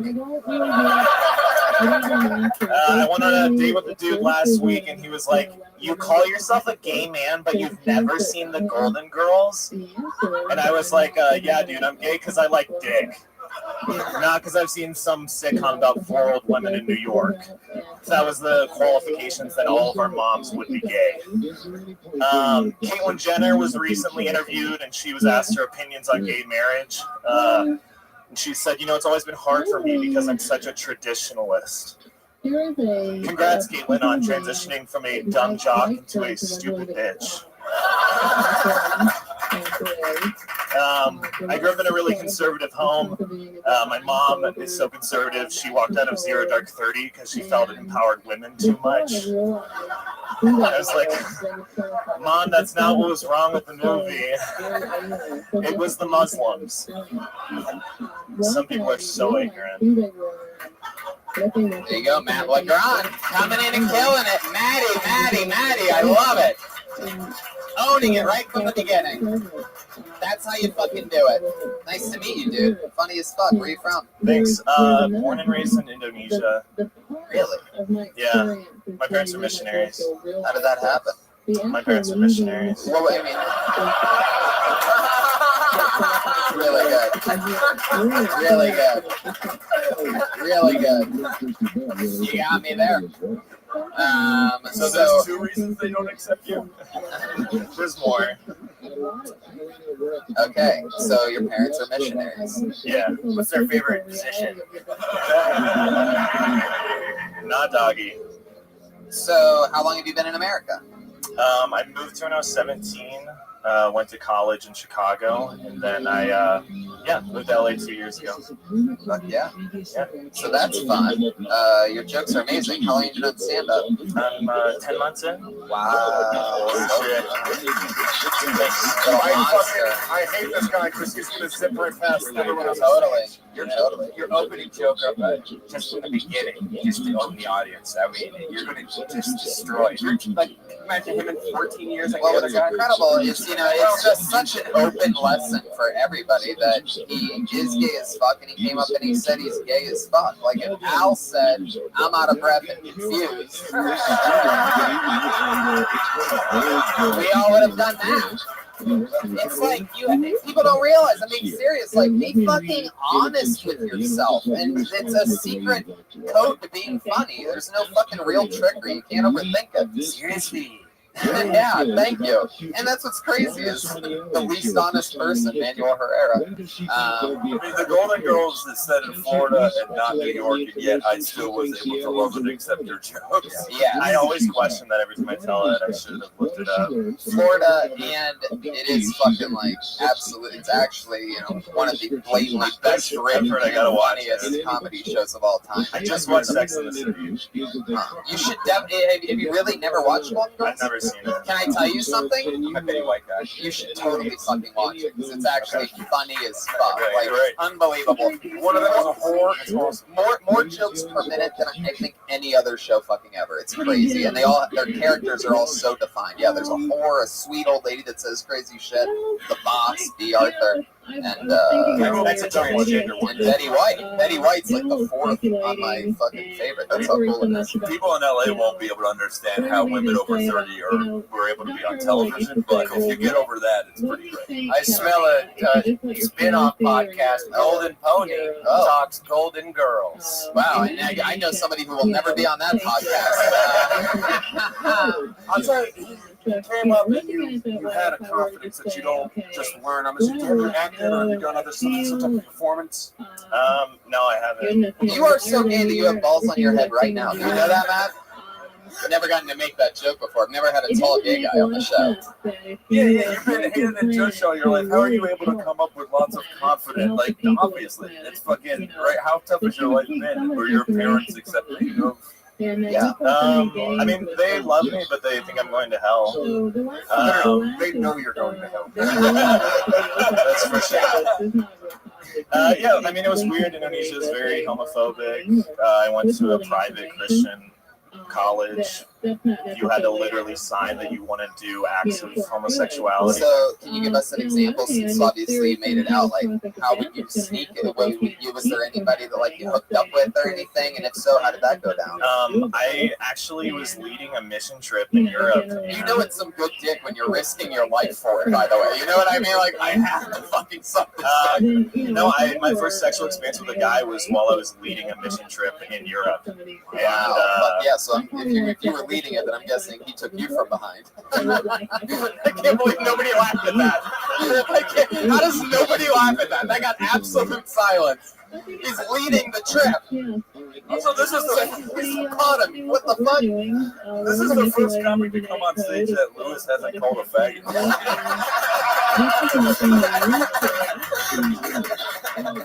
Oh my god! Oh my god! I can't believe it's still my favorite episode ever. But I do feel like the experience is there is something to be said for perspective and hardship that just makes people a better artist. A lot of these trust fund kids that get into comedy have nothing to say. All the shit that you've had to go through, and it's reflective on stage. You're a man shit in your boyfriend's assholes. I want to get back to this thing though. So you're leading the mission, and how did are there any more details that you're willing willing to share about it, or anything else? Yeah, I'm super on it. I'm super like open on stage. I talk about like shitting in a man's mouth and How do you other know? things. Wow, baby, we are doing it. This is amazing. So if you want to know what it felt like watching Alphamont, all right. No, but I feel like when I went on that trip and when I came out, I just kind of had to wipe my moral slate clean, if you will, and just learn from scratch. So because I have the species all over. Yeah. How did you know? How did you know? Like when you were at college or on that mission trip, how did you know that the other guy was gay? Because I went into a gay bar in Amsterdam. Yeah. What happened? Wait, you were 17? It was when I was 20 years old. That's when I was leading it. And that was in Amsterdam? Yeah, it was a weird mission trip. I was like staying in hostels. Yeah, I think so. No, I was staying in hostels throughout Europe, but literally when I went out, I saw one of the rainbow flags above the bar, and I waited till everyone on the mission trip like went to sleep, and I went out that night, and I like went out to the Brown Hole District. But I made it to like a cruising bar, and it was like a very, very wild experience. Cruising bars are where they have like rooms for hookups. But the next day, everyone was like, "No, we heard you were out late, whatever." And they're like, "What were you up to?" And I was like, "Oh, I felt led to do a prayer walk around the city." Yeah, you didn't tell them that walk. While doing that walk, you had like your wrist bent or whatever. Yeah, he's going to hell for that. I just find it amazing. There's finally something more gay in this room than Tony's voice. Yes, there you go. Wow, they're taking shots at me now. I see. Wow, It's back on.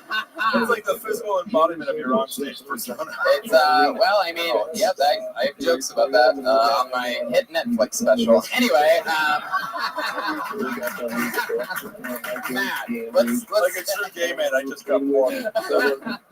So, okay, well that's fucking hilarious. Do you talk about that on stage?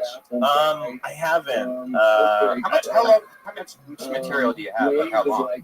I would say the longest that I've done is 20 minutes. I'm gonna be the one guy who doesn't talk about his dick on stage. Yeah, the longest that I've done is 20 minutes. I probably have 25. I perform every night. I don't understand a lot of comics come on here and this is like all about sex. They do. Like I longest I perform every night, meaning like I have sex every night. Like the longest I've done is 20 minutes. Like the longest you had sex is 20 minutes. That's short enough. Oh wow, Pat. I mean, what's funny about that is you really fucking cut him off. I know you got him in the middle of his totally talking. Wait. Yeah. Okay. Yeah. Podcast guru Pat Reagan. I'm sorry. Continue. Sorry. I don't know what I was saying. We apologize for Pat. Set length 25. The longest that I've done is 20 minutes. What are you comfortable with? What's your favorite set? Like your material? You're talking about other comics that come up here. That's what you were saying. You said you don't understand how other comics come up here and Pat. Oh, that. Sorry, I didn't mean to. It just happened. Oh, I mean, this is just an observation. I've seen this show a couple times, but a lot of people said they've only done like they go out like once a month or whatever. They'll hit like one mic. This is the first mic they've been to. It's like if you want to do comedy, why aren't you performing every time? Totally, you're absolutely right. And we tell them that every single Monday live. We asked Quayne, would you like to do the Ice House next Friday? Yeah, I'd love to. Okay. Wow, there you go. From the bathhouse to the ice house. There's like a wait till the jokes don't work in this room if you do them over applause. Wow, well I lost your fucking, oh, there it is. So nice to meet you, so fun. Yeah, you Keep too. it up. Everybody. How do I follow up on Ice House or? He's gonna reach out to you. Yeah, I'll follow you. He has social media. Okay, cool. And he is on Twitter at Matt Legrand. There he goes, everybody. Appreciate it, man. Everybody's Twitters are their names tonight. So, you having fun, Louis J? This is fucking Kill Tony. I really thought it was going to be uncomfortable the whole night, and then that came up. So. Perfect. I love that the gay guy is the only one who hasn't had to find the back door into the industry. All right. You son of a bitch. Sometimes, yeah, I'm fine. All right. I happen to know for a fact that this guy has been signing up for this show every single Monday for like fucking years, and he rarely ever gets up. So here we go. He's not going to get to complain to me for a while. The name is Addleston Fitzgerald Holder the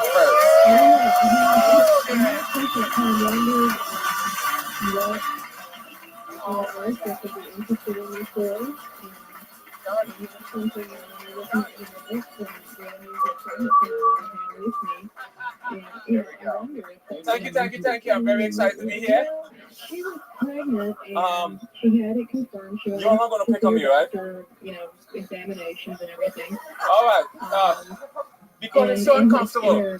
Did you start the 1 minute yet? Oh, yeah. Okay, how much I have now? I need to calculate my material. I have about 40 seconds. Okay, 39 now technically, right? All right, so listen, people. So I have you're not going to pick up me after 45 pounds. Because... all right, hold on. Pause those minutes, please. Okay, listen, people. No, I just don't want you all to pick on me, that's all. So, good evening, folks. I'm a comedian, right?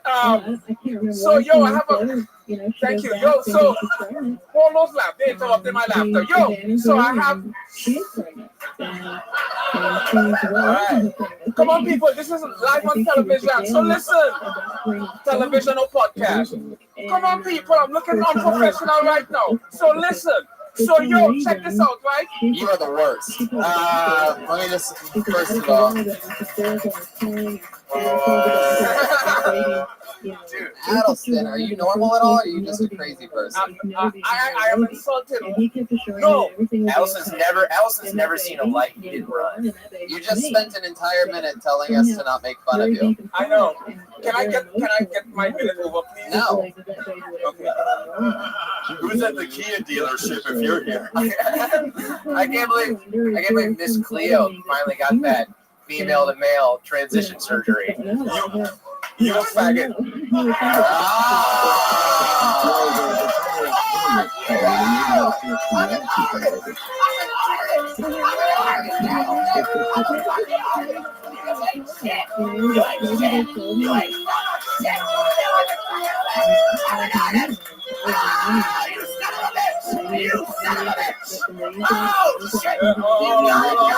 Hold on. You should be the one with the saxophone because you're the one that gives the blowjob.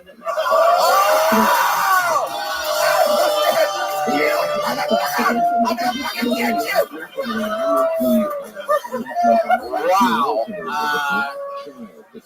I guess actually you're the second worst since you just put Pat Reagan in his place. Wow. Well, actually, the second one is you. All right, nobody gives a fuck. Man, you're taking shots from Bob Marley.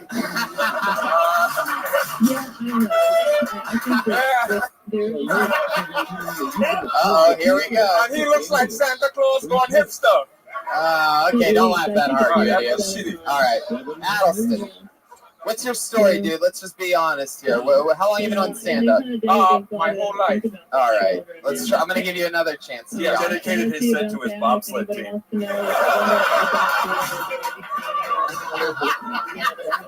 What do you do for work, Addleston? What do you do for work? You're one of the few comedians to ever bring a briefcase with you on stage. So. Yeah. Thank you. He's laughing so hard he's making whale noises. What do you do for work?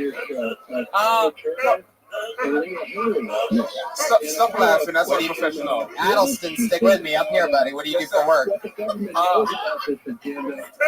Still over here, Addleston. Addleston. Live show, baby. Stick with me. Over here, not them. Tell him to stop laughing. No. Okay. Addleston, what do you do for work? Currently, I'm unemployed. What did you do before that? I was unemployed. All right. But I did construction one time in the past.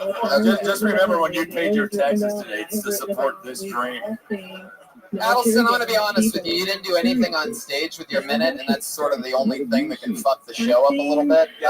So I'm going to move on, and all these people that signed up wanting to perform a minute on the show, we're going to give them a shot. Adelson Fitzgerald, Ola the First, everybody. There you go. He has an actual stamp for his name instead of signing up. He uses the stamp. We should have known that. And an AOL email address. Yeah, for his Twitter handle. Left his actual AOL.com email. Put your hands together for your next comedian, Kelsey Kerr.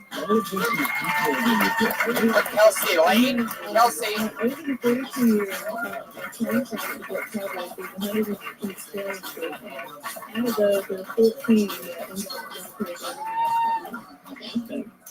It's Lane. So I'm just going to be honest with you guys and tell you that there are perks to looking this way. Okay, I'll tell you this story. There was a beautiful moment that I had with this homeless man, and we looked each other in the eye, and he smiled. And I looked down and noticed that he was furiously masturbating.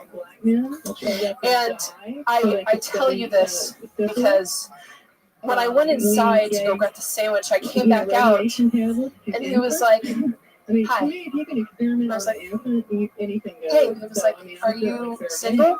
And we've been dating ever since. So, thanks. Okay. Kelsey Lane. One of your first times doing stand-up. You just started. Yeah, like 4 months. 4 months. Yeah. Okay.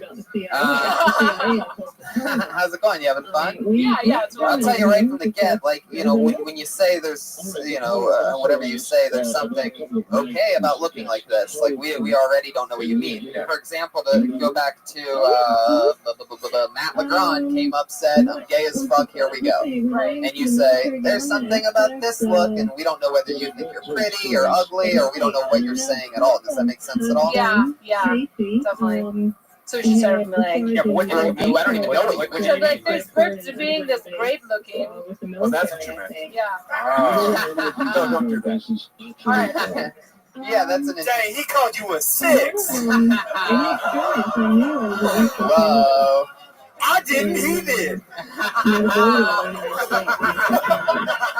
I'm like a 7 with drunk goggles. You know what I mean? No, you're adorable. You're adorable. So it's been 4 months. Are you doing a lot of spots or what? Yeah, here and there. Here and there, like a few times a week or what? I try to go up to mics now that I'm unemployed. I can go up. What was your job before? I was. Don't lie. I was working Please, at so many liars tonight. I can watch you all thinking of your fake, unfunny fucking answer. I worked in a matchmaking service. Perfect. That's great. What was that like? Were there some people?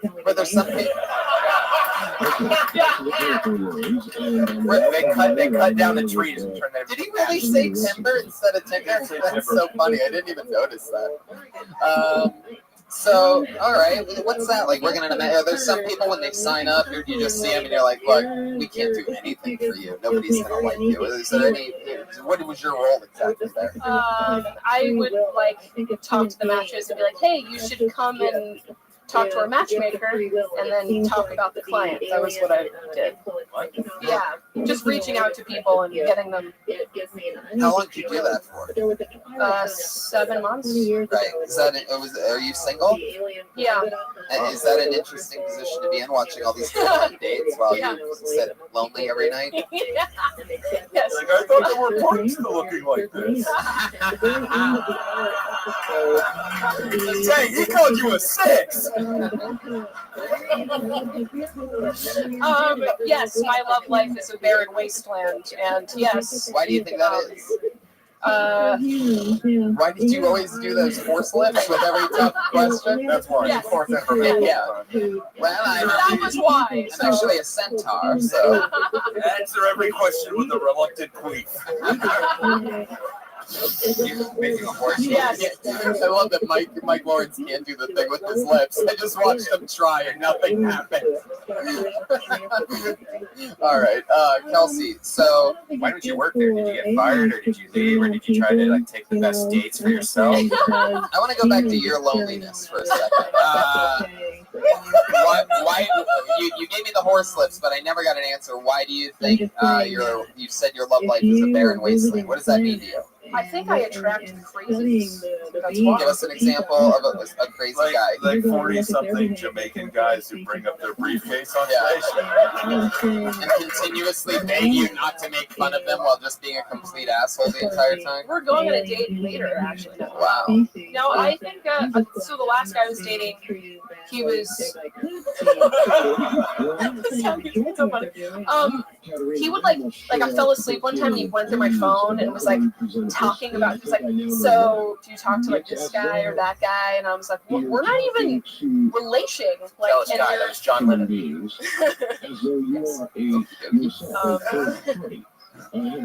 So he went through your phone? Yeah. All right. How about what's the second craziest thing that a guy's done? Oh, was that like on a reason? Was that on a first date or something? No. How many times did you guys hung out? You were fucking, you were dating, what was? Yeah, and then, like 2 months. That's not that crazy. You don't have a passcode on your phone? Yeah, he knew it. Oh, you gotta go with the thumbprint. Yeah, I gotta get the thumbprint. That's not that crazy. A girl keyed asphalt into my car. She was nothing to love. It's back on! Yeah. You better be careful, Pat. You're giving away all your secrets. Next girl whose heart you break is gonna keep guitar comic in your car. That'd be worse. I would have to get that fixed. I would have to get that fixed immediately. All right, asshole. You're like, I get it. Someone says that a flannel button pops off the shirt. That's actually usually what I do. I usually have a guitar on stage, but I just felt like it was going to be way too much. Give us another. Are you fucking with me right now? No, I'm telling the truth. You seem like you're fucking. I'm being honest. Not that. I really do. I'm a musical comic as well. I understand. I understand. You guys have a lot in common. You both do comedy of guitars and you bomb continuously. Yeah, I saw that one coming. There's a rule of 3. This is amazing. This is a little fucking match made in the outside of some conservatory. Which one of your song titles? Yeah. DUI song. Whoa. It's about DUI. It is. That's what musical comedy is a lot of times. They have like a song title and the whole song's about that. Sometimes. So that's how people write musical comedy. Not me. I actually write songs. You know how some people just say the punchline once? Well, imagine if it's repeated multiple times. In a chorus. In a chorus. How many words can you rhyme with queef? Leave. Keith. Chief. Believe. Oh. Steep. If you want to slam. Coral reef. There'll be a relief when this is over. Kelsey, the second craziest thing that a crazy guy's done to you, other than go through your phone. This one guy held the door open for me once, and I was like, "What are you doing? Are you a knight? What century is this?" I make 77 cents on a man's dollar because there's perks to looking like this. Kelsey, answer my question. Second craziest thing. Because I asked you why you said your love life is a barren wasteland. And I said why, and you said the guys that you hang out with are crazy. You attract crazy people. Mm-hmm. Give me a number 2 to going through your phone. Number 2. I don't know. I've had like one time I was hanging out at a mic and he came by and he's like, "Oh hey." Same guy? Yeah. Okay. Yeah. This is after that? Yeah. Okay. And then he was just like, "Oh," and then he was like, gotta go to the bathroom. And then I texted him, I was like, "Where'd you go?" And he was like, "I went home." I was like, "Why?" He's like, "You weren't paying any attention to me and you're flirting with every guy." And I was like, "So maybe that's your answer. That's Kelsey, this sounds like you're a fool. Yeah. If people go through your phone. Crazy guy. She's just a fucking right. Do you drink a lot? I mean, do you get drunk a lot? Or you? I get the feeling you have more dicks in your phone than Matt LeGrand has had in his asshole. Thank you, Brian. Kelsey, so, all right. That doesn't sound too crazy. It sounds like a guy that has jealousy issues. Yeah, it sounds like one loser. I can tell you crazy. We can hear crazy bitch stories. We can talk all night. Yeah. Brian and I can talk for a while. He squirted on me the other day. All right. Kelsey, so what else about you? Tell us something else that's interesting. Where are you from? from Boston. How long have you been out here? It'll be a year next month. Okay. That's interesting. What do your parents do? They're both unemployed. During the initial stages of Why? Yes. How are they surviving? They're both like retired, so I guess. Oh, there's a big difference between retired and unemployed. We got really old. They just got fired. And you said that you just got done with your matchmaking job, correct? You don't do that anymore. No. So how are you surviving now? Are you retired as well? I just got my first unemployment check. Wow. It's not enough to survive on. So. Yeah. So what are you gonna do? Survive on my chase. Oh, Brian, you can't say things like that. It has to be, if you're gonna go dark, then it has to be somewhat funny. Are you gonna pay me or? It depends. Do you take tokens or roses? All right. Wow. Yikes. I looked at the one prostitute in the audience who was like, "What up, girl?" Wow, I think that might actually. Oh, okay. She owned it for a second there. I'm like, wow. Kelsey, okay. Nothing else interesting about you that you can think of? Or are you like, any special human tricks you can do or anything fun? Squirt milk out of your eyelid. Out of my eyelids? Give us no. Let's not answer that question, Brian. It's kind of hard to maybe a little bit too much Mountain Dew. Anything else interesting about you that you can tell us whatsoever? Is there anything that you've done, any talent that you have whatsoever? No, it's mostly like guitar stuff. I just. I don't want. Yeah. Here we go. Let's take a chance. Let's do it. No, it doesn't take any time. 2.5 Put minutes. it on. Play 30 seconds of the song. 30 seconds. Play the chorus of a song. The DUI song. All right. Ladies and gentlemen, give it up for Kelsey playing the DUI song. Thank you. I was going to do that, Pat, but thank you. Your guitar, I guess in the guitar comic world, you can bring up the guitar comics. Oh, are you trying to hang yourself right now? It didn't work. Look at that evil look. You can just use Addleston's hair. I'm trying to present the information. I'm not. You're already better than Pat. Because that doesn't do anybody. Wait, so just the chorus, I should say, not the verse. Holy fuck, All right. do the song. This is Hollywood. You got to commit, kid. To anything. What did you fucking bring to the show? Is it an instrumental? And he said, "Yeah, do you like that?" No. He said, "Not really." He tries again. He says, "How about that?" I said, "You didn't do anything differently. So pardon me if I'm too outspoken. I'm only here because my vibrator's broken. Don't get me wrong, you're an okay guy, but I'm only sleeping here to avoid a DUI." Wow, look at that. Very well done. There you go. That's All right, Tony. Wait, what's going on, Jeremiah? She's Can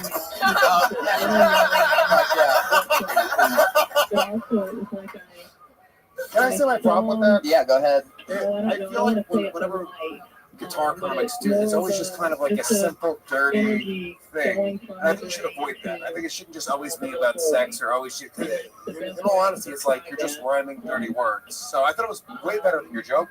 But I would say that stay away from just the I'm giving you a song and rhyming dirty words. Yeah, what are the other two songs you have? What are those called? Don't overthink it. Answer the fucking question. Why is everybody doing this today? My pussy is huge, my asshole's gaping. Yeah, just be honest. One abortion after an abortion. I fucked myself and fucked Trump. Oh, okay. Can I say the thing is, like, you're coming out here, it's being recorded, there's all these people, and if you're half-assing it, if what you do is musical comedy and it's being recorded, then that's what you should do. You already don't have a job, you don't have money, life's not good for you, you should be fighting fucking harder than anybody. When Matt LeGrand came out here, like, that's a guy who's like, fucking like, I'm gonna take this. You need to fucking take it. You made excuses and everything. Talk about dick. Yeah. It's like you failed on someone else's terms, and then when you did that song, you got to fail on your own, and it was so much more beautiful and endearing. Yeah, he's absolutely right. I totally agree. You should make friends with more comedians and get out and just hustle. If you're not working, then you have to go all out. I mean, there's no fucking Netflixing when you're in your situation. But if you look at Pat, who I do respect, like he fucking takes that guitar everywhere. He's gonna take the amp sometimes and shit. Three, 4 or 5 spots a night while doing other shit during the day. Humiliating myself. Yeah. He walks up the fucking. He has to walk up the hill sometimes. Him and Jeremiah have to park up on the hill and fucking walk up it at the end of the night with amps, guitars, all that shit. Almost getting hit by drunk rich people. I mean, look at my face, and I had the confidence to try to disrespect him. I mean, so it's like fucking do the work and. Every time you go up, bring a fucking guitar. If that's what you want to do, then that's what you should always do. Gotta commit. Gotta just go for it. You're doing an okay job of it. And it's Kelsey Lane. Yes, there she goes, Kelsey Lane. She's on Twitter. It's Kelsey Lane.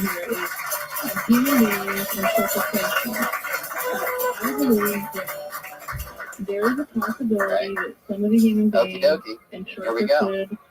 Almost there, people. Put your hands together for Henry Johnson. And so you also think maybe some of the interpretations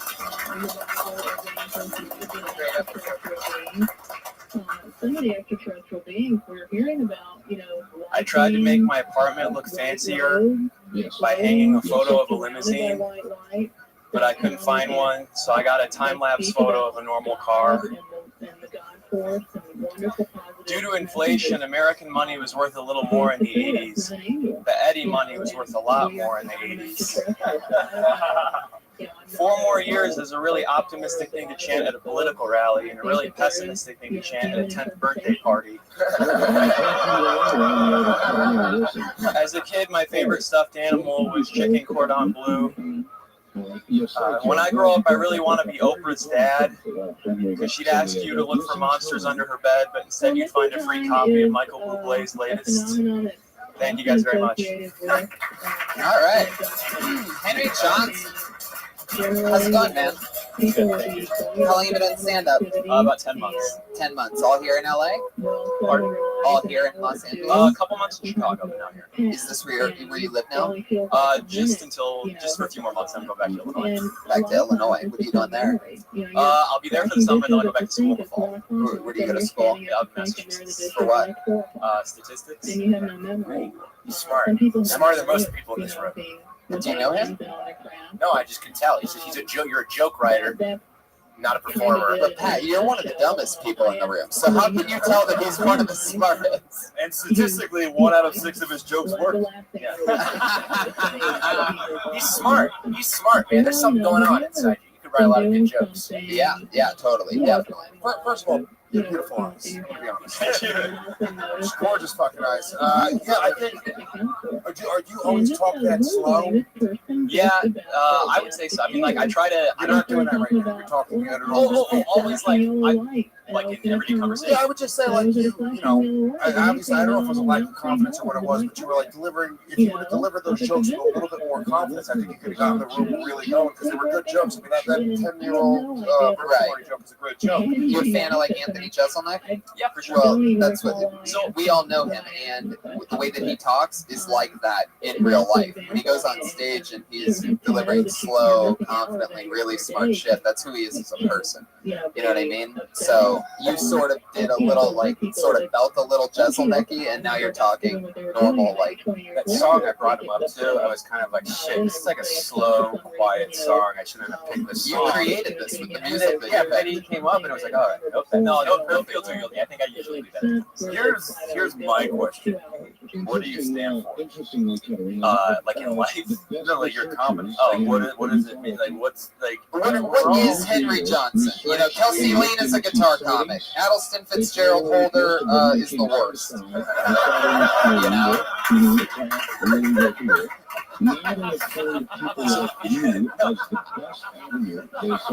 You know, if you say his name one more time, he'll appear.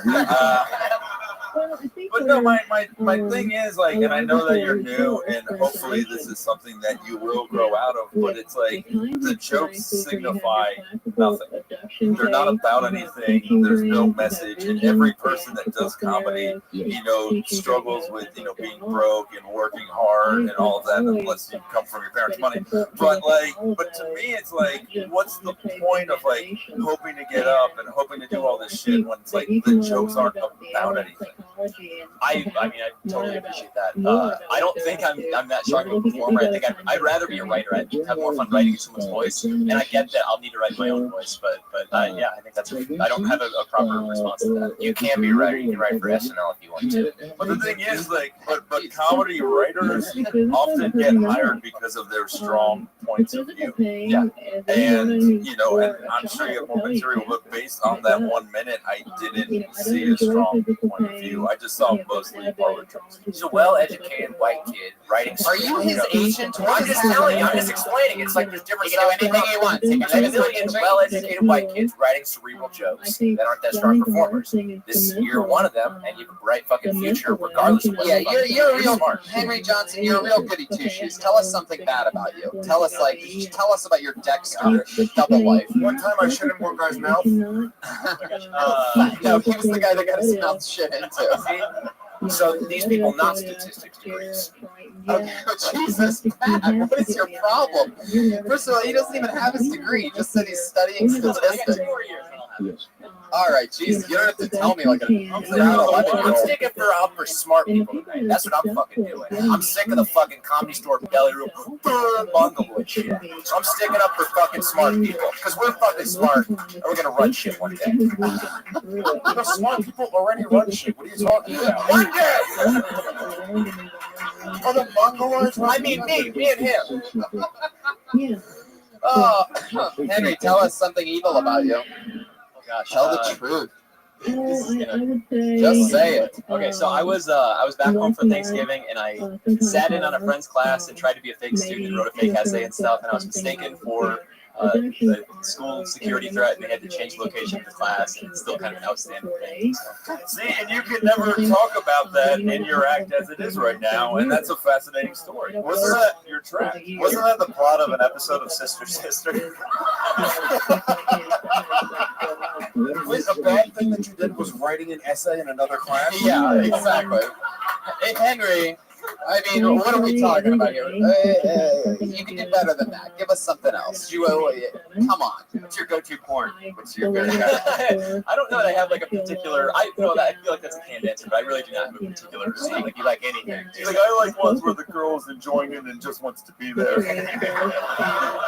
just making love porn. You think he likes girls? All right, come on, hit us with something. Craziest thing you've ever done. Gosh, I feel awful. So that gosh sounded like he was opening up a musical number. Gosh, well. I really am sorry because I know that this is like for entertainment, but I truly am a very boring person. We know. The first black people he's seen were the cast of Hamilton when he was in the front row. Do you swear in the act at all or no? Generally not. I don't. It's not that I like it. I'm just not very good at incorporating it. It's a writing incorporating it. You should, honestly, if you don't, you should, because I think that's a quick way to get, pretty far in the industry. But can you curse for us at least? Can you say fucking cunt?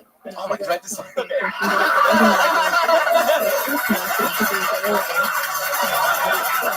Sorry, that was awesome.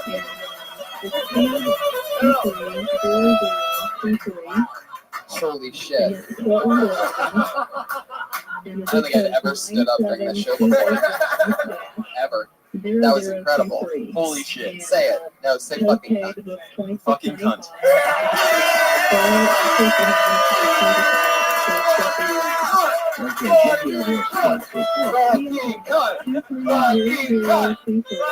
Wait, what's that? Oh, what? Oh, you just lost your scholarship at Massachusetts. They're watching the live stream right now. I love that Lewis is proud he just molded someone into being a misogynist. The hate is strong in this world.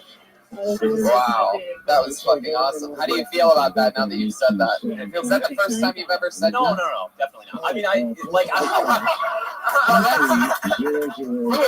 once called mother that when the potatoes were cold.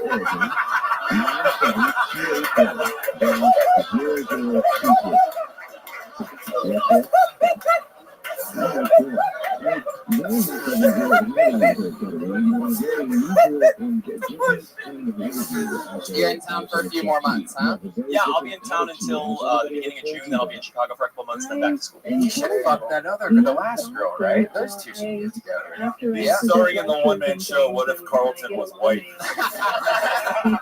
I love it. I love that. I love that you started doing stand-up comedy after being the lead in Book of Mormon. I think it's a really big deal. It takes a lot of balls to do that. But come back again. Will you sign up again? Come back. I want to hear more of your jokes and find out more about you. Can I? Yeah, Mike Lawrence.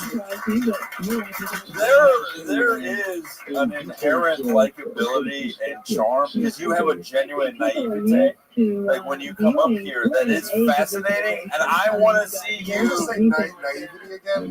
Naivety? I can't say it either. Bronx Public School, everybody.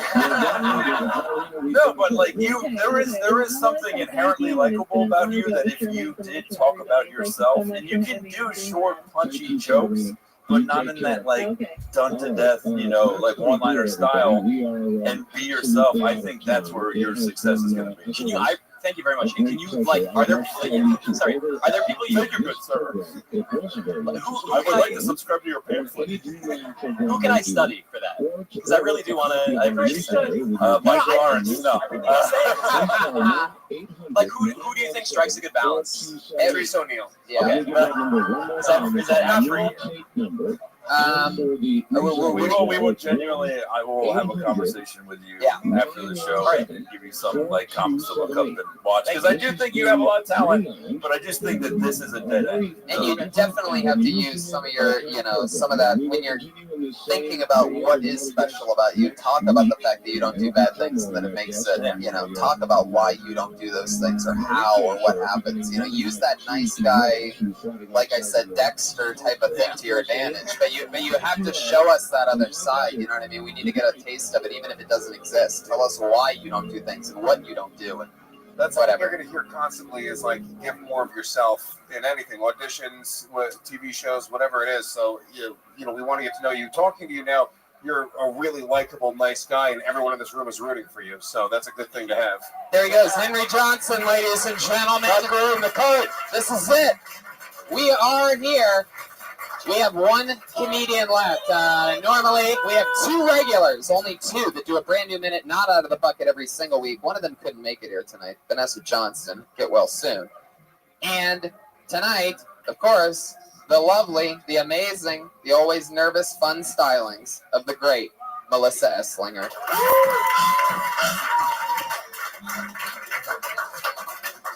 There's actually a comedian that's more adorable than me. That guy. Good. The cool thing about riding the bus is homeless people stop asking you for money because you're on the same boat, bench, whatever, same thing. Somebody recently told me I'm their favorite person to watch bomb. So I got that going for me. Life's not that bad. Shit. Let's just say I'm not looking both ways before I cross the street anymore.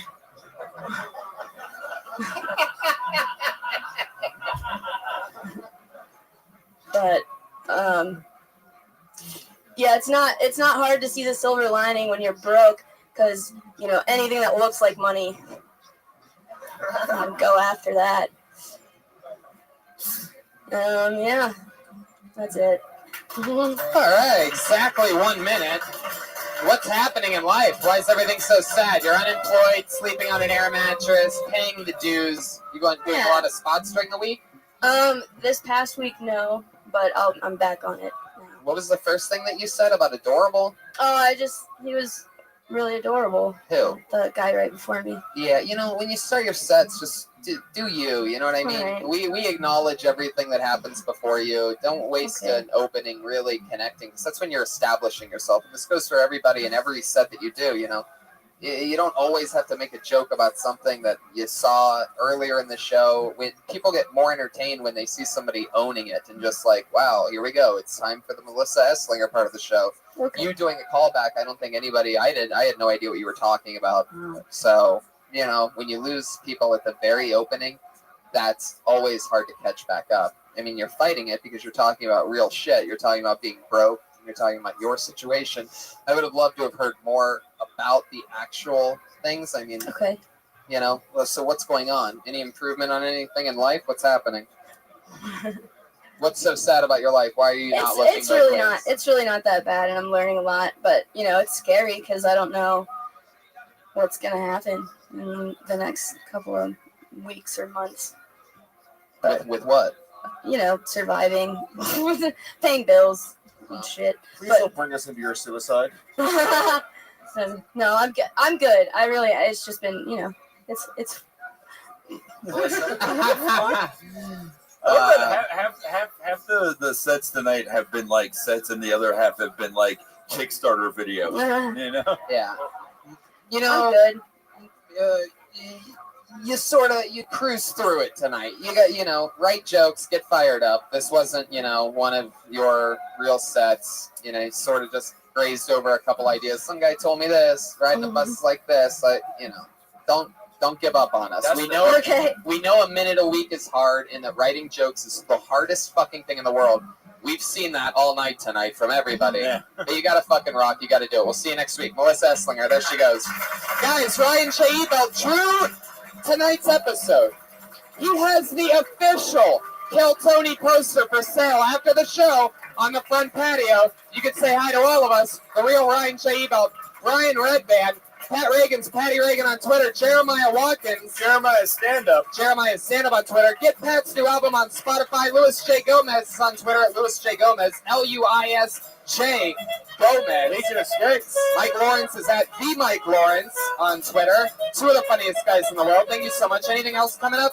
Thank you. I wrote on this season of Inside Amy Schumer that airs on Thursday, so check that out, everybody. There you go. Up next, check out Legion of Skanks. Legion of Skanks, Louis J. Gomez, we love you. Welcome to the Kill Tony family. Thank you, live audience. See you.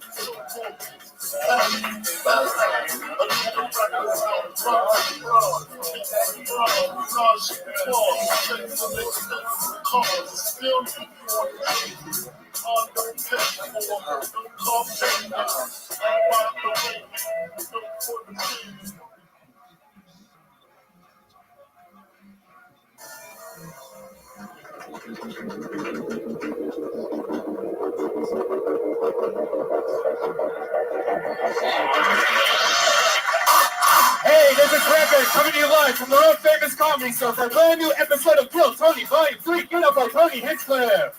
Everybody. Wow. Holy moly. How exciting. What a special show we have, everybody. Hi, welcome. This is so nice and loud in here. Welcome, everyone. Keep it going for Reagan and Watkins. You just saw them, everyone. Killing it. Fuck yeah. I like this. Look at this packed bitch. You guys ready for a crazy night or what? Motherfuckers. We have the great Ryan J. Ebelt drawing already tonight's episode. He draws every episode. You can get those prints at ryanjebelt.com, including the brand new Kill Tony poster. Limited edition. Unbelievable. It's up on my living room wall. It's so awesome. It's the fucking coolest poster that I've ever seen in my life. And it just so happens to be a poster of this podcast. So who wouldn't want one of those? And he usually has some after the show. If you want to grab one, he has some for sale. You can get them on the patio after the show. And you can meet the great Ryan J. Ebel, house artist. So what's up, Red Band? How's it going? Not much. How are you doing? Great. Life is good. I'm excited. This show, Kill Tony, is going to Nashville May 22nd. That's right. To the Wild West Comedy Fest. We're going to be part of a festival. It's going to be fun. And I'm going to be in Santa Barbara Friday with Sam Tripoli. So, yeah. Let's keep taking turns. I'm going to be in Cap City this weekend, all weekend. So for those of you listening live on the live stream from Austin, Texas, I'm there this weekend. I'll be at Brea, California Thursday with George Perez, and it's almost sold out, so you better get your tickets right now.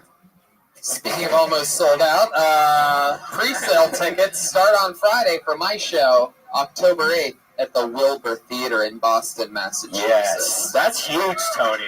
That's a huge speeder. Motherfuckers. Damn right it's huge. It's crazy. I don't know if I'm going to be able to do it.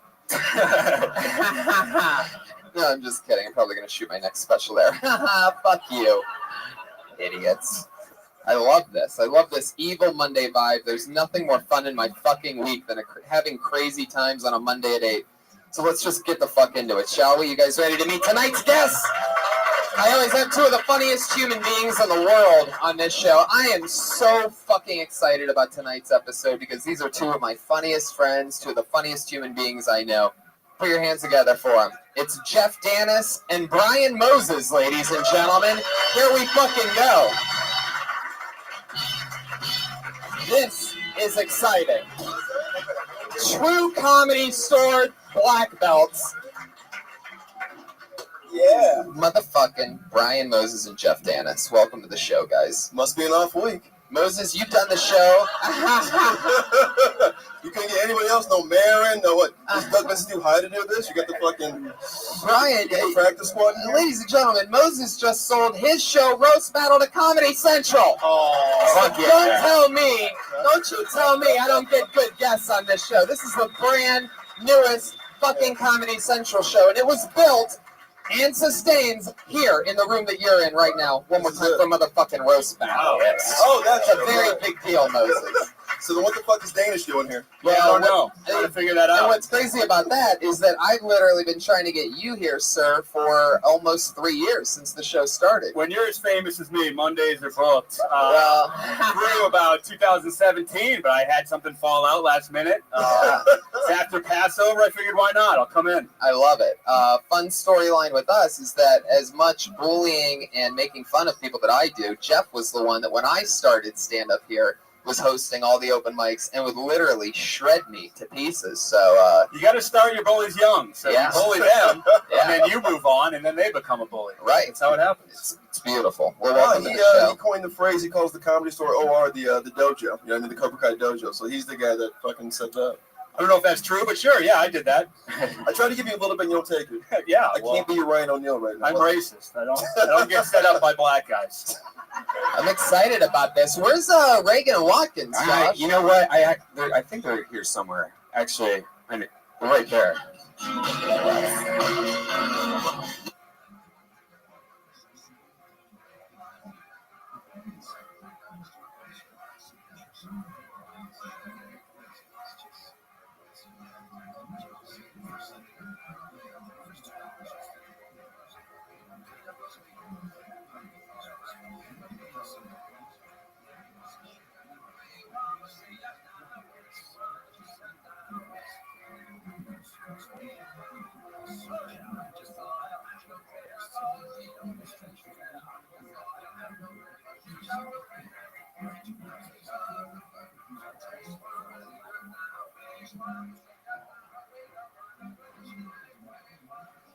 Holy shit! What is happening? I just got herpes simplex 1. That's what just happened right now. I'm really glad that was you. I saw him coming in fast. I didn't know what was happening. Yeah. Jesus. More of a popper, not a prince. Yeah, that was a little fucked up. Wow, that was an aggressive entrance. Reagan and Watkins, ladies and gentlemen, with a little Prince tribute. That was a real man kiss too. I mean, that's got the softest lips. Wow. I see now. I see why you get so much. Was that first time kiss from Pat? From Pat? Yeah, first one from Pat. Yeah. Moses has a quarter semi. I don't know the term for that. Yeah, that's a semi. A quarter I was gonna put it. Yeah, you can tell bigger than all three of ours combined is his quarter semi. Yeah, it looks kind of like this, but much thicker actually. Girthier sword, for those of you wondering at home. Welcome, Reagan and Watkins. Beautiful Prince tribute. How long did you guys make those wheels? How long? Who did the crafts on that? We did. Who decided that a Red Bull would describe that it was the steering wheel of a red Corvette? Like that was me. Yeah. Is that last minute, or did a lot of thought go into that? Yeah. You just committed to the Red Bull? I like the Red Bull. Yeah. Do you guys film the crafts making sessions? It seems like you need to put that up. Show people your hard work behind the scenes. We should, but I lost the power at my house before I came. Oh, Jesus. We didn't make crafts in the dark. Wow. Oh. Sexual. You want to know what these are, Tony? What? They're infant tutus. Creepy had those on demand. You're like, hey, we can use my infant tutus. I killed 2 last week. Yeah. No, Prince would have wanted it that way. Yeah. So did you go shopping for that? Oh yeah, we did. So, and at what part did you realize that the little girl tutus would sustain as Prince outfits? That's actually Pat's idea. I can't. I mean, did they smell like they've been worn before? All right. No, Brett. Okay. That's Those are Salvation Army baby tutus. All right, get reminded to keep moving along with the show. Nobody helps me more than Red Band to know when to keep the fucking thing going. I went to Goodwill before. They didn't have any infant tutus. Oh. So I had to go to the 99-cent store with Jeremiah. Those go fast, those used tutus. So those were 99 cents? Wow. What kind of slutty infant would wear such a thing? I mean, what kind of two-timing whore do you have to be? I'm going to say Mexican is my answer.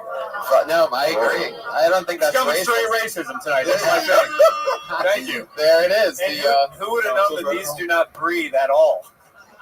I'd say the infant who was smothered to death in one.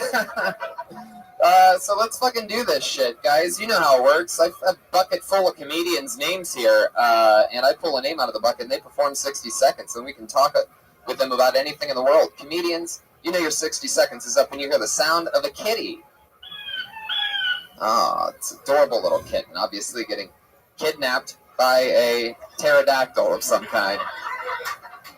And wrap it up then, guys, or else you're going to bring out the angry West Hollywood bear.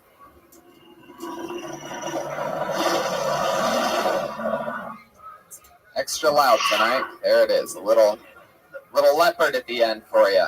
If the bear didn't scare you, that leopard will get you. You guys ready to start this fucking shit or what? Here we go. I am excited, guys. Let's break some dreams. Holy shit, we met them, I think, last week or 2 weeks ago for the first time, and I'm so pumped about this. Get ready to hand your mics over, you two, because I am bringing up the fucking Vierzy triplets, ladies and gentlemen. Holy shit.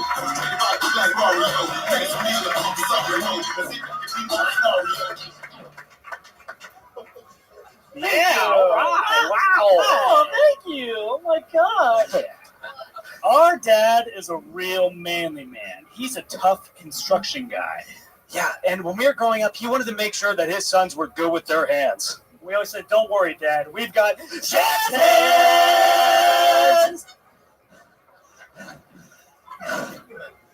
If you couldn't tell by looking at us, we are bad boys. So bad.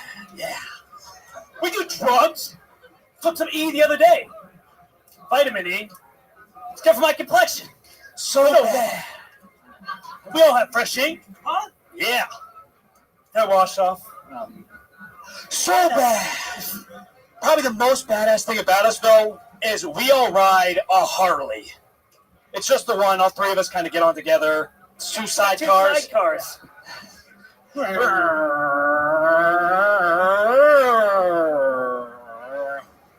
So bad. Yeah. All right, hand those microphones to my esteemed guests. Accurate. Hey, Tony. I don't know. Are you real triplets? Yeah. What happened to the guy in the end? He's like the good one. He's the funny one, you're saying? No, he's like the Schwarzenegger. He's taller. He's like the dominant. He wears lifts. You can see his shoes. I got Air Force Ones on. I guess those are lifts. So. Jesus. Yeah. Fuck yeah. I think these two should break off, is my suggestion right off the bat. I don't know about you guys, but I thought that joke was so bad. Yeah. That felt like really bad Leno set. That was. How long have you guys been doing stand-up again? You have to talk into the mic, by the way. 3 years. You can really tell who the alpha out of these three is. You know what I mean? He grabs that mic stand. Is that 3 years total? Like 1 a year each? Or is that 3 years altogether?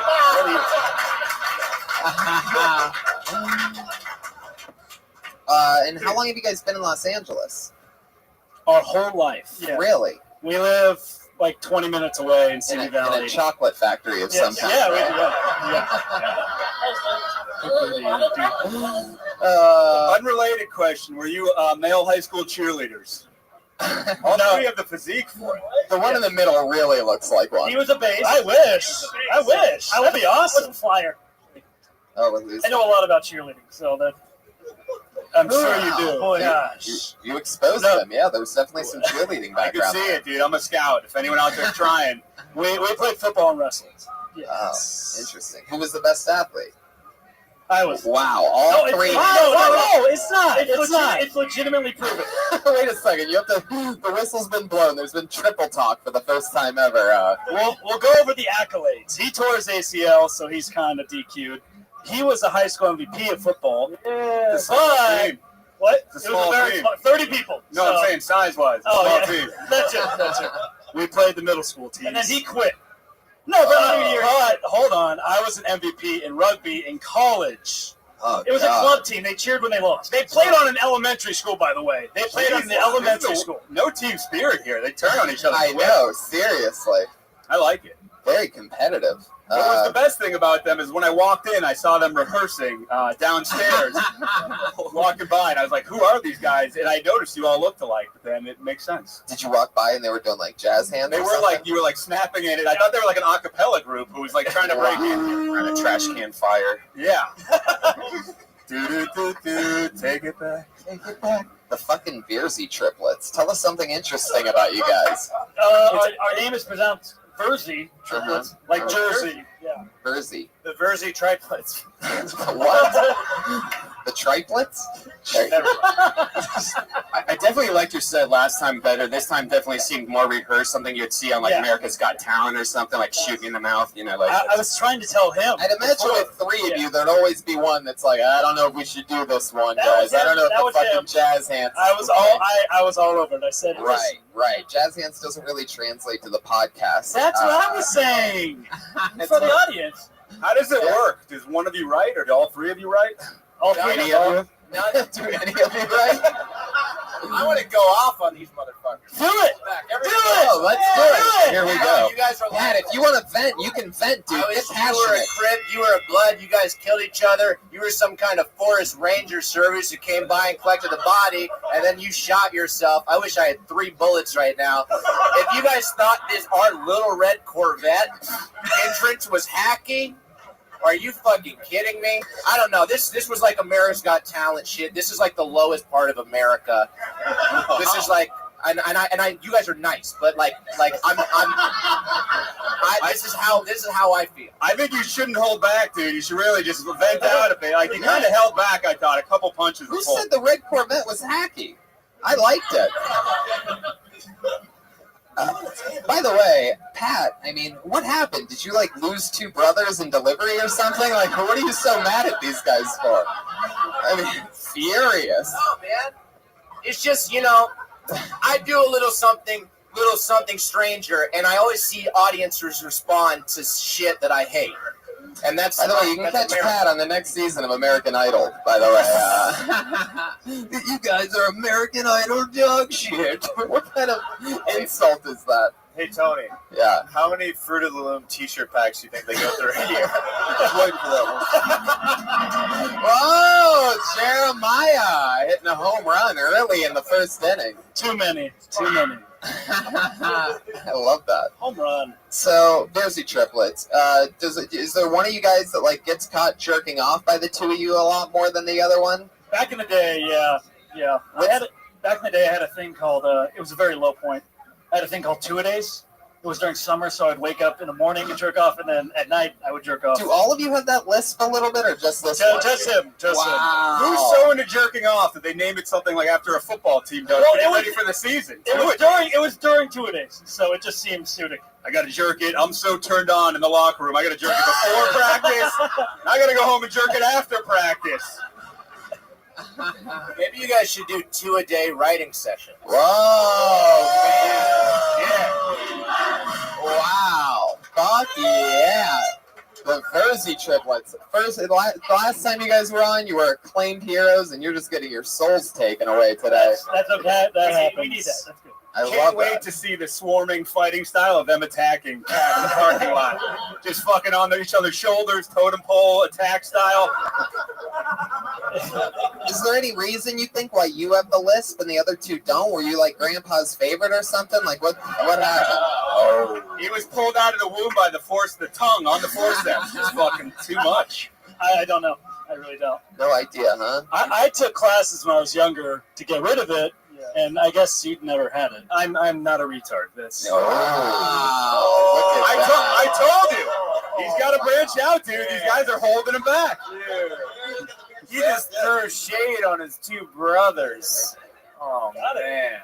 Keep him in check. Fuck yeah.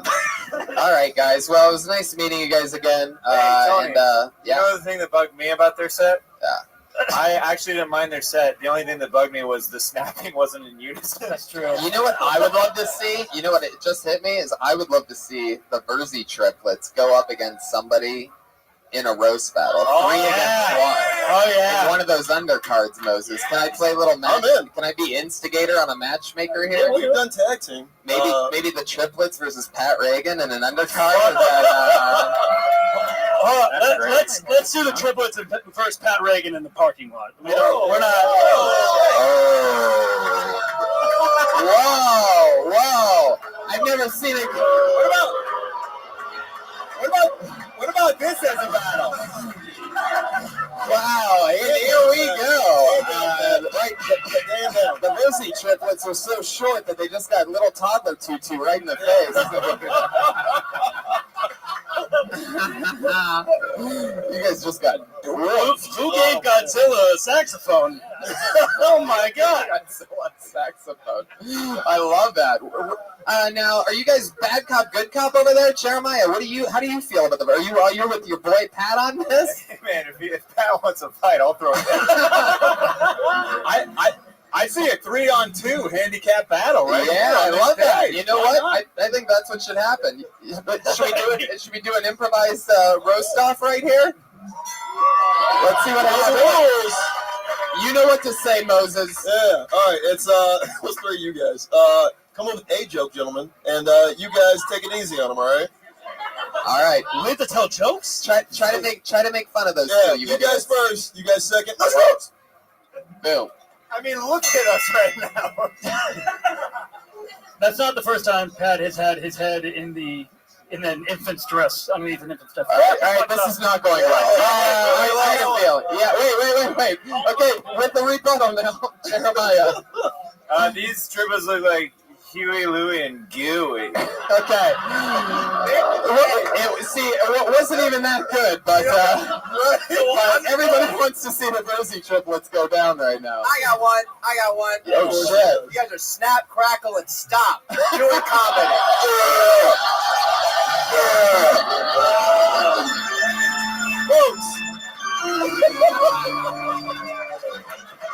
That's what I'm fucking talking about. Verzi triplets, there you go.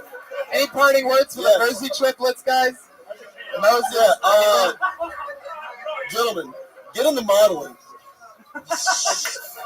Beautiful. I think your future's in roast battling. From what I just saw here, I say more of it. It's great.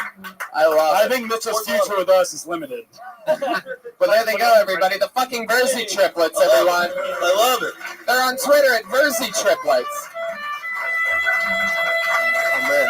That's so fun. I love that little improvised fucking roast off. I think the show should be over after that. We're just getting started, baby. Jesus. We will not snap, crackle, and stop. That's unbelievable. You guys. From Pat. The honky tonk man. I thought he was going to guitar one of them over the heads. I wanted it. It's like Pat's so upset because like he's like a concave chest and they just have like so much chest. You know what I mean? I think they're at their most vulnerable. So they're like, we got nothing to fucking lose. There's 3 of these guys. There's 5'2", all of them. Let's just fucking go out with a vengeance. Jeremiah, I love this look, dude. You would play the best gay Dracula of all time. Is that the Are you wearing the Seinfeld puffy shirt right now? What the fuck is that? Let's keep this motherfucker going. You ready to see your next comedian? Anything can happen. Pretty crazy. Spontaneity at its best. That was unbelievable. Put your hands together for, this looks like a new name. How about Ryan Higgins, everybody?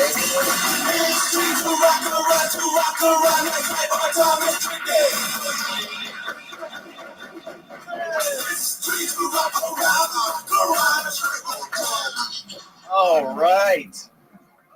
All right. There we go. Hello, everybody. How you doing? Seem like a cocaine crowd, right? You guys like coke? I never liked cocaine. I don't understand it. I hate my thoughts. Why would I want them to be faster? Doesn't make sense. That's like giving your high school bully a gym membership. There you go. That's the bit. That is the bit.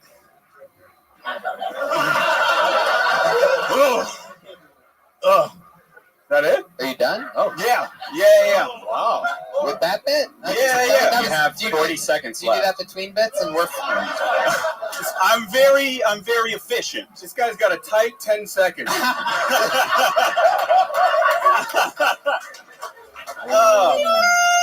And by tight, I mean not that tight. It's not that tight. Not that loose tight. 10 seconds. I keep my 10 loose. That's I what think do. just constructive criticism starting off with one of these is not a good move. Yeah, it's never- digs you a hole. Yeah. I didn't know if the mic was on, and I was like, "Oh, this is a You nightmare." saw three men talking into Literally talking to you. Yeah. Yeah, but like not that microphone was triplet tested. Yeah.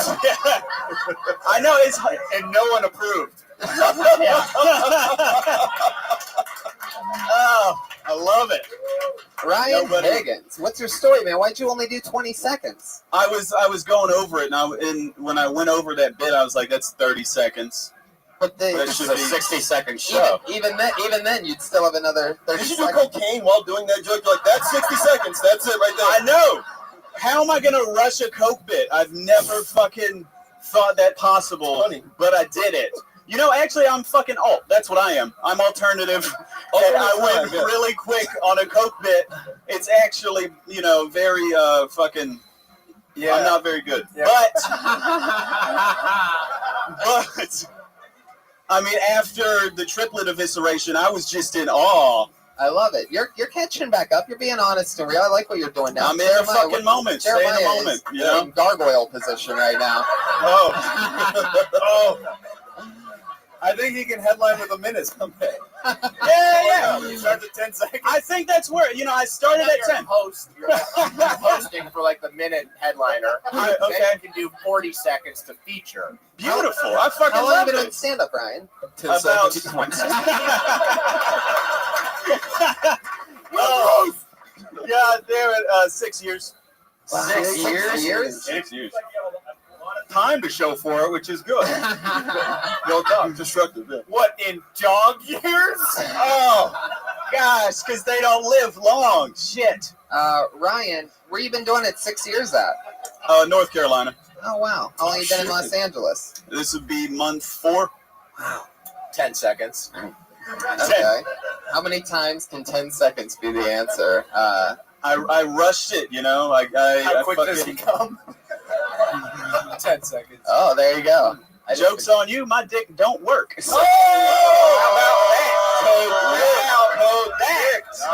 how about that? You just got iced, my friend.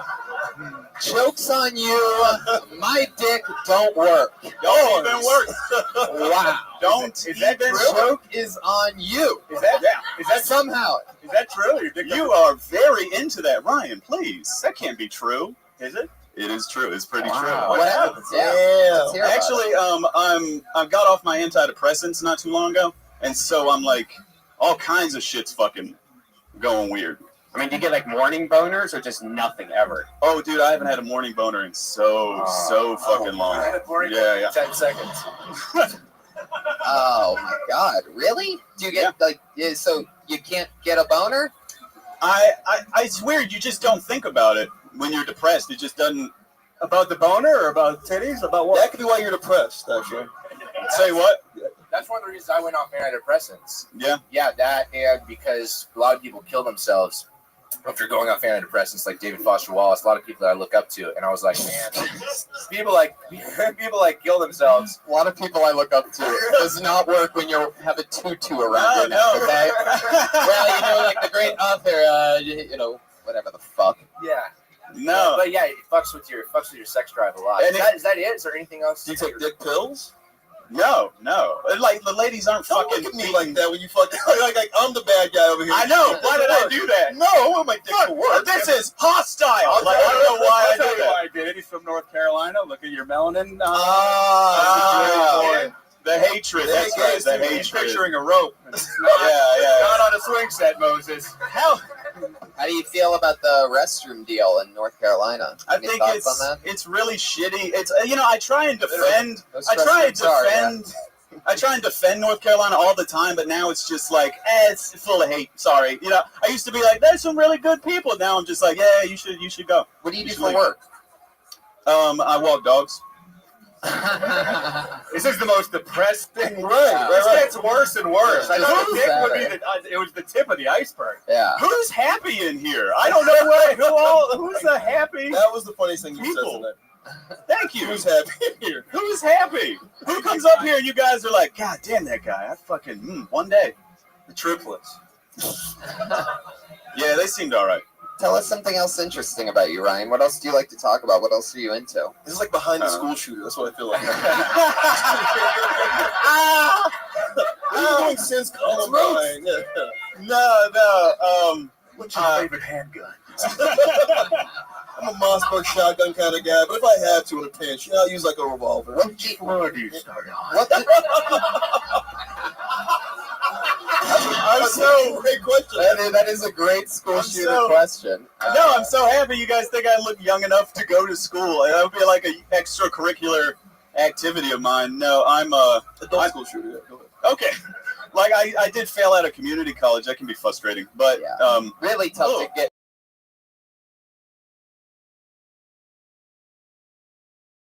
Than 500 feet of one. I'm sober too. I quit drinking. How long has that been a thing for? Now, I'm figuring out why you're depressed, Ryan. Yeah. Immediately. I mean, do you do anything for fun at all? Comedy?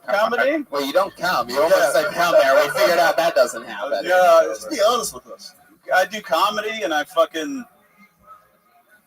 I'm left with my thoughts a lot. Wow. Yeah. Interesting. Do you have candles burning in your closet with like newspaper clippings taped to it? How did we get to this serial killer? You're really sad. I bet you kill people, you fuck. Like, how did we get? I agree with you. How did we get there? I sort of feel like you would have rolled with it if you weren't a serial killer. Yeah. Hey, why you guys have But out of all the things we talked about, you're like, whoa. How do you guys know about the newspaper clippings on the wall? It is pretty suspicious, but no. Video games, roller coasters. I do like gaming. I do like game. I game. Some crazy shit ever happen when you're walking these people's dogs? No, but a lot of times you show up and they're there. Like you think you're doing it just because they're not, but they're like, just take my shitty dog somewhere. And it's like, okay, all right. Anonymous dog walker. Yeah. Does the dog ever get a boner? And you're like, how dare you put it in my face? Push it back in. All the fucking time.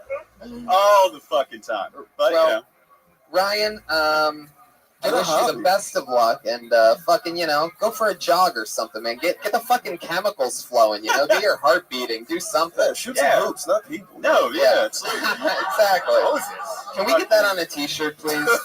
Shoot hoops, not people. There you go. Try prayer, maybe. I don't know. Ryan, next time, do your time. Okay. Do 60 seconds, and any set you do the length of time that you're supposed to sort of maybe do. Because you actually seem really funny. Yeah. Just us talking to you, I would love to have heard it next recording. I could do a minute. Can you do it? Can you just do one more short joke? What the fuck? I can do a minute. I can do a minute. Why didn't you do a minute? What a brag. I honestly thought I would do 30, and then I came up here and it was 10. You should have done 50 seconds of solid crowd work. Oh, God no damn one it. could see. God damn it. Killed. Well, that's what I come here. I come here to grow as a comic. Is there one last quick not joke? as a penis. Is there one last quick joke that you want to close with? Yeah, I could do something. Yeah, do it. Out here in LA, you meet like a lot of angry atheists, and I'm not fucking buying it. I don't buy it. Like, have you ever, and I say that because have you ever met somebody that like is way too mad at their ex that it makes you think like, there's still something there. Like, I feel like these angry atheists want to be like, there is no God. He isn't real. He isn't there. But is he like? God. You're the worst. Don't celebrate and put your arms up like that was cool. You don't get to do that when it sucks. Oh, the worst. You go through all that fucking setup. You're the worst. Oh. God. Look at Reagan and Watkins. Take your beating. You deserve it. Look at them over there. Look how sad they are. Are we doing jokes? Were you actually getting to something? Are we doing? I was definitely on the edge there, wondering if you had anything left. So either Brian was a genius or an asshole. Let's figure it out. Was there a punchline? On this week's episode of Was There a Punchline? We go to you, Ryan. Were you actually getting somewhere? Or was that it? Did you have a stroke at the end of that joke or something? Oh God, I love the blood we all smell right now. Like you're nothing, motherfucker. No, you're great, by the way. I love you. I kept you up here for an extra joke. I know. I'm sorry. I was gonna turn and go. He isn't there, and then God, I hate this. That was a long turn. It was like, was it? It was like I'm done. I was waiting for you to be like, "That's my bit." No, that's my bit. I do not blame you for that. I do not blame you. Are you a politician? I feel like one right now. I did not. I really feel like one right now. But I was gonna turn and go. But has he asked about me? That was a wow. He asked about me? It was a long break. Wow. Brian, you're an asshole. Hey, I think we all agreed that he was turning like that was it, right?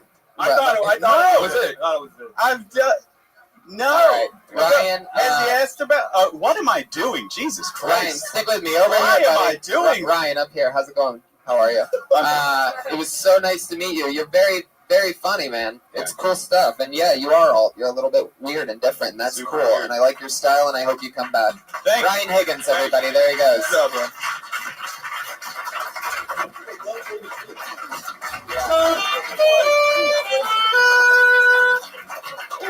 Oh, fuck yeah. Golden. People like Ryan is the reason why I wear bulletproof vests underneath my jackets here during this show. Yeah, if you want to kill Tony, aim for the head. Thank you, Moses. Thank you for giving away my old Achilles heel there. My skull, everybody. There is no vest over my face. It is true.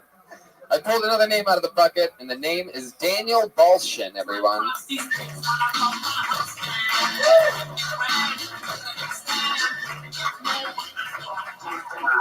I don't see any movement happening whatsoever. And no signs of him. Oh, look at that. That's what happened. All right. How about Nicole Buchanan, everybody? Holy shit. Here we go.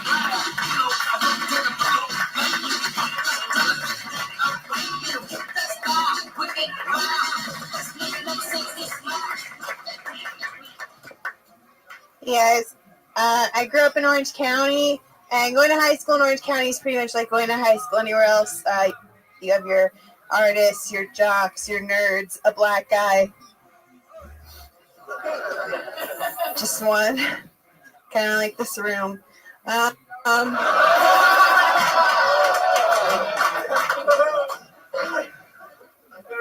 wanted him to think I was cool. There he is.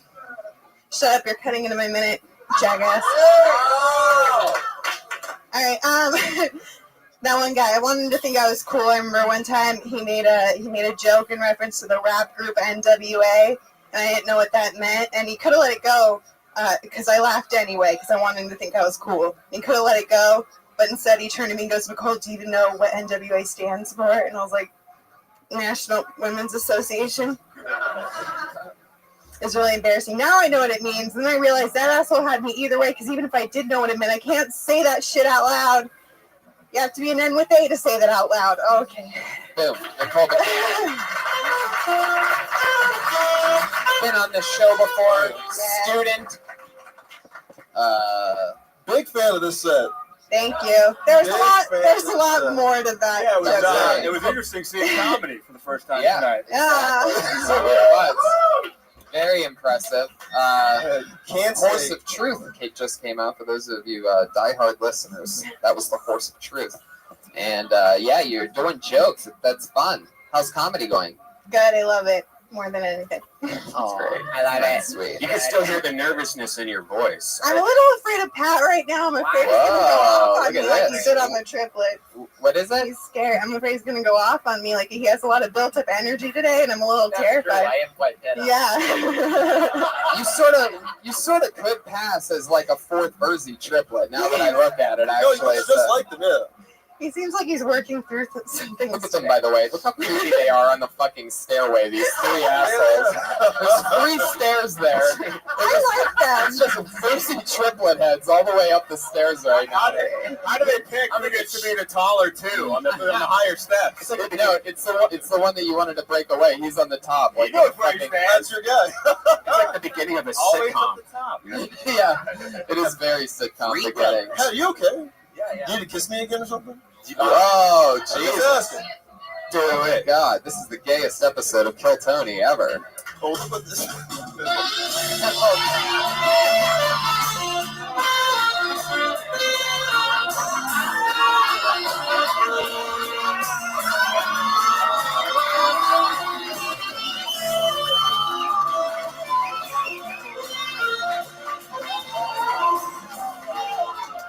All right.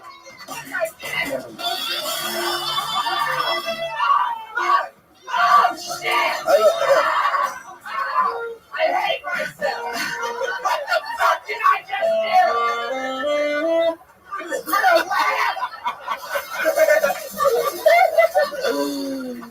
Oh my God. I'm just saying it again. Pat, you have the softest lips. I get it. I totally get it. This is called making a homosexual. Really The is. show goes on. You're like, your dick is so pretty. Yeah. I don't know what it is about it. It's nice. Yeah. It's musical. You know what I was watching behind because I stood up. Moses were hesitant, like, is this really gonna happen? And Pat was like, it's happening. He fucking went in. Hug in there. You were open mouth. And I don't know if you were close. I was. That's supposed to open mouth. It was open mouth. Yeah, Pat was going for tongue, bro. Pat goes in for the kill. I'm just glad that you've decided, Pat, with your improvising skills, to pick the episode with like Brian Moses and not like Bill Burr for that one or anything like that. What are you doing? Hey, in honor of Prince, I get it. Yeah. Yeah, totally. Thank goodness, again, the Prince died this week and not the episode with Bill I wonder Burr. if Ryan Higgins' his dick works now that we just made. Ryan Higgins just came 3 times in the back of the room. It's like, that's what it is. I need interracial fucking making nothing gay dudes. All right. Fuck yeah. Speaking of interracial, NWA girl. Yeah. Now, this one guy tried to make you want like your friend, you said, right? Did you ever sleep with this guy? Are you into that guy? The one black guy in your fucking county. I was in it. He was cute. He was prom king. I didn't sleep with him though. Damn, that's a lot of power. The one black guy was the prom king? Yeah. He was the last prom king. Goddamn. Tony? I don't know what kind of royalty they think is happening up there, but I never seen a black king in my life. I bet there were a lot of angry fucking dads. His vote still counted as 3/4 though, so he wasn't really much of a king. Yeah, that's 3/5. 3/5, Guys, sorry, I'm not very smart. Guys, it's actually pronounced prom kang. Oh shit! Correction. Dude, you kissed soul into this guy. You made him part class. First of all, it's prom Toby, but whatever. We're not gonna. Where is it that you're from? Huntington Beach in Orange County. Oh yeah, there's definitely no black people down there. No. How long you been doing stand-up? Since September, so like 7-8 months. I liked how you kind of riffed a little bit off the cuff. You don't see that a lot with people who a lot of people very rote. Especially in a 60-second set or 10, whatever your fancy is. Yeah. Yeah, totally. It's yeah. And sometimes also when people do go for it, it just doesn't work. But you were able to figure out both. That's so fun. What else is happening? What else is going on with your life? You're going to college, right? Yeah, I'm in school. I go to UCLA. It's boring. I don't like it. What do you study? Too many black guys. Political science. God, way to have a backup plan. What an idiot. So the guy that was the prom king, he was probably like the super athlete and everything else, right? I don't think he was an athlete. He was just like a really good looking. He was buff. He's like really good looking black guy. And you never landed it? No. Do you want to kiss a black guy right now? Yeah. First of all,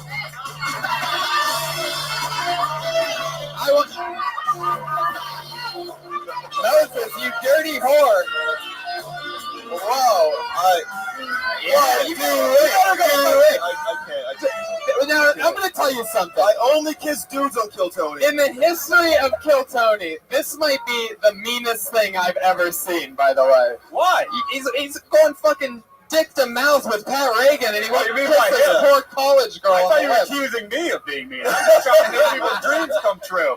Sorry about that. Leave it to a Jew to pimp out a black guy. You said I was going to make money off that after the show. See, had you known the NWA reference, by the way, Moses totally would have. He'd already been in your asshole. I was gonna say, like, yeah, you can't. I can never say that. You can say the N-word in the bedroom. You know what I think? I've been told that. That's why you white girls out there. You can always say the N-word right before I come. She just I come, actually. I just saw something great for the first time. I just saw Nicole literally censored herself. You literally just went, I've been told that when I was with a... Yeah. It was unbelievable. You went in and edited the podcast and then re-released it live. It was incredible. Yes, I was definitely once with a guy. She literally did it. It was unbelievable. I watched it. That's her dad's going to be listening. He's like, what went in there? I don't know. Wait, that one black guy?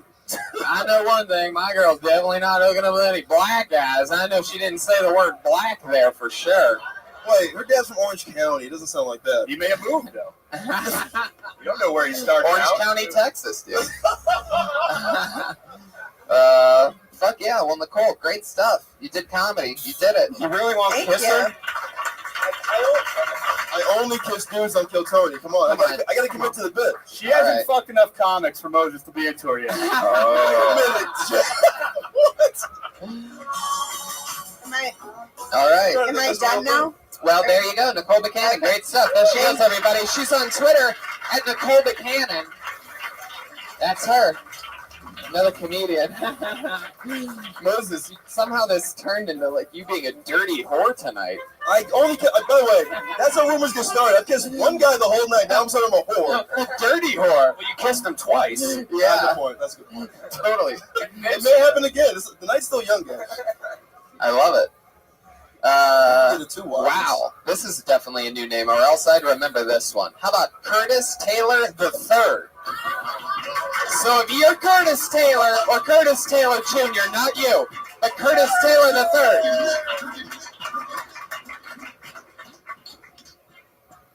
So you guys already met the first and second black dude. I'm also the third, proven by my last name. Thanks. Yeah, thanks. Now I got to get everybody else. Give me 30 seconds. So I'm at a point now I get to go visit family, and it's kind of cool because I'm from the Bay, but nothing's better than meeting my hood cousins. I got cool names like Hakeem and Shaquita though. I didn't pick it.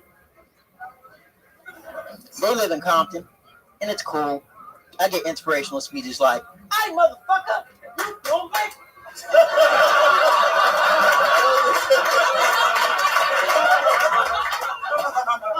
I don't know whether they're gonna rob me because they family or they gonna give me that like motivation, you know.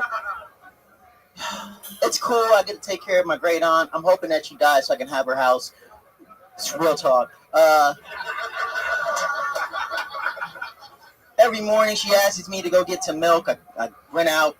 As I'm driving, I look to the left. I see a black dude on a horse, and that kind of messed my day up. I thought I would see some Django, but when you hear like a horse, like instead I hear. There you go. Fuck yeah, Curtis Taylor III. All right. I think we found Nicole's prom king for that high school she was in. There he is. Prom king, Curtis Taylor III. Let's talk outfit first, comedy second. Yeah. Fuck yeah. All right. Fucking, this is Blacker Combi and Fish right here. I like the getup. Is this every day? Yeah. The shoes, the whole nine? Yeah, I wear it. On the varsity jacket? I used to wear suits a lot. And I feel like I want to be in the 50s, but in a good way. Yeah, the outfit looks like... Wow. It's a good answer. If you want to vote and fucking drink from water fountains, but also look the part. No, I want to... I mean, I wanna have sex with a white girl and make her dad feel kind of angry, but also her mom inspirational. You know, that kind of makes. You look like an assistant manager at a bowling alley. That's what you look like. He looks like and you kept the shoes, my nigga. For real. He looks like he would work at the diner that Marty McFly would always go in. And Back to the Future. It's just new. Black to the Future. Fuck yeah. No, it's called Go Black to Africa. That's what. That's our Black to the Future. That's Brian Moses, in case you're listening at home. Yeah, they should know. Yeah, That was a real black on black crime right there, man. You could have shown me some love. Curtis Taylor, the third, not to be confused with any other Curtis Taylor, Jr. or Curtis Taylor, the original. No way. Curtis, where are you from? San Jose. How long have you been here? I was out here for like 10 months, then I went back to the Bay, and I've just been bouncing back and forth. 55 years. Every year, I just get a new one. That's why I got first, took that 50 years, and then went to the second, got another 50. This is the next century. So you've been out here for a few months? Yeah. My dad stays out here, so I kind of bounce back and forth to California. Yeah, this is like a Fresh Prince of Bel-Air situation. I think it may be reversed, though. Yeah. He moved out of a rough area Right. and came here. Down from the Bay, he went down to LA. I used to spend every summer On the in beach is LA. where I spend most of my days. Does your dad dress like a Cabbage Patch doll, too? Or is it just... Imagine matching father-son. It'd be unbelievable. No, my dad's a track coach for like U.S. teams, so he's kind of wearing a lot of like tight outfits, and it usually doesn't fit him. It's cool. Oh, like the Bersey twins. Good job. Yeah. Your dad's like an Olympic track coach? Yeah, for like high school kids, if they want to go to like the 18 and under, that division, he coaches do that. So he still likes that pedophilia shit, but he likes to mix it with sports. That's great. Fuck yeah. Yeah. I went too far. Did your dad on the edge? I just red banded. It happens sometimes. We all red band it every once in a while. Red band more than others. Did your dad make you run a lot? My dad coached at my rival school. Whoa, you got real daddy issues, dude. I'm a good version of like family issues. My mom and dad divorced when I was starting my first day of high school. I picked my dad. My dad coached at my rival school, so I made a lot of friends with my classmates. That's about it. I didn't really. How'd you do against your father's team? Oh, we were undefeated all 4 years. Damn, fuck you, Dad. You personally though. Me personally, Yeah. I ran a 400-yard and 110 high. I ran 110 high hurdles and 400 You hurdles. dropped blue ribbons on your old man? Yeah, I hold like a title at my school for like the most years. Yeah, with blue blue ribbons, like that. I love how involved with track your dad is. Like, he must be the only black guy that when he fires a gun, no one gets hurt. What track team did you grow up with a coach is shooting off the fucking... Well, I mean, it's used a little imagination, but, track is as low budget of a sport as it gets. I'm pretty sure if the coach offered to fire up a gun, they'd be like, yeah, we got no one else for it. Does that ever happen? You would probably actually know. Who does fire the gun? It's a referee. They come in. Really? They have a referee for track? I thought just common sense was the referee. You fucking won. They like have them show up like 15 minutes early, then they hand them the gun, and then they shoot it, and then they hand it back. And then each event they hand it to different people. Jesus. I don't know why I know all this. Jesus. What are you running? Like a similar outfit? Oh, no. Yeah. If you ran in those shoes doing hurdles, you'd be fucking a lot of chicks. It's true. Do you run in What do you even call those? Saddlebacks. Saddlebacks. Wow. Oh, they look like that, yeah. That's a very quick answer. He's ordered a few pair. Can we see what's underneath the jacket? What are you sporting there? Tie. Oh, wow. Fuck yeah. Straight off of a mannequin at fucking Kendrick Lamar's house. I love it. Is that how the kids fold the belts now? With the I didn't really have like. What do you mean by the kids?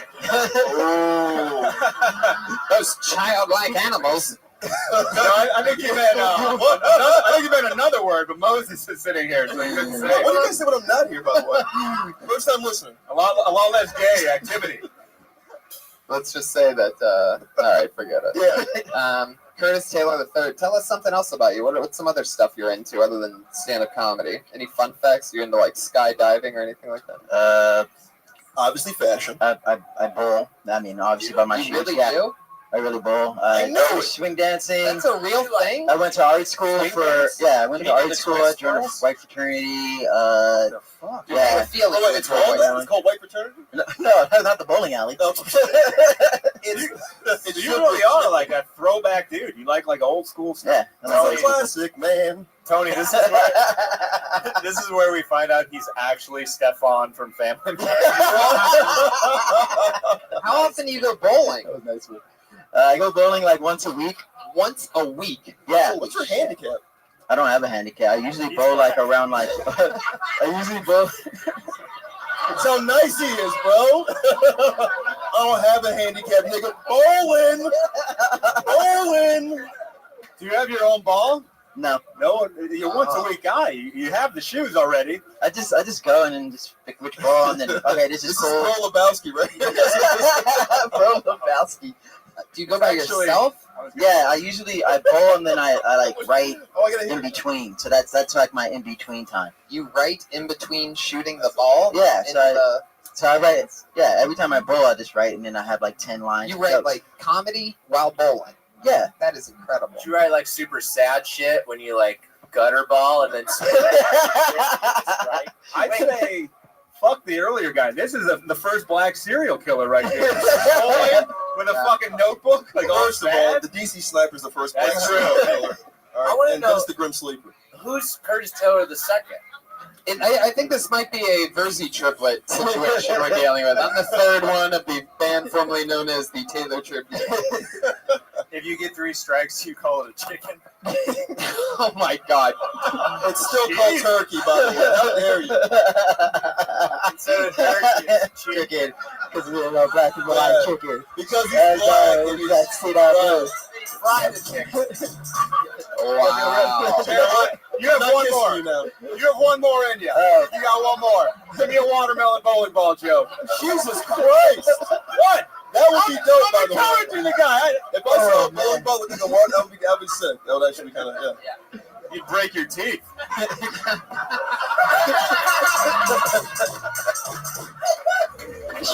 should have. Why everywhere I go, it's always so fucking racist? Hey, Hollywood, you're black, I'm Jewish, you're doing way better than me, it's unfair. Nobody knows you're Jewish. Yeah, it's true. Chris D'Elia is ruining it for me. For action films, you can be his action double. Yeah, I guess. Oh, that was the saddest thing ever. Right now. Oh my god! I got this all guy of a giving sudden, me tips. Curtis Taylor's trying to help you out, Jeff. Take my seat. I'm gonna do 10 seconds. See how I go. His stick doesn't work either. Wow. So great. What's that dance that you keep doing? The running guy. Curtis, do you pick up a lot of chicks? I mean, it seems like a guy bowling by himself could pick up like a lot of chicks on a bowling dances. A swing dance. Do you ever swing dance at the bowling alley? Just No, get it all done in one night? I picked up a lot of dancing. That's not swing music. Brian's literally trying to. Okay. Curtis, tell us more about anything.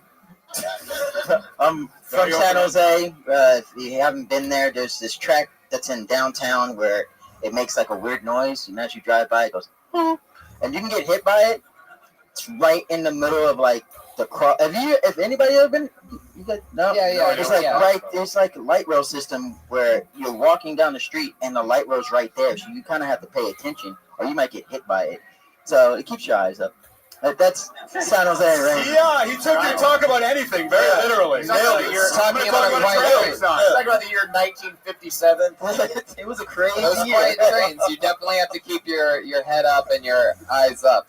Now you know how white people feel walking around black neighborhoods. That's pretty much it. It's all a light train. It looks like the 6th heartbeat.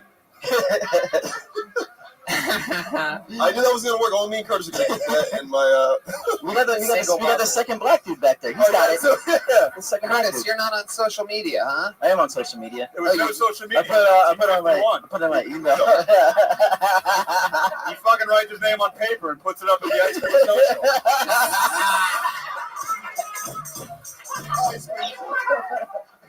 social.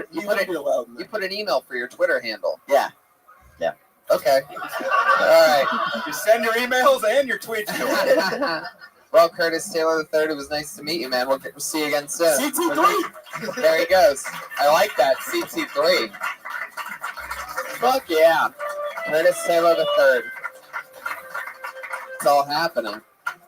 Fuck yeah. Is this the first time ever you haven't played both of your two songs yet? Are you still sitting on one? We've got a few more. Oh. We played one of them. You missed it. Oh, really? Minorities are killing right now. Those triplets, the other dude, but the chick and the black dude right now. Straight white males, step your fucking game up. Look at you taking the chick as a minority. Jesus. That's a minority. Women are minorities. Stretching it a little bit. Feminism, civil rights, yeah. Thank you, lady. See, she gets it. Minority. Are you running for fucking office? You're like, we need to stick together. Women, blacks, Asians, Mexicans. No, when Kanye wins in 2020, I'm his running partner, so yeah. Fuck yeah. I pulled another name out of the bucket. This name is Stevie Timble. Little trouble getting out of his chair.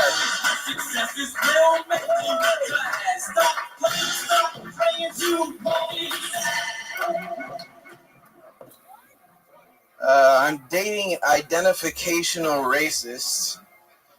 And, you're wondering how that could be. My friend left his debit card in my car, and I said, dude, swing by, my girlfriend's there. You could pick it up. Just knock on the door, she'll give it to you. My friend comes over, knocks on the door. My girlfriend gives it to him. I go home and talk to her, and she's like, so, your friend, do you think I gave it to the right guy?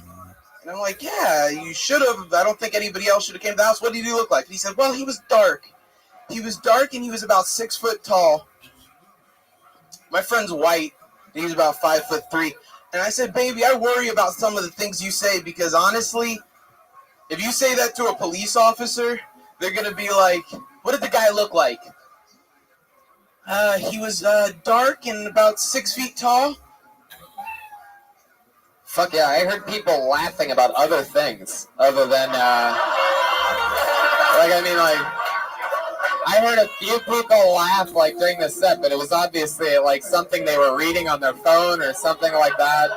Because I heard a couple chuckles, but it was they must have gotten a Snapchat or something like that, you know what I mean? Because it was definitely from nothing that happened up there. I mean, in an unbelievable twist, all of a sudden, really, just nothing in 60 seconds. Almost impressive. Jeremiah? Almost impressive. Tony, he looks like he beat up black guys in the 50s. This is my friend. I've heard of Jersey Shore, but Jersey Boar? I definitely don't want to see any Jersey more. No. Now let's talk about you. Whoa, Stevie, relax. Stevie, relax. I'm just saying. Don't you step on my lap, Stevie. It's gonna be okay. I wanted to show you some respect, so I watched your Netflix special. One shot, everybody. Oh, shit. Oh, wait, is this what it is? I think I know. Here we go. I think I see a setup here. Hold on a second. Oh my God. You have a lot of nerve to make fun of a guy with one eye at a fucking auto shop. Oh, yeah. He talked to me with the confidence of a man with two eyes. It's like, dude, don't talk to people with the confidence of a person with a full body weight. You know I what? turned that off after 2 minutes because I heard, fuck yeah! Should we look this 5 times in 2 minutes? 5 times in 2 minutes. So that's what happens when you try to make fun of my Netflix special. Yeah, with 2 stars, I don't have to make fun of it. That's your algorithm, my friend. I didn't even rate it. That's the sad thing. I didn't want to. Stevie, look what you've done. All right, Stevie. You want to be done? You just want to go home? You can. I'll let you go, Stevie. If anyone wants any evidence that this list isn't rigged, just look at the fact that Stevie's gotten up 6 out of the last 7 kill totals. Yeah, and it just keeps getting sadder every single time. Stevie, it's okay. You can go, dude. It's all right. We'll let you go. Stevie Timble doesn't seem very stable. As we go on In a stunning turn of events. A guy that hasn't had a boner in a decade was more stable than the guy that was just on stage for some reason. Come whatever, we will still be friends forever. Wow, this is going to be interesting. This is the first guy I ever met here at the Comedy Store. He is a comedian that's been doing it a very long time. His name is Eddie Whitehead Jr.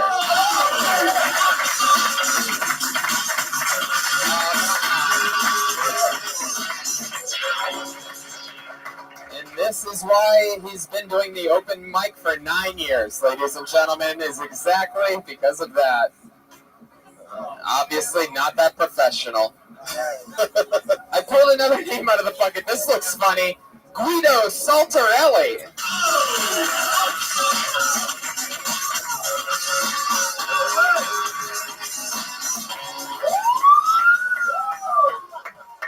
Hey. So I got a Facebook message from my sister's ex-boyfriend the other day. My brother said, don't read it. So I read it. Just to let you know, your sister is a whore, and she knowingly gave me an STD. Can you believe that guy? So I replied, that's why I stopped fucking her. Yeah. So I got a girlfriend now. Unrelated to the sister fucking joke I just told. When I first met her, she said she was really into that kinky stuff. I was like, oh, that's pretty cool. I thought she said slinky, though. So I pushed her down the stairs.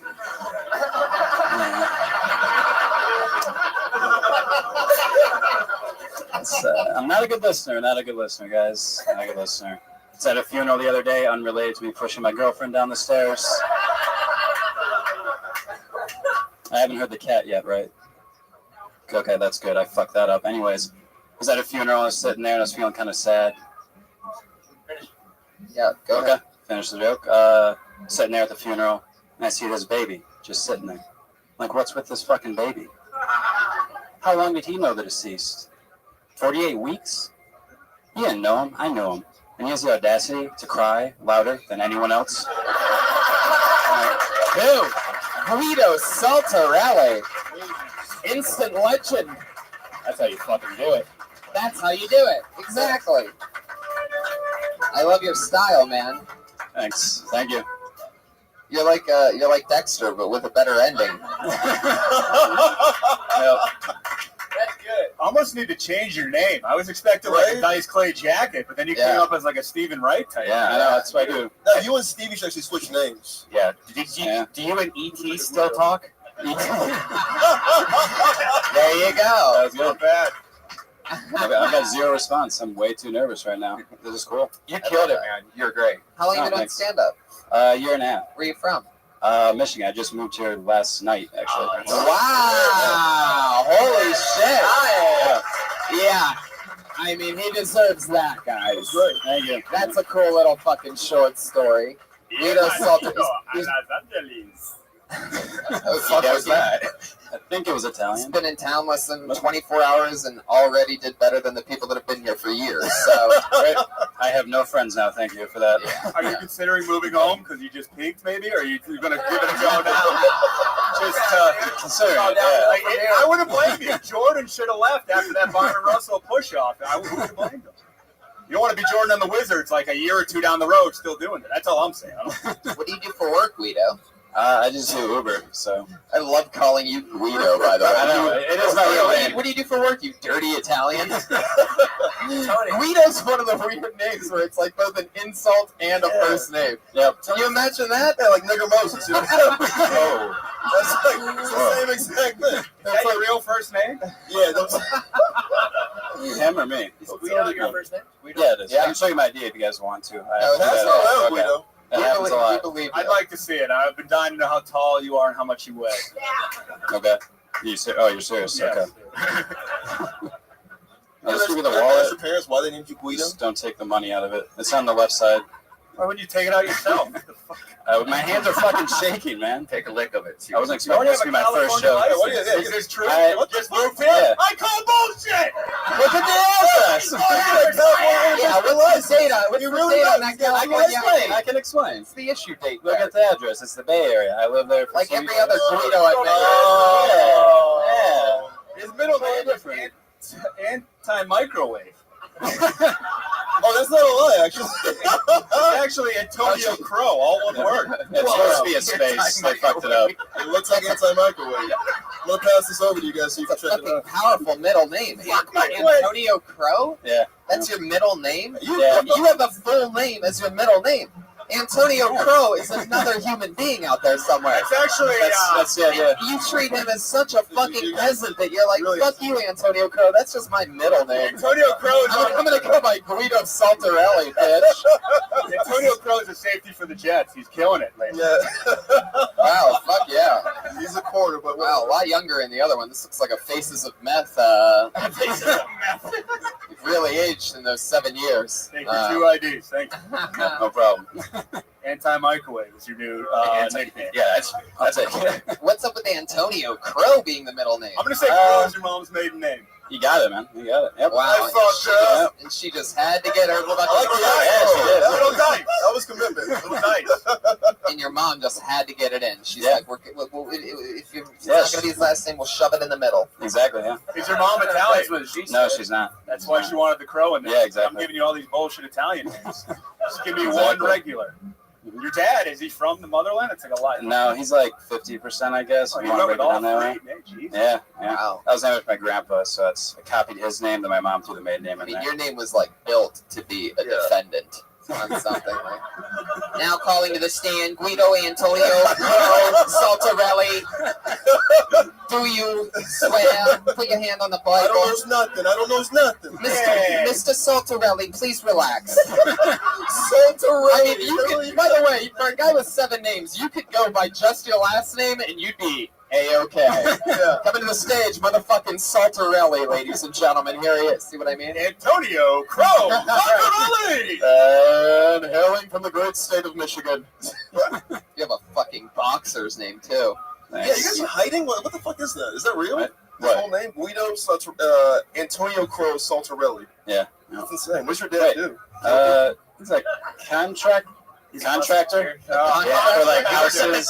Thank you. His dad's a fucking good fella. Yeah. Yeah, pretty much. For houses. By the way, I love your comedy for your father Thank you. listening. I don't want to die. Love that. He knows where John Gotti's buried. Yeah. Tell us something interesting about you, Guido. I feel like I should take offense to that, but I don't know. Did you take a shower today, or are you dirty, Guido? All right. Jesus Christ. Sounds like the beginning of the porn mode is better before he got here. I love looking in the back and you just see Jamie Vernon's head, like. So great. Guido, tell us something interesting about you. What are you into, like skydiving or something? I was actually. Why is skydiving? You're right out. I've never done it before, but I sort of like it. I ran track in college. What is this? You're the third guy. I feel like this is the only Kill Tony where there's going to be like races on the sidewalk after the show. Where you go? I didn't beat you in the showroom, but I'll beat you on the sidewalk. Let's do the 50 meters. Even if it's 50 meters a thing? Probably not, right? Guido versus the black guy from the 1950s. Oh, the Munich Olympics all over it. Yeah, the Guido. Yeah. Yeah, it's like Guido versus the Mooly. Yeah. How long you been doing comedy? Year and a half. Yeah. You're super solid, Guido. Super fun. Thanks, man. Great stuff. Good You've been writer. here 24 hours and you sort of stole the show. So welcome to Los Angeles. You live Thanks, here man. now? Yep. Where you live in around? Rancho Cucamonga. Whoa, Jesus. I mean, I've never seen anybody start on Drake level before, but all right, cool. I guess Rancho Cucamonga is just where you landed. You realize when you move to LA, you're supposed to move to LA, right? It was the only place I could get. This sounds stupid for cheap. My sister lives there. Oh, the whore Room. we talked about. Yeah, yeah. That's What's her name? It's Kathleen. Oh, I know. What a I'm really sorry. Oh, God. I'm sorry. Kathleen, Elizabeth, Isabella. Yeah. We got a little brother named Mario. That's a little bit more Italian. Yeah. What's his middle name? Vitali. I actually don't know. Whoa. Oh, it's Crow, of course. It's fucking Crow. Yeah, it's Crow. It's the Crow. Yeah, Mario the Crow. I love it. All right, there he goes. Guido Saltarelli, welcome to the show. Welcome to Los Angeles. He's on Twitter at Guido Salt. All right, this is the part of the show where we have, everybody, 2 regulars who perform and write a brand new minute every single week.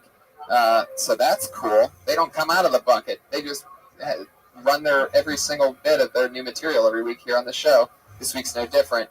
Going up first, you know her as the nervous, fun little girl who you met here on Kill Tony. It's the one, the only, Melissa Esslinger.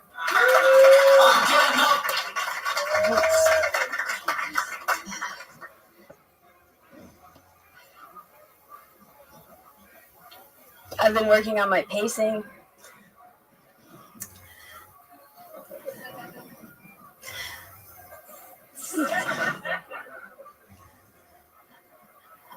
I had my first AA meeting the other day. Well, they held it, but I was hungover, so I missed it. I'm not an alcoholic, but when I say that into a microphone, it makes me think that I'm an alcoholic. Jesus.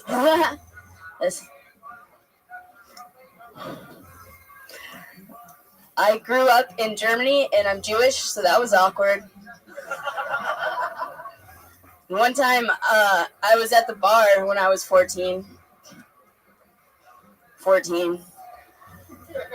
And the cops came, and I wasn't supposed to be there till you're 16.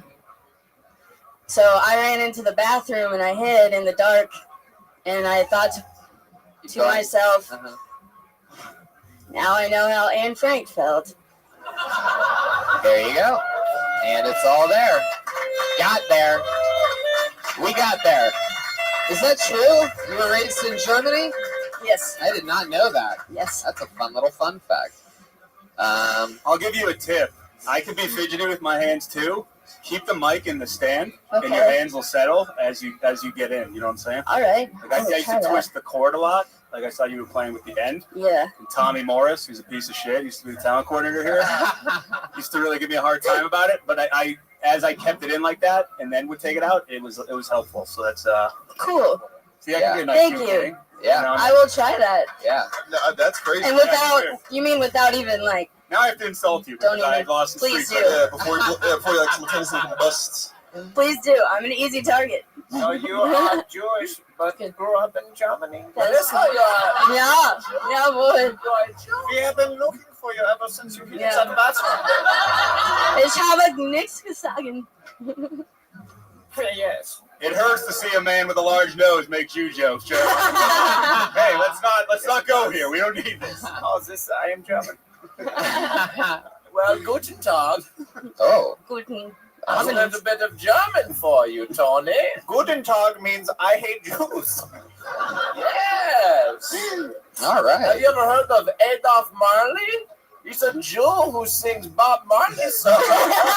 Check it out. No German, no cry. Wait, there's another one. What? Yes. It goes, Auschwitz, movement of Jew people. We're German. We're German. And I hope you like killing Jews. Yes. Yeah, very good. All right. That's one of our crossover prodigies. Oh, wow. I didn't know. You got recruited by the Germans? Yeah, look at Jesse Owens of, We yeah. have an alliance. Man, you better hope those Comedy Central execs don't find out about that. Moses, is it true that you've been hanging out with German people? Yes, Mr. Altman, I'm sorry about that. Were you guys waiting for that perfect storm? Like, we've had all these awesome Nazi Bob Marley songs. We were waiting to work out. These bosses are fucking on a thing. We've pre-written songs. All right. Oh, We're German? wow, really broke all the walls down on that one. Well, we've been working on it for a while. Anyway, guten Tag. Yeah, it's called Black's Creek. Okay. No, screw you, Lions. It's good that you get to run this stuff and figure out what works and what doesn't here on Kill Tony. Yeah.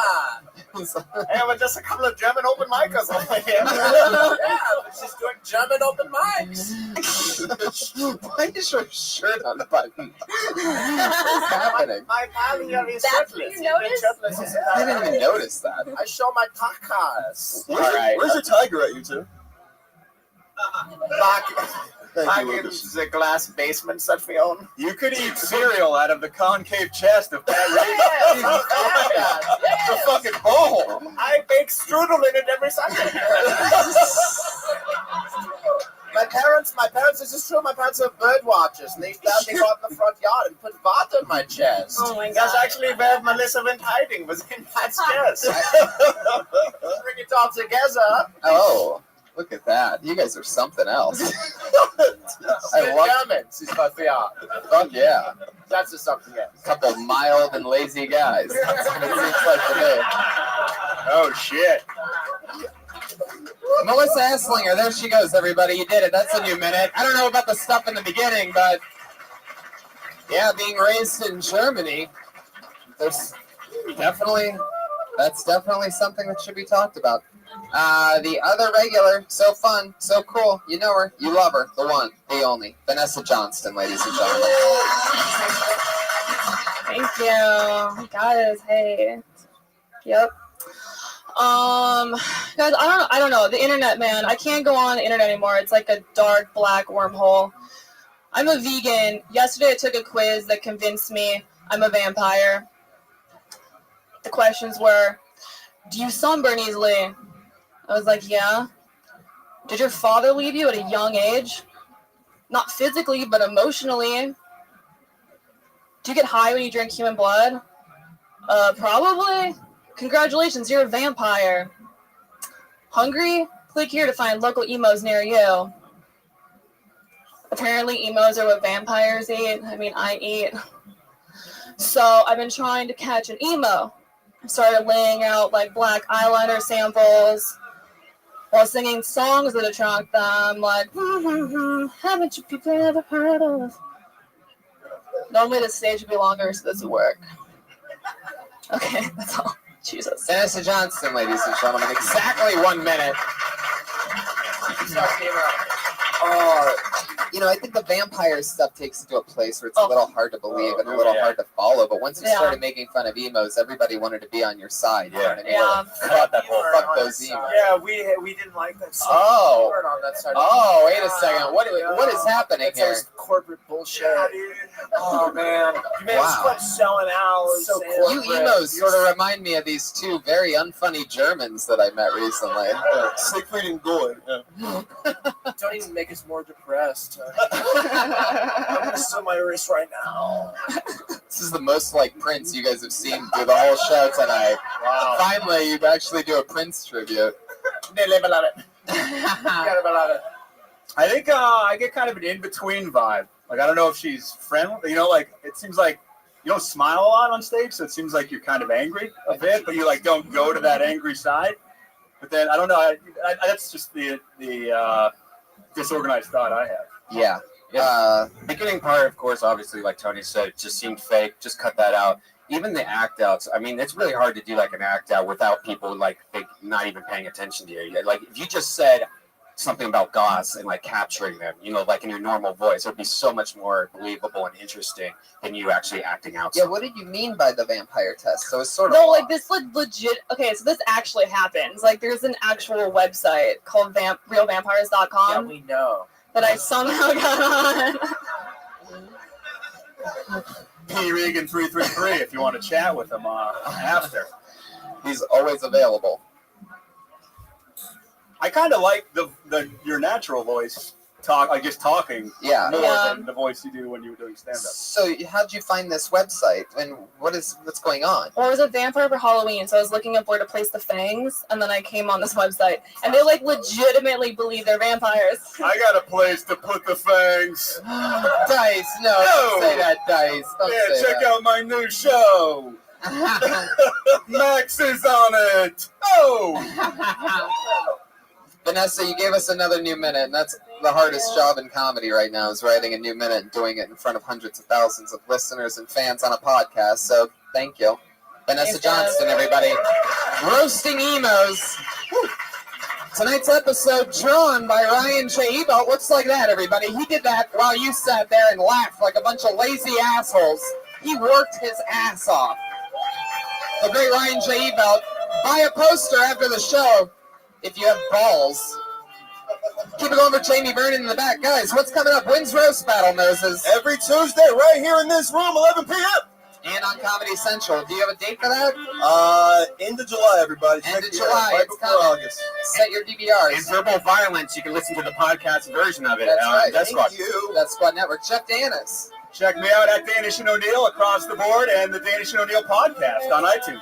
Two of the funniest guys that really helped me fucking get my shit together early on. Jeff Danis and Ryan O'Neill. Love you guys. Watkins and Reagan. Reagan has a new album out. That's huge. Yeah.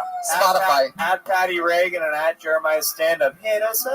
Hey, I was just on Adam Devine's house party, and I don't know if I even saw it, but watch it if you want. Well, these will be the people that watch it.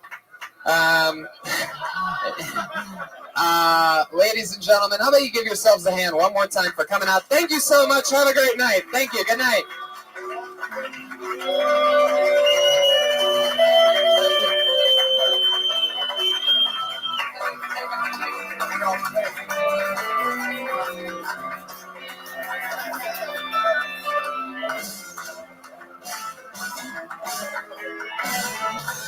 Something's happening now. Speak to Don't boss off the name got nowhere to go. Sun sinks shining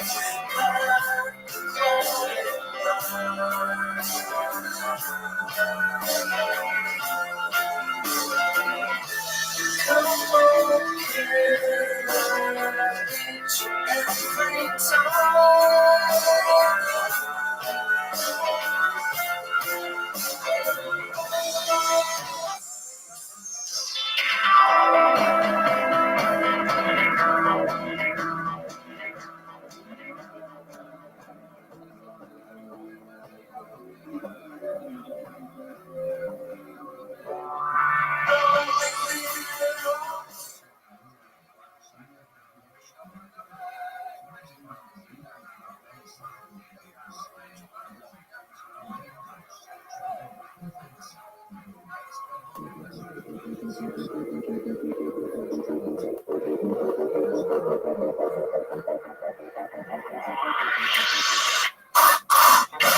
Hey, this is Pepe coming to you live from the world famous comedy store for a brand new episode of Kill Tony Volume 3. Give it up for Tony Henchman!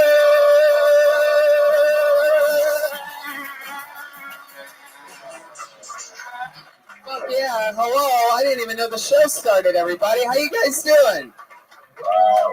You guys ready for a crazy Monday night or what? Come on, Monday. Hello. Make some fucking noise, you idiots. Let these assholes on Ustream know that this is a real live show. It's all happening, guys. How are you? Are you ready for a crazy fucking night or what? Yeah. All right, sure. That's a real half-ass. Put your hands together for Josh Martin, everybody. There he is. Yeah. He looks like an upskirt. It's good to be here. Keep it going for Reagan and Pat, the baby boys. Pat Reagan and the baby boys. Where did they go? All right. You can turn the music down blatantly. You can. Are you doing something? Is this a part that you guys produced before the show? Oh, yeah. All right, well, let's turn it down because it's definitely dead air right now, Brian. Let's have some little bit of common sense here. Anyway, the show will go on. Maybe we'll try it again in a few seconds or something like that, whatever that unproduced bullshit was. Oh, we have a master plan here. It's going to work. Any second, let's just keep the volume up on this podcast that people are listening to. Fuck yeah. Hey, look, that's my older brother, Donnie Hinchcliffe, ladies and gentlemen. That's the real guy. Real guy. The other funny Hinchcliffe in the world. So what's up, Brian? You ready to do this shit? Yeah, and we're going to be in Nashville May 22nd for so check that out. We're doing Kill Tony live from some comedy festival. Yeah, the Wild West Comedy Fest in Nashville, and that's fun. I'm doing the Wilbur Theater October 8th, Kansas City, and we just got Seattle rescheduled. Oh, we did? Yeah, I think so. Nice. I don't even know the date yet, but... And June 1st, we were moving to the main room here at the Comedy Store, so this won't happen anymore. Yep, everybody's piled on top of one another here. You can't really tell if you're just listening to the podcast. By the way, the #1 live podcast on iTunes. Thank you very much. No big deal. You're just at it right now. You know, you're just one of the 55 exclusive people that could squeeze into this fucking shoebox. So I'm very excited. This might be the only show, by the way, where the band leaves at the start of the show. Really interesting. Put your hands together for Pat Reagan and the Baby Boys, everybody. We've really got to do better than this. Oh my God. Oh my God. You've got to be fucking kidding me.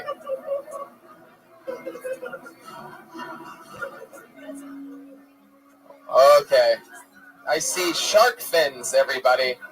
Again, for those of you listening to the podcast, we are still a podcast, I promise. And it appears as though it's Pat Reagan, Jeremiah Watkins, and the Baby Boys wearing shark fins. All right.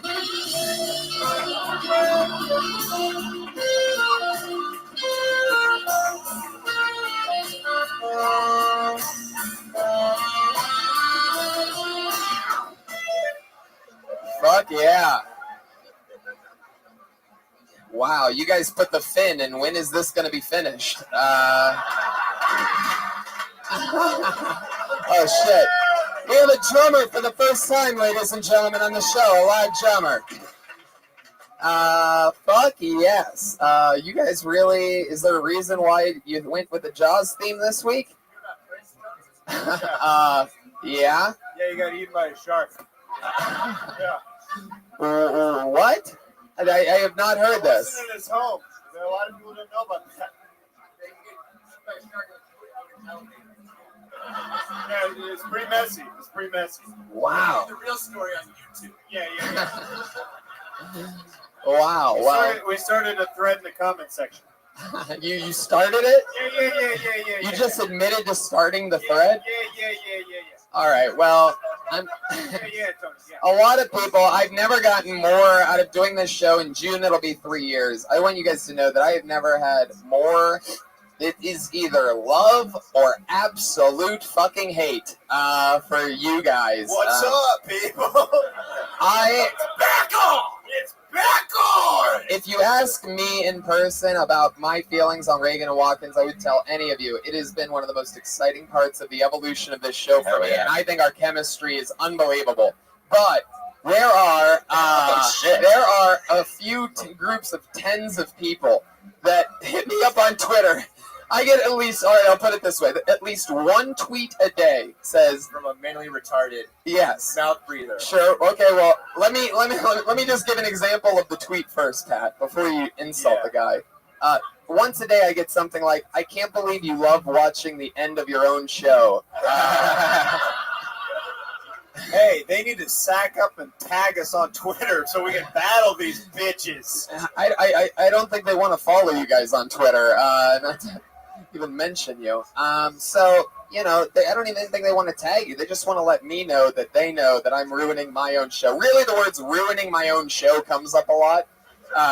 Welcome to the end, you idiots! I mean, come on. I just can't believe that there'd be haters out of, for guys that do things as brilliant and topical as Jaws entrances. How long did it take to make those things? How long did it take for you guys to fucking come out today? What was that shit? Yeah. Were you guys making them? Were you guys still making them in the back? Tying the shark around our neck. And instead of coming out and just holding the fucking thing on your head, you guys held up for 2 minutes and made us stall. All right. Fuck yeah.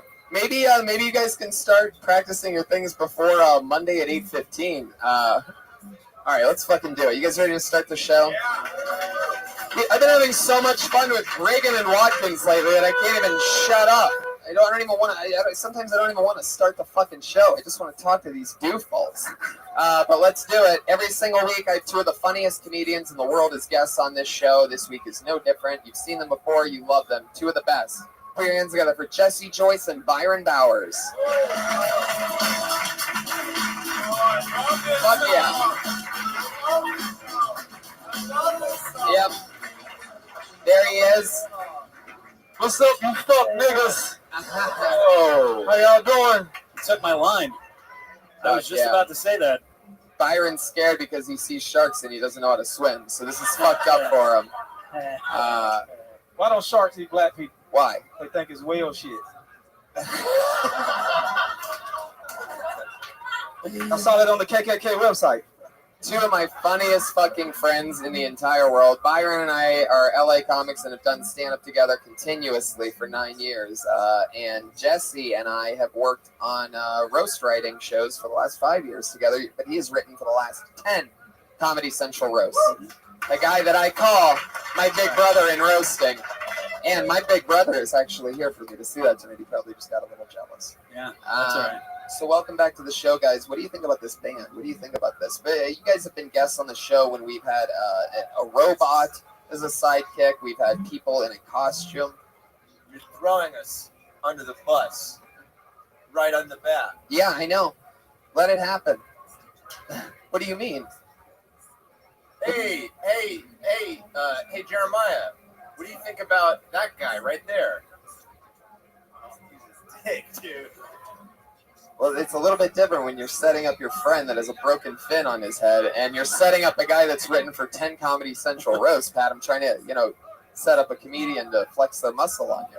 Tony, okay, this is an example of what we're doing on the show. We're showing the podcast audience how bad it can get for listeners, like how quiet it can get in the room, and then we're just gonna build it up from here. Oh, so you're restarting right now? Yeah, it's all strategy. Oh, you're bombing on purpose. Yeah. Let me tell you something, Jesse. Whoa. What's up, Byron? Oh, wow. This is, Let me tell you something, Jesse. All right, every Sure. episode, Tony's like, hey, what do you think of our band leader? Do I do that? Hate on our band leader. That guy fucking sucks. And then the professional comedian on stage who may have written roast jokes, literally insult comedy, then is just teed up to sort of like attack, have a shark attack. On this chump. Was it all set up for that? Yeah. For the shark attack? No, I think. By the way, speaking of sharks, they're not the only fucking sharks in here. Welcome to Hollywood. Oh my See, God. that what gets you attacked. That right there. It's not everything else. Yeah, you just set yourself up. You know what I mean? Yeah. That was. It's like a nigga walking by the police station when they bored. It's like. Like, whoa! Thank you, God. We about to kill a motherfucker. I love the getup, though. You guys look like school shooters in an art class. Well, fuck it. That took up a lot of time, too. So what do you say we just get the fucking show started, guys, huh? This is sort of a crazy show, everybody, because we have a bucket filled with people that signed up for the opportunity to do 60 seconds of stand-up on this stage and then be on a live podcast with us afterwards. Talk to them about anything in the world. Comedians, your 60 seconds is up when you hear the sound of a kitty. Oh, it's adorable. Let's hear that one more time, that little quiet kitty. Oh. That means wrap it up then, or else you're going to bring out the angry West Hollywood bear. Oh, Jesus.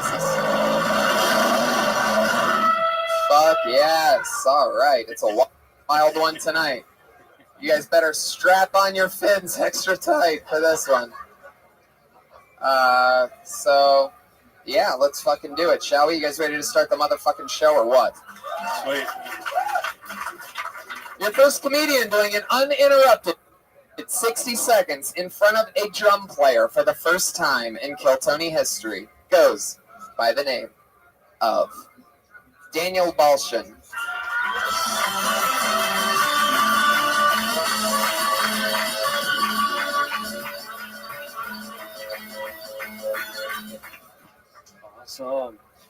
So my family's from Ukraine, which means I have 2 Ukrainian grandmothers whose only responsibilities are 1, to feed me, and 2, to feed me. Not going so well. Yeah, my friend's grandmother came up to me and said I'm the worst thing she's seen since World War II. Silence. Awesome. Yeah, my parents, we speak Russian, and they only speak Russian at home. And I have an American friend who lives in my house. He thinks every time they talk, shit's going down. Так, Дима, ты знаешь, что хочешь лимон? Давай, пожалуйста, чай давай. Oh my God, why are they arguing? They're not. She asked him if he wants some tea. What did he say? He said, yeah, with a lemon. Так что, Дима, ты хочешь еще химчистку? Давай, пожалуйста, я химчистку. He's like, oh my God, what is it this time? She just asked me if he wants to go to the dry cleaners. Дима, сейчас я прибью, сука, если будешь меня слушать. Давай, сейчас я зарежу корова. He's like, oh, and this time? Now, we run. Fuck yeah, a little, all right. Daniel Balshin. Yeah. With a little Rosetta Stone set for us on that one. Yeah. Pretty much learned some Russian on that. Yeah. I think it's great that Natalie Portman's doing stand-up. Whoa, Pat Reagan. Oh, this crowd is eating up. Jesse, what do you think of Daniel Balshin? Well, you don't need to rely so heavily on telling us right off the bat that you're from Eastern Europe because you look like both Boston bombers. Or every guy who dies in the prison in an episode of Locked Up Abroad. I'm pretty familiar with your fucking people, your sort of gypsy hillside quality. I got it. Yeah. Last show I was told that I looked like that guy from Grand Theft Auto. It hasn't gotten any better from there. Oh, yeah. All right, I'm not a dumb teenager. Grand Theft Auto Auschwitz edition. Sure you do. So Daniel, what's your story, man? How long have you been doing stand-up? Just about a year. Yeah. Where do you? All here in LA? Yeah. What do you do for work? A lot of things. Mostly tries to kill James Bond. He said that. I can. Can you name any of those things that you do for work, Daniel? He's a sex slave. No. Who's talking? So many jobs, I can't even answer the simple fucking question. Work in a hockey shop. Hockey shop? Hockey shop. Okay. That sounds part-time as fuck. Yeah, a Southern California hockey shop. The ice is a really booming out there. I countered that. Nah, I'm also a swim instructor. Right. Yeah. Okay. Is that true? That's true. Just wait for the rink to melt. It's a summer job. So you can swim in it. I drive a Zamboni in Mexico City. It goes great. All this shit sounds suspect to me. But go ahead. Yeah, definitely. A couple other things, but yeah. What else do you do? You said you have so many jobs. I work with my dad, who's he installs TVs, audio systems, stuff like that. Yeah. You look like you could be both in Auschwitz as a soldier and a victim. It's very interesting. You could play, you're one of the few people that I think could really pull off both roles. Yeah, when the hair grows, it get real curly and shit. Yeah. This is weird, but I'm just picturing like your dick also having your face on. That is weird. Right, guys? Like we were all just picturing you fucking terrible acoustic guy in a Snuggie. What the fuck? That was just dumb. It was real dumb. I'm gonna tell you what I like. I like the fact you stuck with it, even though the audience was still trying to figure out what the fuck was going on. You stuck to your rhythm, you stuck to your timing, and I imagine like in Russia you're gonna be huge. You know what I mean? Yeah. I mean, the act out never really seems to work for most people. I mean, just you acting out the two different people just kind of loses us because we think it's fake. If you were to just say it in your whatever you said in like a normal voice, I think it would be way better. But you acting it out and like going, "Oh, what did she say?" It's like a play. It's not really. I really love what Byron said about you not giving up on it, about you staying in the pocket, even though, and I also agree with Brian because it was dog shit. But you did not pretend like it was dog shit at all. Yeah. You just kept fucking going like the place was roaring. As if he was in Russia doing it. And for that, there is like some weird points for that. Like, don't get it wrong. They're both right. It's terrible. Yeah, All I'm saying is if you bomb like that in Russia, you'll be brought up on war crimes charges in Chechnya. Do you ever go back to, famous? Do you ever go back to Russia? You ever go? Oh, Ukraine, yeah. Yeah. A couple times. What's the major differences between here and Ukraine? Well, here... Do they have guitar comics with shark fins? Accordion. Those guys are all dead, for sure. I mean, you don't know if there really are any Jews over there, that's for sure. You really don't You know? don't, because they all hide it. That's scary. That's what he led in with. Like, what's he didn't say nothing about the food. Yeah, what's great about it? The food. It's like the Jews are hiding. That's the first thing I heard. The Jews are hiding. Why are they? Do they not know that it's over? That the war is over? Like, why are they still? You could have said they drive on the opposite side of the street. Yeah. Any of that simple shit. No, they don't. They drive on any side of the street. You led with the Jews are hiding. That's Ukraine's tourism campaign. Jews, maybe, I don't know. No one says. I mean, they still look at black people like they've never seen them before. That's for sure. Everybody. Why do you all? Even black people. When I'm in Canada, them niggas staring at me like they never seen black people before. Yeah, and those are both like snowy white places, like the tundra, and then Canada. So Yeah. what is this? A black bear? Wow. Yeah. Oh, so shit. glad You did so much better. Jeremiah, when's the part where you guys start ramping up that you were talking about a few minutes ago? You are having much difficulty ramping up right now. Oh, switching. When one Russian accent doesn't work, try it for yourself. It's okay. You can try. Daniel, what's something crazy that you've seen your parents do because they're Russian or whatever the fuck? Murder Jews. Murder Jews. I've seen my dad stick a knife in the electrical outlet. For what? Just to show me not to do it.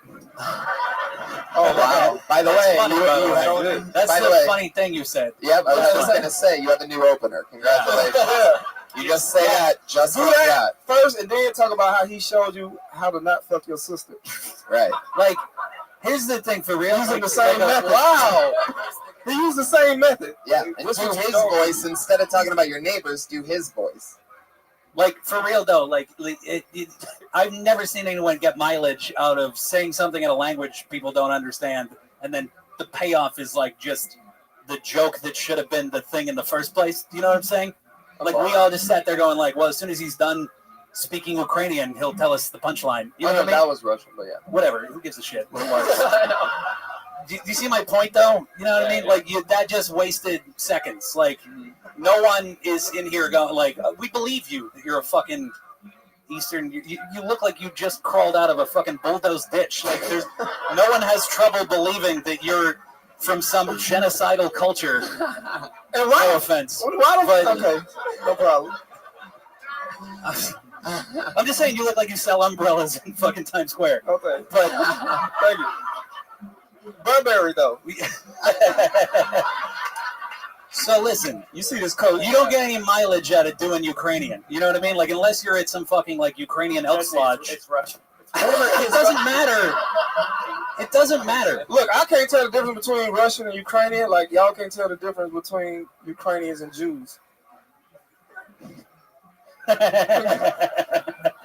Speak Yiddish. That's all I'm saying. Daniel, let's talk about it. I think we pretty much did. I think we've covered it. How do you feel about this? A lot of improvements. A lot of things to work on. I mean, a lot of things. Why don't you start by, like, and this is coming from me, but do a push-up, like one. Like, maybe just one day, just try to push yourself up with your fucking arms. I can't imagine what daily things you don't do. Because, and I'm 140 pounds of pure fucking steel, don't get me wrong, but you're taller than me, and you're lankier than me, and it's gross. Like, you just inspired me to start working out more, because I feel like my arms sort of look like yours. In 10 years, you're going to look regular. I don't know.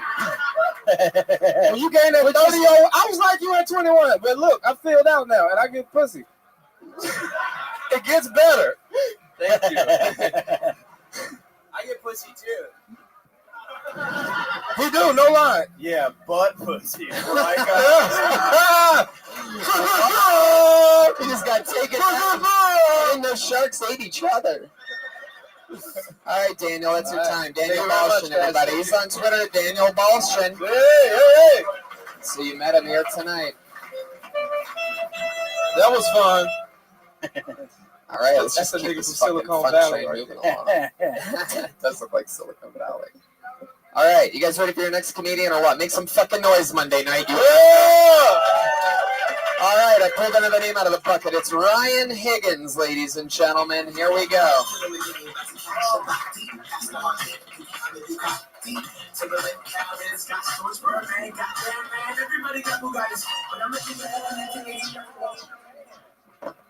All right. Oh, guys, I recently quit drinking. You're a nice, friendly crowd. I've actually been getting like booed for that at shows. People been booing me. Always like one guy just boo. Boo. I'm booing you for trying to improve your life. Boo. I think it's such a shitty thing to boo. I hope he boos everything. Like, oh, you got that surgery you need. Boo. Oh, you did. Oh, you reconciled with your father? That's also a boo. That's also a boo. I can't. Oh, you used the brakes in your car, you little boob ass bitch. You ain't shit. Break it. It's a little boo riff we can all have. No, it's fun. It's fun. Sometimes people after shows, they ask me, they're like, oh man, what, you can't have like one drink?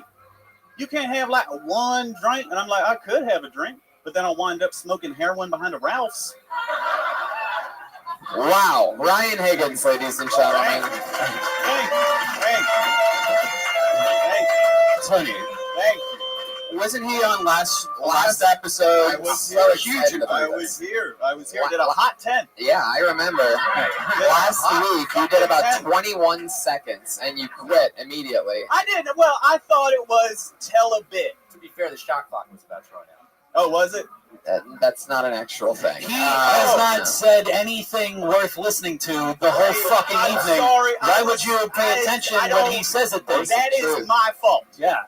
I am sorry. Left to center, interesting things that the podcast listeners that are listening right now are fucking like. I feel like I amped you up by talking about, and that's what's funny, is when I say that there's one guy a day that complains about Pat Reagan, you got to listen to the other side.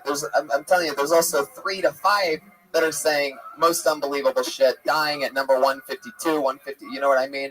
I'm one of those I feel like I amped Pat up earlier by talking about this one hater, one troll. There's a weird energy. There is. Like, I feel like I'm in between the parents arguing right now, and I'm like, no, you're all friends. You're all fucking buds. I love that, Ryan. You're like holding court right now. Sorry. That was very impressive, very cool. You stayed right in the pocket. Jesse Joyce. Yeah, I'm catching a theme with all your characters who come to your shows. Do you only perform in Mississippi Burning? Where is it that you're doing shows? I recently moved here from North Carolina, so it's Right. kind of like that's my go-to voice. It's not really a wooable state, but okay, it's like my go-to voice. So Okay, because there was 2 different people that came up to you, yeah, and they both sounded exactly like King of the Hill. They did. I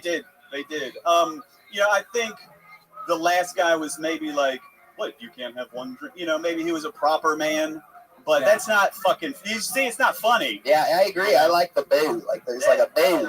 The way you say it. Hey, this accent means stupidity, like that. Yeah, totally. So, I don't know. Yeah. Or you could just do Pat Reagan's accent. Maybe instead of saying boo about you not drinking, they were saying booze. Booze! Yeah, fucking. There you go. I mean, you saw how well it worked here, so you didn't take it with you. Oh, I love the band. I'm going for it, man. I fucking love you guys. Now, Ryan, I'm sorry, I can't quite remember what the fuck it was, but I remember there being something super compelling about you last week. My dick don't work! That's what it was. Yeah. What? That's it. What's happening? Fucking love that sound effect so much. You know right when the Why does everyone know this? I hope it wasn't something else. We found out during his interview last week. I remember that there was fucking something. His penis doesn't work. Yeah, it doesn't work. It don't work. Does that have something to do with you quitting drinking?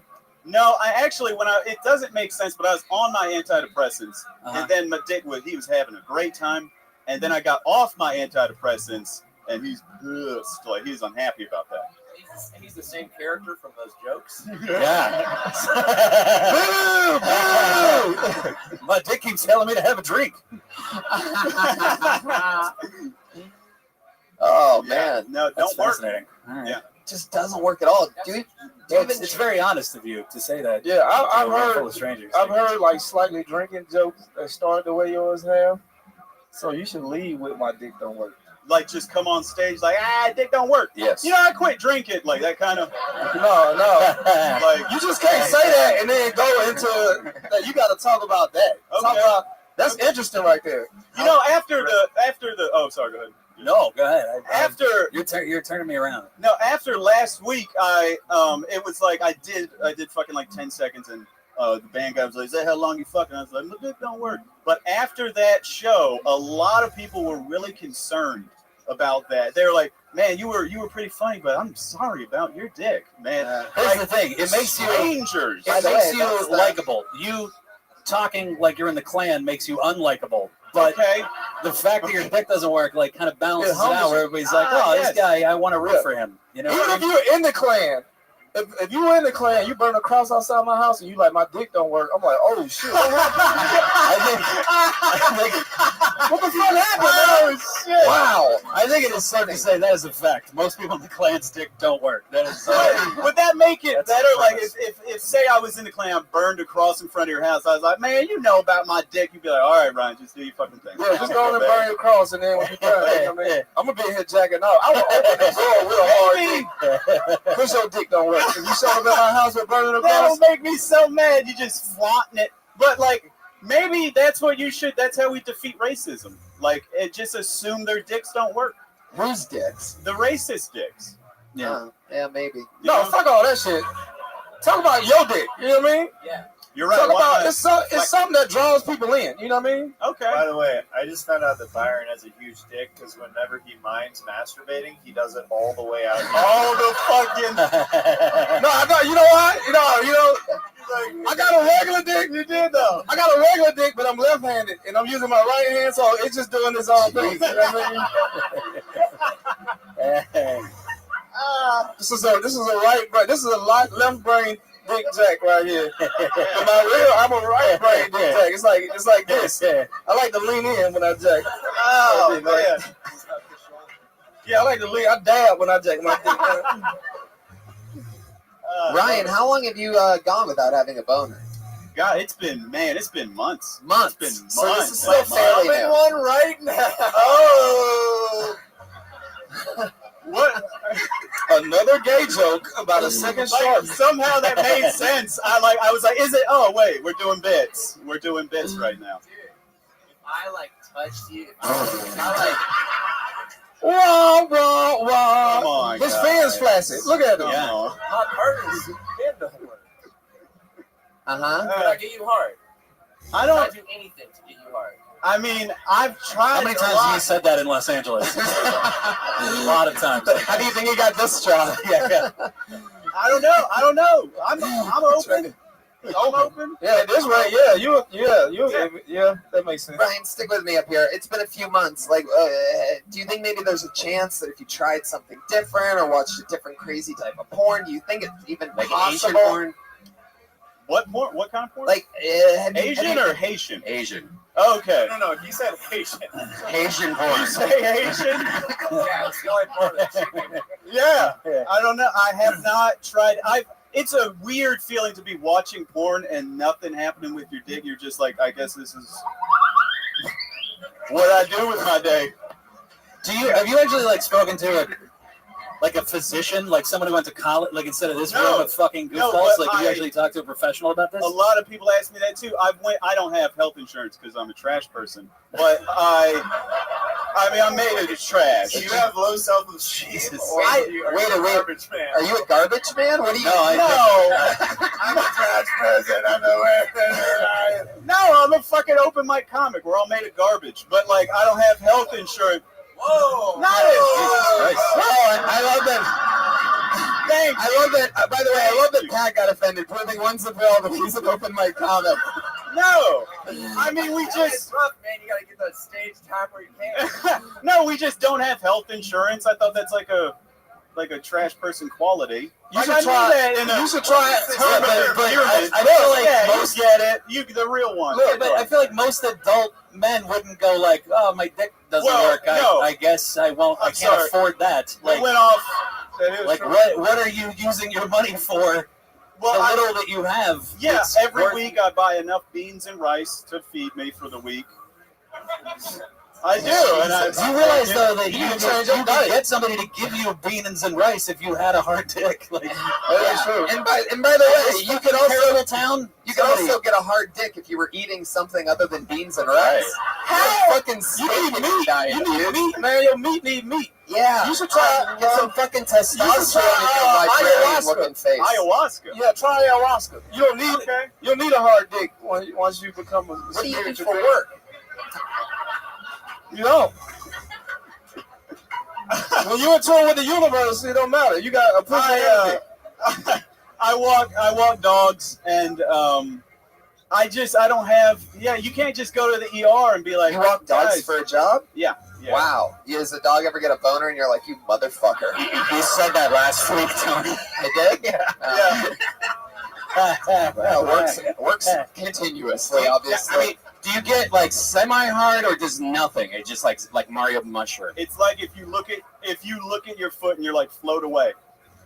That's what my dick is. You know what I'm saying? Like just nothing Did you go on happens. dates? When's the last time you went on a date? That's a great question. God. When was the last time you saw the snow? I want to say. So stupid. You've reached levels of stupidity. But hey, how old are you? By the way, the level of this show that I love is like, not only can people in their 30s on drugs love this show. I'm pretty sure kindergartners would love this episode of Kill Tony. Ryan, when is the last time you went on a date? Oh, we're talking 2015, like. Okay, maybe. so last year, you fucking weirdo. Yeah. Oh my god. Yeah, like wow. Not even late in 2015, like Most early. of the people that are next to you haven't been on a date since 2015. Yeah. Where was it? Where was it? It was at. God, it was like a free date.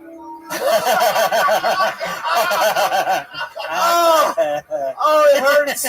So great. It hurts. I was at a free show in Raleigh, North Carolina. A free show? Yeah. What's the show? It was at Good Night's Comedy Club. You took a fucking girl like to a comedy club for your. That's lame shit. Dude. That's why fucking. I know. No, it's not. No, it's not. No, don't listen to them. It's not late. Don't listen to them. You not fucking bring a date to a comedy show. Yes, the fuck you do. You know what I mean? Have you ever have you been on a date since your dick stopped working? No. Let me ask you something. No, I just tell 300 strangers at a time. Fuck that, man. Look, if this is the time to date. Yeah. You ain't got no expectations. You can listen. Yep. You can talk back and interact. Yep. You know what I mean? By the time this chick actually wants to fuck you, your dick might actually work. God. Wait to the 30s. You know, you can relax and have a good time. You know what I mean? Fucking genius. It's time to play the slow game. And if it doesn't ever work again, you better learn how to eat a mean pussy, dude. It's your only way out of it. Pat's gonna teach you right now how to do that. Oh, what is happening? There it is. There it is. Yeah. That's right. Dreams come true. Jeremiah is about to suck his dick.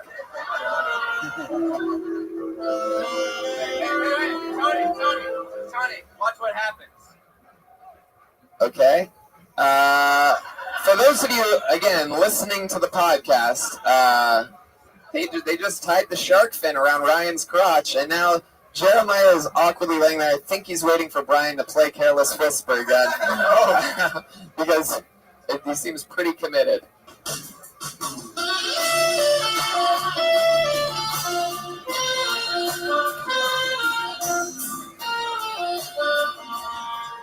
I'm watching Pat not know what to do exactly. Like he doesn't know where to put his guitar. Oh, Jesus.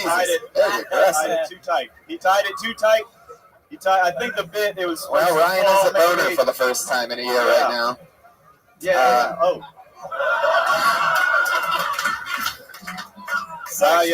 Is that? I hate that. I got a question. Is that a Nyla Lee shirt that you're wearing? Fuck yeah, it is. Oh shit, I love that guy. Yeah, man. I love that guy. Rick. Yeah. What is that? It's a guy in Carolina, man. He got his own t-shirt company. He makes them out of a shed. It's called Nyla, N-Y-L-A, which is his daughter's name. But since he always dreamed of being in fashion, it's New York, L.A. Huh. Interesting. Yeah. I wonder how he'd feel knowing that people that buy his shirt and wear them on live podcasts have a dick that doesn't work. Yeah. He has more wood. I performed in that town, right? I did a weekend. He showed up and he blessed me with like clothing and he broke the whole thing down. I was like, I'll wear it. And then I put his shirt on and I went on stage and talked about slave. I might have walked him, but he was there for a while. No, he's a cool fucking dude. He gives all the MCs and feature headline all fucking free shirts. He dope shit. Great guy. It is the #2 T-shirt for guys with erectile dysfunction.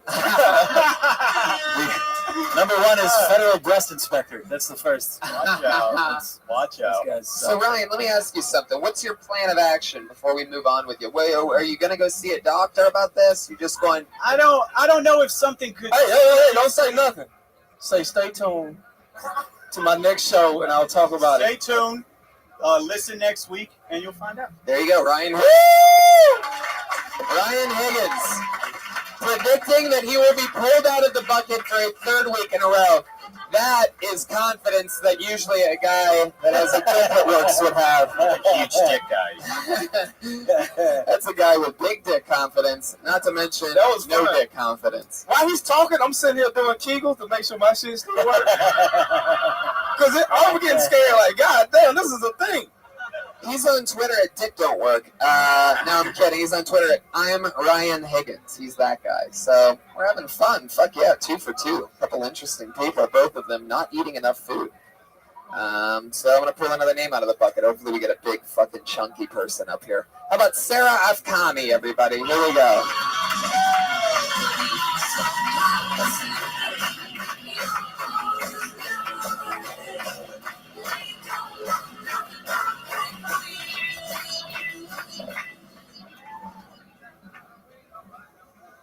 Hi guys.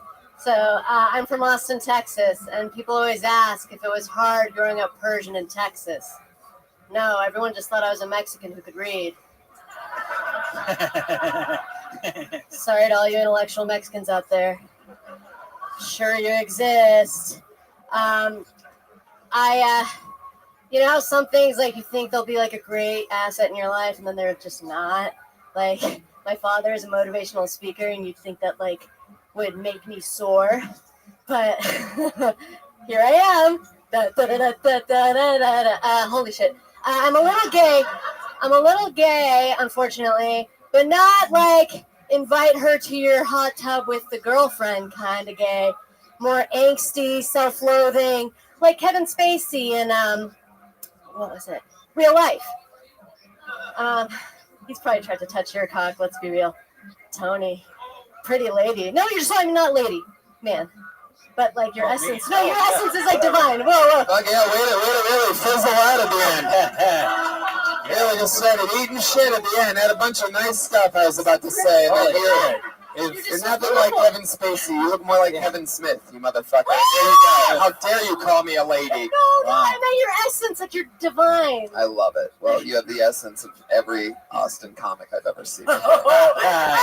Essence of every Bob's Burger character. Who was that? Sarah, I remember you from you are very funny. You crushed at Kill Tony, Austin, Texas. I remember that, correct? Yeah. No, the roast. I didn't go up. We were you there. did the stand-up show with us, or something like that. No, she was on acid. What do I remember? I was on acid, but that was like a sham. I mean, it wasn't a sham. It was like not planned. Set and setting, guys. Sarah, stand up. Be a professional. Set and setting. Of course, the only girl to ever get on her knees on the show is a fucking lesbian. That's all this shit. But I don't have the balls to use my strap on. Do you have a strap on? Yeah. Is that really true? Yeah. And you've never used it? No, I thought the only person that didn't use their dick was Ryan Higgins. God. You sound so excited when you deliver that. So good. So so good. He leaned into that motherfucker. Even I, with my own brain, sometimes I'm like, fuck, am I good? That second joke, man, fucked me up because it started with so much promise about your dad being a motivational speaker that you just start jumping around and shit. Oh fuck. Yeah. So yeah, it's something there that you could like lean into, you know what I mean? But you just didn't, you know. You have such a likable face. You have such a likable round head. You have the head of an emoticon. Do you know that? Yeah. It's like perfectly round and yellow. Yellow. That's the way to be described on Tinder. If a stand-up set was only supposed to be 9 seconds long, you would be the greatest comic of all time. But then you just ate shit the rest of the time. Did I really? But the first joke was awesome. I love that first joke. Do more like that one. Okay. Yeah, do more of the stuff that works. Yeah. I know, you're right. No, I was No, totally... because that was a real good turn. I didn't see the Mexican get read. I didn't see that coming. I liked it, you know. And then you just seemed like you lost. How long have you? I don't know, the jumping around. I didn't even get what that was. Oh, sorry. Yeah, it was anxiety. I have ADHD, but it's just been like a hack and not doing stand up. I've been like a sitcom writer. Not true. All right. Thanks, but anyway. Don't tell about yourself. Don't say that shit. Pat always. Yeah, what would your father Pat say? always defends the hipsters. Oh, don't say that about yourself. Don't say that about yourself with your glasses that you're wearing. No, she's not hipster. Just emotionally unstable. So I defend emotionally unstable. I am. Yeah, and there is not a fucking name in this bucket, my friend, that is not emotionally unstable. I promise. Yes, comedy. There's not one. There's people whose fucking dicks don't work, man. Emotionally unstable. That's fucking school. All right, let's do it. Sarah, what do you do for work? Well, I was just fired by Chelsea Handler. I was on a week-to-week contract for her Netflix show, and it started out as a love fest. And so I've been a hack, like my mind whore. Right, just like with your set. You started off great, and by the end, she didn't want to be around you anymore. Oh, it was her producer, the Stride of Uterus. Well, wait a minute. So you wrote a bunch of shit, right? Like, Yeah, for we the would like last write her couple- tweets and everything. All right. So I mean, what's What's up? that? Somebody didn't sign a non-disclosure I signed like 9. Please bleep that. I signed like 9, please. I'm sorry. You better hope Chelsea's handler doesn't find out about that. No, I think amazing things of her. Well, look, I'm not trying to get you in trouble, but like, so you had to write shit that they didn't use, right? Oh, well, there's like a whole chain of Why do command, you like have that? 9 departments. Do you have those jokes again? To do? Yeah. Why don't you do those? Oh, no, but it's all, it's stand up in like a talk show format is different. Yeah, but there's got to be a premise or two. I've been writing for. No, you're shit right. for I years. honestly, the truth is, I came tonight, because I heard Ari Shafir's whole rant about podcasts and the power of them and like killing media. And then also Tony, my offer, Tony, and his level of judgment. So the truth is, I was like kind of throwing out areas because I wanted to hear Tony's like discerning laser eye, like meanness. You don't hear it from me. You hear it from the audience that doesn't react. Who you just was when you was pointing at Tony, getting in his face? Be that person when you perform. Don't do the anxiety shit. Just go in and give it to him. I agree with Tyron. You are already likable. Yeah. You don't need to play nice. Okay. Yeah. I'm timid. Like a What? faggot. No, I'm a faggot. No, I'm a faggot. Whoa, Nobody I else just is got a a faggot. Yeah, you need that. You need more of that. You know what I mean? Yeah. Ryan's dick just punched through the wall. So in another room. Yeah. So how long ago did she fire you? Did she fire you directly? No. She was rarely there. I mean, she was working very hard. Right. The shoots. Yeah. The shoots. Dang. She wasn't just hanging out in her house in Spain in the first few weeks when we were all planning the vision for it. She wasn't. This girl's Good luck on your next job. Jesus Christ. Good luck on your next job. That's the thing. I don't want to be a whore anymore. I want to be like these guys. Look at them. They're just doing it. All of you. We all are whores. Look at us. Everyone's dude. Everyone. Yeah. I just clapped at a dude getting a shark fin put on his dick. Yeah. Yeah. There's no way to not be a whore and be in the entertainment industry. Or want money. You know what I mean? I still think some whores have higher standards. You could still do what you want, but at the end of the day, somebody has to pay you for stuff. Yeah, but I'm just saying, if Church of Viacom, and you got the fucking trembles. Jesus Christ. Yeah, Somebody- your fin will shake right off your fucking head. No, Even it's you have the trembles at Viacom. Somebody paid I was you to write thinking- jokes. Because we used to build churches and cathedrals, and now the Okay, forget it. Don't explain it. I hated that as soon as he started it. Hold on. Say what you was gonna say. No, I was gonna say you have gotten paid to write jokes. Yeah, right? yeah. So you got paid specifically for that skill because you're capable of writing jokes. I know you're capable of writing jokes because that Mexican one was great. Thanks. The rest of those, they literally, if you put it on a piece of paper, does that actually work on paper? You're right. I'm with you. All right. It was like a whim of like mine. Oh, the Kevin Spacey one. I think it can. I defend that one. Well, I stopped paying attention at that point. Oh, but fuck. No offense, but whatever. Fuck. Like, Because I lost the Wyndham one and then it was done for you. yeah, they're just hopping around shit. Fuck. I didn't even know. And it's also pretty inside. That's a little inside Kevin Spacey show being business. gay? Yeah, it's a little inside. You guys didn't know he grasped thought- for like everyone's cock in sight? People don't really know. I didn't know that. No. Oh, How do you know? How did Then where do you know? Let me ask you. How did you find So, that out? You have a friend who he hit on, right? Yeah, those are all the people that know that he's gay. Yeah, if you're in Indiana, they're not going to know what you're talking I'm about. sorry. I And once didn't know again, this rumor was full of people from Indiana. still information that really shouldn't be thrown out there. Just like the Chelsea Handler Can you shit. bleep these things out? No. Chelsea Handler is the best, most gorgeous soul. I love her. Hey, we in show business, and the more you're in show business, everybody around you gonna have fucked up shit that you can't tell nobody. Okay. So remember that. I mean, I work with this guy every single day. Do you understand the secrets I have to keep in my? I just don't. I don't understand why a man loving another man's like prostate or something. Why is man? By the way, all right. I love how Tony tried to shake that when I was like, we're not playing now. Just doesn't even make any sense. You're gonna hold on to my secrets. Jesus. Hey Tony, can we bring the next comic Yeah, you up? better. Yeah. Wait, Pat, you were the one that was defending her a second ago. Now you're so sick of her. Where'd the mic stand go? It's like Chelsea. Even the mic stand left during Sarah's Oh set. God. Ah! Sarah, you got it. Just like Jesse nailed it on the head. I mean, follow your momentum with the first jokes. Stop self-destructing and stop bouncing around trying to be likable. You're already likable. Just write your shit down and look at it. Have the words that come out of your face make sense. Who is this guy? This guy's right. This guy. And stop burning the only bridges that you've ever had in show business, by the way. That might not work for you. Yeah. Well, she always got motivational speaking. You know what I mean? She take effort. No, I mean, it's okay. I bet you do like her. Yeah, she's... All right, there she All goes. right. There she still goes, Sarah F. Kami.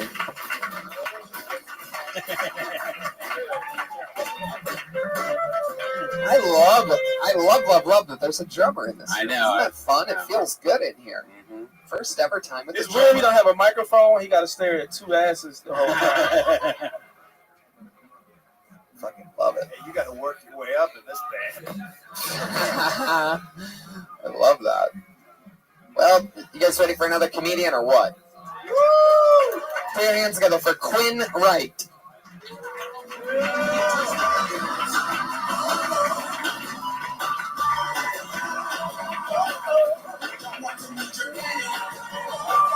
Come on, make some noise, ladies and gentlemen. Quinn Wright, everybody, come on. So I'm a virgin at 25. And I mean, I get it, ladies. Seth Rogen with Downs is not a very good look. But it's autism. That last part's actually true. I am on the spectrum. It's a light case, though, and I don't have a lot of sensitivities to, like crowds, sounds, lights, people's feelings. I don't pay attention to any of that shit. My uncle is a hearse driver, and he's losing his vision. Recently, he lost his glasses. He means to get a new pair, but it's just been so good for his business, he just can't. That's my time. Thanks. Fuck yeah. All right. In and out, Jeff. 35 seconds. 35 seconds. Actually, he'll tell us how many seconds. He knows it far more accurately than you do. Yeah, what is this attached to? I've never seen a Rain Man carry around a poncho. What's happening? It's a camera.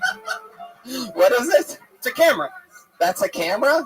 Well, it's the camera bag. The camera's in it. Fuck yeah. Yeah, man, you got to lose that shit. You can't be walking around. Yeah. As a black man, I'm telling you, as a white man, you can't be walking around with shit like that strapped on. It might have something to do with the virgin thing. I mean, like, no one's going to, like, come up to you with that, except maybe that one guy. That just looks You mean the guy who suspect. kicked up That one guy. The boner. Everybody, the one guy? That's a great reference, Brian. Have you been? When was the last time you were on? Have you ever been on a date? No, never. So you're a virgin. How old are you? 25. I love this. Let's talk about this. Yeah. Sure. You ever came before? You ever jacked off? Well, yeah, duh. What noise you make when you jack off? Like, what noise do you make? Because you look like you make a weird noise. I don't make noise. Like your teeth don't chatter or nothing. You don't be like, you don't do that. No. It's silent and shameful. It's silent and shameful. You just got glasses on when you do it? No, I don't. You don't jack off. You don't be taking your glasses off and be wiping your forehead. He just loudly counts off the strokes. 8, 9. Have you ever talked to a girl, like gotten close, you feel like? Yeah, I've had some bad experiences. It's only bad experience. Can you tell us about one? That's how they start, brother. I'm not really comfortable with that. Come on, you don't have to talk about the girl's name or anything. Just tell us. I just got a little obsessed and I didn't see signals because I'm an idiot. Wow. Yeah. Hey, I was that way for a long time. Did you not see the signals because the blinds were down, or right? Yeah, no. Was your camera in your hand at the time?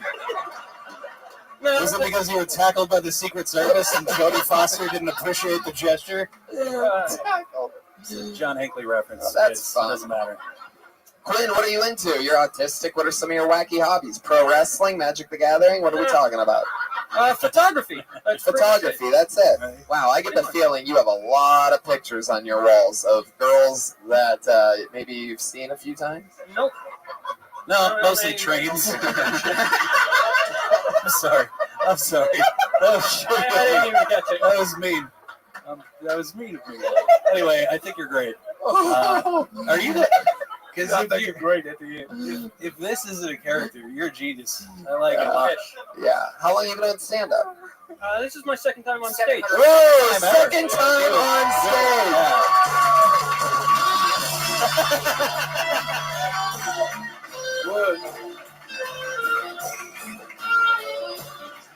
And if I know anything about Quinn Wright, it's that he's going to keep coming back whether he's invited or not.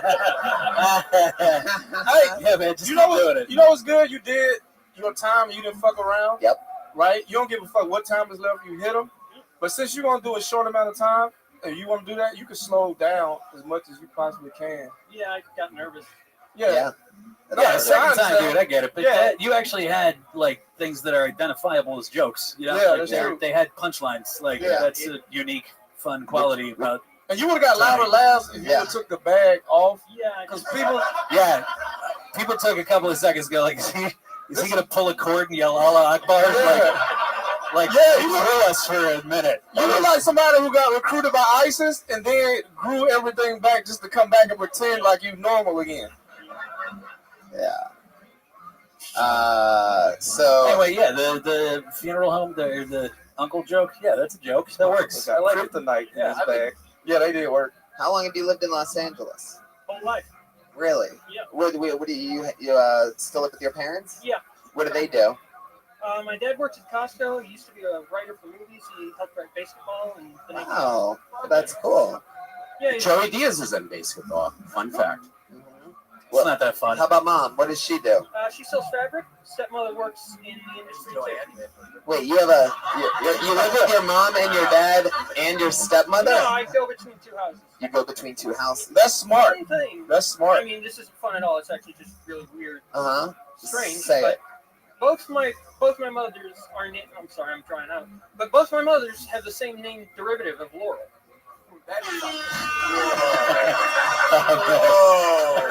I should. Are you serious? Oh Yeah, man. I should have just. God bless you. And I just. This has been this week's episode of When Autistic People Don't Know When They're Being Autistic. Yeah. Well, here's something I think you will all find very interesting. I want to be walking through of the names of both of my mother. I just thought it was interesting, but I knew it wasn't. But I couldn't You know what's stop. funny? I had to write They're this wrong. down. You're not wrong. Yeah. They're wrong. What? How are they? Explain that to I me. just think it's interesting since my dad got divorced from my mother and named another woman named Laura. They're both named Laurel. Well, my mother's That is Laura hardy to believe. Laura, and the other one's and Laurel. Laurel. Laurel and Laura. Yes. Oh, okay. Good joke. Huh? Yeah, okay. Yeah, all right. It makes sense to me now. I You get ever it. fantasize about your stepmother? No. Never, not once? Not once. Not one time. Not one time. You never fantasized. Look me in the eye and tell me. Not once. God damn. He's not going to look you in the eye. This shit is scary right here. Look at him in his eyes. It's like looking at a pit bull. Like a rescue pit bull in his eyes. Woo! Good job, man. I immediately felt guilty stepping. Hey, he's big. Hey, he's bigger than you think. You get up and then you look. You like, oh shit, I fucked up. You know what I mean? I had to walk away from some altercations like that before. I'm like, oh if shit. you don't get out of his face right now, he's gonna do your homework for you. Were you a really good student in school, Quinn? Not really, no. No. What? Tell us something other than photography. I'm autistic. Other than photography, one thing that you love. Film. I used to work in film. I still technically sort of do sometimes. Other than photography and film and anything that has anything to do with the camera. Other than boats, what do you love? Sailing. Not really anything. That's pretty much it. What's your favorite kind of porn? Category porn. Category I don't really go with, but I've been on a girl lately, Cassidy Banks. She's gorgeous. Yeah, fuck yeah. She just changed her name right now.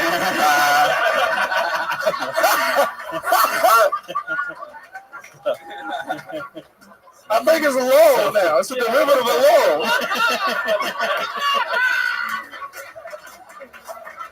Holy shit. This is the fucking greatest shit in the world. Oh, man. Oh, my God. Quinn, this is so fun. You are such a cool, honest, interesting character. I like this dude. I love that. I think for your second time on stage, everything that I'm seeing right now, I mean, you're sorry other fucking sad losers that didn't really do jokes, but you were the standout so far of the night. And Thank you. And for 2 times on stage, that your comfort level right now and your awareness of, being able to laugh at yourself, very fucking impressive. Yeah. I have been on camera in my underwear before, and that was before I was even this, so... Wait a second. Yeah. Quinn, slow it down a little bit here. What's this Christmas card? Yeah, this is easy compared to that. Quinn, when were you Were you in your underwear on camera? Why were you in your underwear? Asking the same question. You were what? I was in a movie? Yeah, what kind of movie? What caliber? Bowling for Columbine. Oh.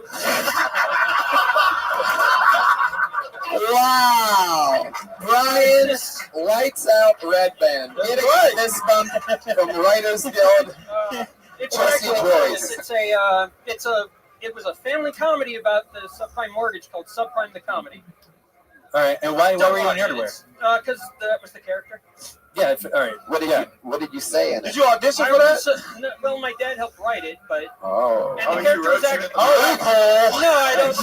Like Ice Cube and NWA. No, my dad helped write it. My dad helped write and actually played my uncle in it. Oh, neat.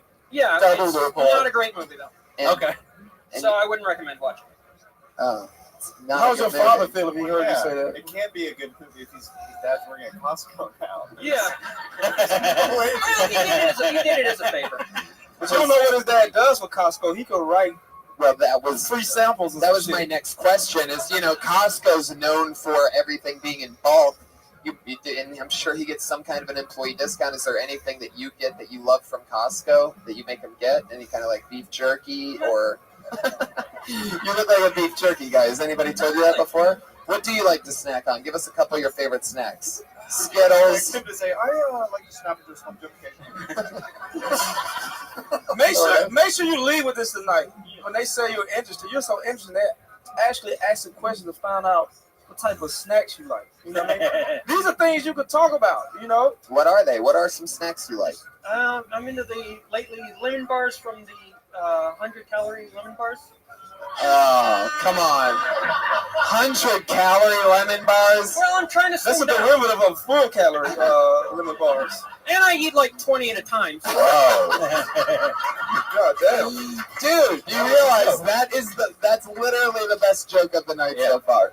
Is that you've been trying to keep, whatever, you eat these new 100-calorie lemon bars. Well, I mean, I eat 20 of them, but the way you said that, we can just feel your honesty. I'm telling you, it's a really crazy quality that normally it takes people fucking years to get. But when you say something that's real, it fucking feels real. I still think, I don't trust anyone. I still think Ryan Higgins might be able to get a boner. You know what I mean? But when you say the stuff that you have going on, like I truly believe it. I can look because I look in your eyes, and there's something in your eye. Like it's another person. Rest in peace, my friend who had eyes like yours. He was funny as fuck. A guy named Angelo Bowers. He got his eyes, man. Legend. You know what I mean? One of the best of all time. Yeah. He was Keep going. the funniest out of everybody in our class. Yeah, you have a level of comfort that's unusual. Like normally it takes most comics like years to get that, and all you had to do was have your parents get you vaccinated from measles, and you automatically have the most confidence of anyone I've ever seen at a comedy stage. So. Jesus God. I love it. Do you know Joshua Meyerowitz? He's also autistic. You should go on road with him. Yeah. Or just made a couple miles. Go on the road to the Laugh Factory. But if one of them bombs, they're going to be called autistic blunder. Oh, that's for the two of you that know that Josh Meyerowitz's Twitter handle is Autistic Thunder. Hello. Those two people that got it didn't even laugh. To the inside. So that is so awesome. Quinn, please come back and sign up again for the show. Leave the backpack at home, though. That's distracting to be on stage. Yeah, you're not allowed to take pictures here anyway. Yeah, I just take pictures on the road in Hollywood sometimes. On the road? Like, what have you taken pictures of today? Nothing today, actually, yet. Really? I just take it wherever I go because I might take a picture. Have you ever sneaked a little picture of a chick before? Upskirt? You ever taken upskirt? Not really, no. No? You should try. No, I'm actually really good money. not comfortable taking pictures of people most of the time. Right. Unless they ask me to. I imagine how uncomfortable they must be. Yeah. Whoever asked you to take a picture? Whoever looked at you and was like, "Hey, are you a photographer?" I've gotten quite a few fashion gigs. Oh, real? Yeah. Really? Fashion gigs? Yeah. Does that count the one where you're just in your underwear in a movie? No, I'm taking the picture. I love that. I can't believe a guy that gets fashion gigs can get away with wearing a Vietnam veteran jacket. Yeah, it's mainly for. Do you have an Instagram we could check out your work? Right on Target. Is my name on social media is right with the W. Oh, cool. Right on Target. Right on Target photo is my website. Wow. Cool. Well, very cool. It was so nice to meet you. There he goes, the second time ever on stage. Quinn Wright, ladies and gentlemen. Good job, man. Good job, man.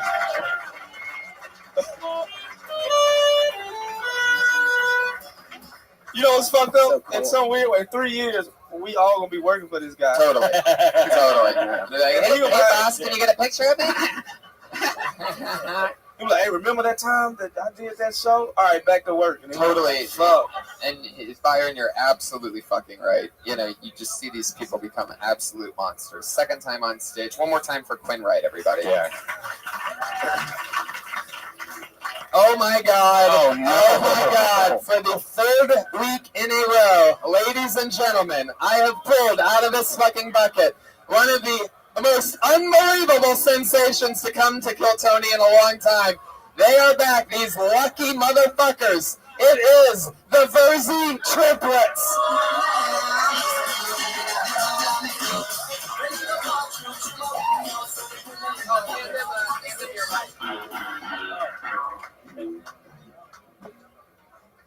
Oh my God! Thank you. Wow. Hi.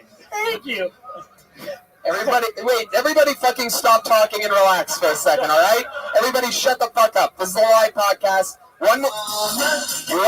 Okay, this is almost there. One more time for the Verzi triplets, ladies and gentlemen.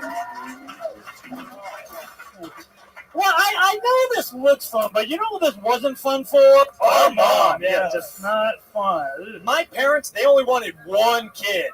They got 3. That means 2 of us were mistakes. Well, according to my dad, all 3 of us were mistakes, so that's good. Yeah.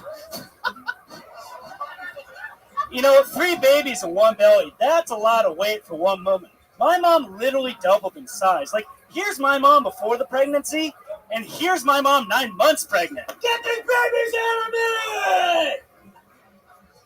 And the labor was just horrific. She said it did not stop. For the doctors, it must have been like pulling on a magician's handkerchief. It just kept going and going, and oh my God, there's more in here. Wow, this thing is never ending. Like our father's disappointment in us. I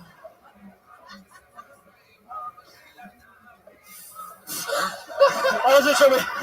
I thought it did. I thought it had the count. 60 seconds. No, they timed it out and they thought that they were going to get more laughs. That's my favorite thing. Yo, the Verzi triplets, ladies and gentlemen. What the fuck?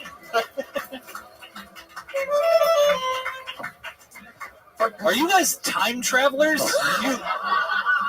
This shit would fucking kill in 1908. I'm serious. You guys would be the best fucking comics of all time. That's what I said. Y'all too handsome and buff to do that bullshit. You know what I mean? You know what they want to hear? Give them that handsome buff shit. Now, what I love... Talk about how great life is. You know what I mean? How y'all be running trains on bitches and they don't even know. We want to hear that shit. You know what I mean? Talk that triplet shit, nigga. Talk that triplet shit. I know y'all dress better than this. I know it. Why ain't on that hard? You know what I mean? I've come to, let me get 3 of those. Let the... Old Navy, y'all got them V-necks? They're Target. I love the Verzi triplets. Oh, a huge note that I'm going to give you guys that... That's 6 dimples up there. What the fuck? That you can see. One of the interesting things about the Verzi triplets, I don't know if you guys noticed how it's one of the most blatant things that you have to notice, is that one of them has a lisp. Now, what I love is not only has this lisp blatantly gotten worse over the last 3 weeks, but I also love how the amount of the things that you guys could totally divvy up and assign and say different things. You have him saying so many S references in his weird fucking Jay Leno lispy ass voice. And it is just, I mean, do you do that strategically? Do you guys give him the S words? No. He tries to like. No, yes. Exactly.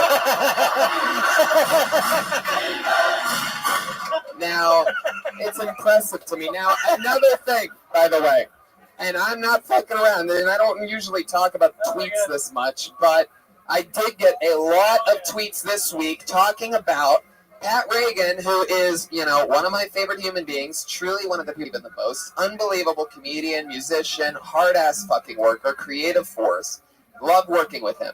And I have never seen him more fucking fired up because you guys are, you know what I mean? You're pure and you're clean and you're good people and you're taking don't forget handsome. You're taking an opposite approach than the grungy cult figure like, risk taker that is a Pat Reagan. And Pat went insane, ballistic, ranting, hatred, spewing it last week. You've been silent so far. Pat, have the Verzi triplets won you over? No. Okay. You know who that crazy set wasn't fun for? Everyone say the audience in unison. 1, 2, 3. The audience. Wow. You know what I see here? I like this. Wait, let that go. More of that. What the fuck were you just about to say? Go ahead. Say it.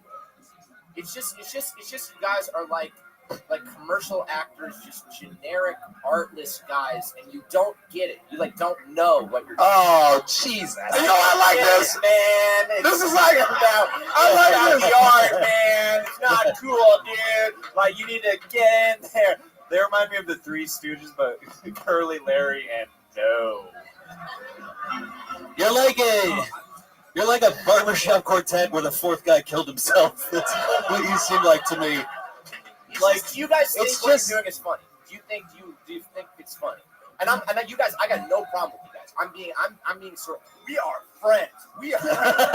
You can call us. You know what? We hate your comedy with a passion, but do you think what you are doing right now is funny? All right, so Pat, there's 3 of you. Pat. That's 3 different brains. Pat. That's 3 opportunities Okie to dokie. stop making these choices and putting yourself out there on stage. I'm going to answer Hang on, that. the artist has to adjust his shark fin. So, what you're doing is easy, bro. You telling me y'all really like each other that much? That's what the fuck you saying. Yeah. You know what I mean?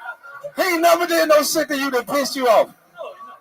And y'all slightly, now that I'm standing up, y'all do slightly look a little bit different. You know what I mean? Together, y'all will be like a perfect 11. But now I see the flaws in y'all. Did you guys really all come out at the same time? Is that you guys all came out at the same fucking time, right? Yeah, 30 seconds. 30 seconds. Wow. You can't. Came out of the closet. I was like, what? You guys all came out of the closet 30 seconds apart. It was a rough day for my dad. Hello. Hello, Z. Sayonara. Listen. So would y'all race to go take shits? You know what I mean? Would you be mad like if your brother shat before? Like, do y'all shit at the same time? Like, how do this shit works? I have Tuesday, Thursdays, and Saturdays. Oh, you son of a bitch. Thank you, drummer. You know what? I'm going to answer that question that Pat had for them, I feel like, because I don't think you guys want to admit it, and nod your head if I'm correct.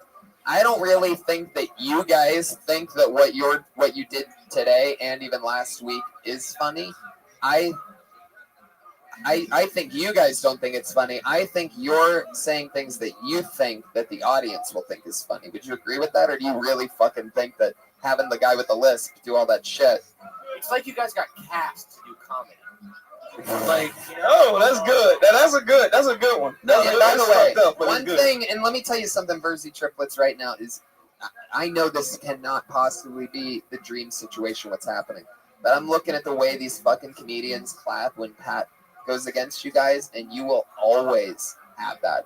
And you have to learn, if you're gonna fucking take this shit seriously and do it, you have to know that all these people are gonna hate you guys 3 times more than they hate every other comic.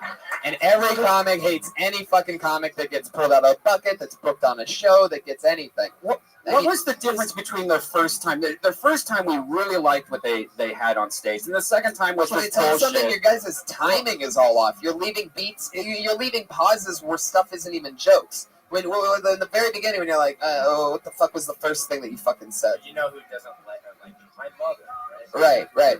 You know who doesn't like me? The other one. My mother. And you guys have to respond like you're fucking talking. You know when it's gonna happen? That is the least what? When one casting person said we want that one, and the other ones become unsuccessful, then they gonna get funny. Yep. At least 2 of them. You know what I mean? At least 2 of them gonna get. I mean, yeah, it's the Verzi twins. They're related to that brother. There's a way to do it, right? What are your first? Yeah, listen. Here's the thing. Like, no, you guys don't talk like that in real life. Like, none of you. Yeah. But somehow you come What on do you stage. mean, Jesse? Yeah. Yeah. Like, seriously. Come on. No one like it's you guys are like fucking vaudevillians. Like, no, like. I don't know what to Like, I think I was super interested when you came up. Like, I wanted to hear what you guys had to say. And then, can you imagine what would that be like if you were actually. Like, the trick of stand-up is to make it seem conversational. You know, like, make it seem like you're just naturally this funny when you're talking, when you're doing your jokes. And then, like, if I came up and talked to you and then you started talking like the fucking Warner Brothers frog, all 3 of you, I would go, this guy's full of shit, and I would walk away. You know what I mean? Like, that's not how human beings talk to each other. Like, you can be funny. Like, I want you guys to be funny. What do you guys do for work? How do you survive? Do you still live with your parents? We do. Yeah. Fucking... Okay, construction. We do construction, yes. Right, you guys do it. You guys sleep in the same bed, like at the town. with old nightcaps on. Watch that be in the next X-Men movie. It's like some weird superhero type. man. I think I don't know. I want to be constructive because I really don't. I think it's like I don't want to fucking hate on you guys. You guys need to fucking realize like what, because I do cringeworthy shit on purpose. But you got like realize like the audience is just cringing. Do you know what I mean? Like you don't want to make the audience cringe. You gotta go for it. You're gonna be performative, just like fucking. I don't know. I love modern. But do you guys think like if there was like a Flappers, like your parents go to a comedy show, they would like that shit though, right? They would. Yeah, I mean, so there is an audience for that. That's why I hate it so much because they could be more successful than I'll ever be. Maybe they're just fucking up, mixing up with the wrong. I mean, this is like dirty darkness, and you guys need to be over at Flappers. No, you know? this went on a cruise ship tomorrow. People would be. Man, everybody hates. Who are y'all influence? I knew y'all comedy influence. You guys ever who are their? Oh, so okay. I I love it. I love that you three dress like off-duty Power Rangers. Hey, you know who they look like? They look like the Prep Boys. They look like the Prep Boys. It's the Prep Boys when they was young. You know what I mean?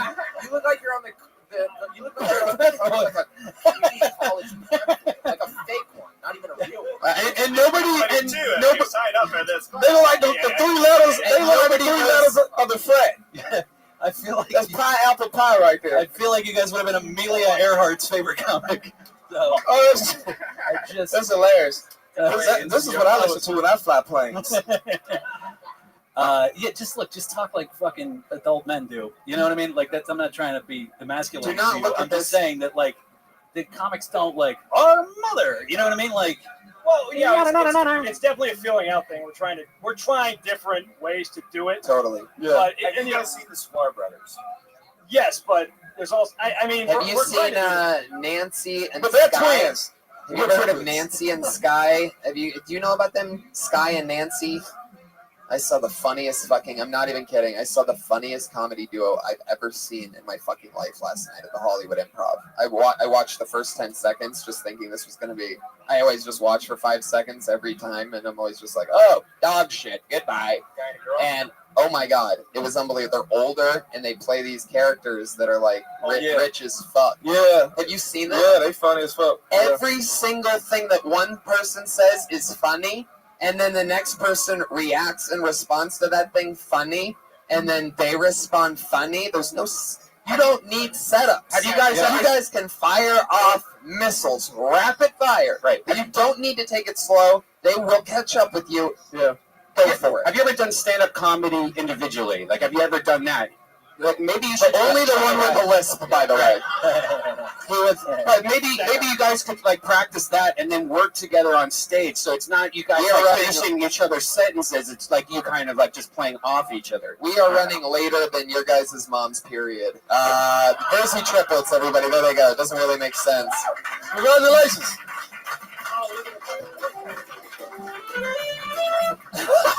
He's only the comedian. The one with the lisp almost fell on it. He's only the comedian. Man, I really almost bit the dust on that one. Jesus Christ. What does he mean I say too many S's? I think that the guys two need to assimilate and they need to get lisps, so they just all have lisps across the board. Yeah, totally. Like Spain. Jersey triplet. Like the whole country of Spain. They did that. I don't know if they're still here, but you guys should not feel that bad. You should hold your head high and keep fucking doing it. I totally agree. You guys have got to fucking keep getting better at, building that muscle, having no soul. You heard these motherfuckers roar, those comedians up there, when I said that they hate you 3 times more. They went crazy, and there's a fucking reason why. It's because they fucking hate you. We all wish that we had 2 other people to fucking help make us funny. All right, so got it. Put your hands together for your first regular tonight. We have 2 people that do a brand new 60 seconds every single week, other than the Jersey triplets. Your first regular, you know her, you love her, the always nervous stylings of Melissa Esslinger.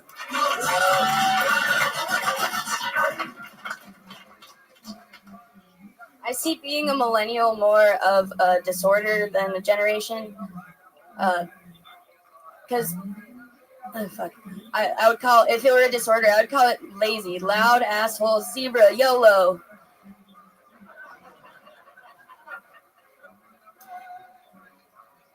We're just as fucked up as every generation before us, except we had the internet. Yeah, I'm grounded, so now I get to watch porn and talk to strangers all day. Oh no. I haven't done that in a while. I did have a therapist growing up. Her name was AOL Instant Messenger, and she taught me not to use all caps unless I'm yelling. My dad had to, if he wanted to skip school, he had to walk, but I could just call an Uber for $6. That's it. There you go, Melissa Esslinger. A lot of good stuff there. Would have been the set of the night had you not, constantly self-destructed 3, 4, 5 times in a 45-second long set. Oh fuck, did that again. Shouldn't have done that. Oh fuck, what did I say that? Ba ba ba ba. in 45 seconds, you managed to, have exactly as many punchlines as you had meltdowns. But, the stuff that's working is fucking working. And again, what's crazy about you that I think is different than sort of like a lot of the, our original regulars, like, you're writing stuff that for you is evergreen and it works and you're likable. And the 45 seconds that I saw tonight of actual jokes was great. And it's not no fat on it. It's just straight. Here's boom, boom. Yeah, here's the question that I have. Do you always write your set on your hand, or do you not always write? And can I tell you why? And I could tell that you haven't done it in a long time. And you want to know why you looked at your set on your hand? Because you had your fucking set on your hand. That's the most common thing that these idiots that don't want to grow do. Oh, I'm going to take my fucking paper. And then you look at the paper. If you have if those people that do monologues, if you have a teleprompter, you're going to fucking read the teleprompter. If you do this, you're going to do that. If you set yourself up for that, that's how you're going to do it. So lose the fucking set list. I mean, you're only doing it in minutes. You have to train your memory to be able to do this. But my point is this, is that the moment where you decided where you're going to look at your set I decided I was when you wrote it on your hand. It wasn't in the middle of the set. You're saying that it was in the middle of your set, but it wasn't. You knew you were going to look at that set list when you wrote it on your hand. You decided that I couldn't do it without writing it on my hand by writing it on my hand. I don't know what you're saying. What? That made perfect sense. But we have to move on. We're sorry, we're running so late right now. Melissa, I love that set. Great stuff. I just want you to learn that to stop writing it on your hand and writing notes. I think that you can fucking memorize a minute. I really believe it. Did you just get pulled out of a river? I think your jokes are funny. That is so I think your fucking jokes funny. are funny. We have absolutely got to move on. There she is, Melissa Esslinger, everybody. Melissa Esslinger. Your one and only other regular. You know her. You love her. New minute every single week. The great and powerful Vanessa Johnston, ladies and gentlemen.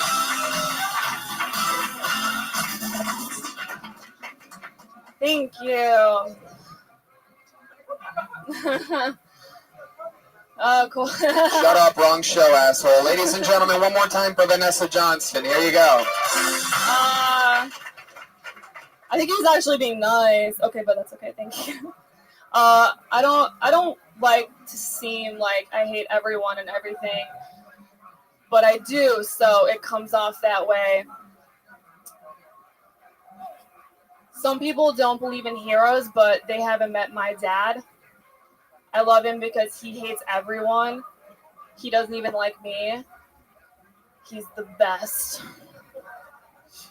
People are too uptight, man. Like, they think they're so important and that they're so busy. Like, you don't do anything. You're going to die. Nothing matters. That's what my dad would tell me when he dropped me off at preschool. He's so honest. My dad would talk to me at night and tell me, Vanessa, someday I'm going to divorce your mother. I can't right now because she'll take half of my money. The good news is that your mom's health's not very good, so I'm hoping she'll die soon. Vanessa Johnston. Fuck yeah. All right. Guys, thoughts on Vanessa Johnston? Are you from New York? No, I'm from Minnesota. Oh, because you have like a New York, or were you just was that just your dad impression, or do you actually sound like you have a New York accent? I don't know. Because it's weird because you talk like Trump and look like one of his wives. It's a very weird combination of things. Man, I just no, but the dad shit's really strong. I really like that. I thought that was well written and it had a good twist in it. I liked it. So awesome. Just like Melissa, that's another chunk of material that is so you and right in your vein, and that goes to the big set. That goes straight there. We are running so late. There's Vanessa Johnston. Everybody. She's Vanessa Johnston. Melissa Esslinger.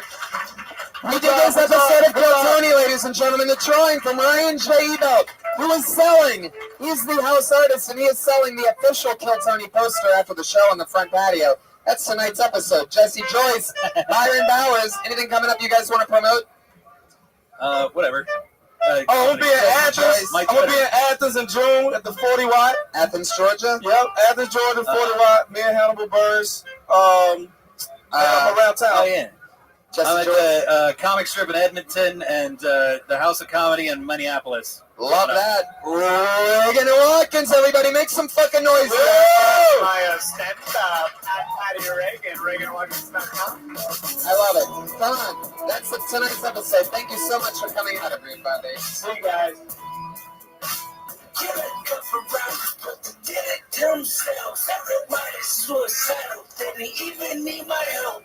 They should have said I make you pay. I'd probably go to jail if I should have tried. Did it, 10 pounds to the left, stuck a flag in my city. Everybody's screaming after me. She probably wrote from there when I'm done. To be honest, and I put that on my mama and my buddy. Boom, 20 million walking out the court, better whoa.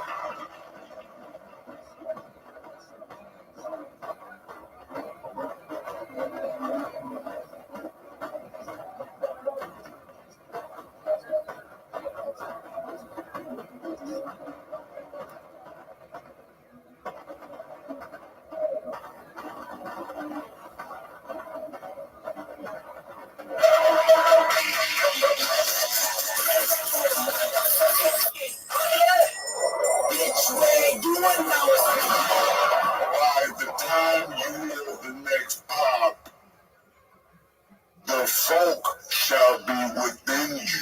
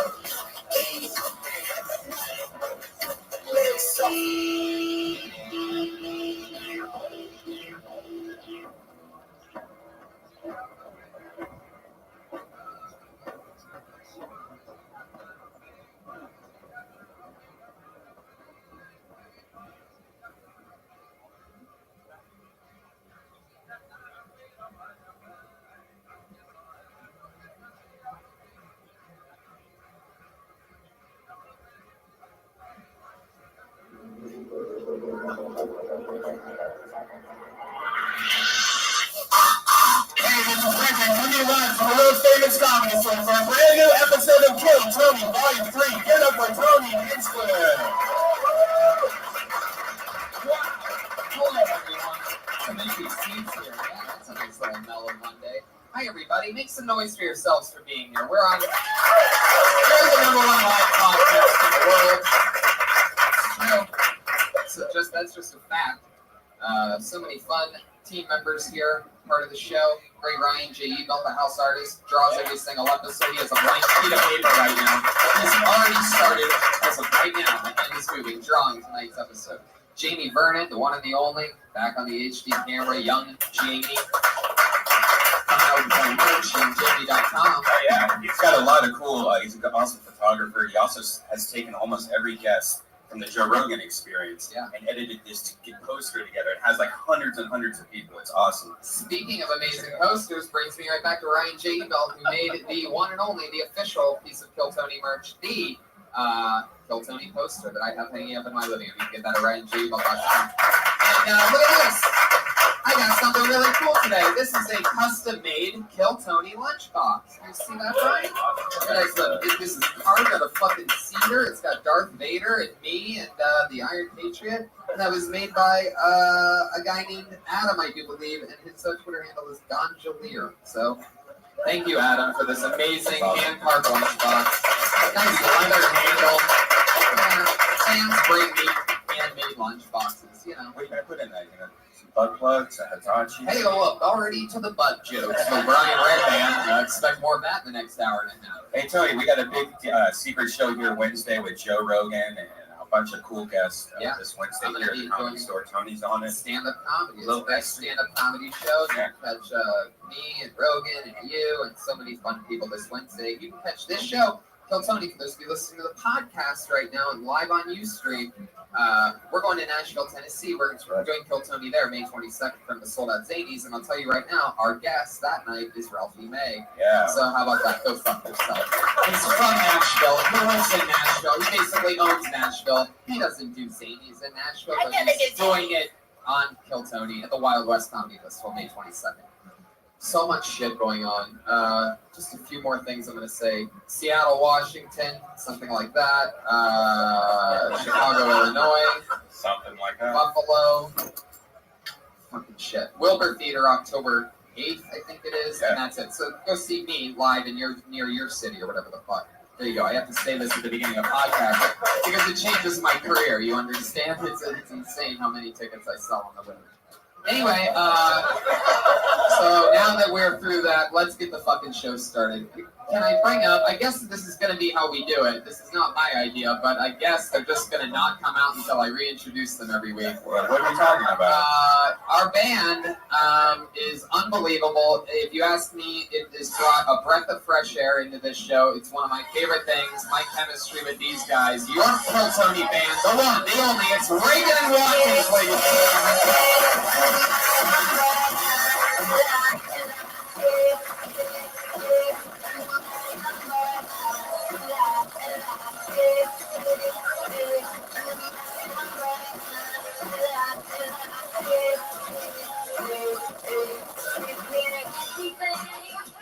Fuck yeah. People aren't even clapping at that. No bumps whatsoever. Tell you guys to wake up, huh? This is where the house gonna start. Man. Wow, what a song.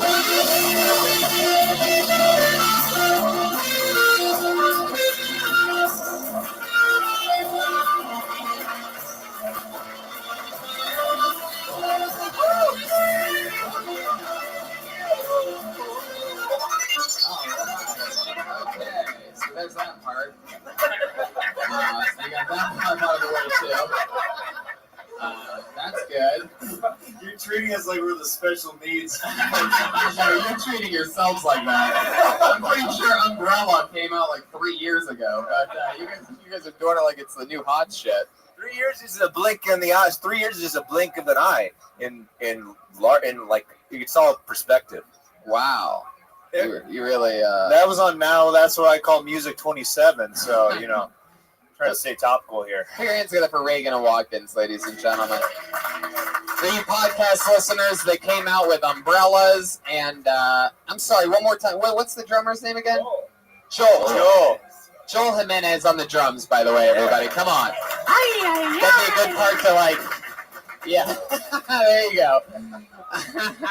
It's like a little, sometimes you gotta coach these guys. Pat, how's life? Jeremiah, how's it going? This is going well, Tony. I'm curious, how are you doing? I'm doing great. I feel really good. I'm very excited about things. I'm excited about tonight's guest. Shall we, you think we should just jump right into it? I think we should do it. All right, everybody. Every single week, me and all these goofballs up here, we talk to comedians after they do an uninterrupted 60 seconds. And every week, I have two of the funniest human beings on the planet be the guests and sit in on the show. This week's no different. Two of the funniest humans in the world. It's the great Dion Cole and Benji Aflalo.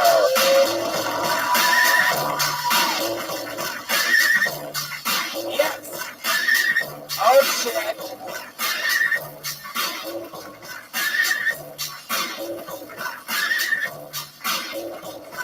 Here they are, two of the funniest guys in the world. Oh, by the way, I forgot to mention, next week's Kill Tony is in the main room of the Comedy Store, ladies and gentlemen.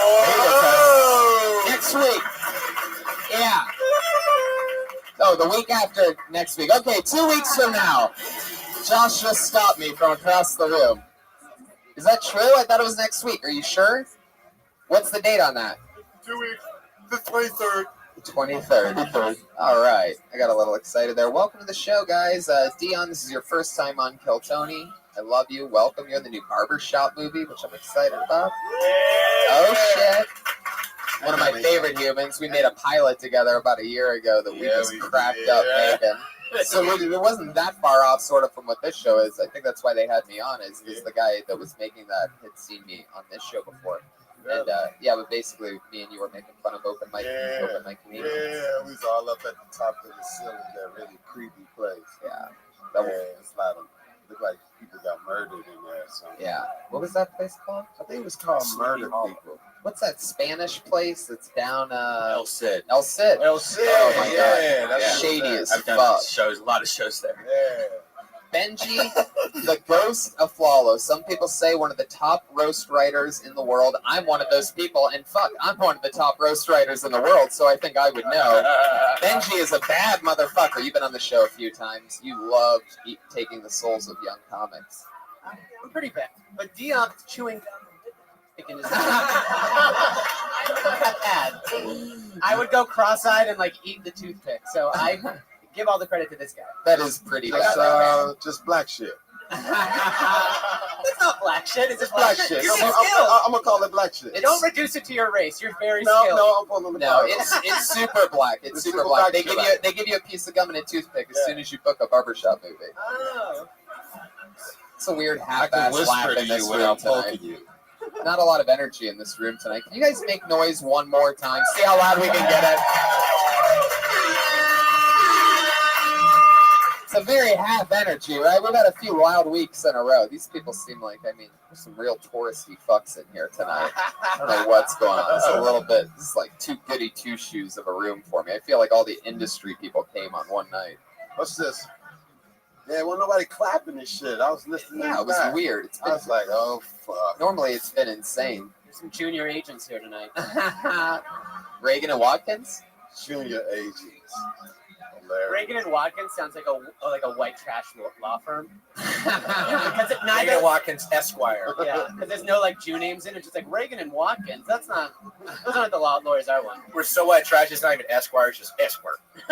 Reagan Watkins Esquire. Is that the name of the band? Yeah, that's Reagan and Watkins. Okay. A lot of thought into that. Benji Aflalo introduced me to goat milk, and it changed my life. You know what? Benji Aflalo also introduced me to goat milk, and it is blatantly a superior milk. I will tell all you guys, for those of you that, if you ever sounds awful. If you ever It's drink so milk, good. it's the best milk. It's superior milk. Why?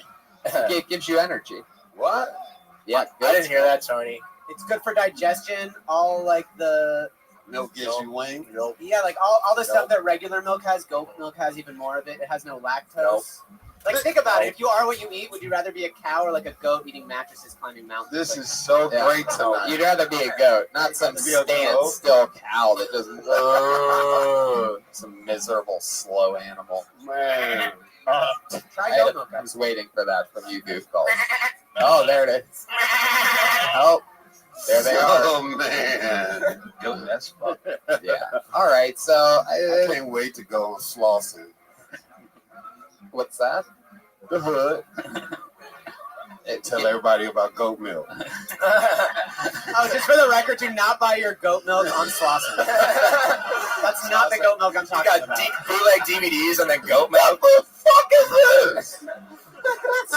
There's gonna be one black dude to do that. That's in every movie too. Speaking of milk What and the- Slauson, which I don't think I've ever said those words before, but have you ever heard of pet milk before? What? Pet I'm milk? learning so much tonight.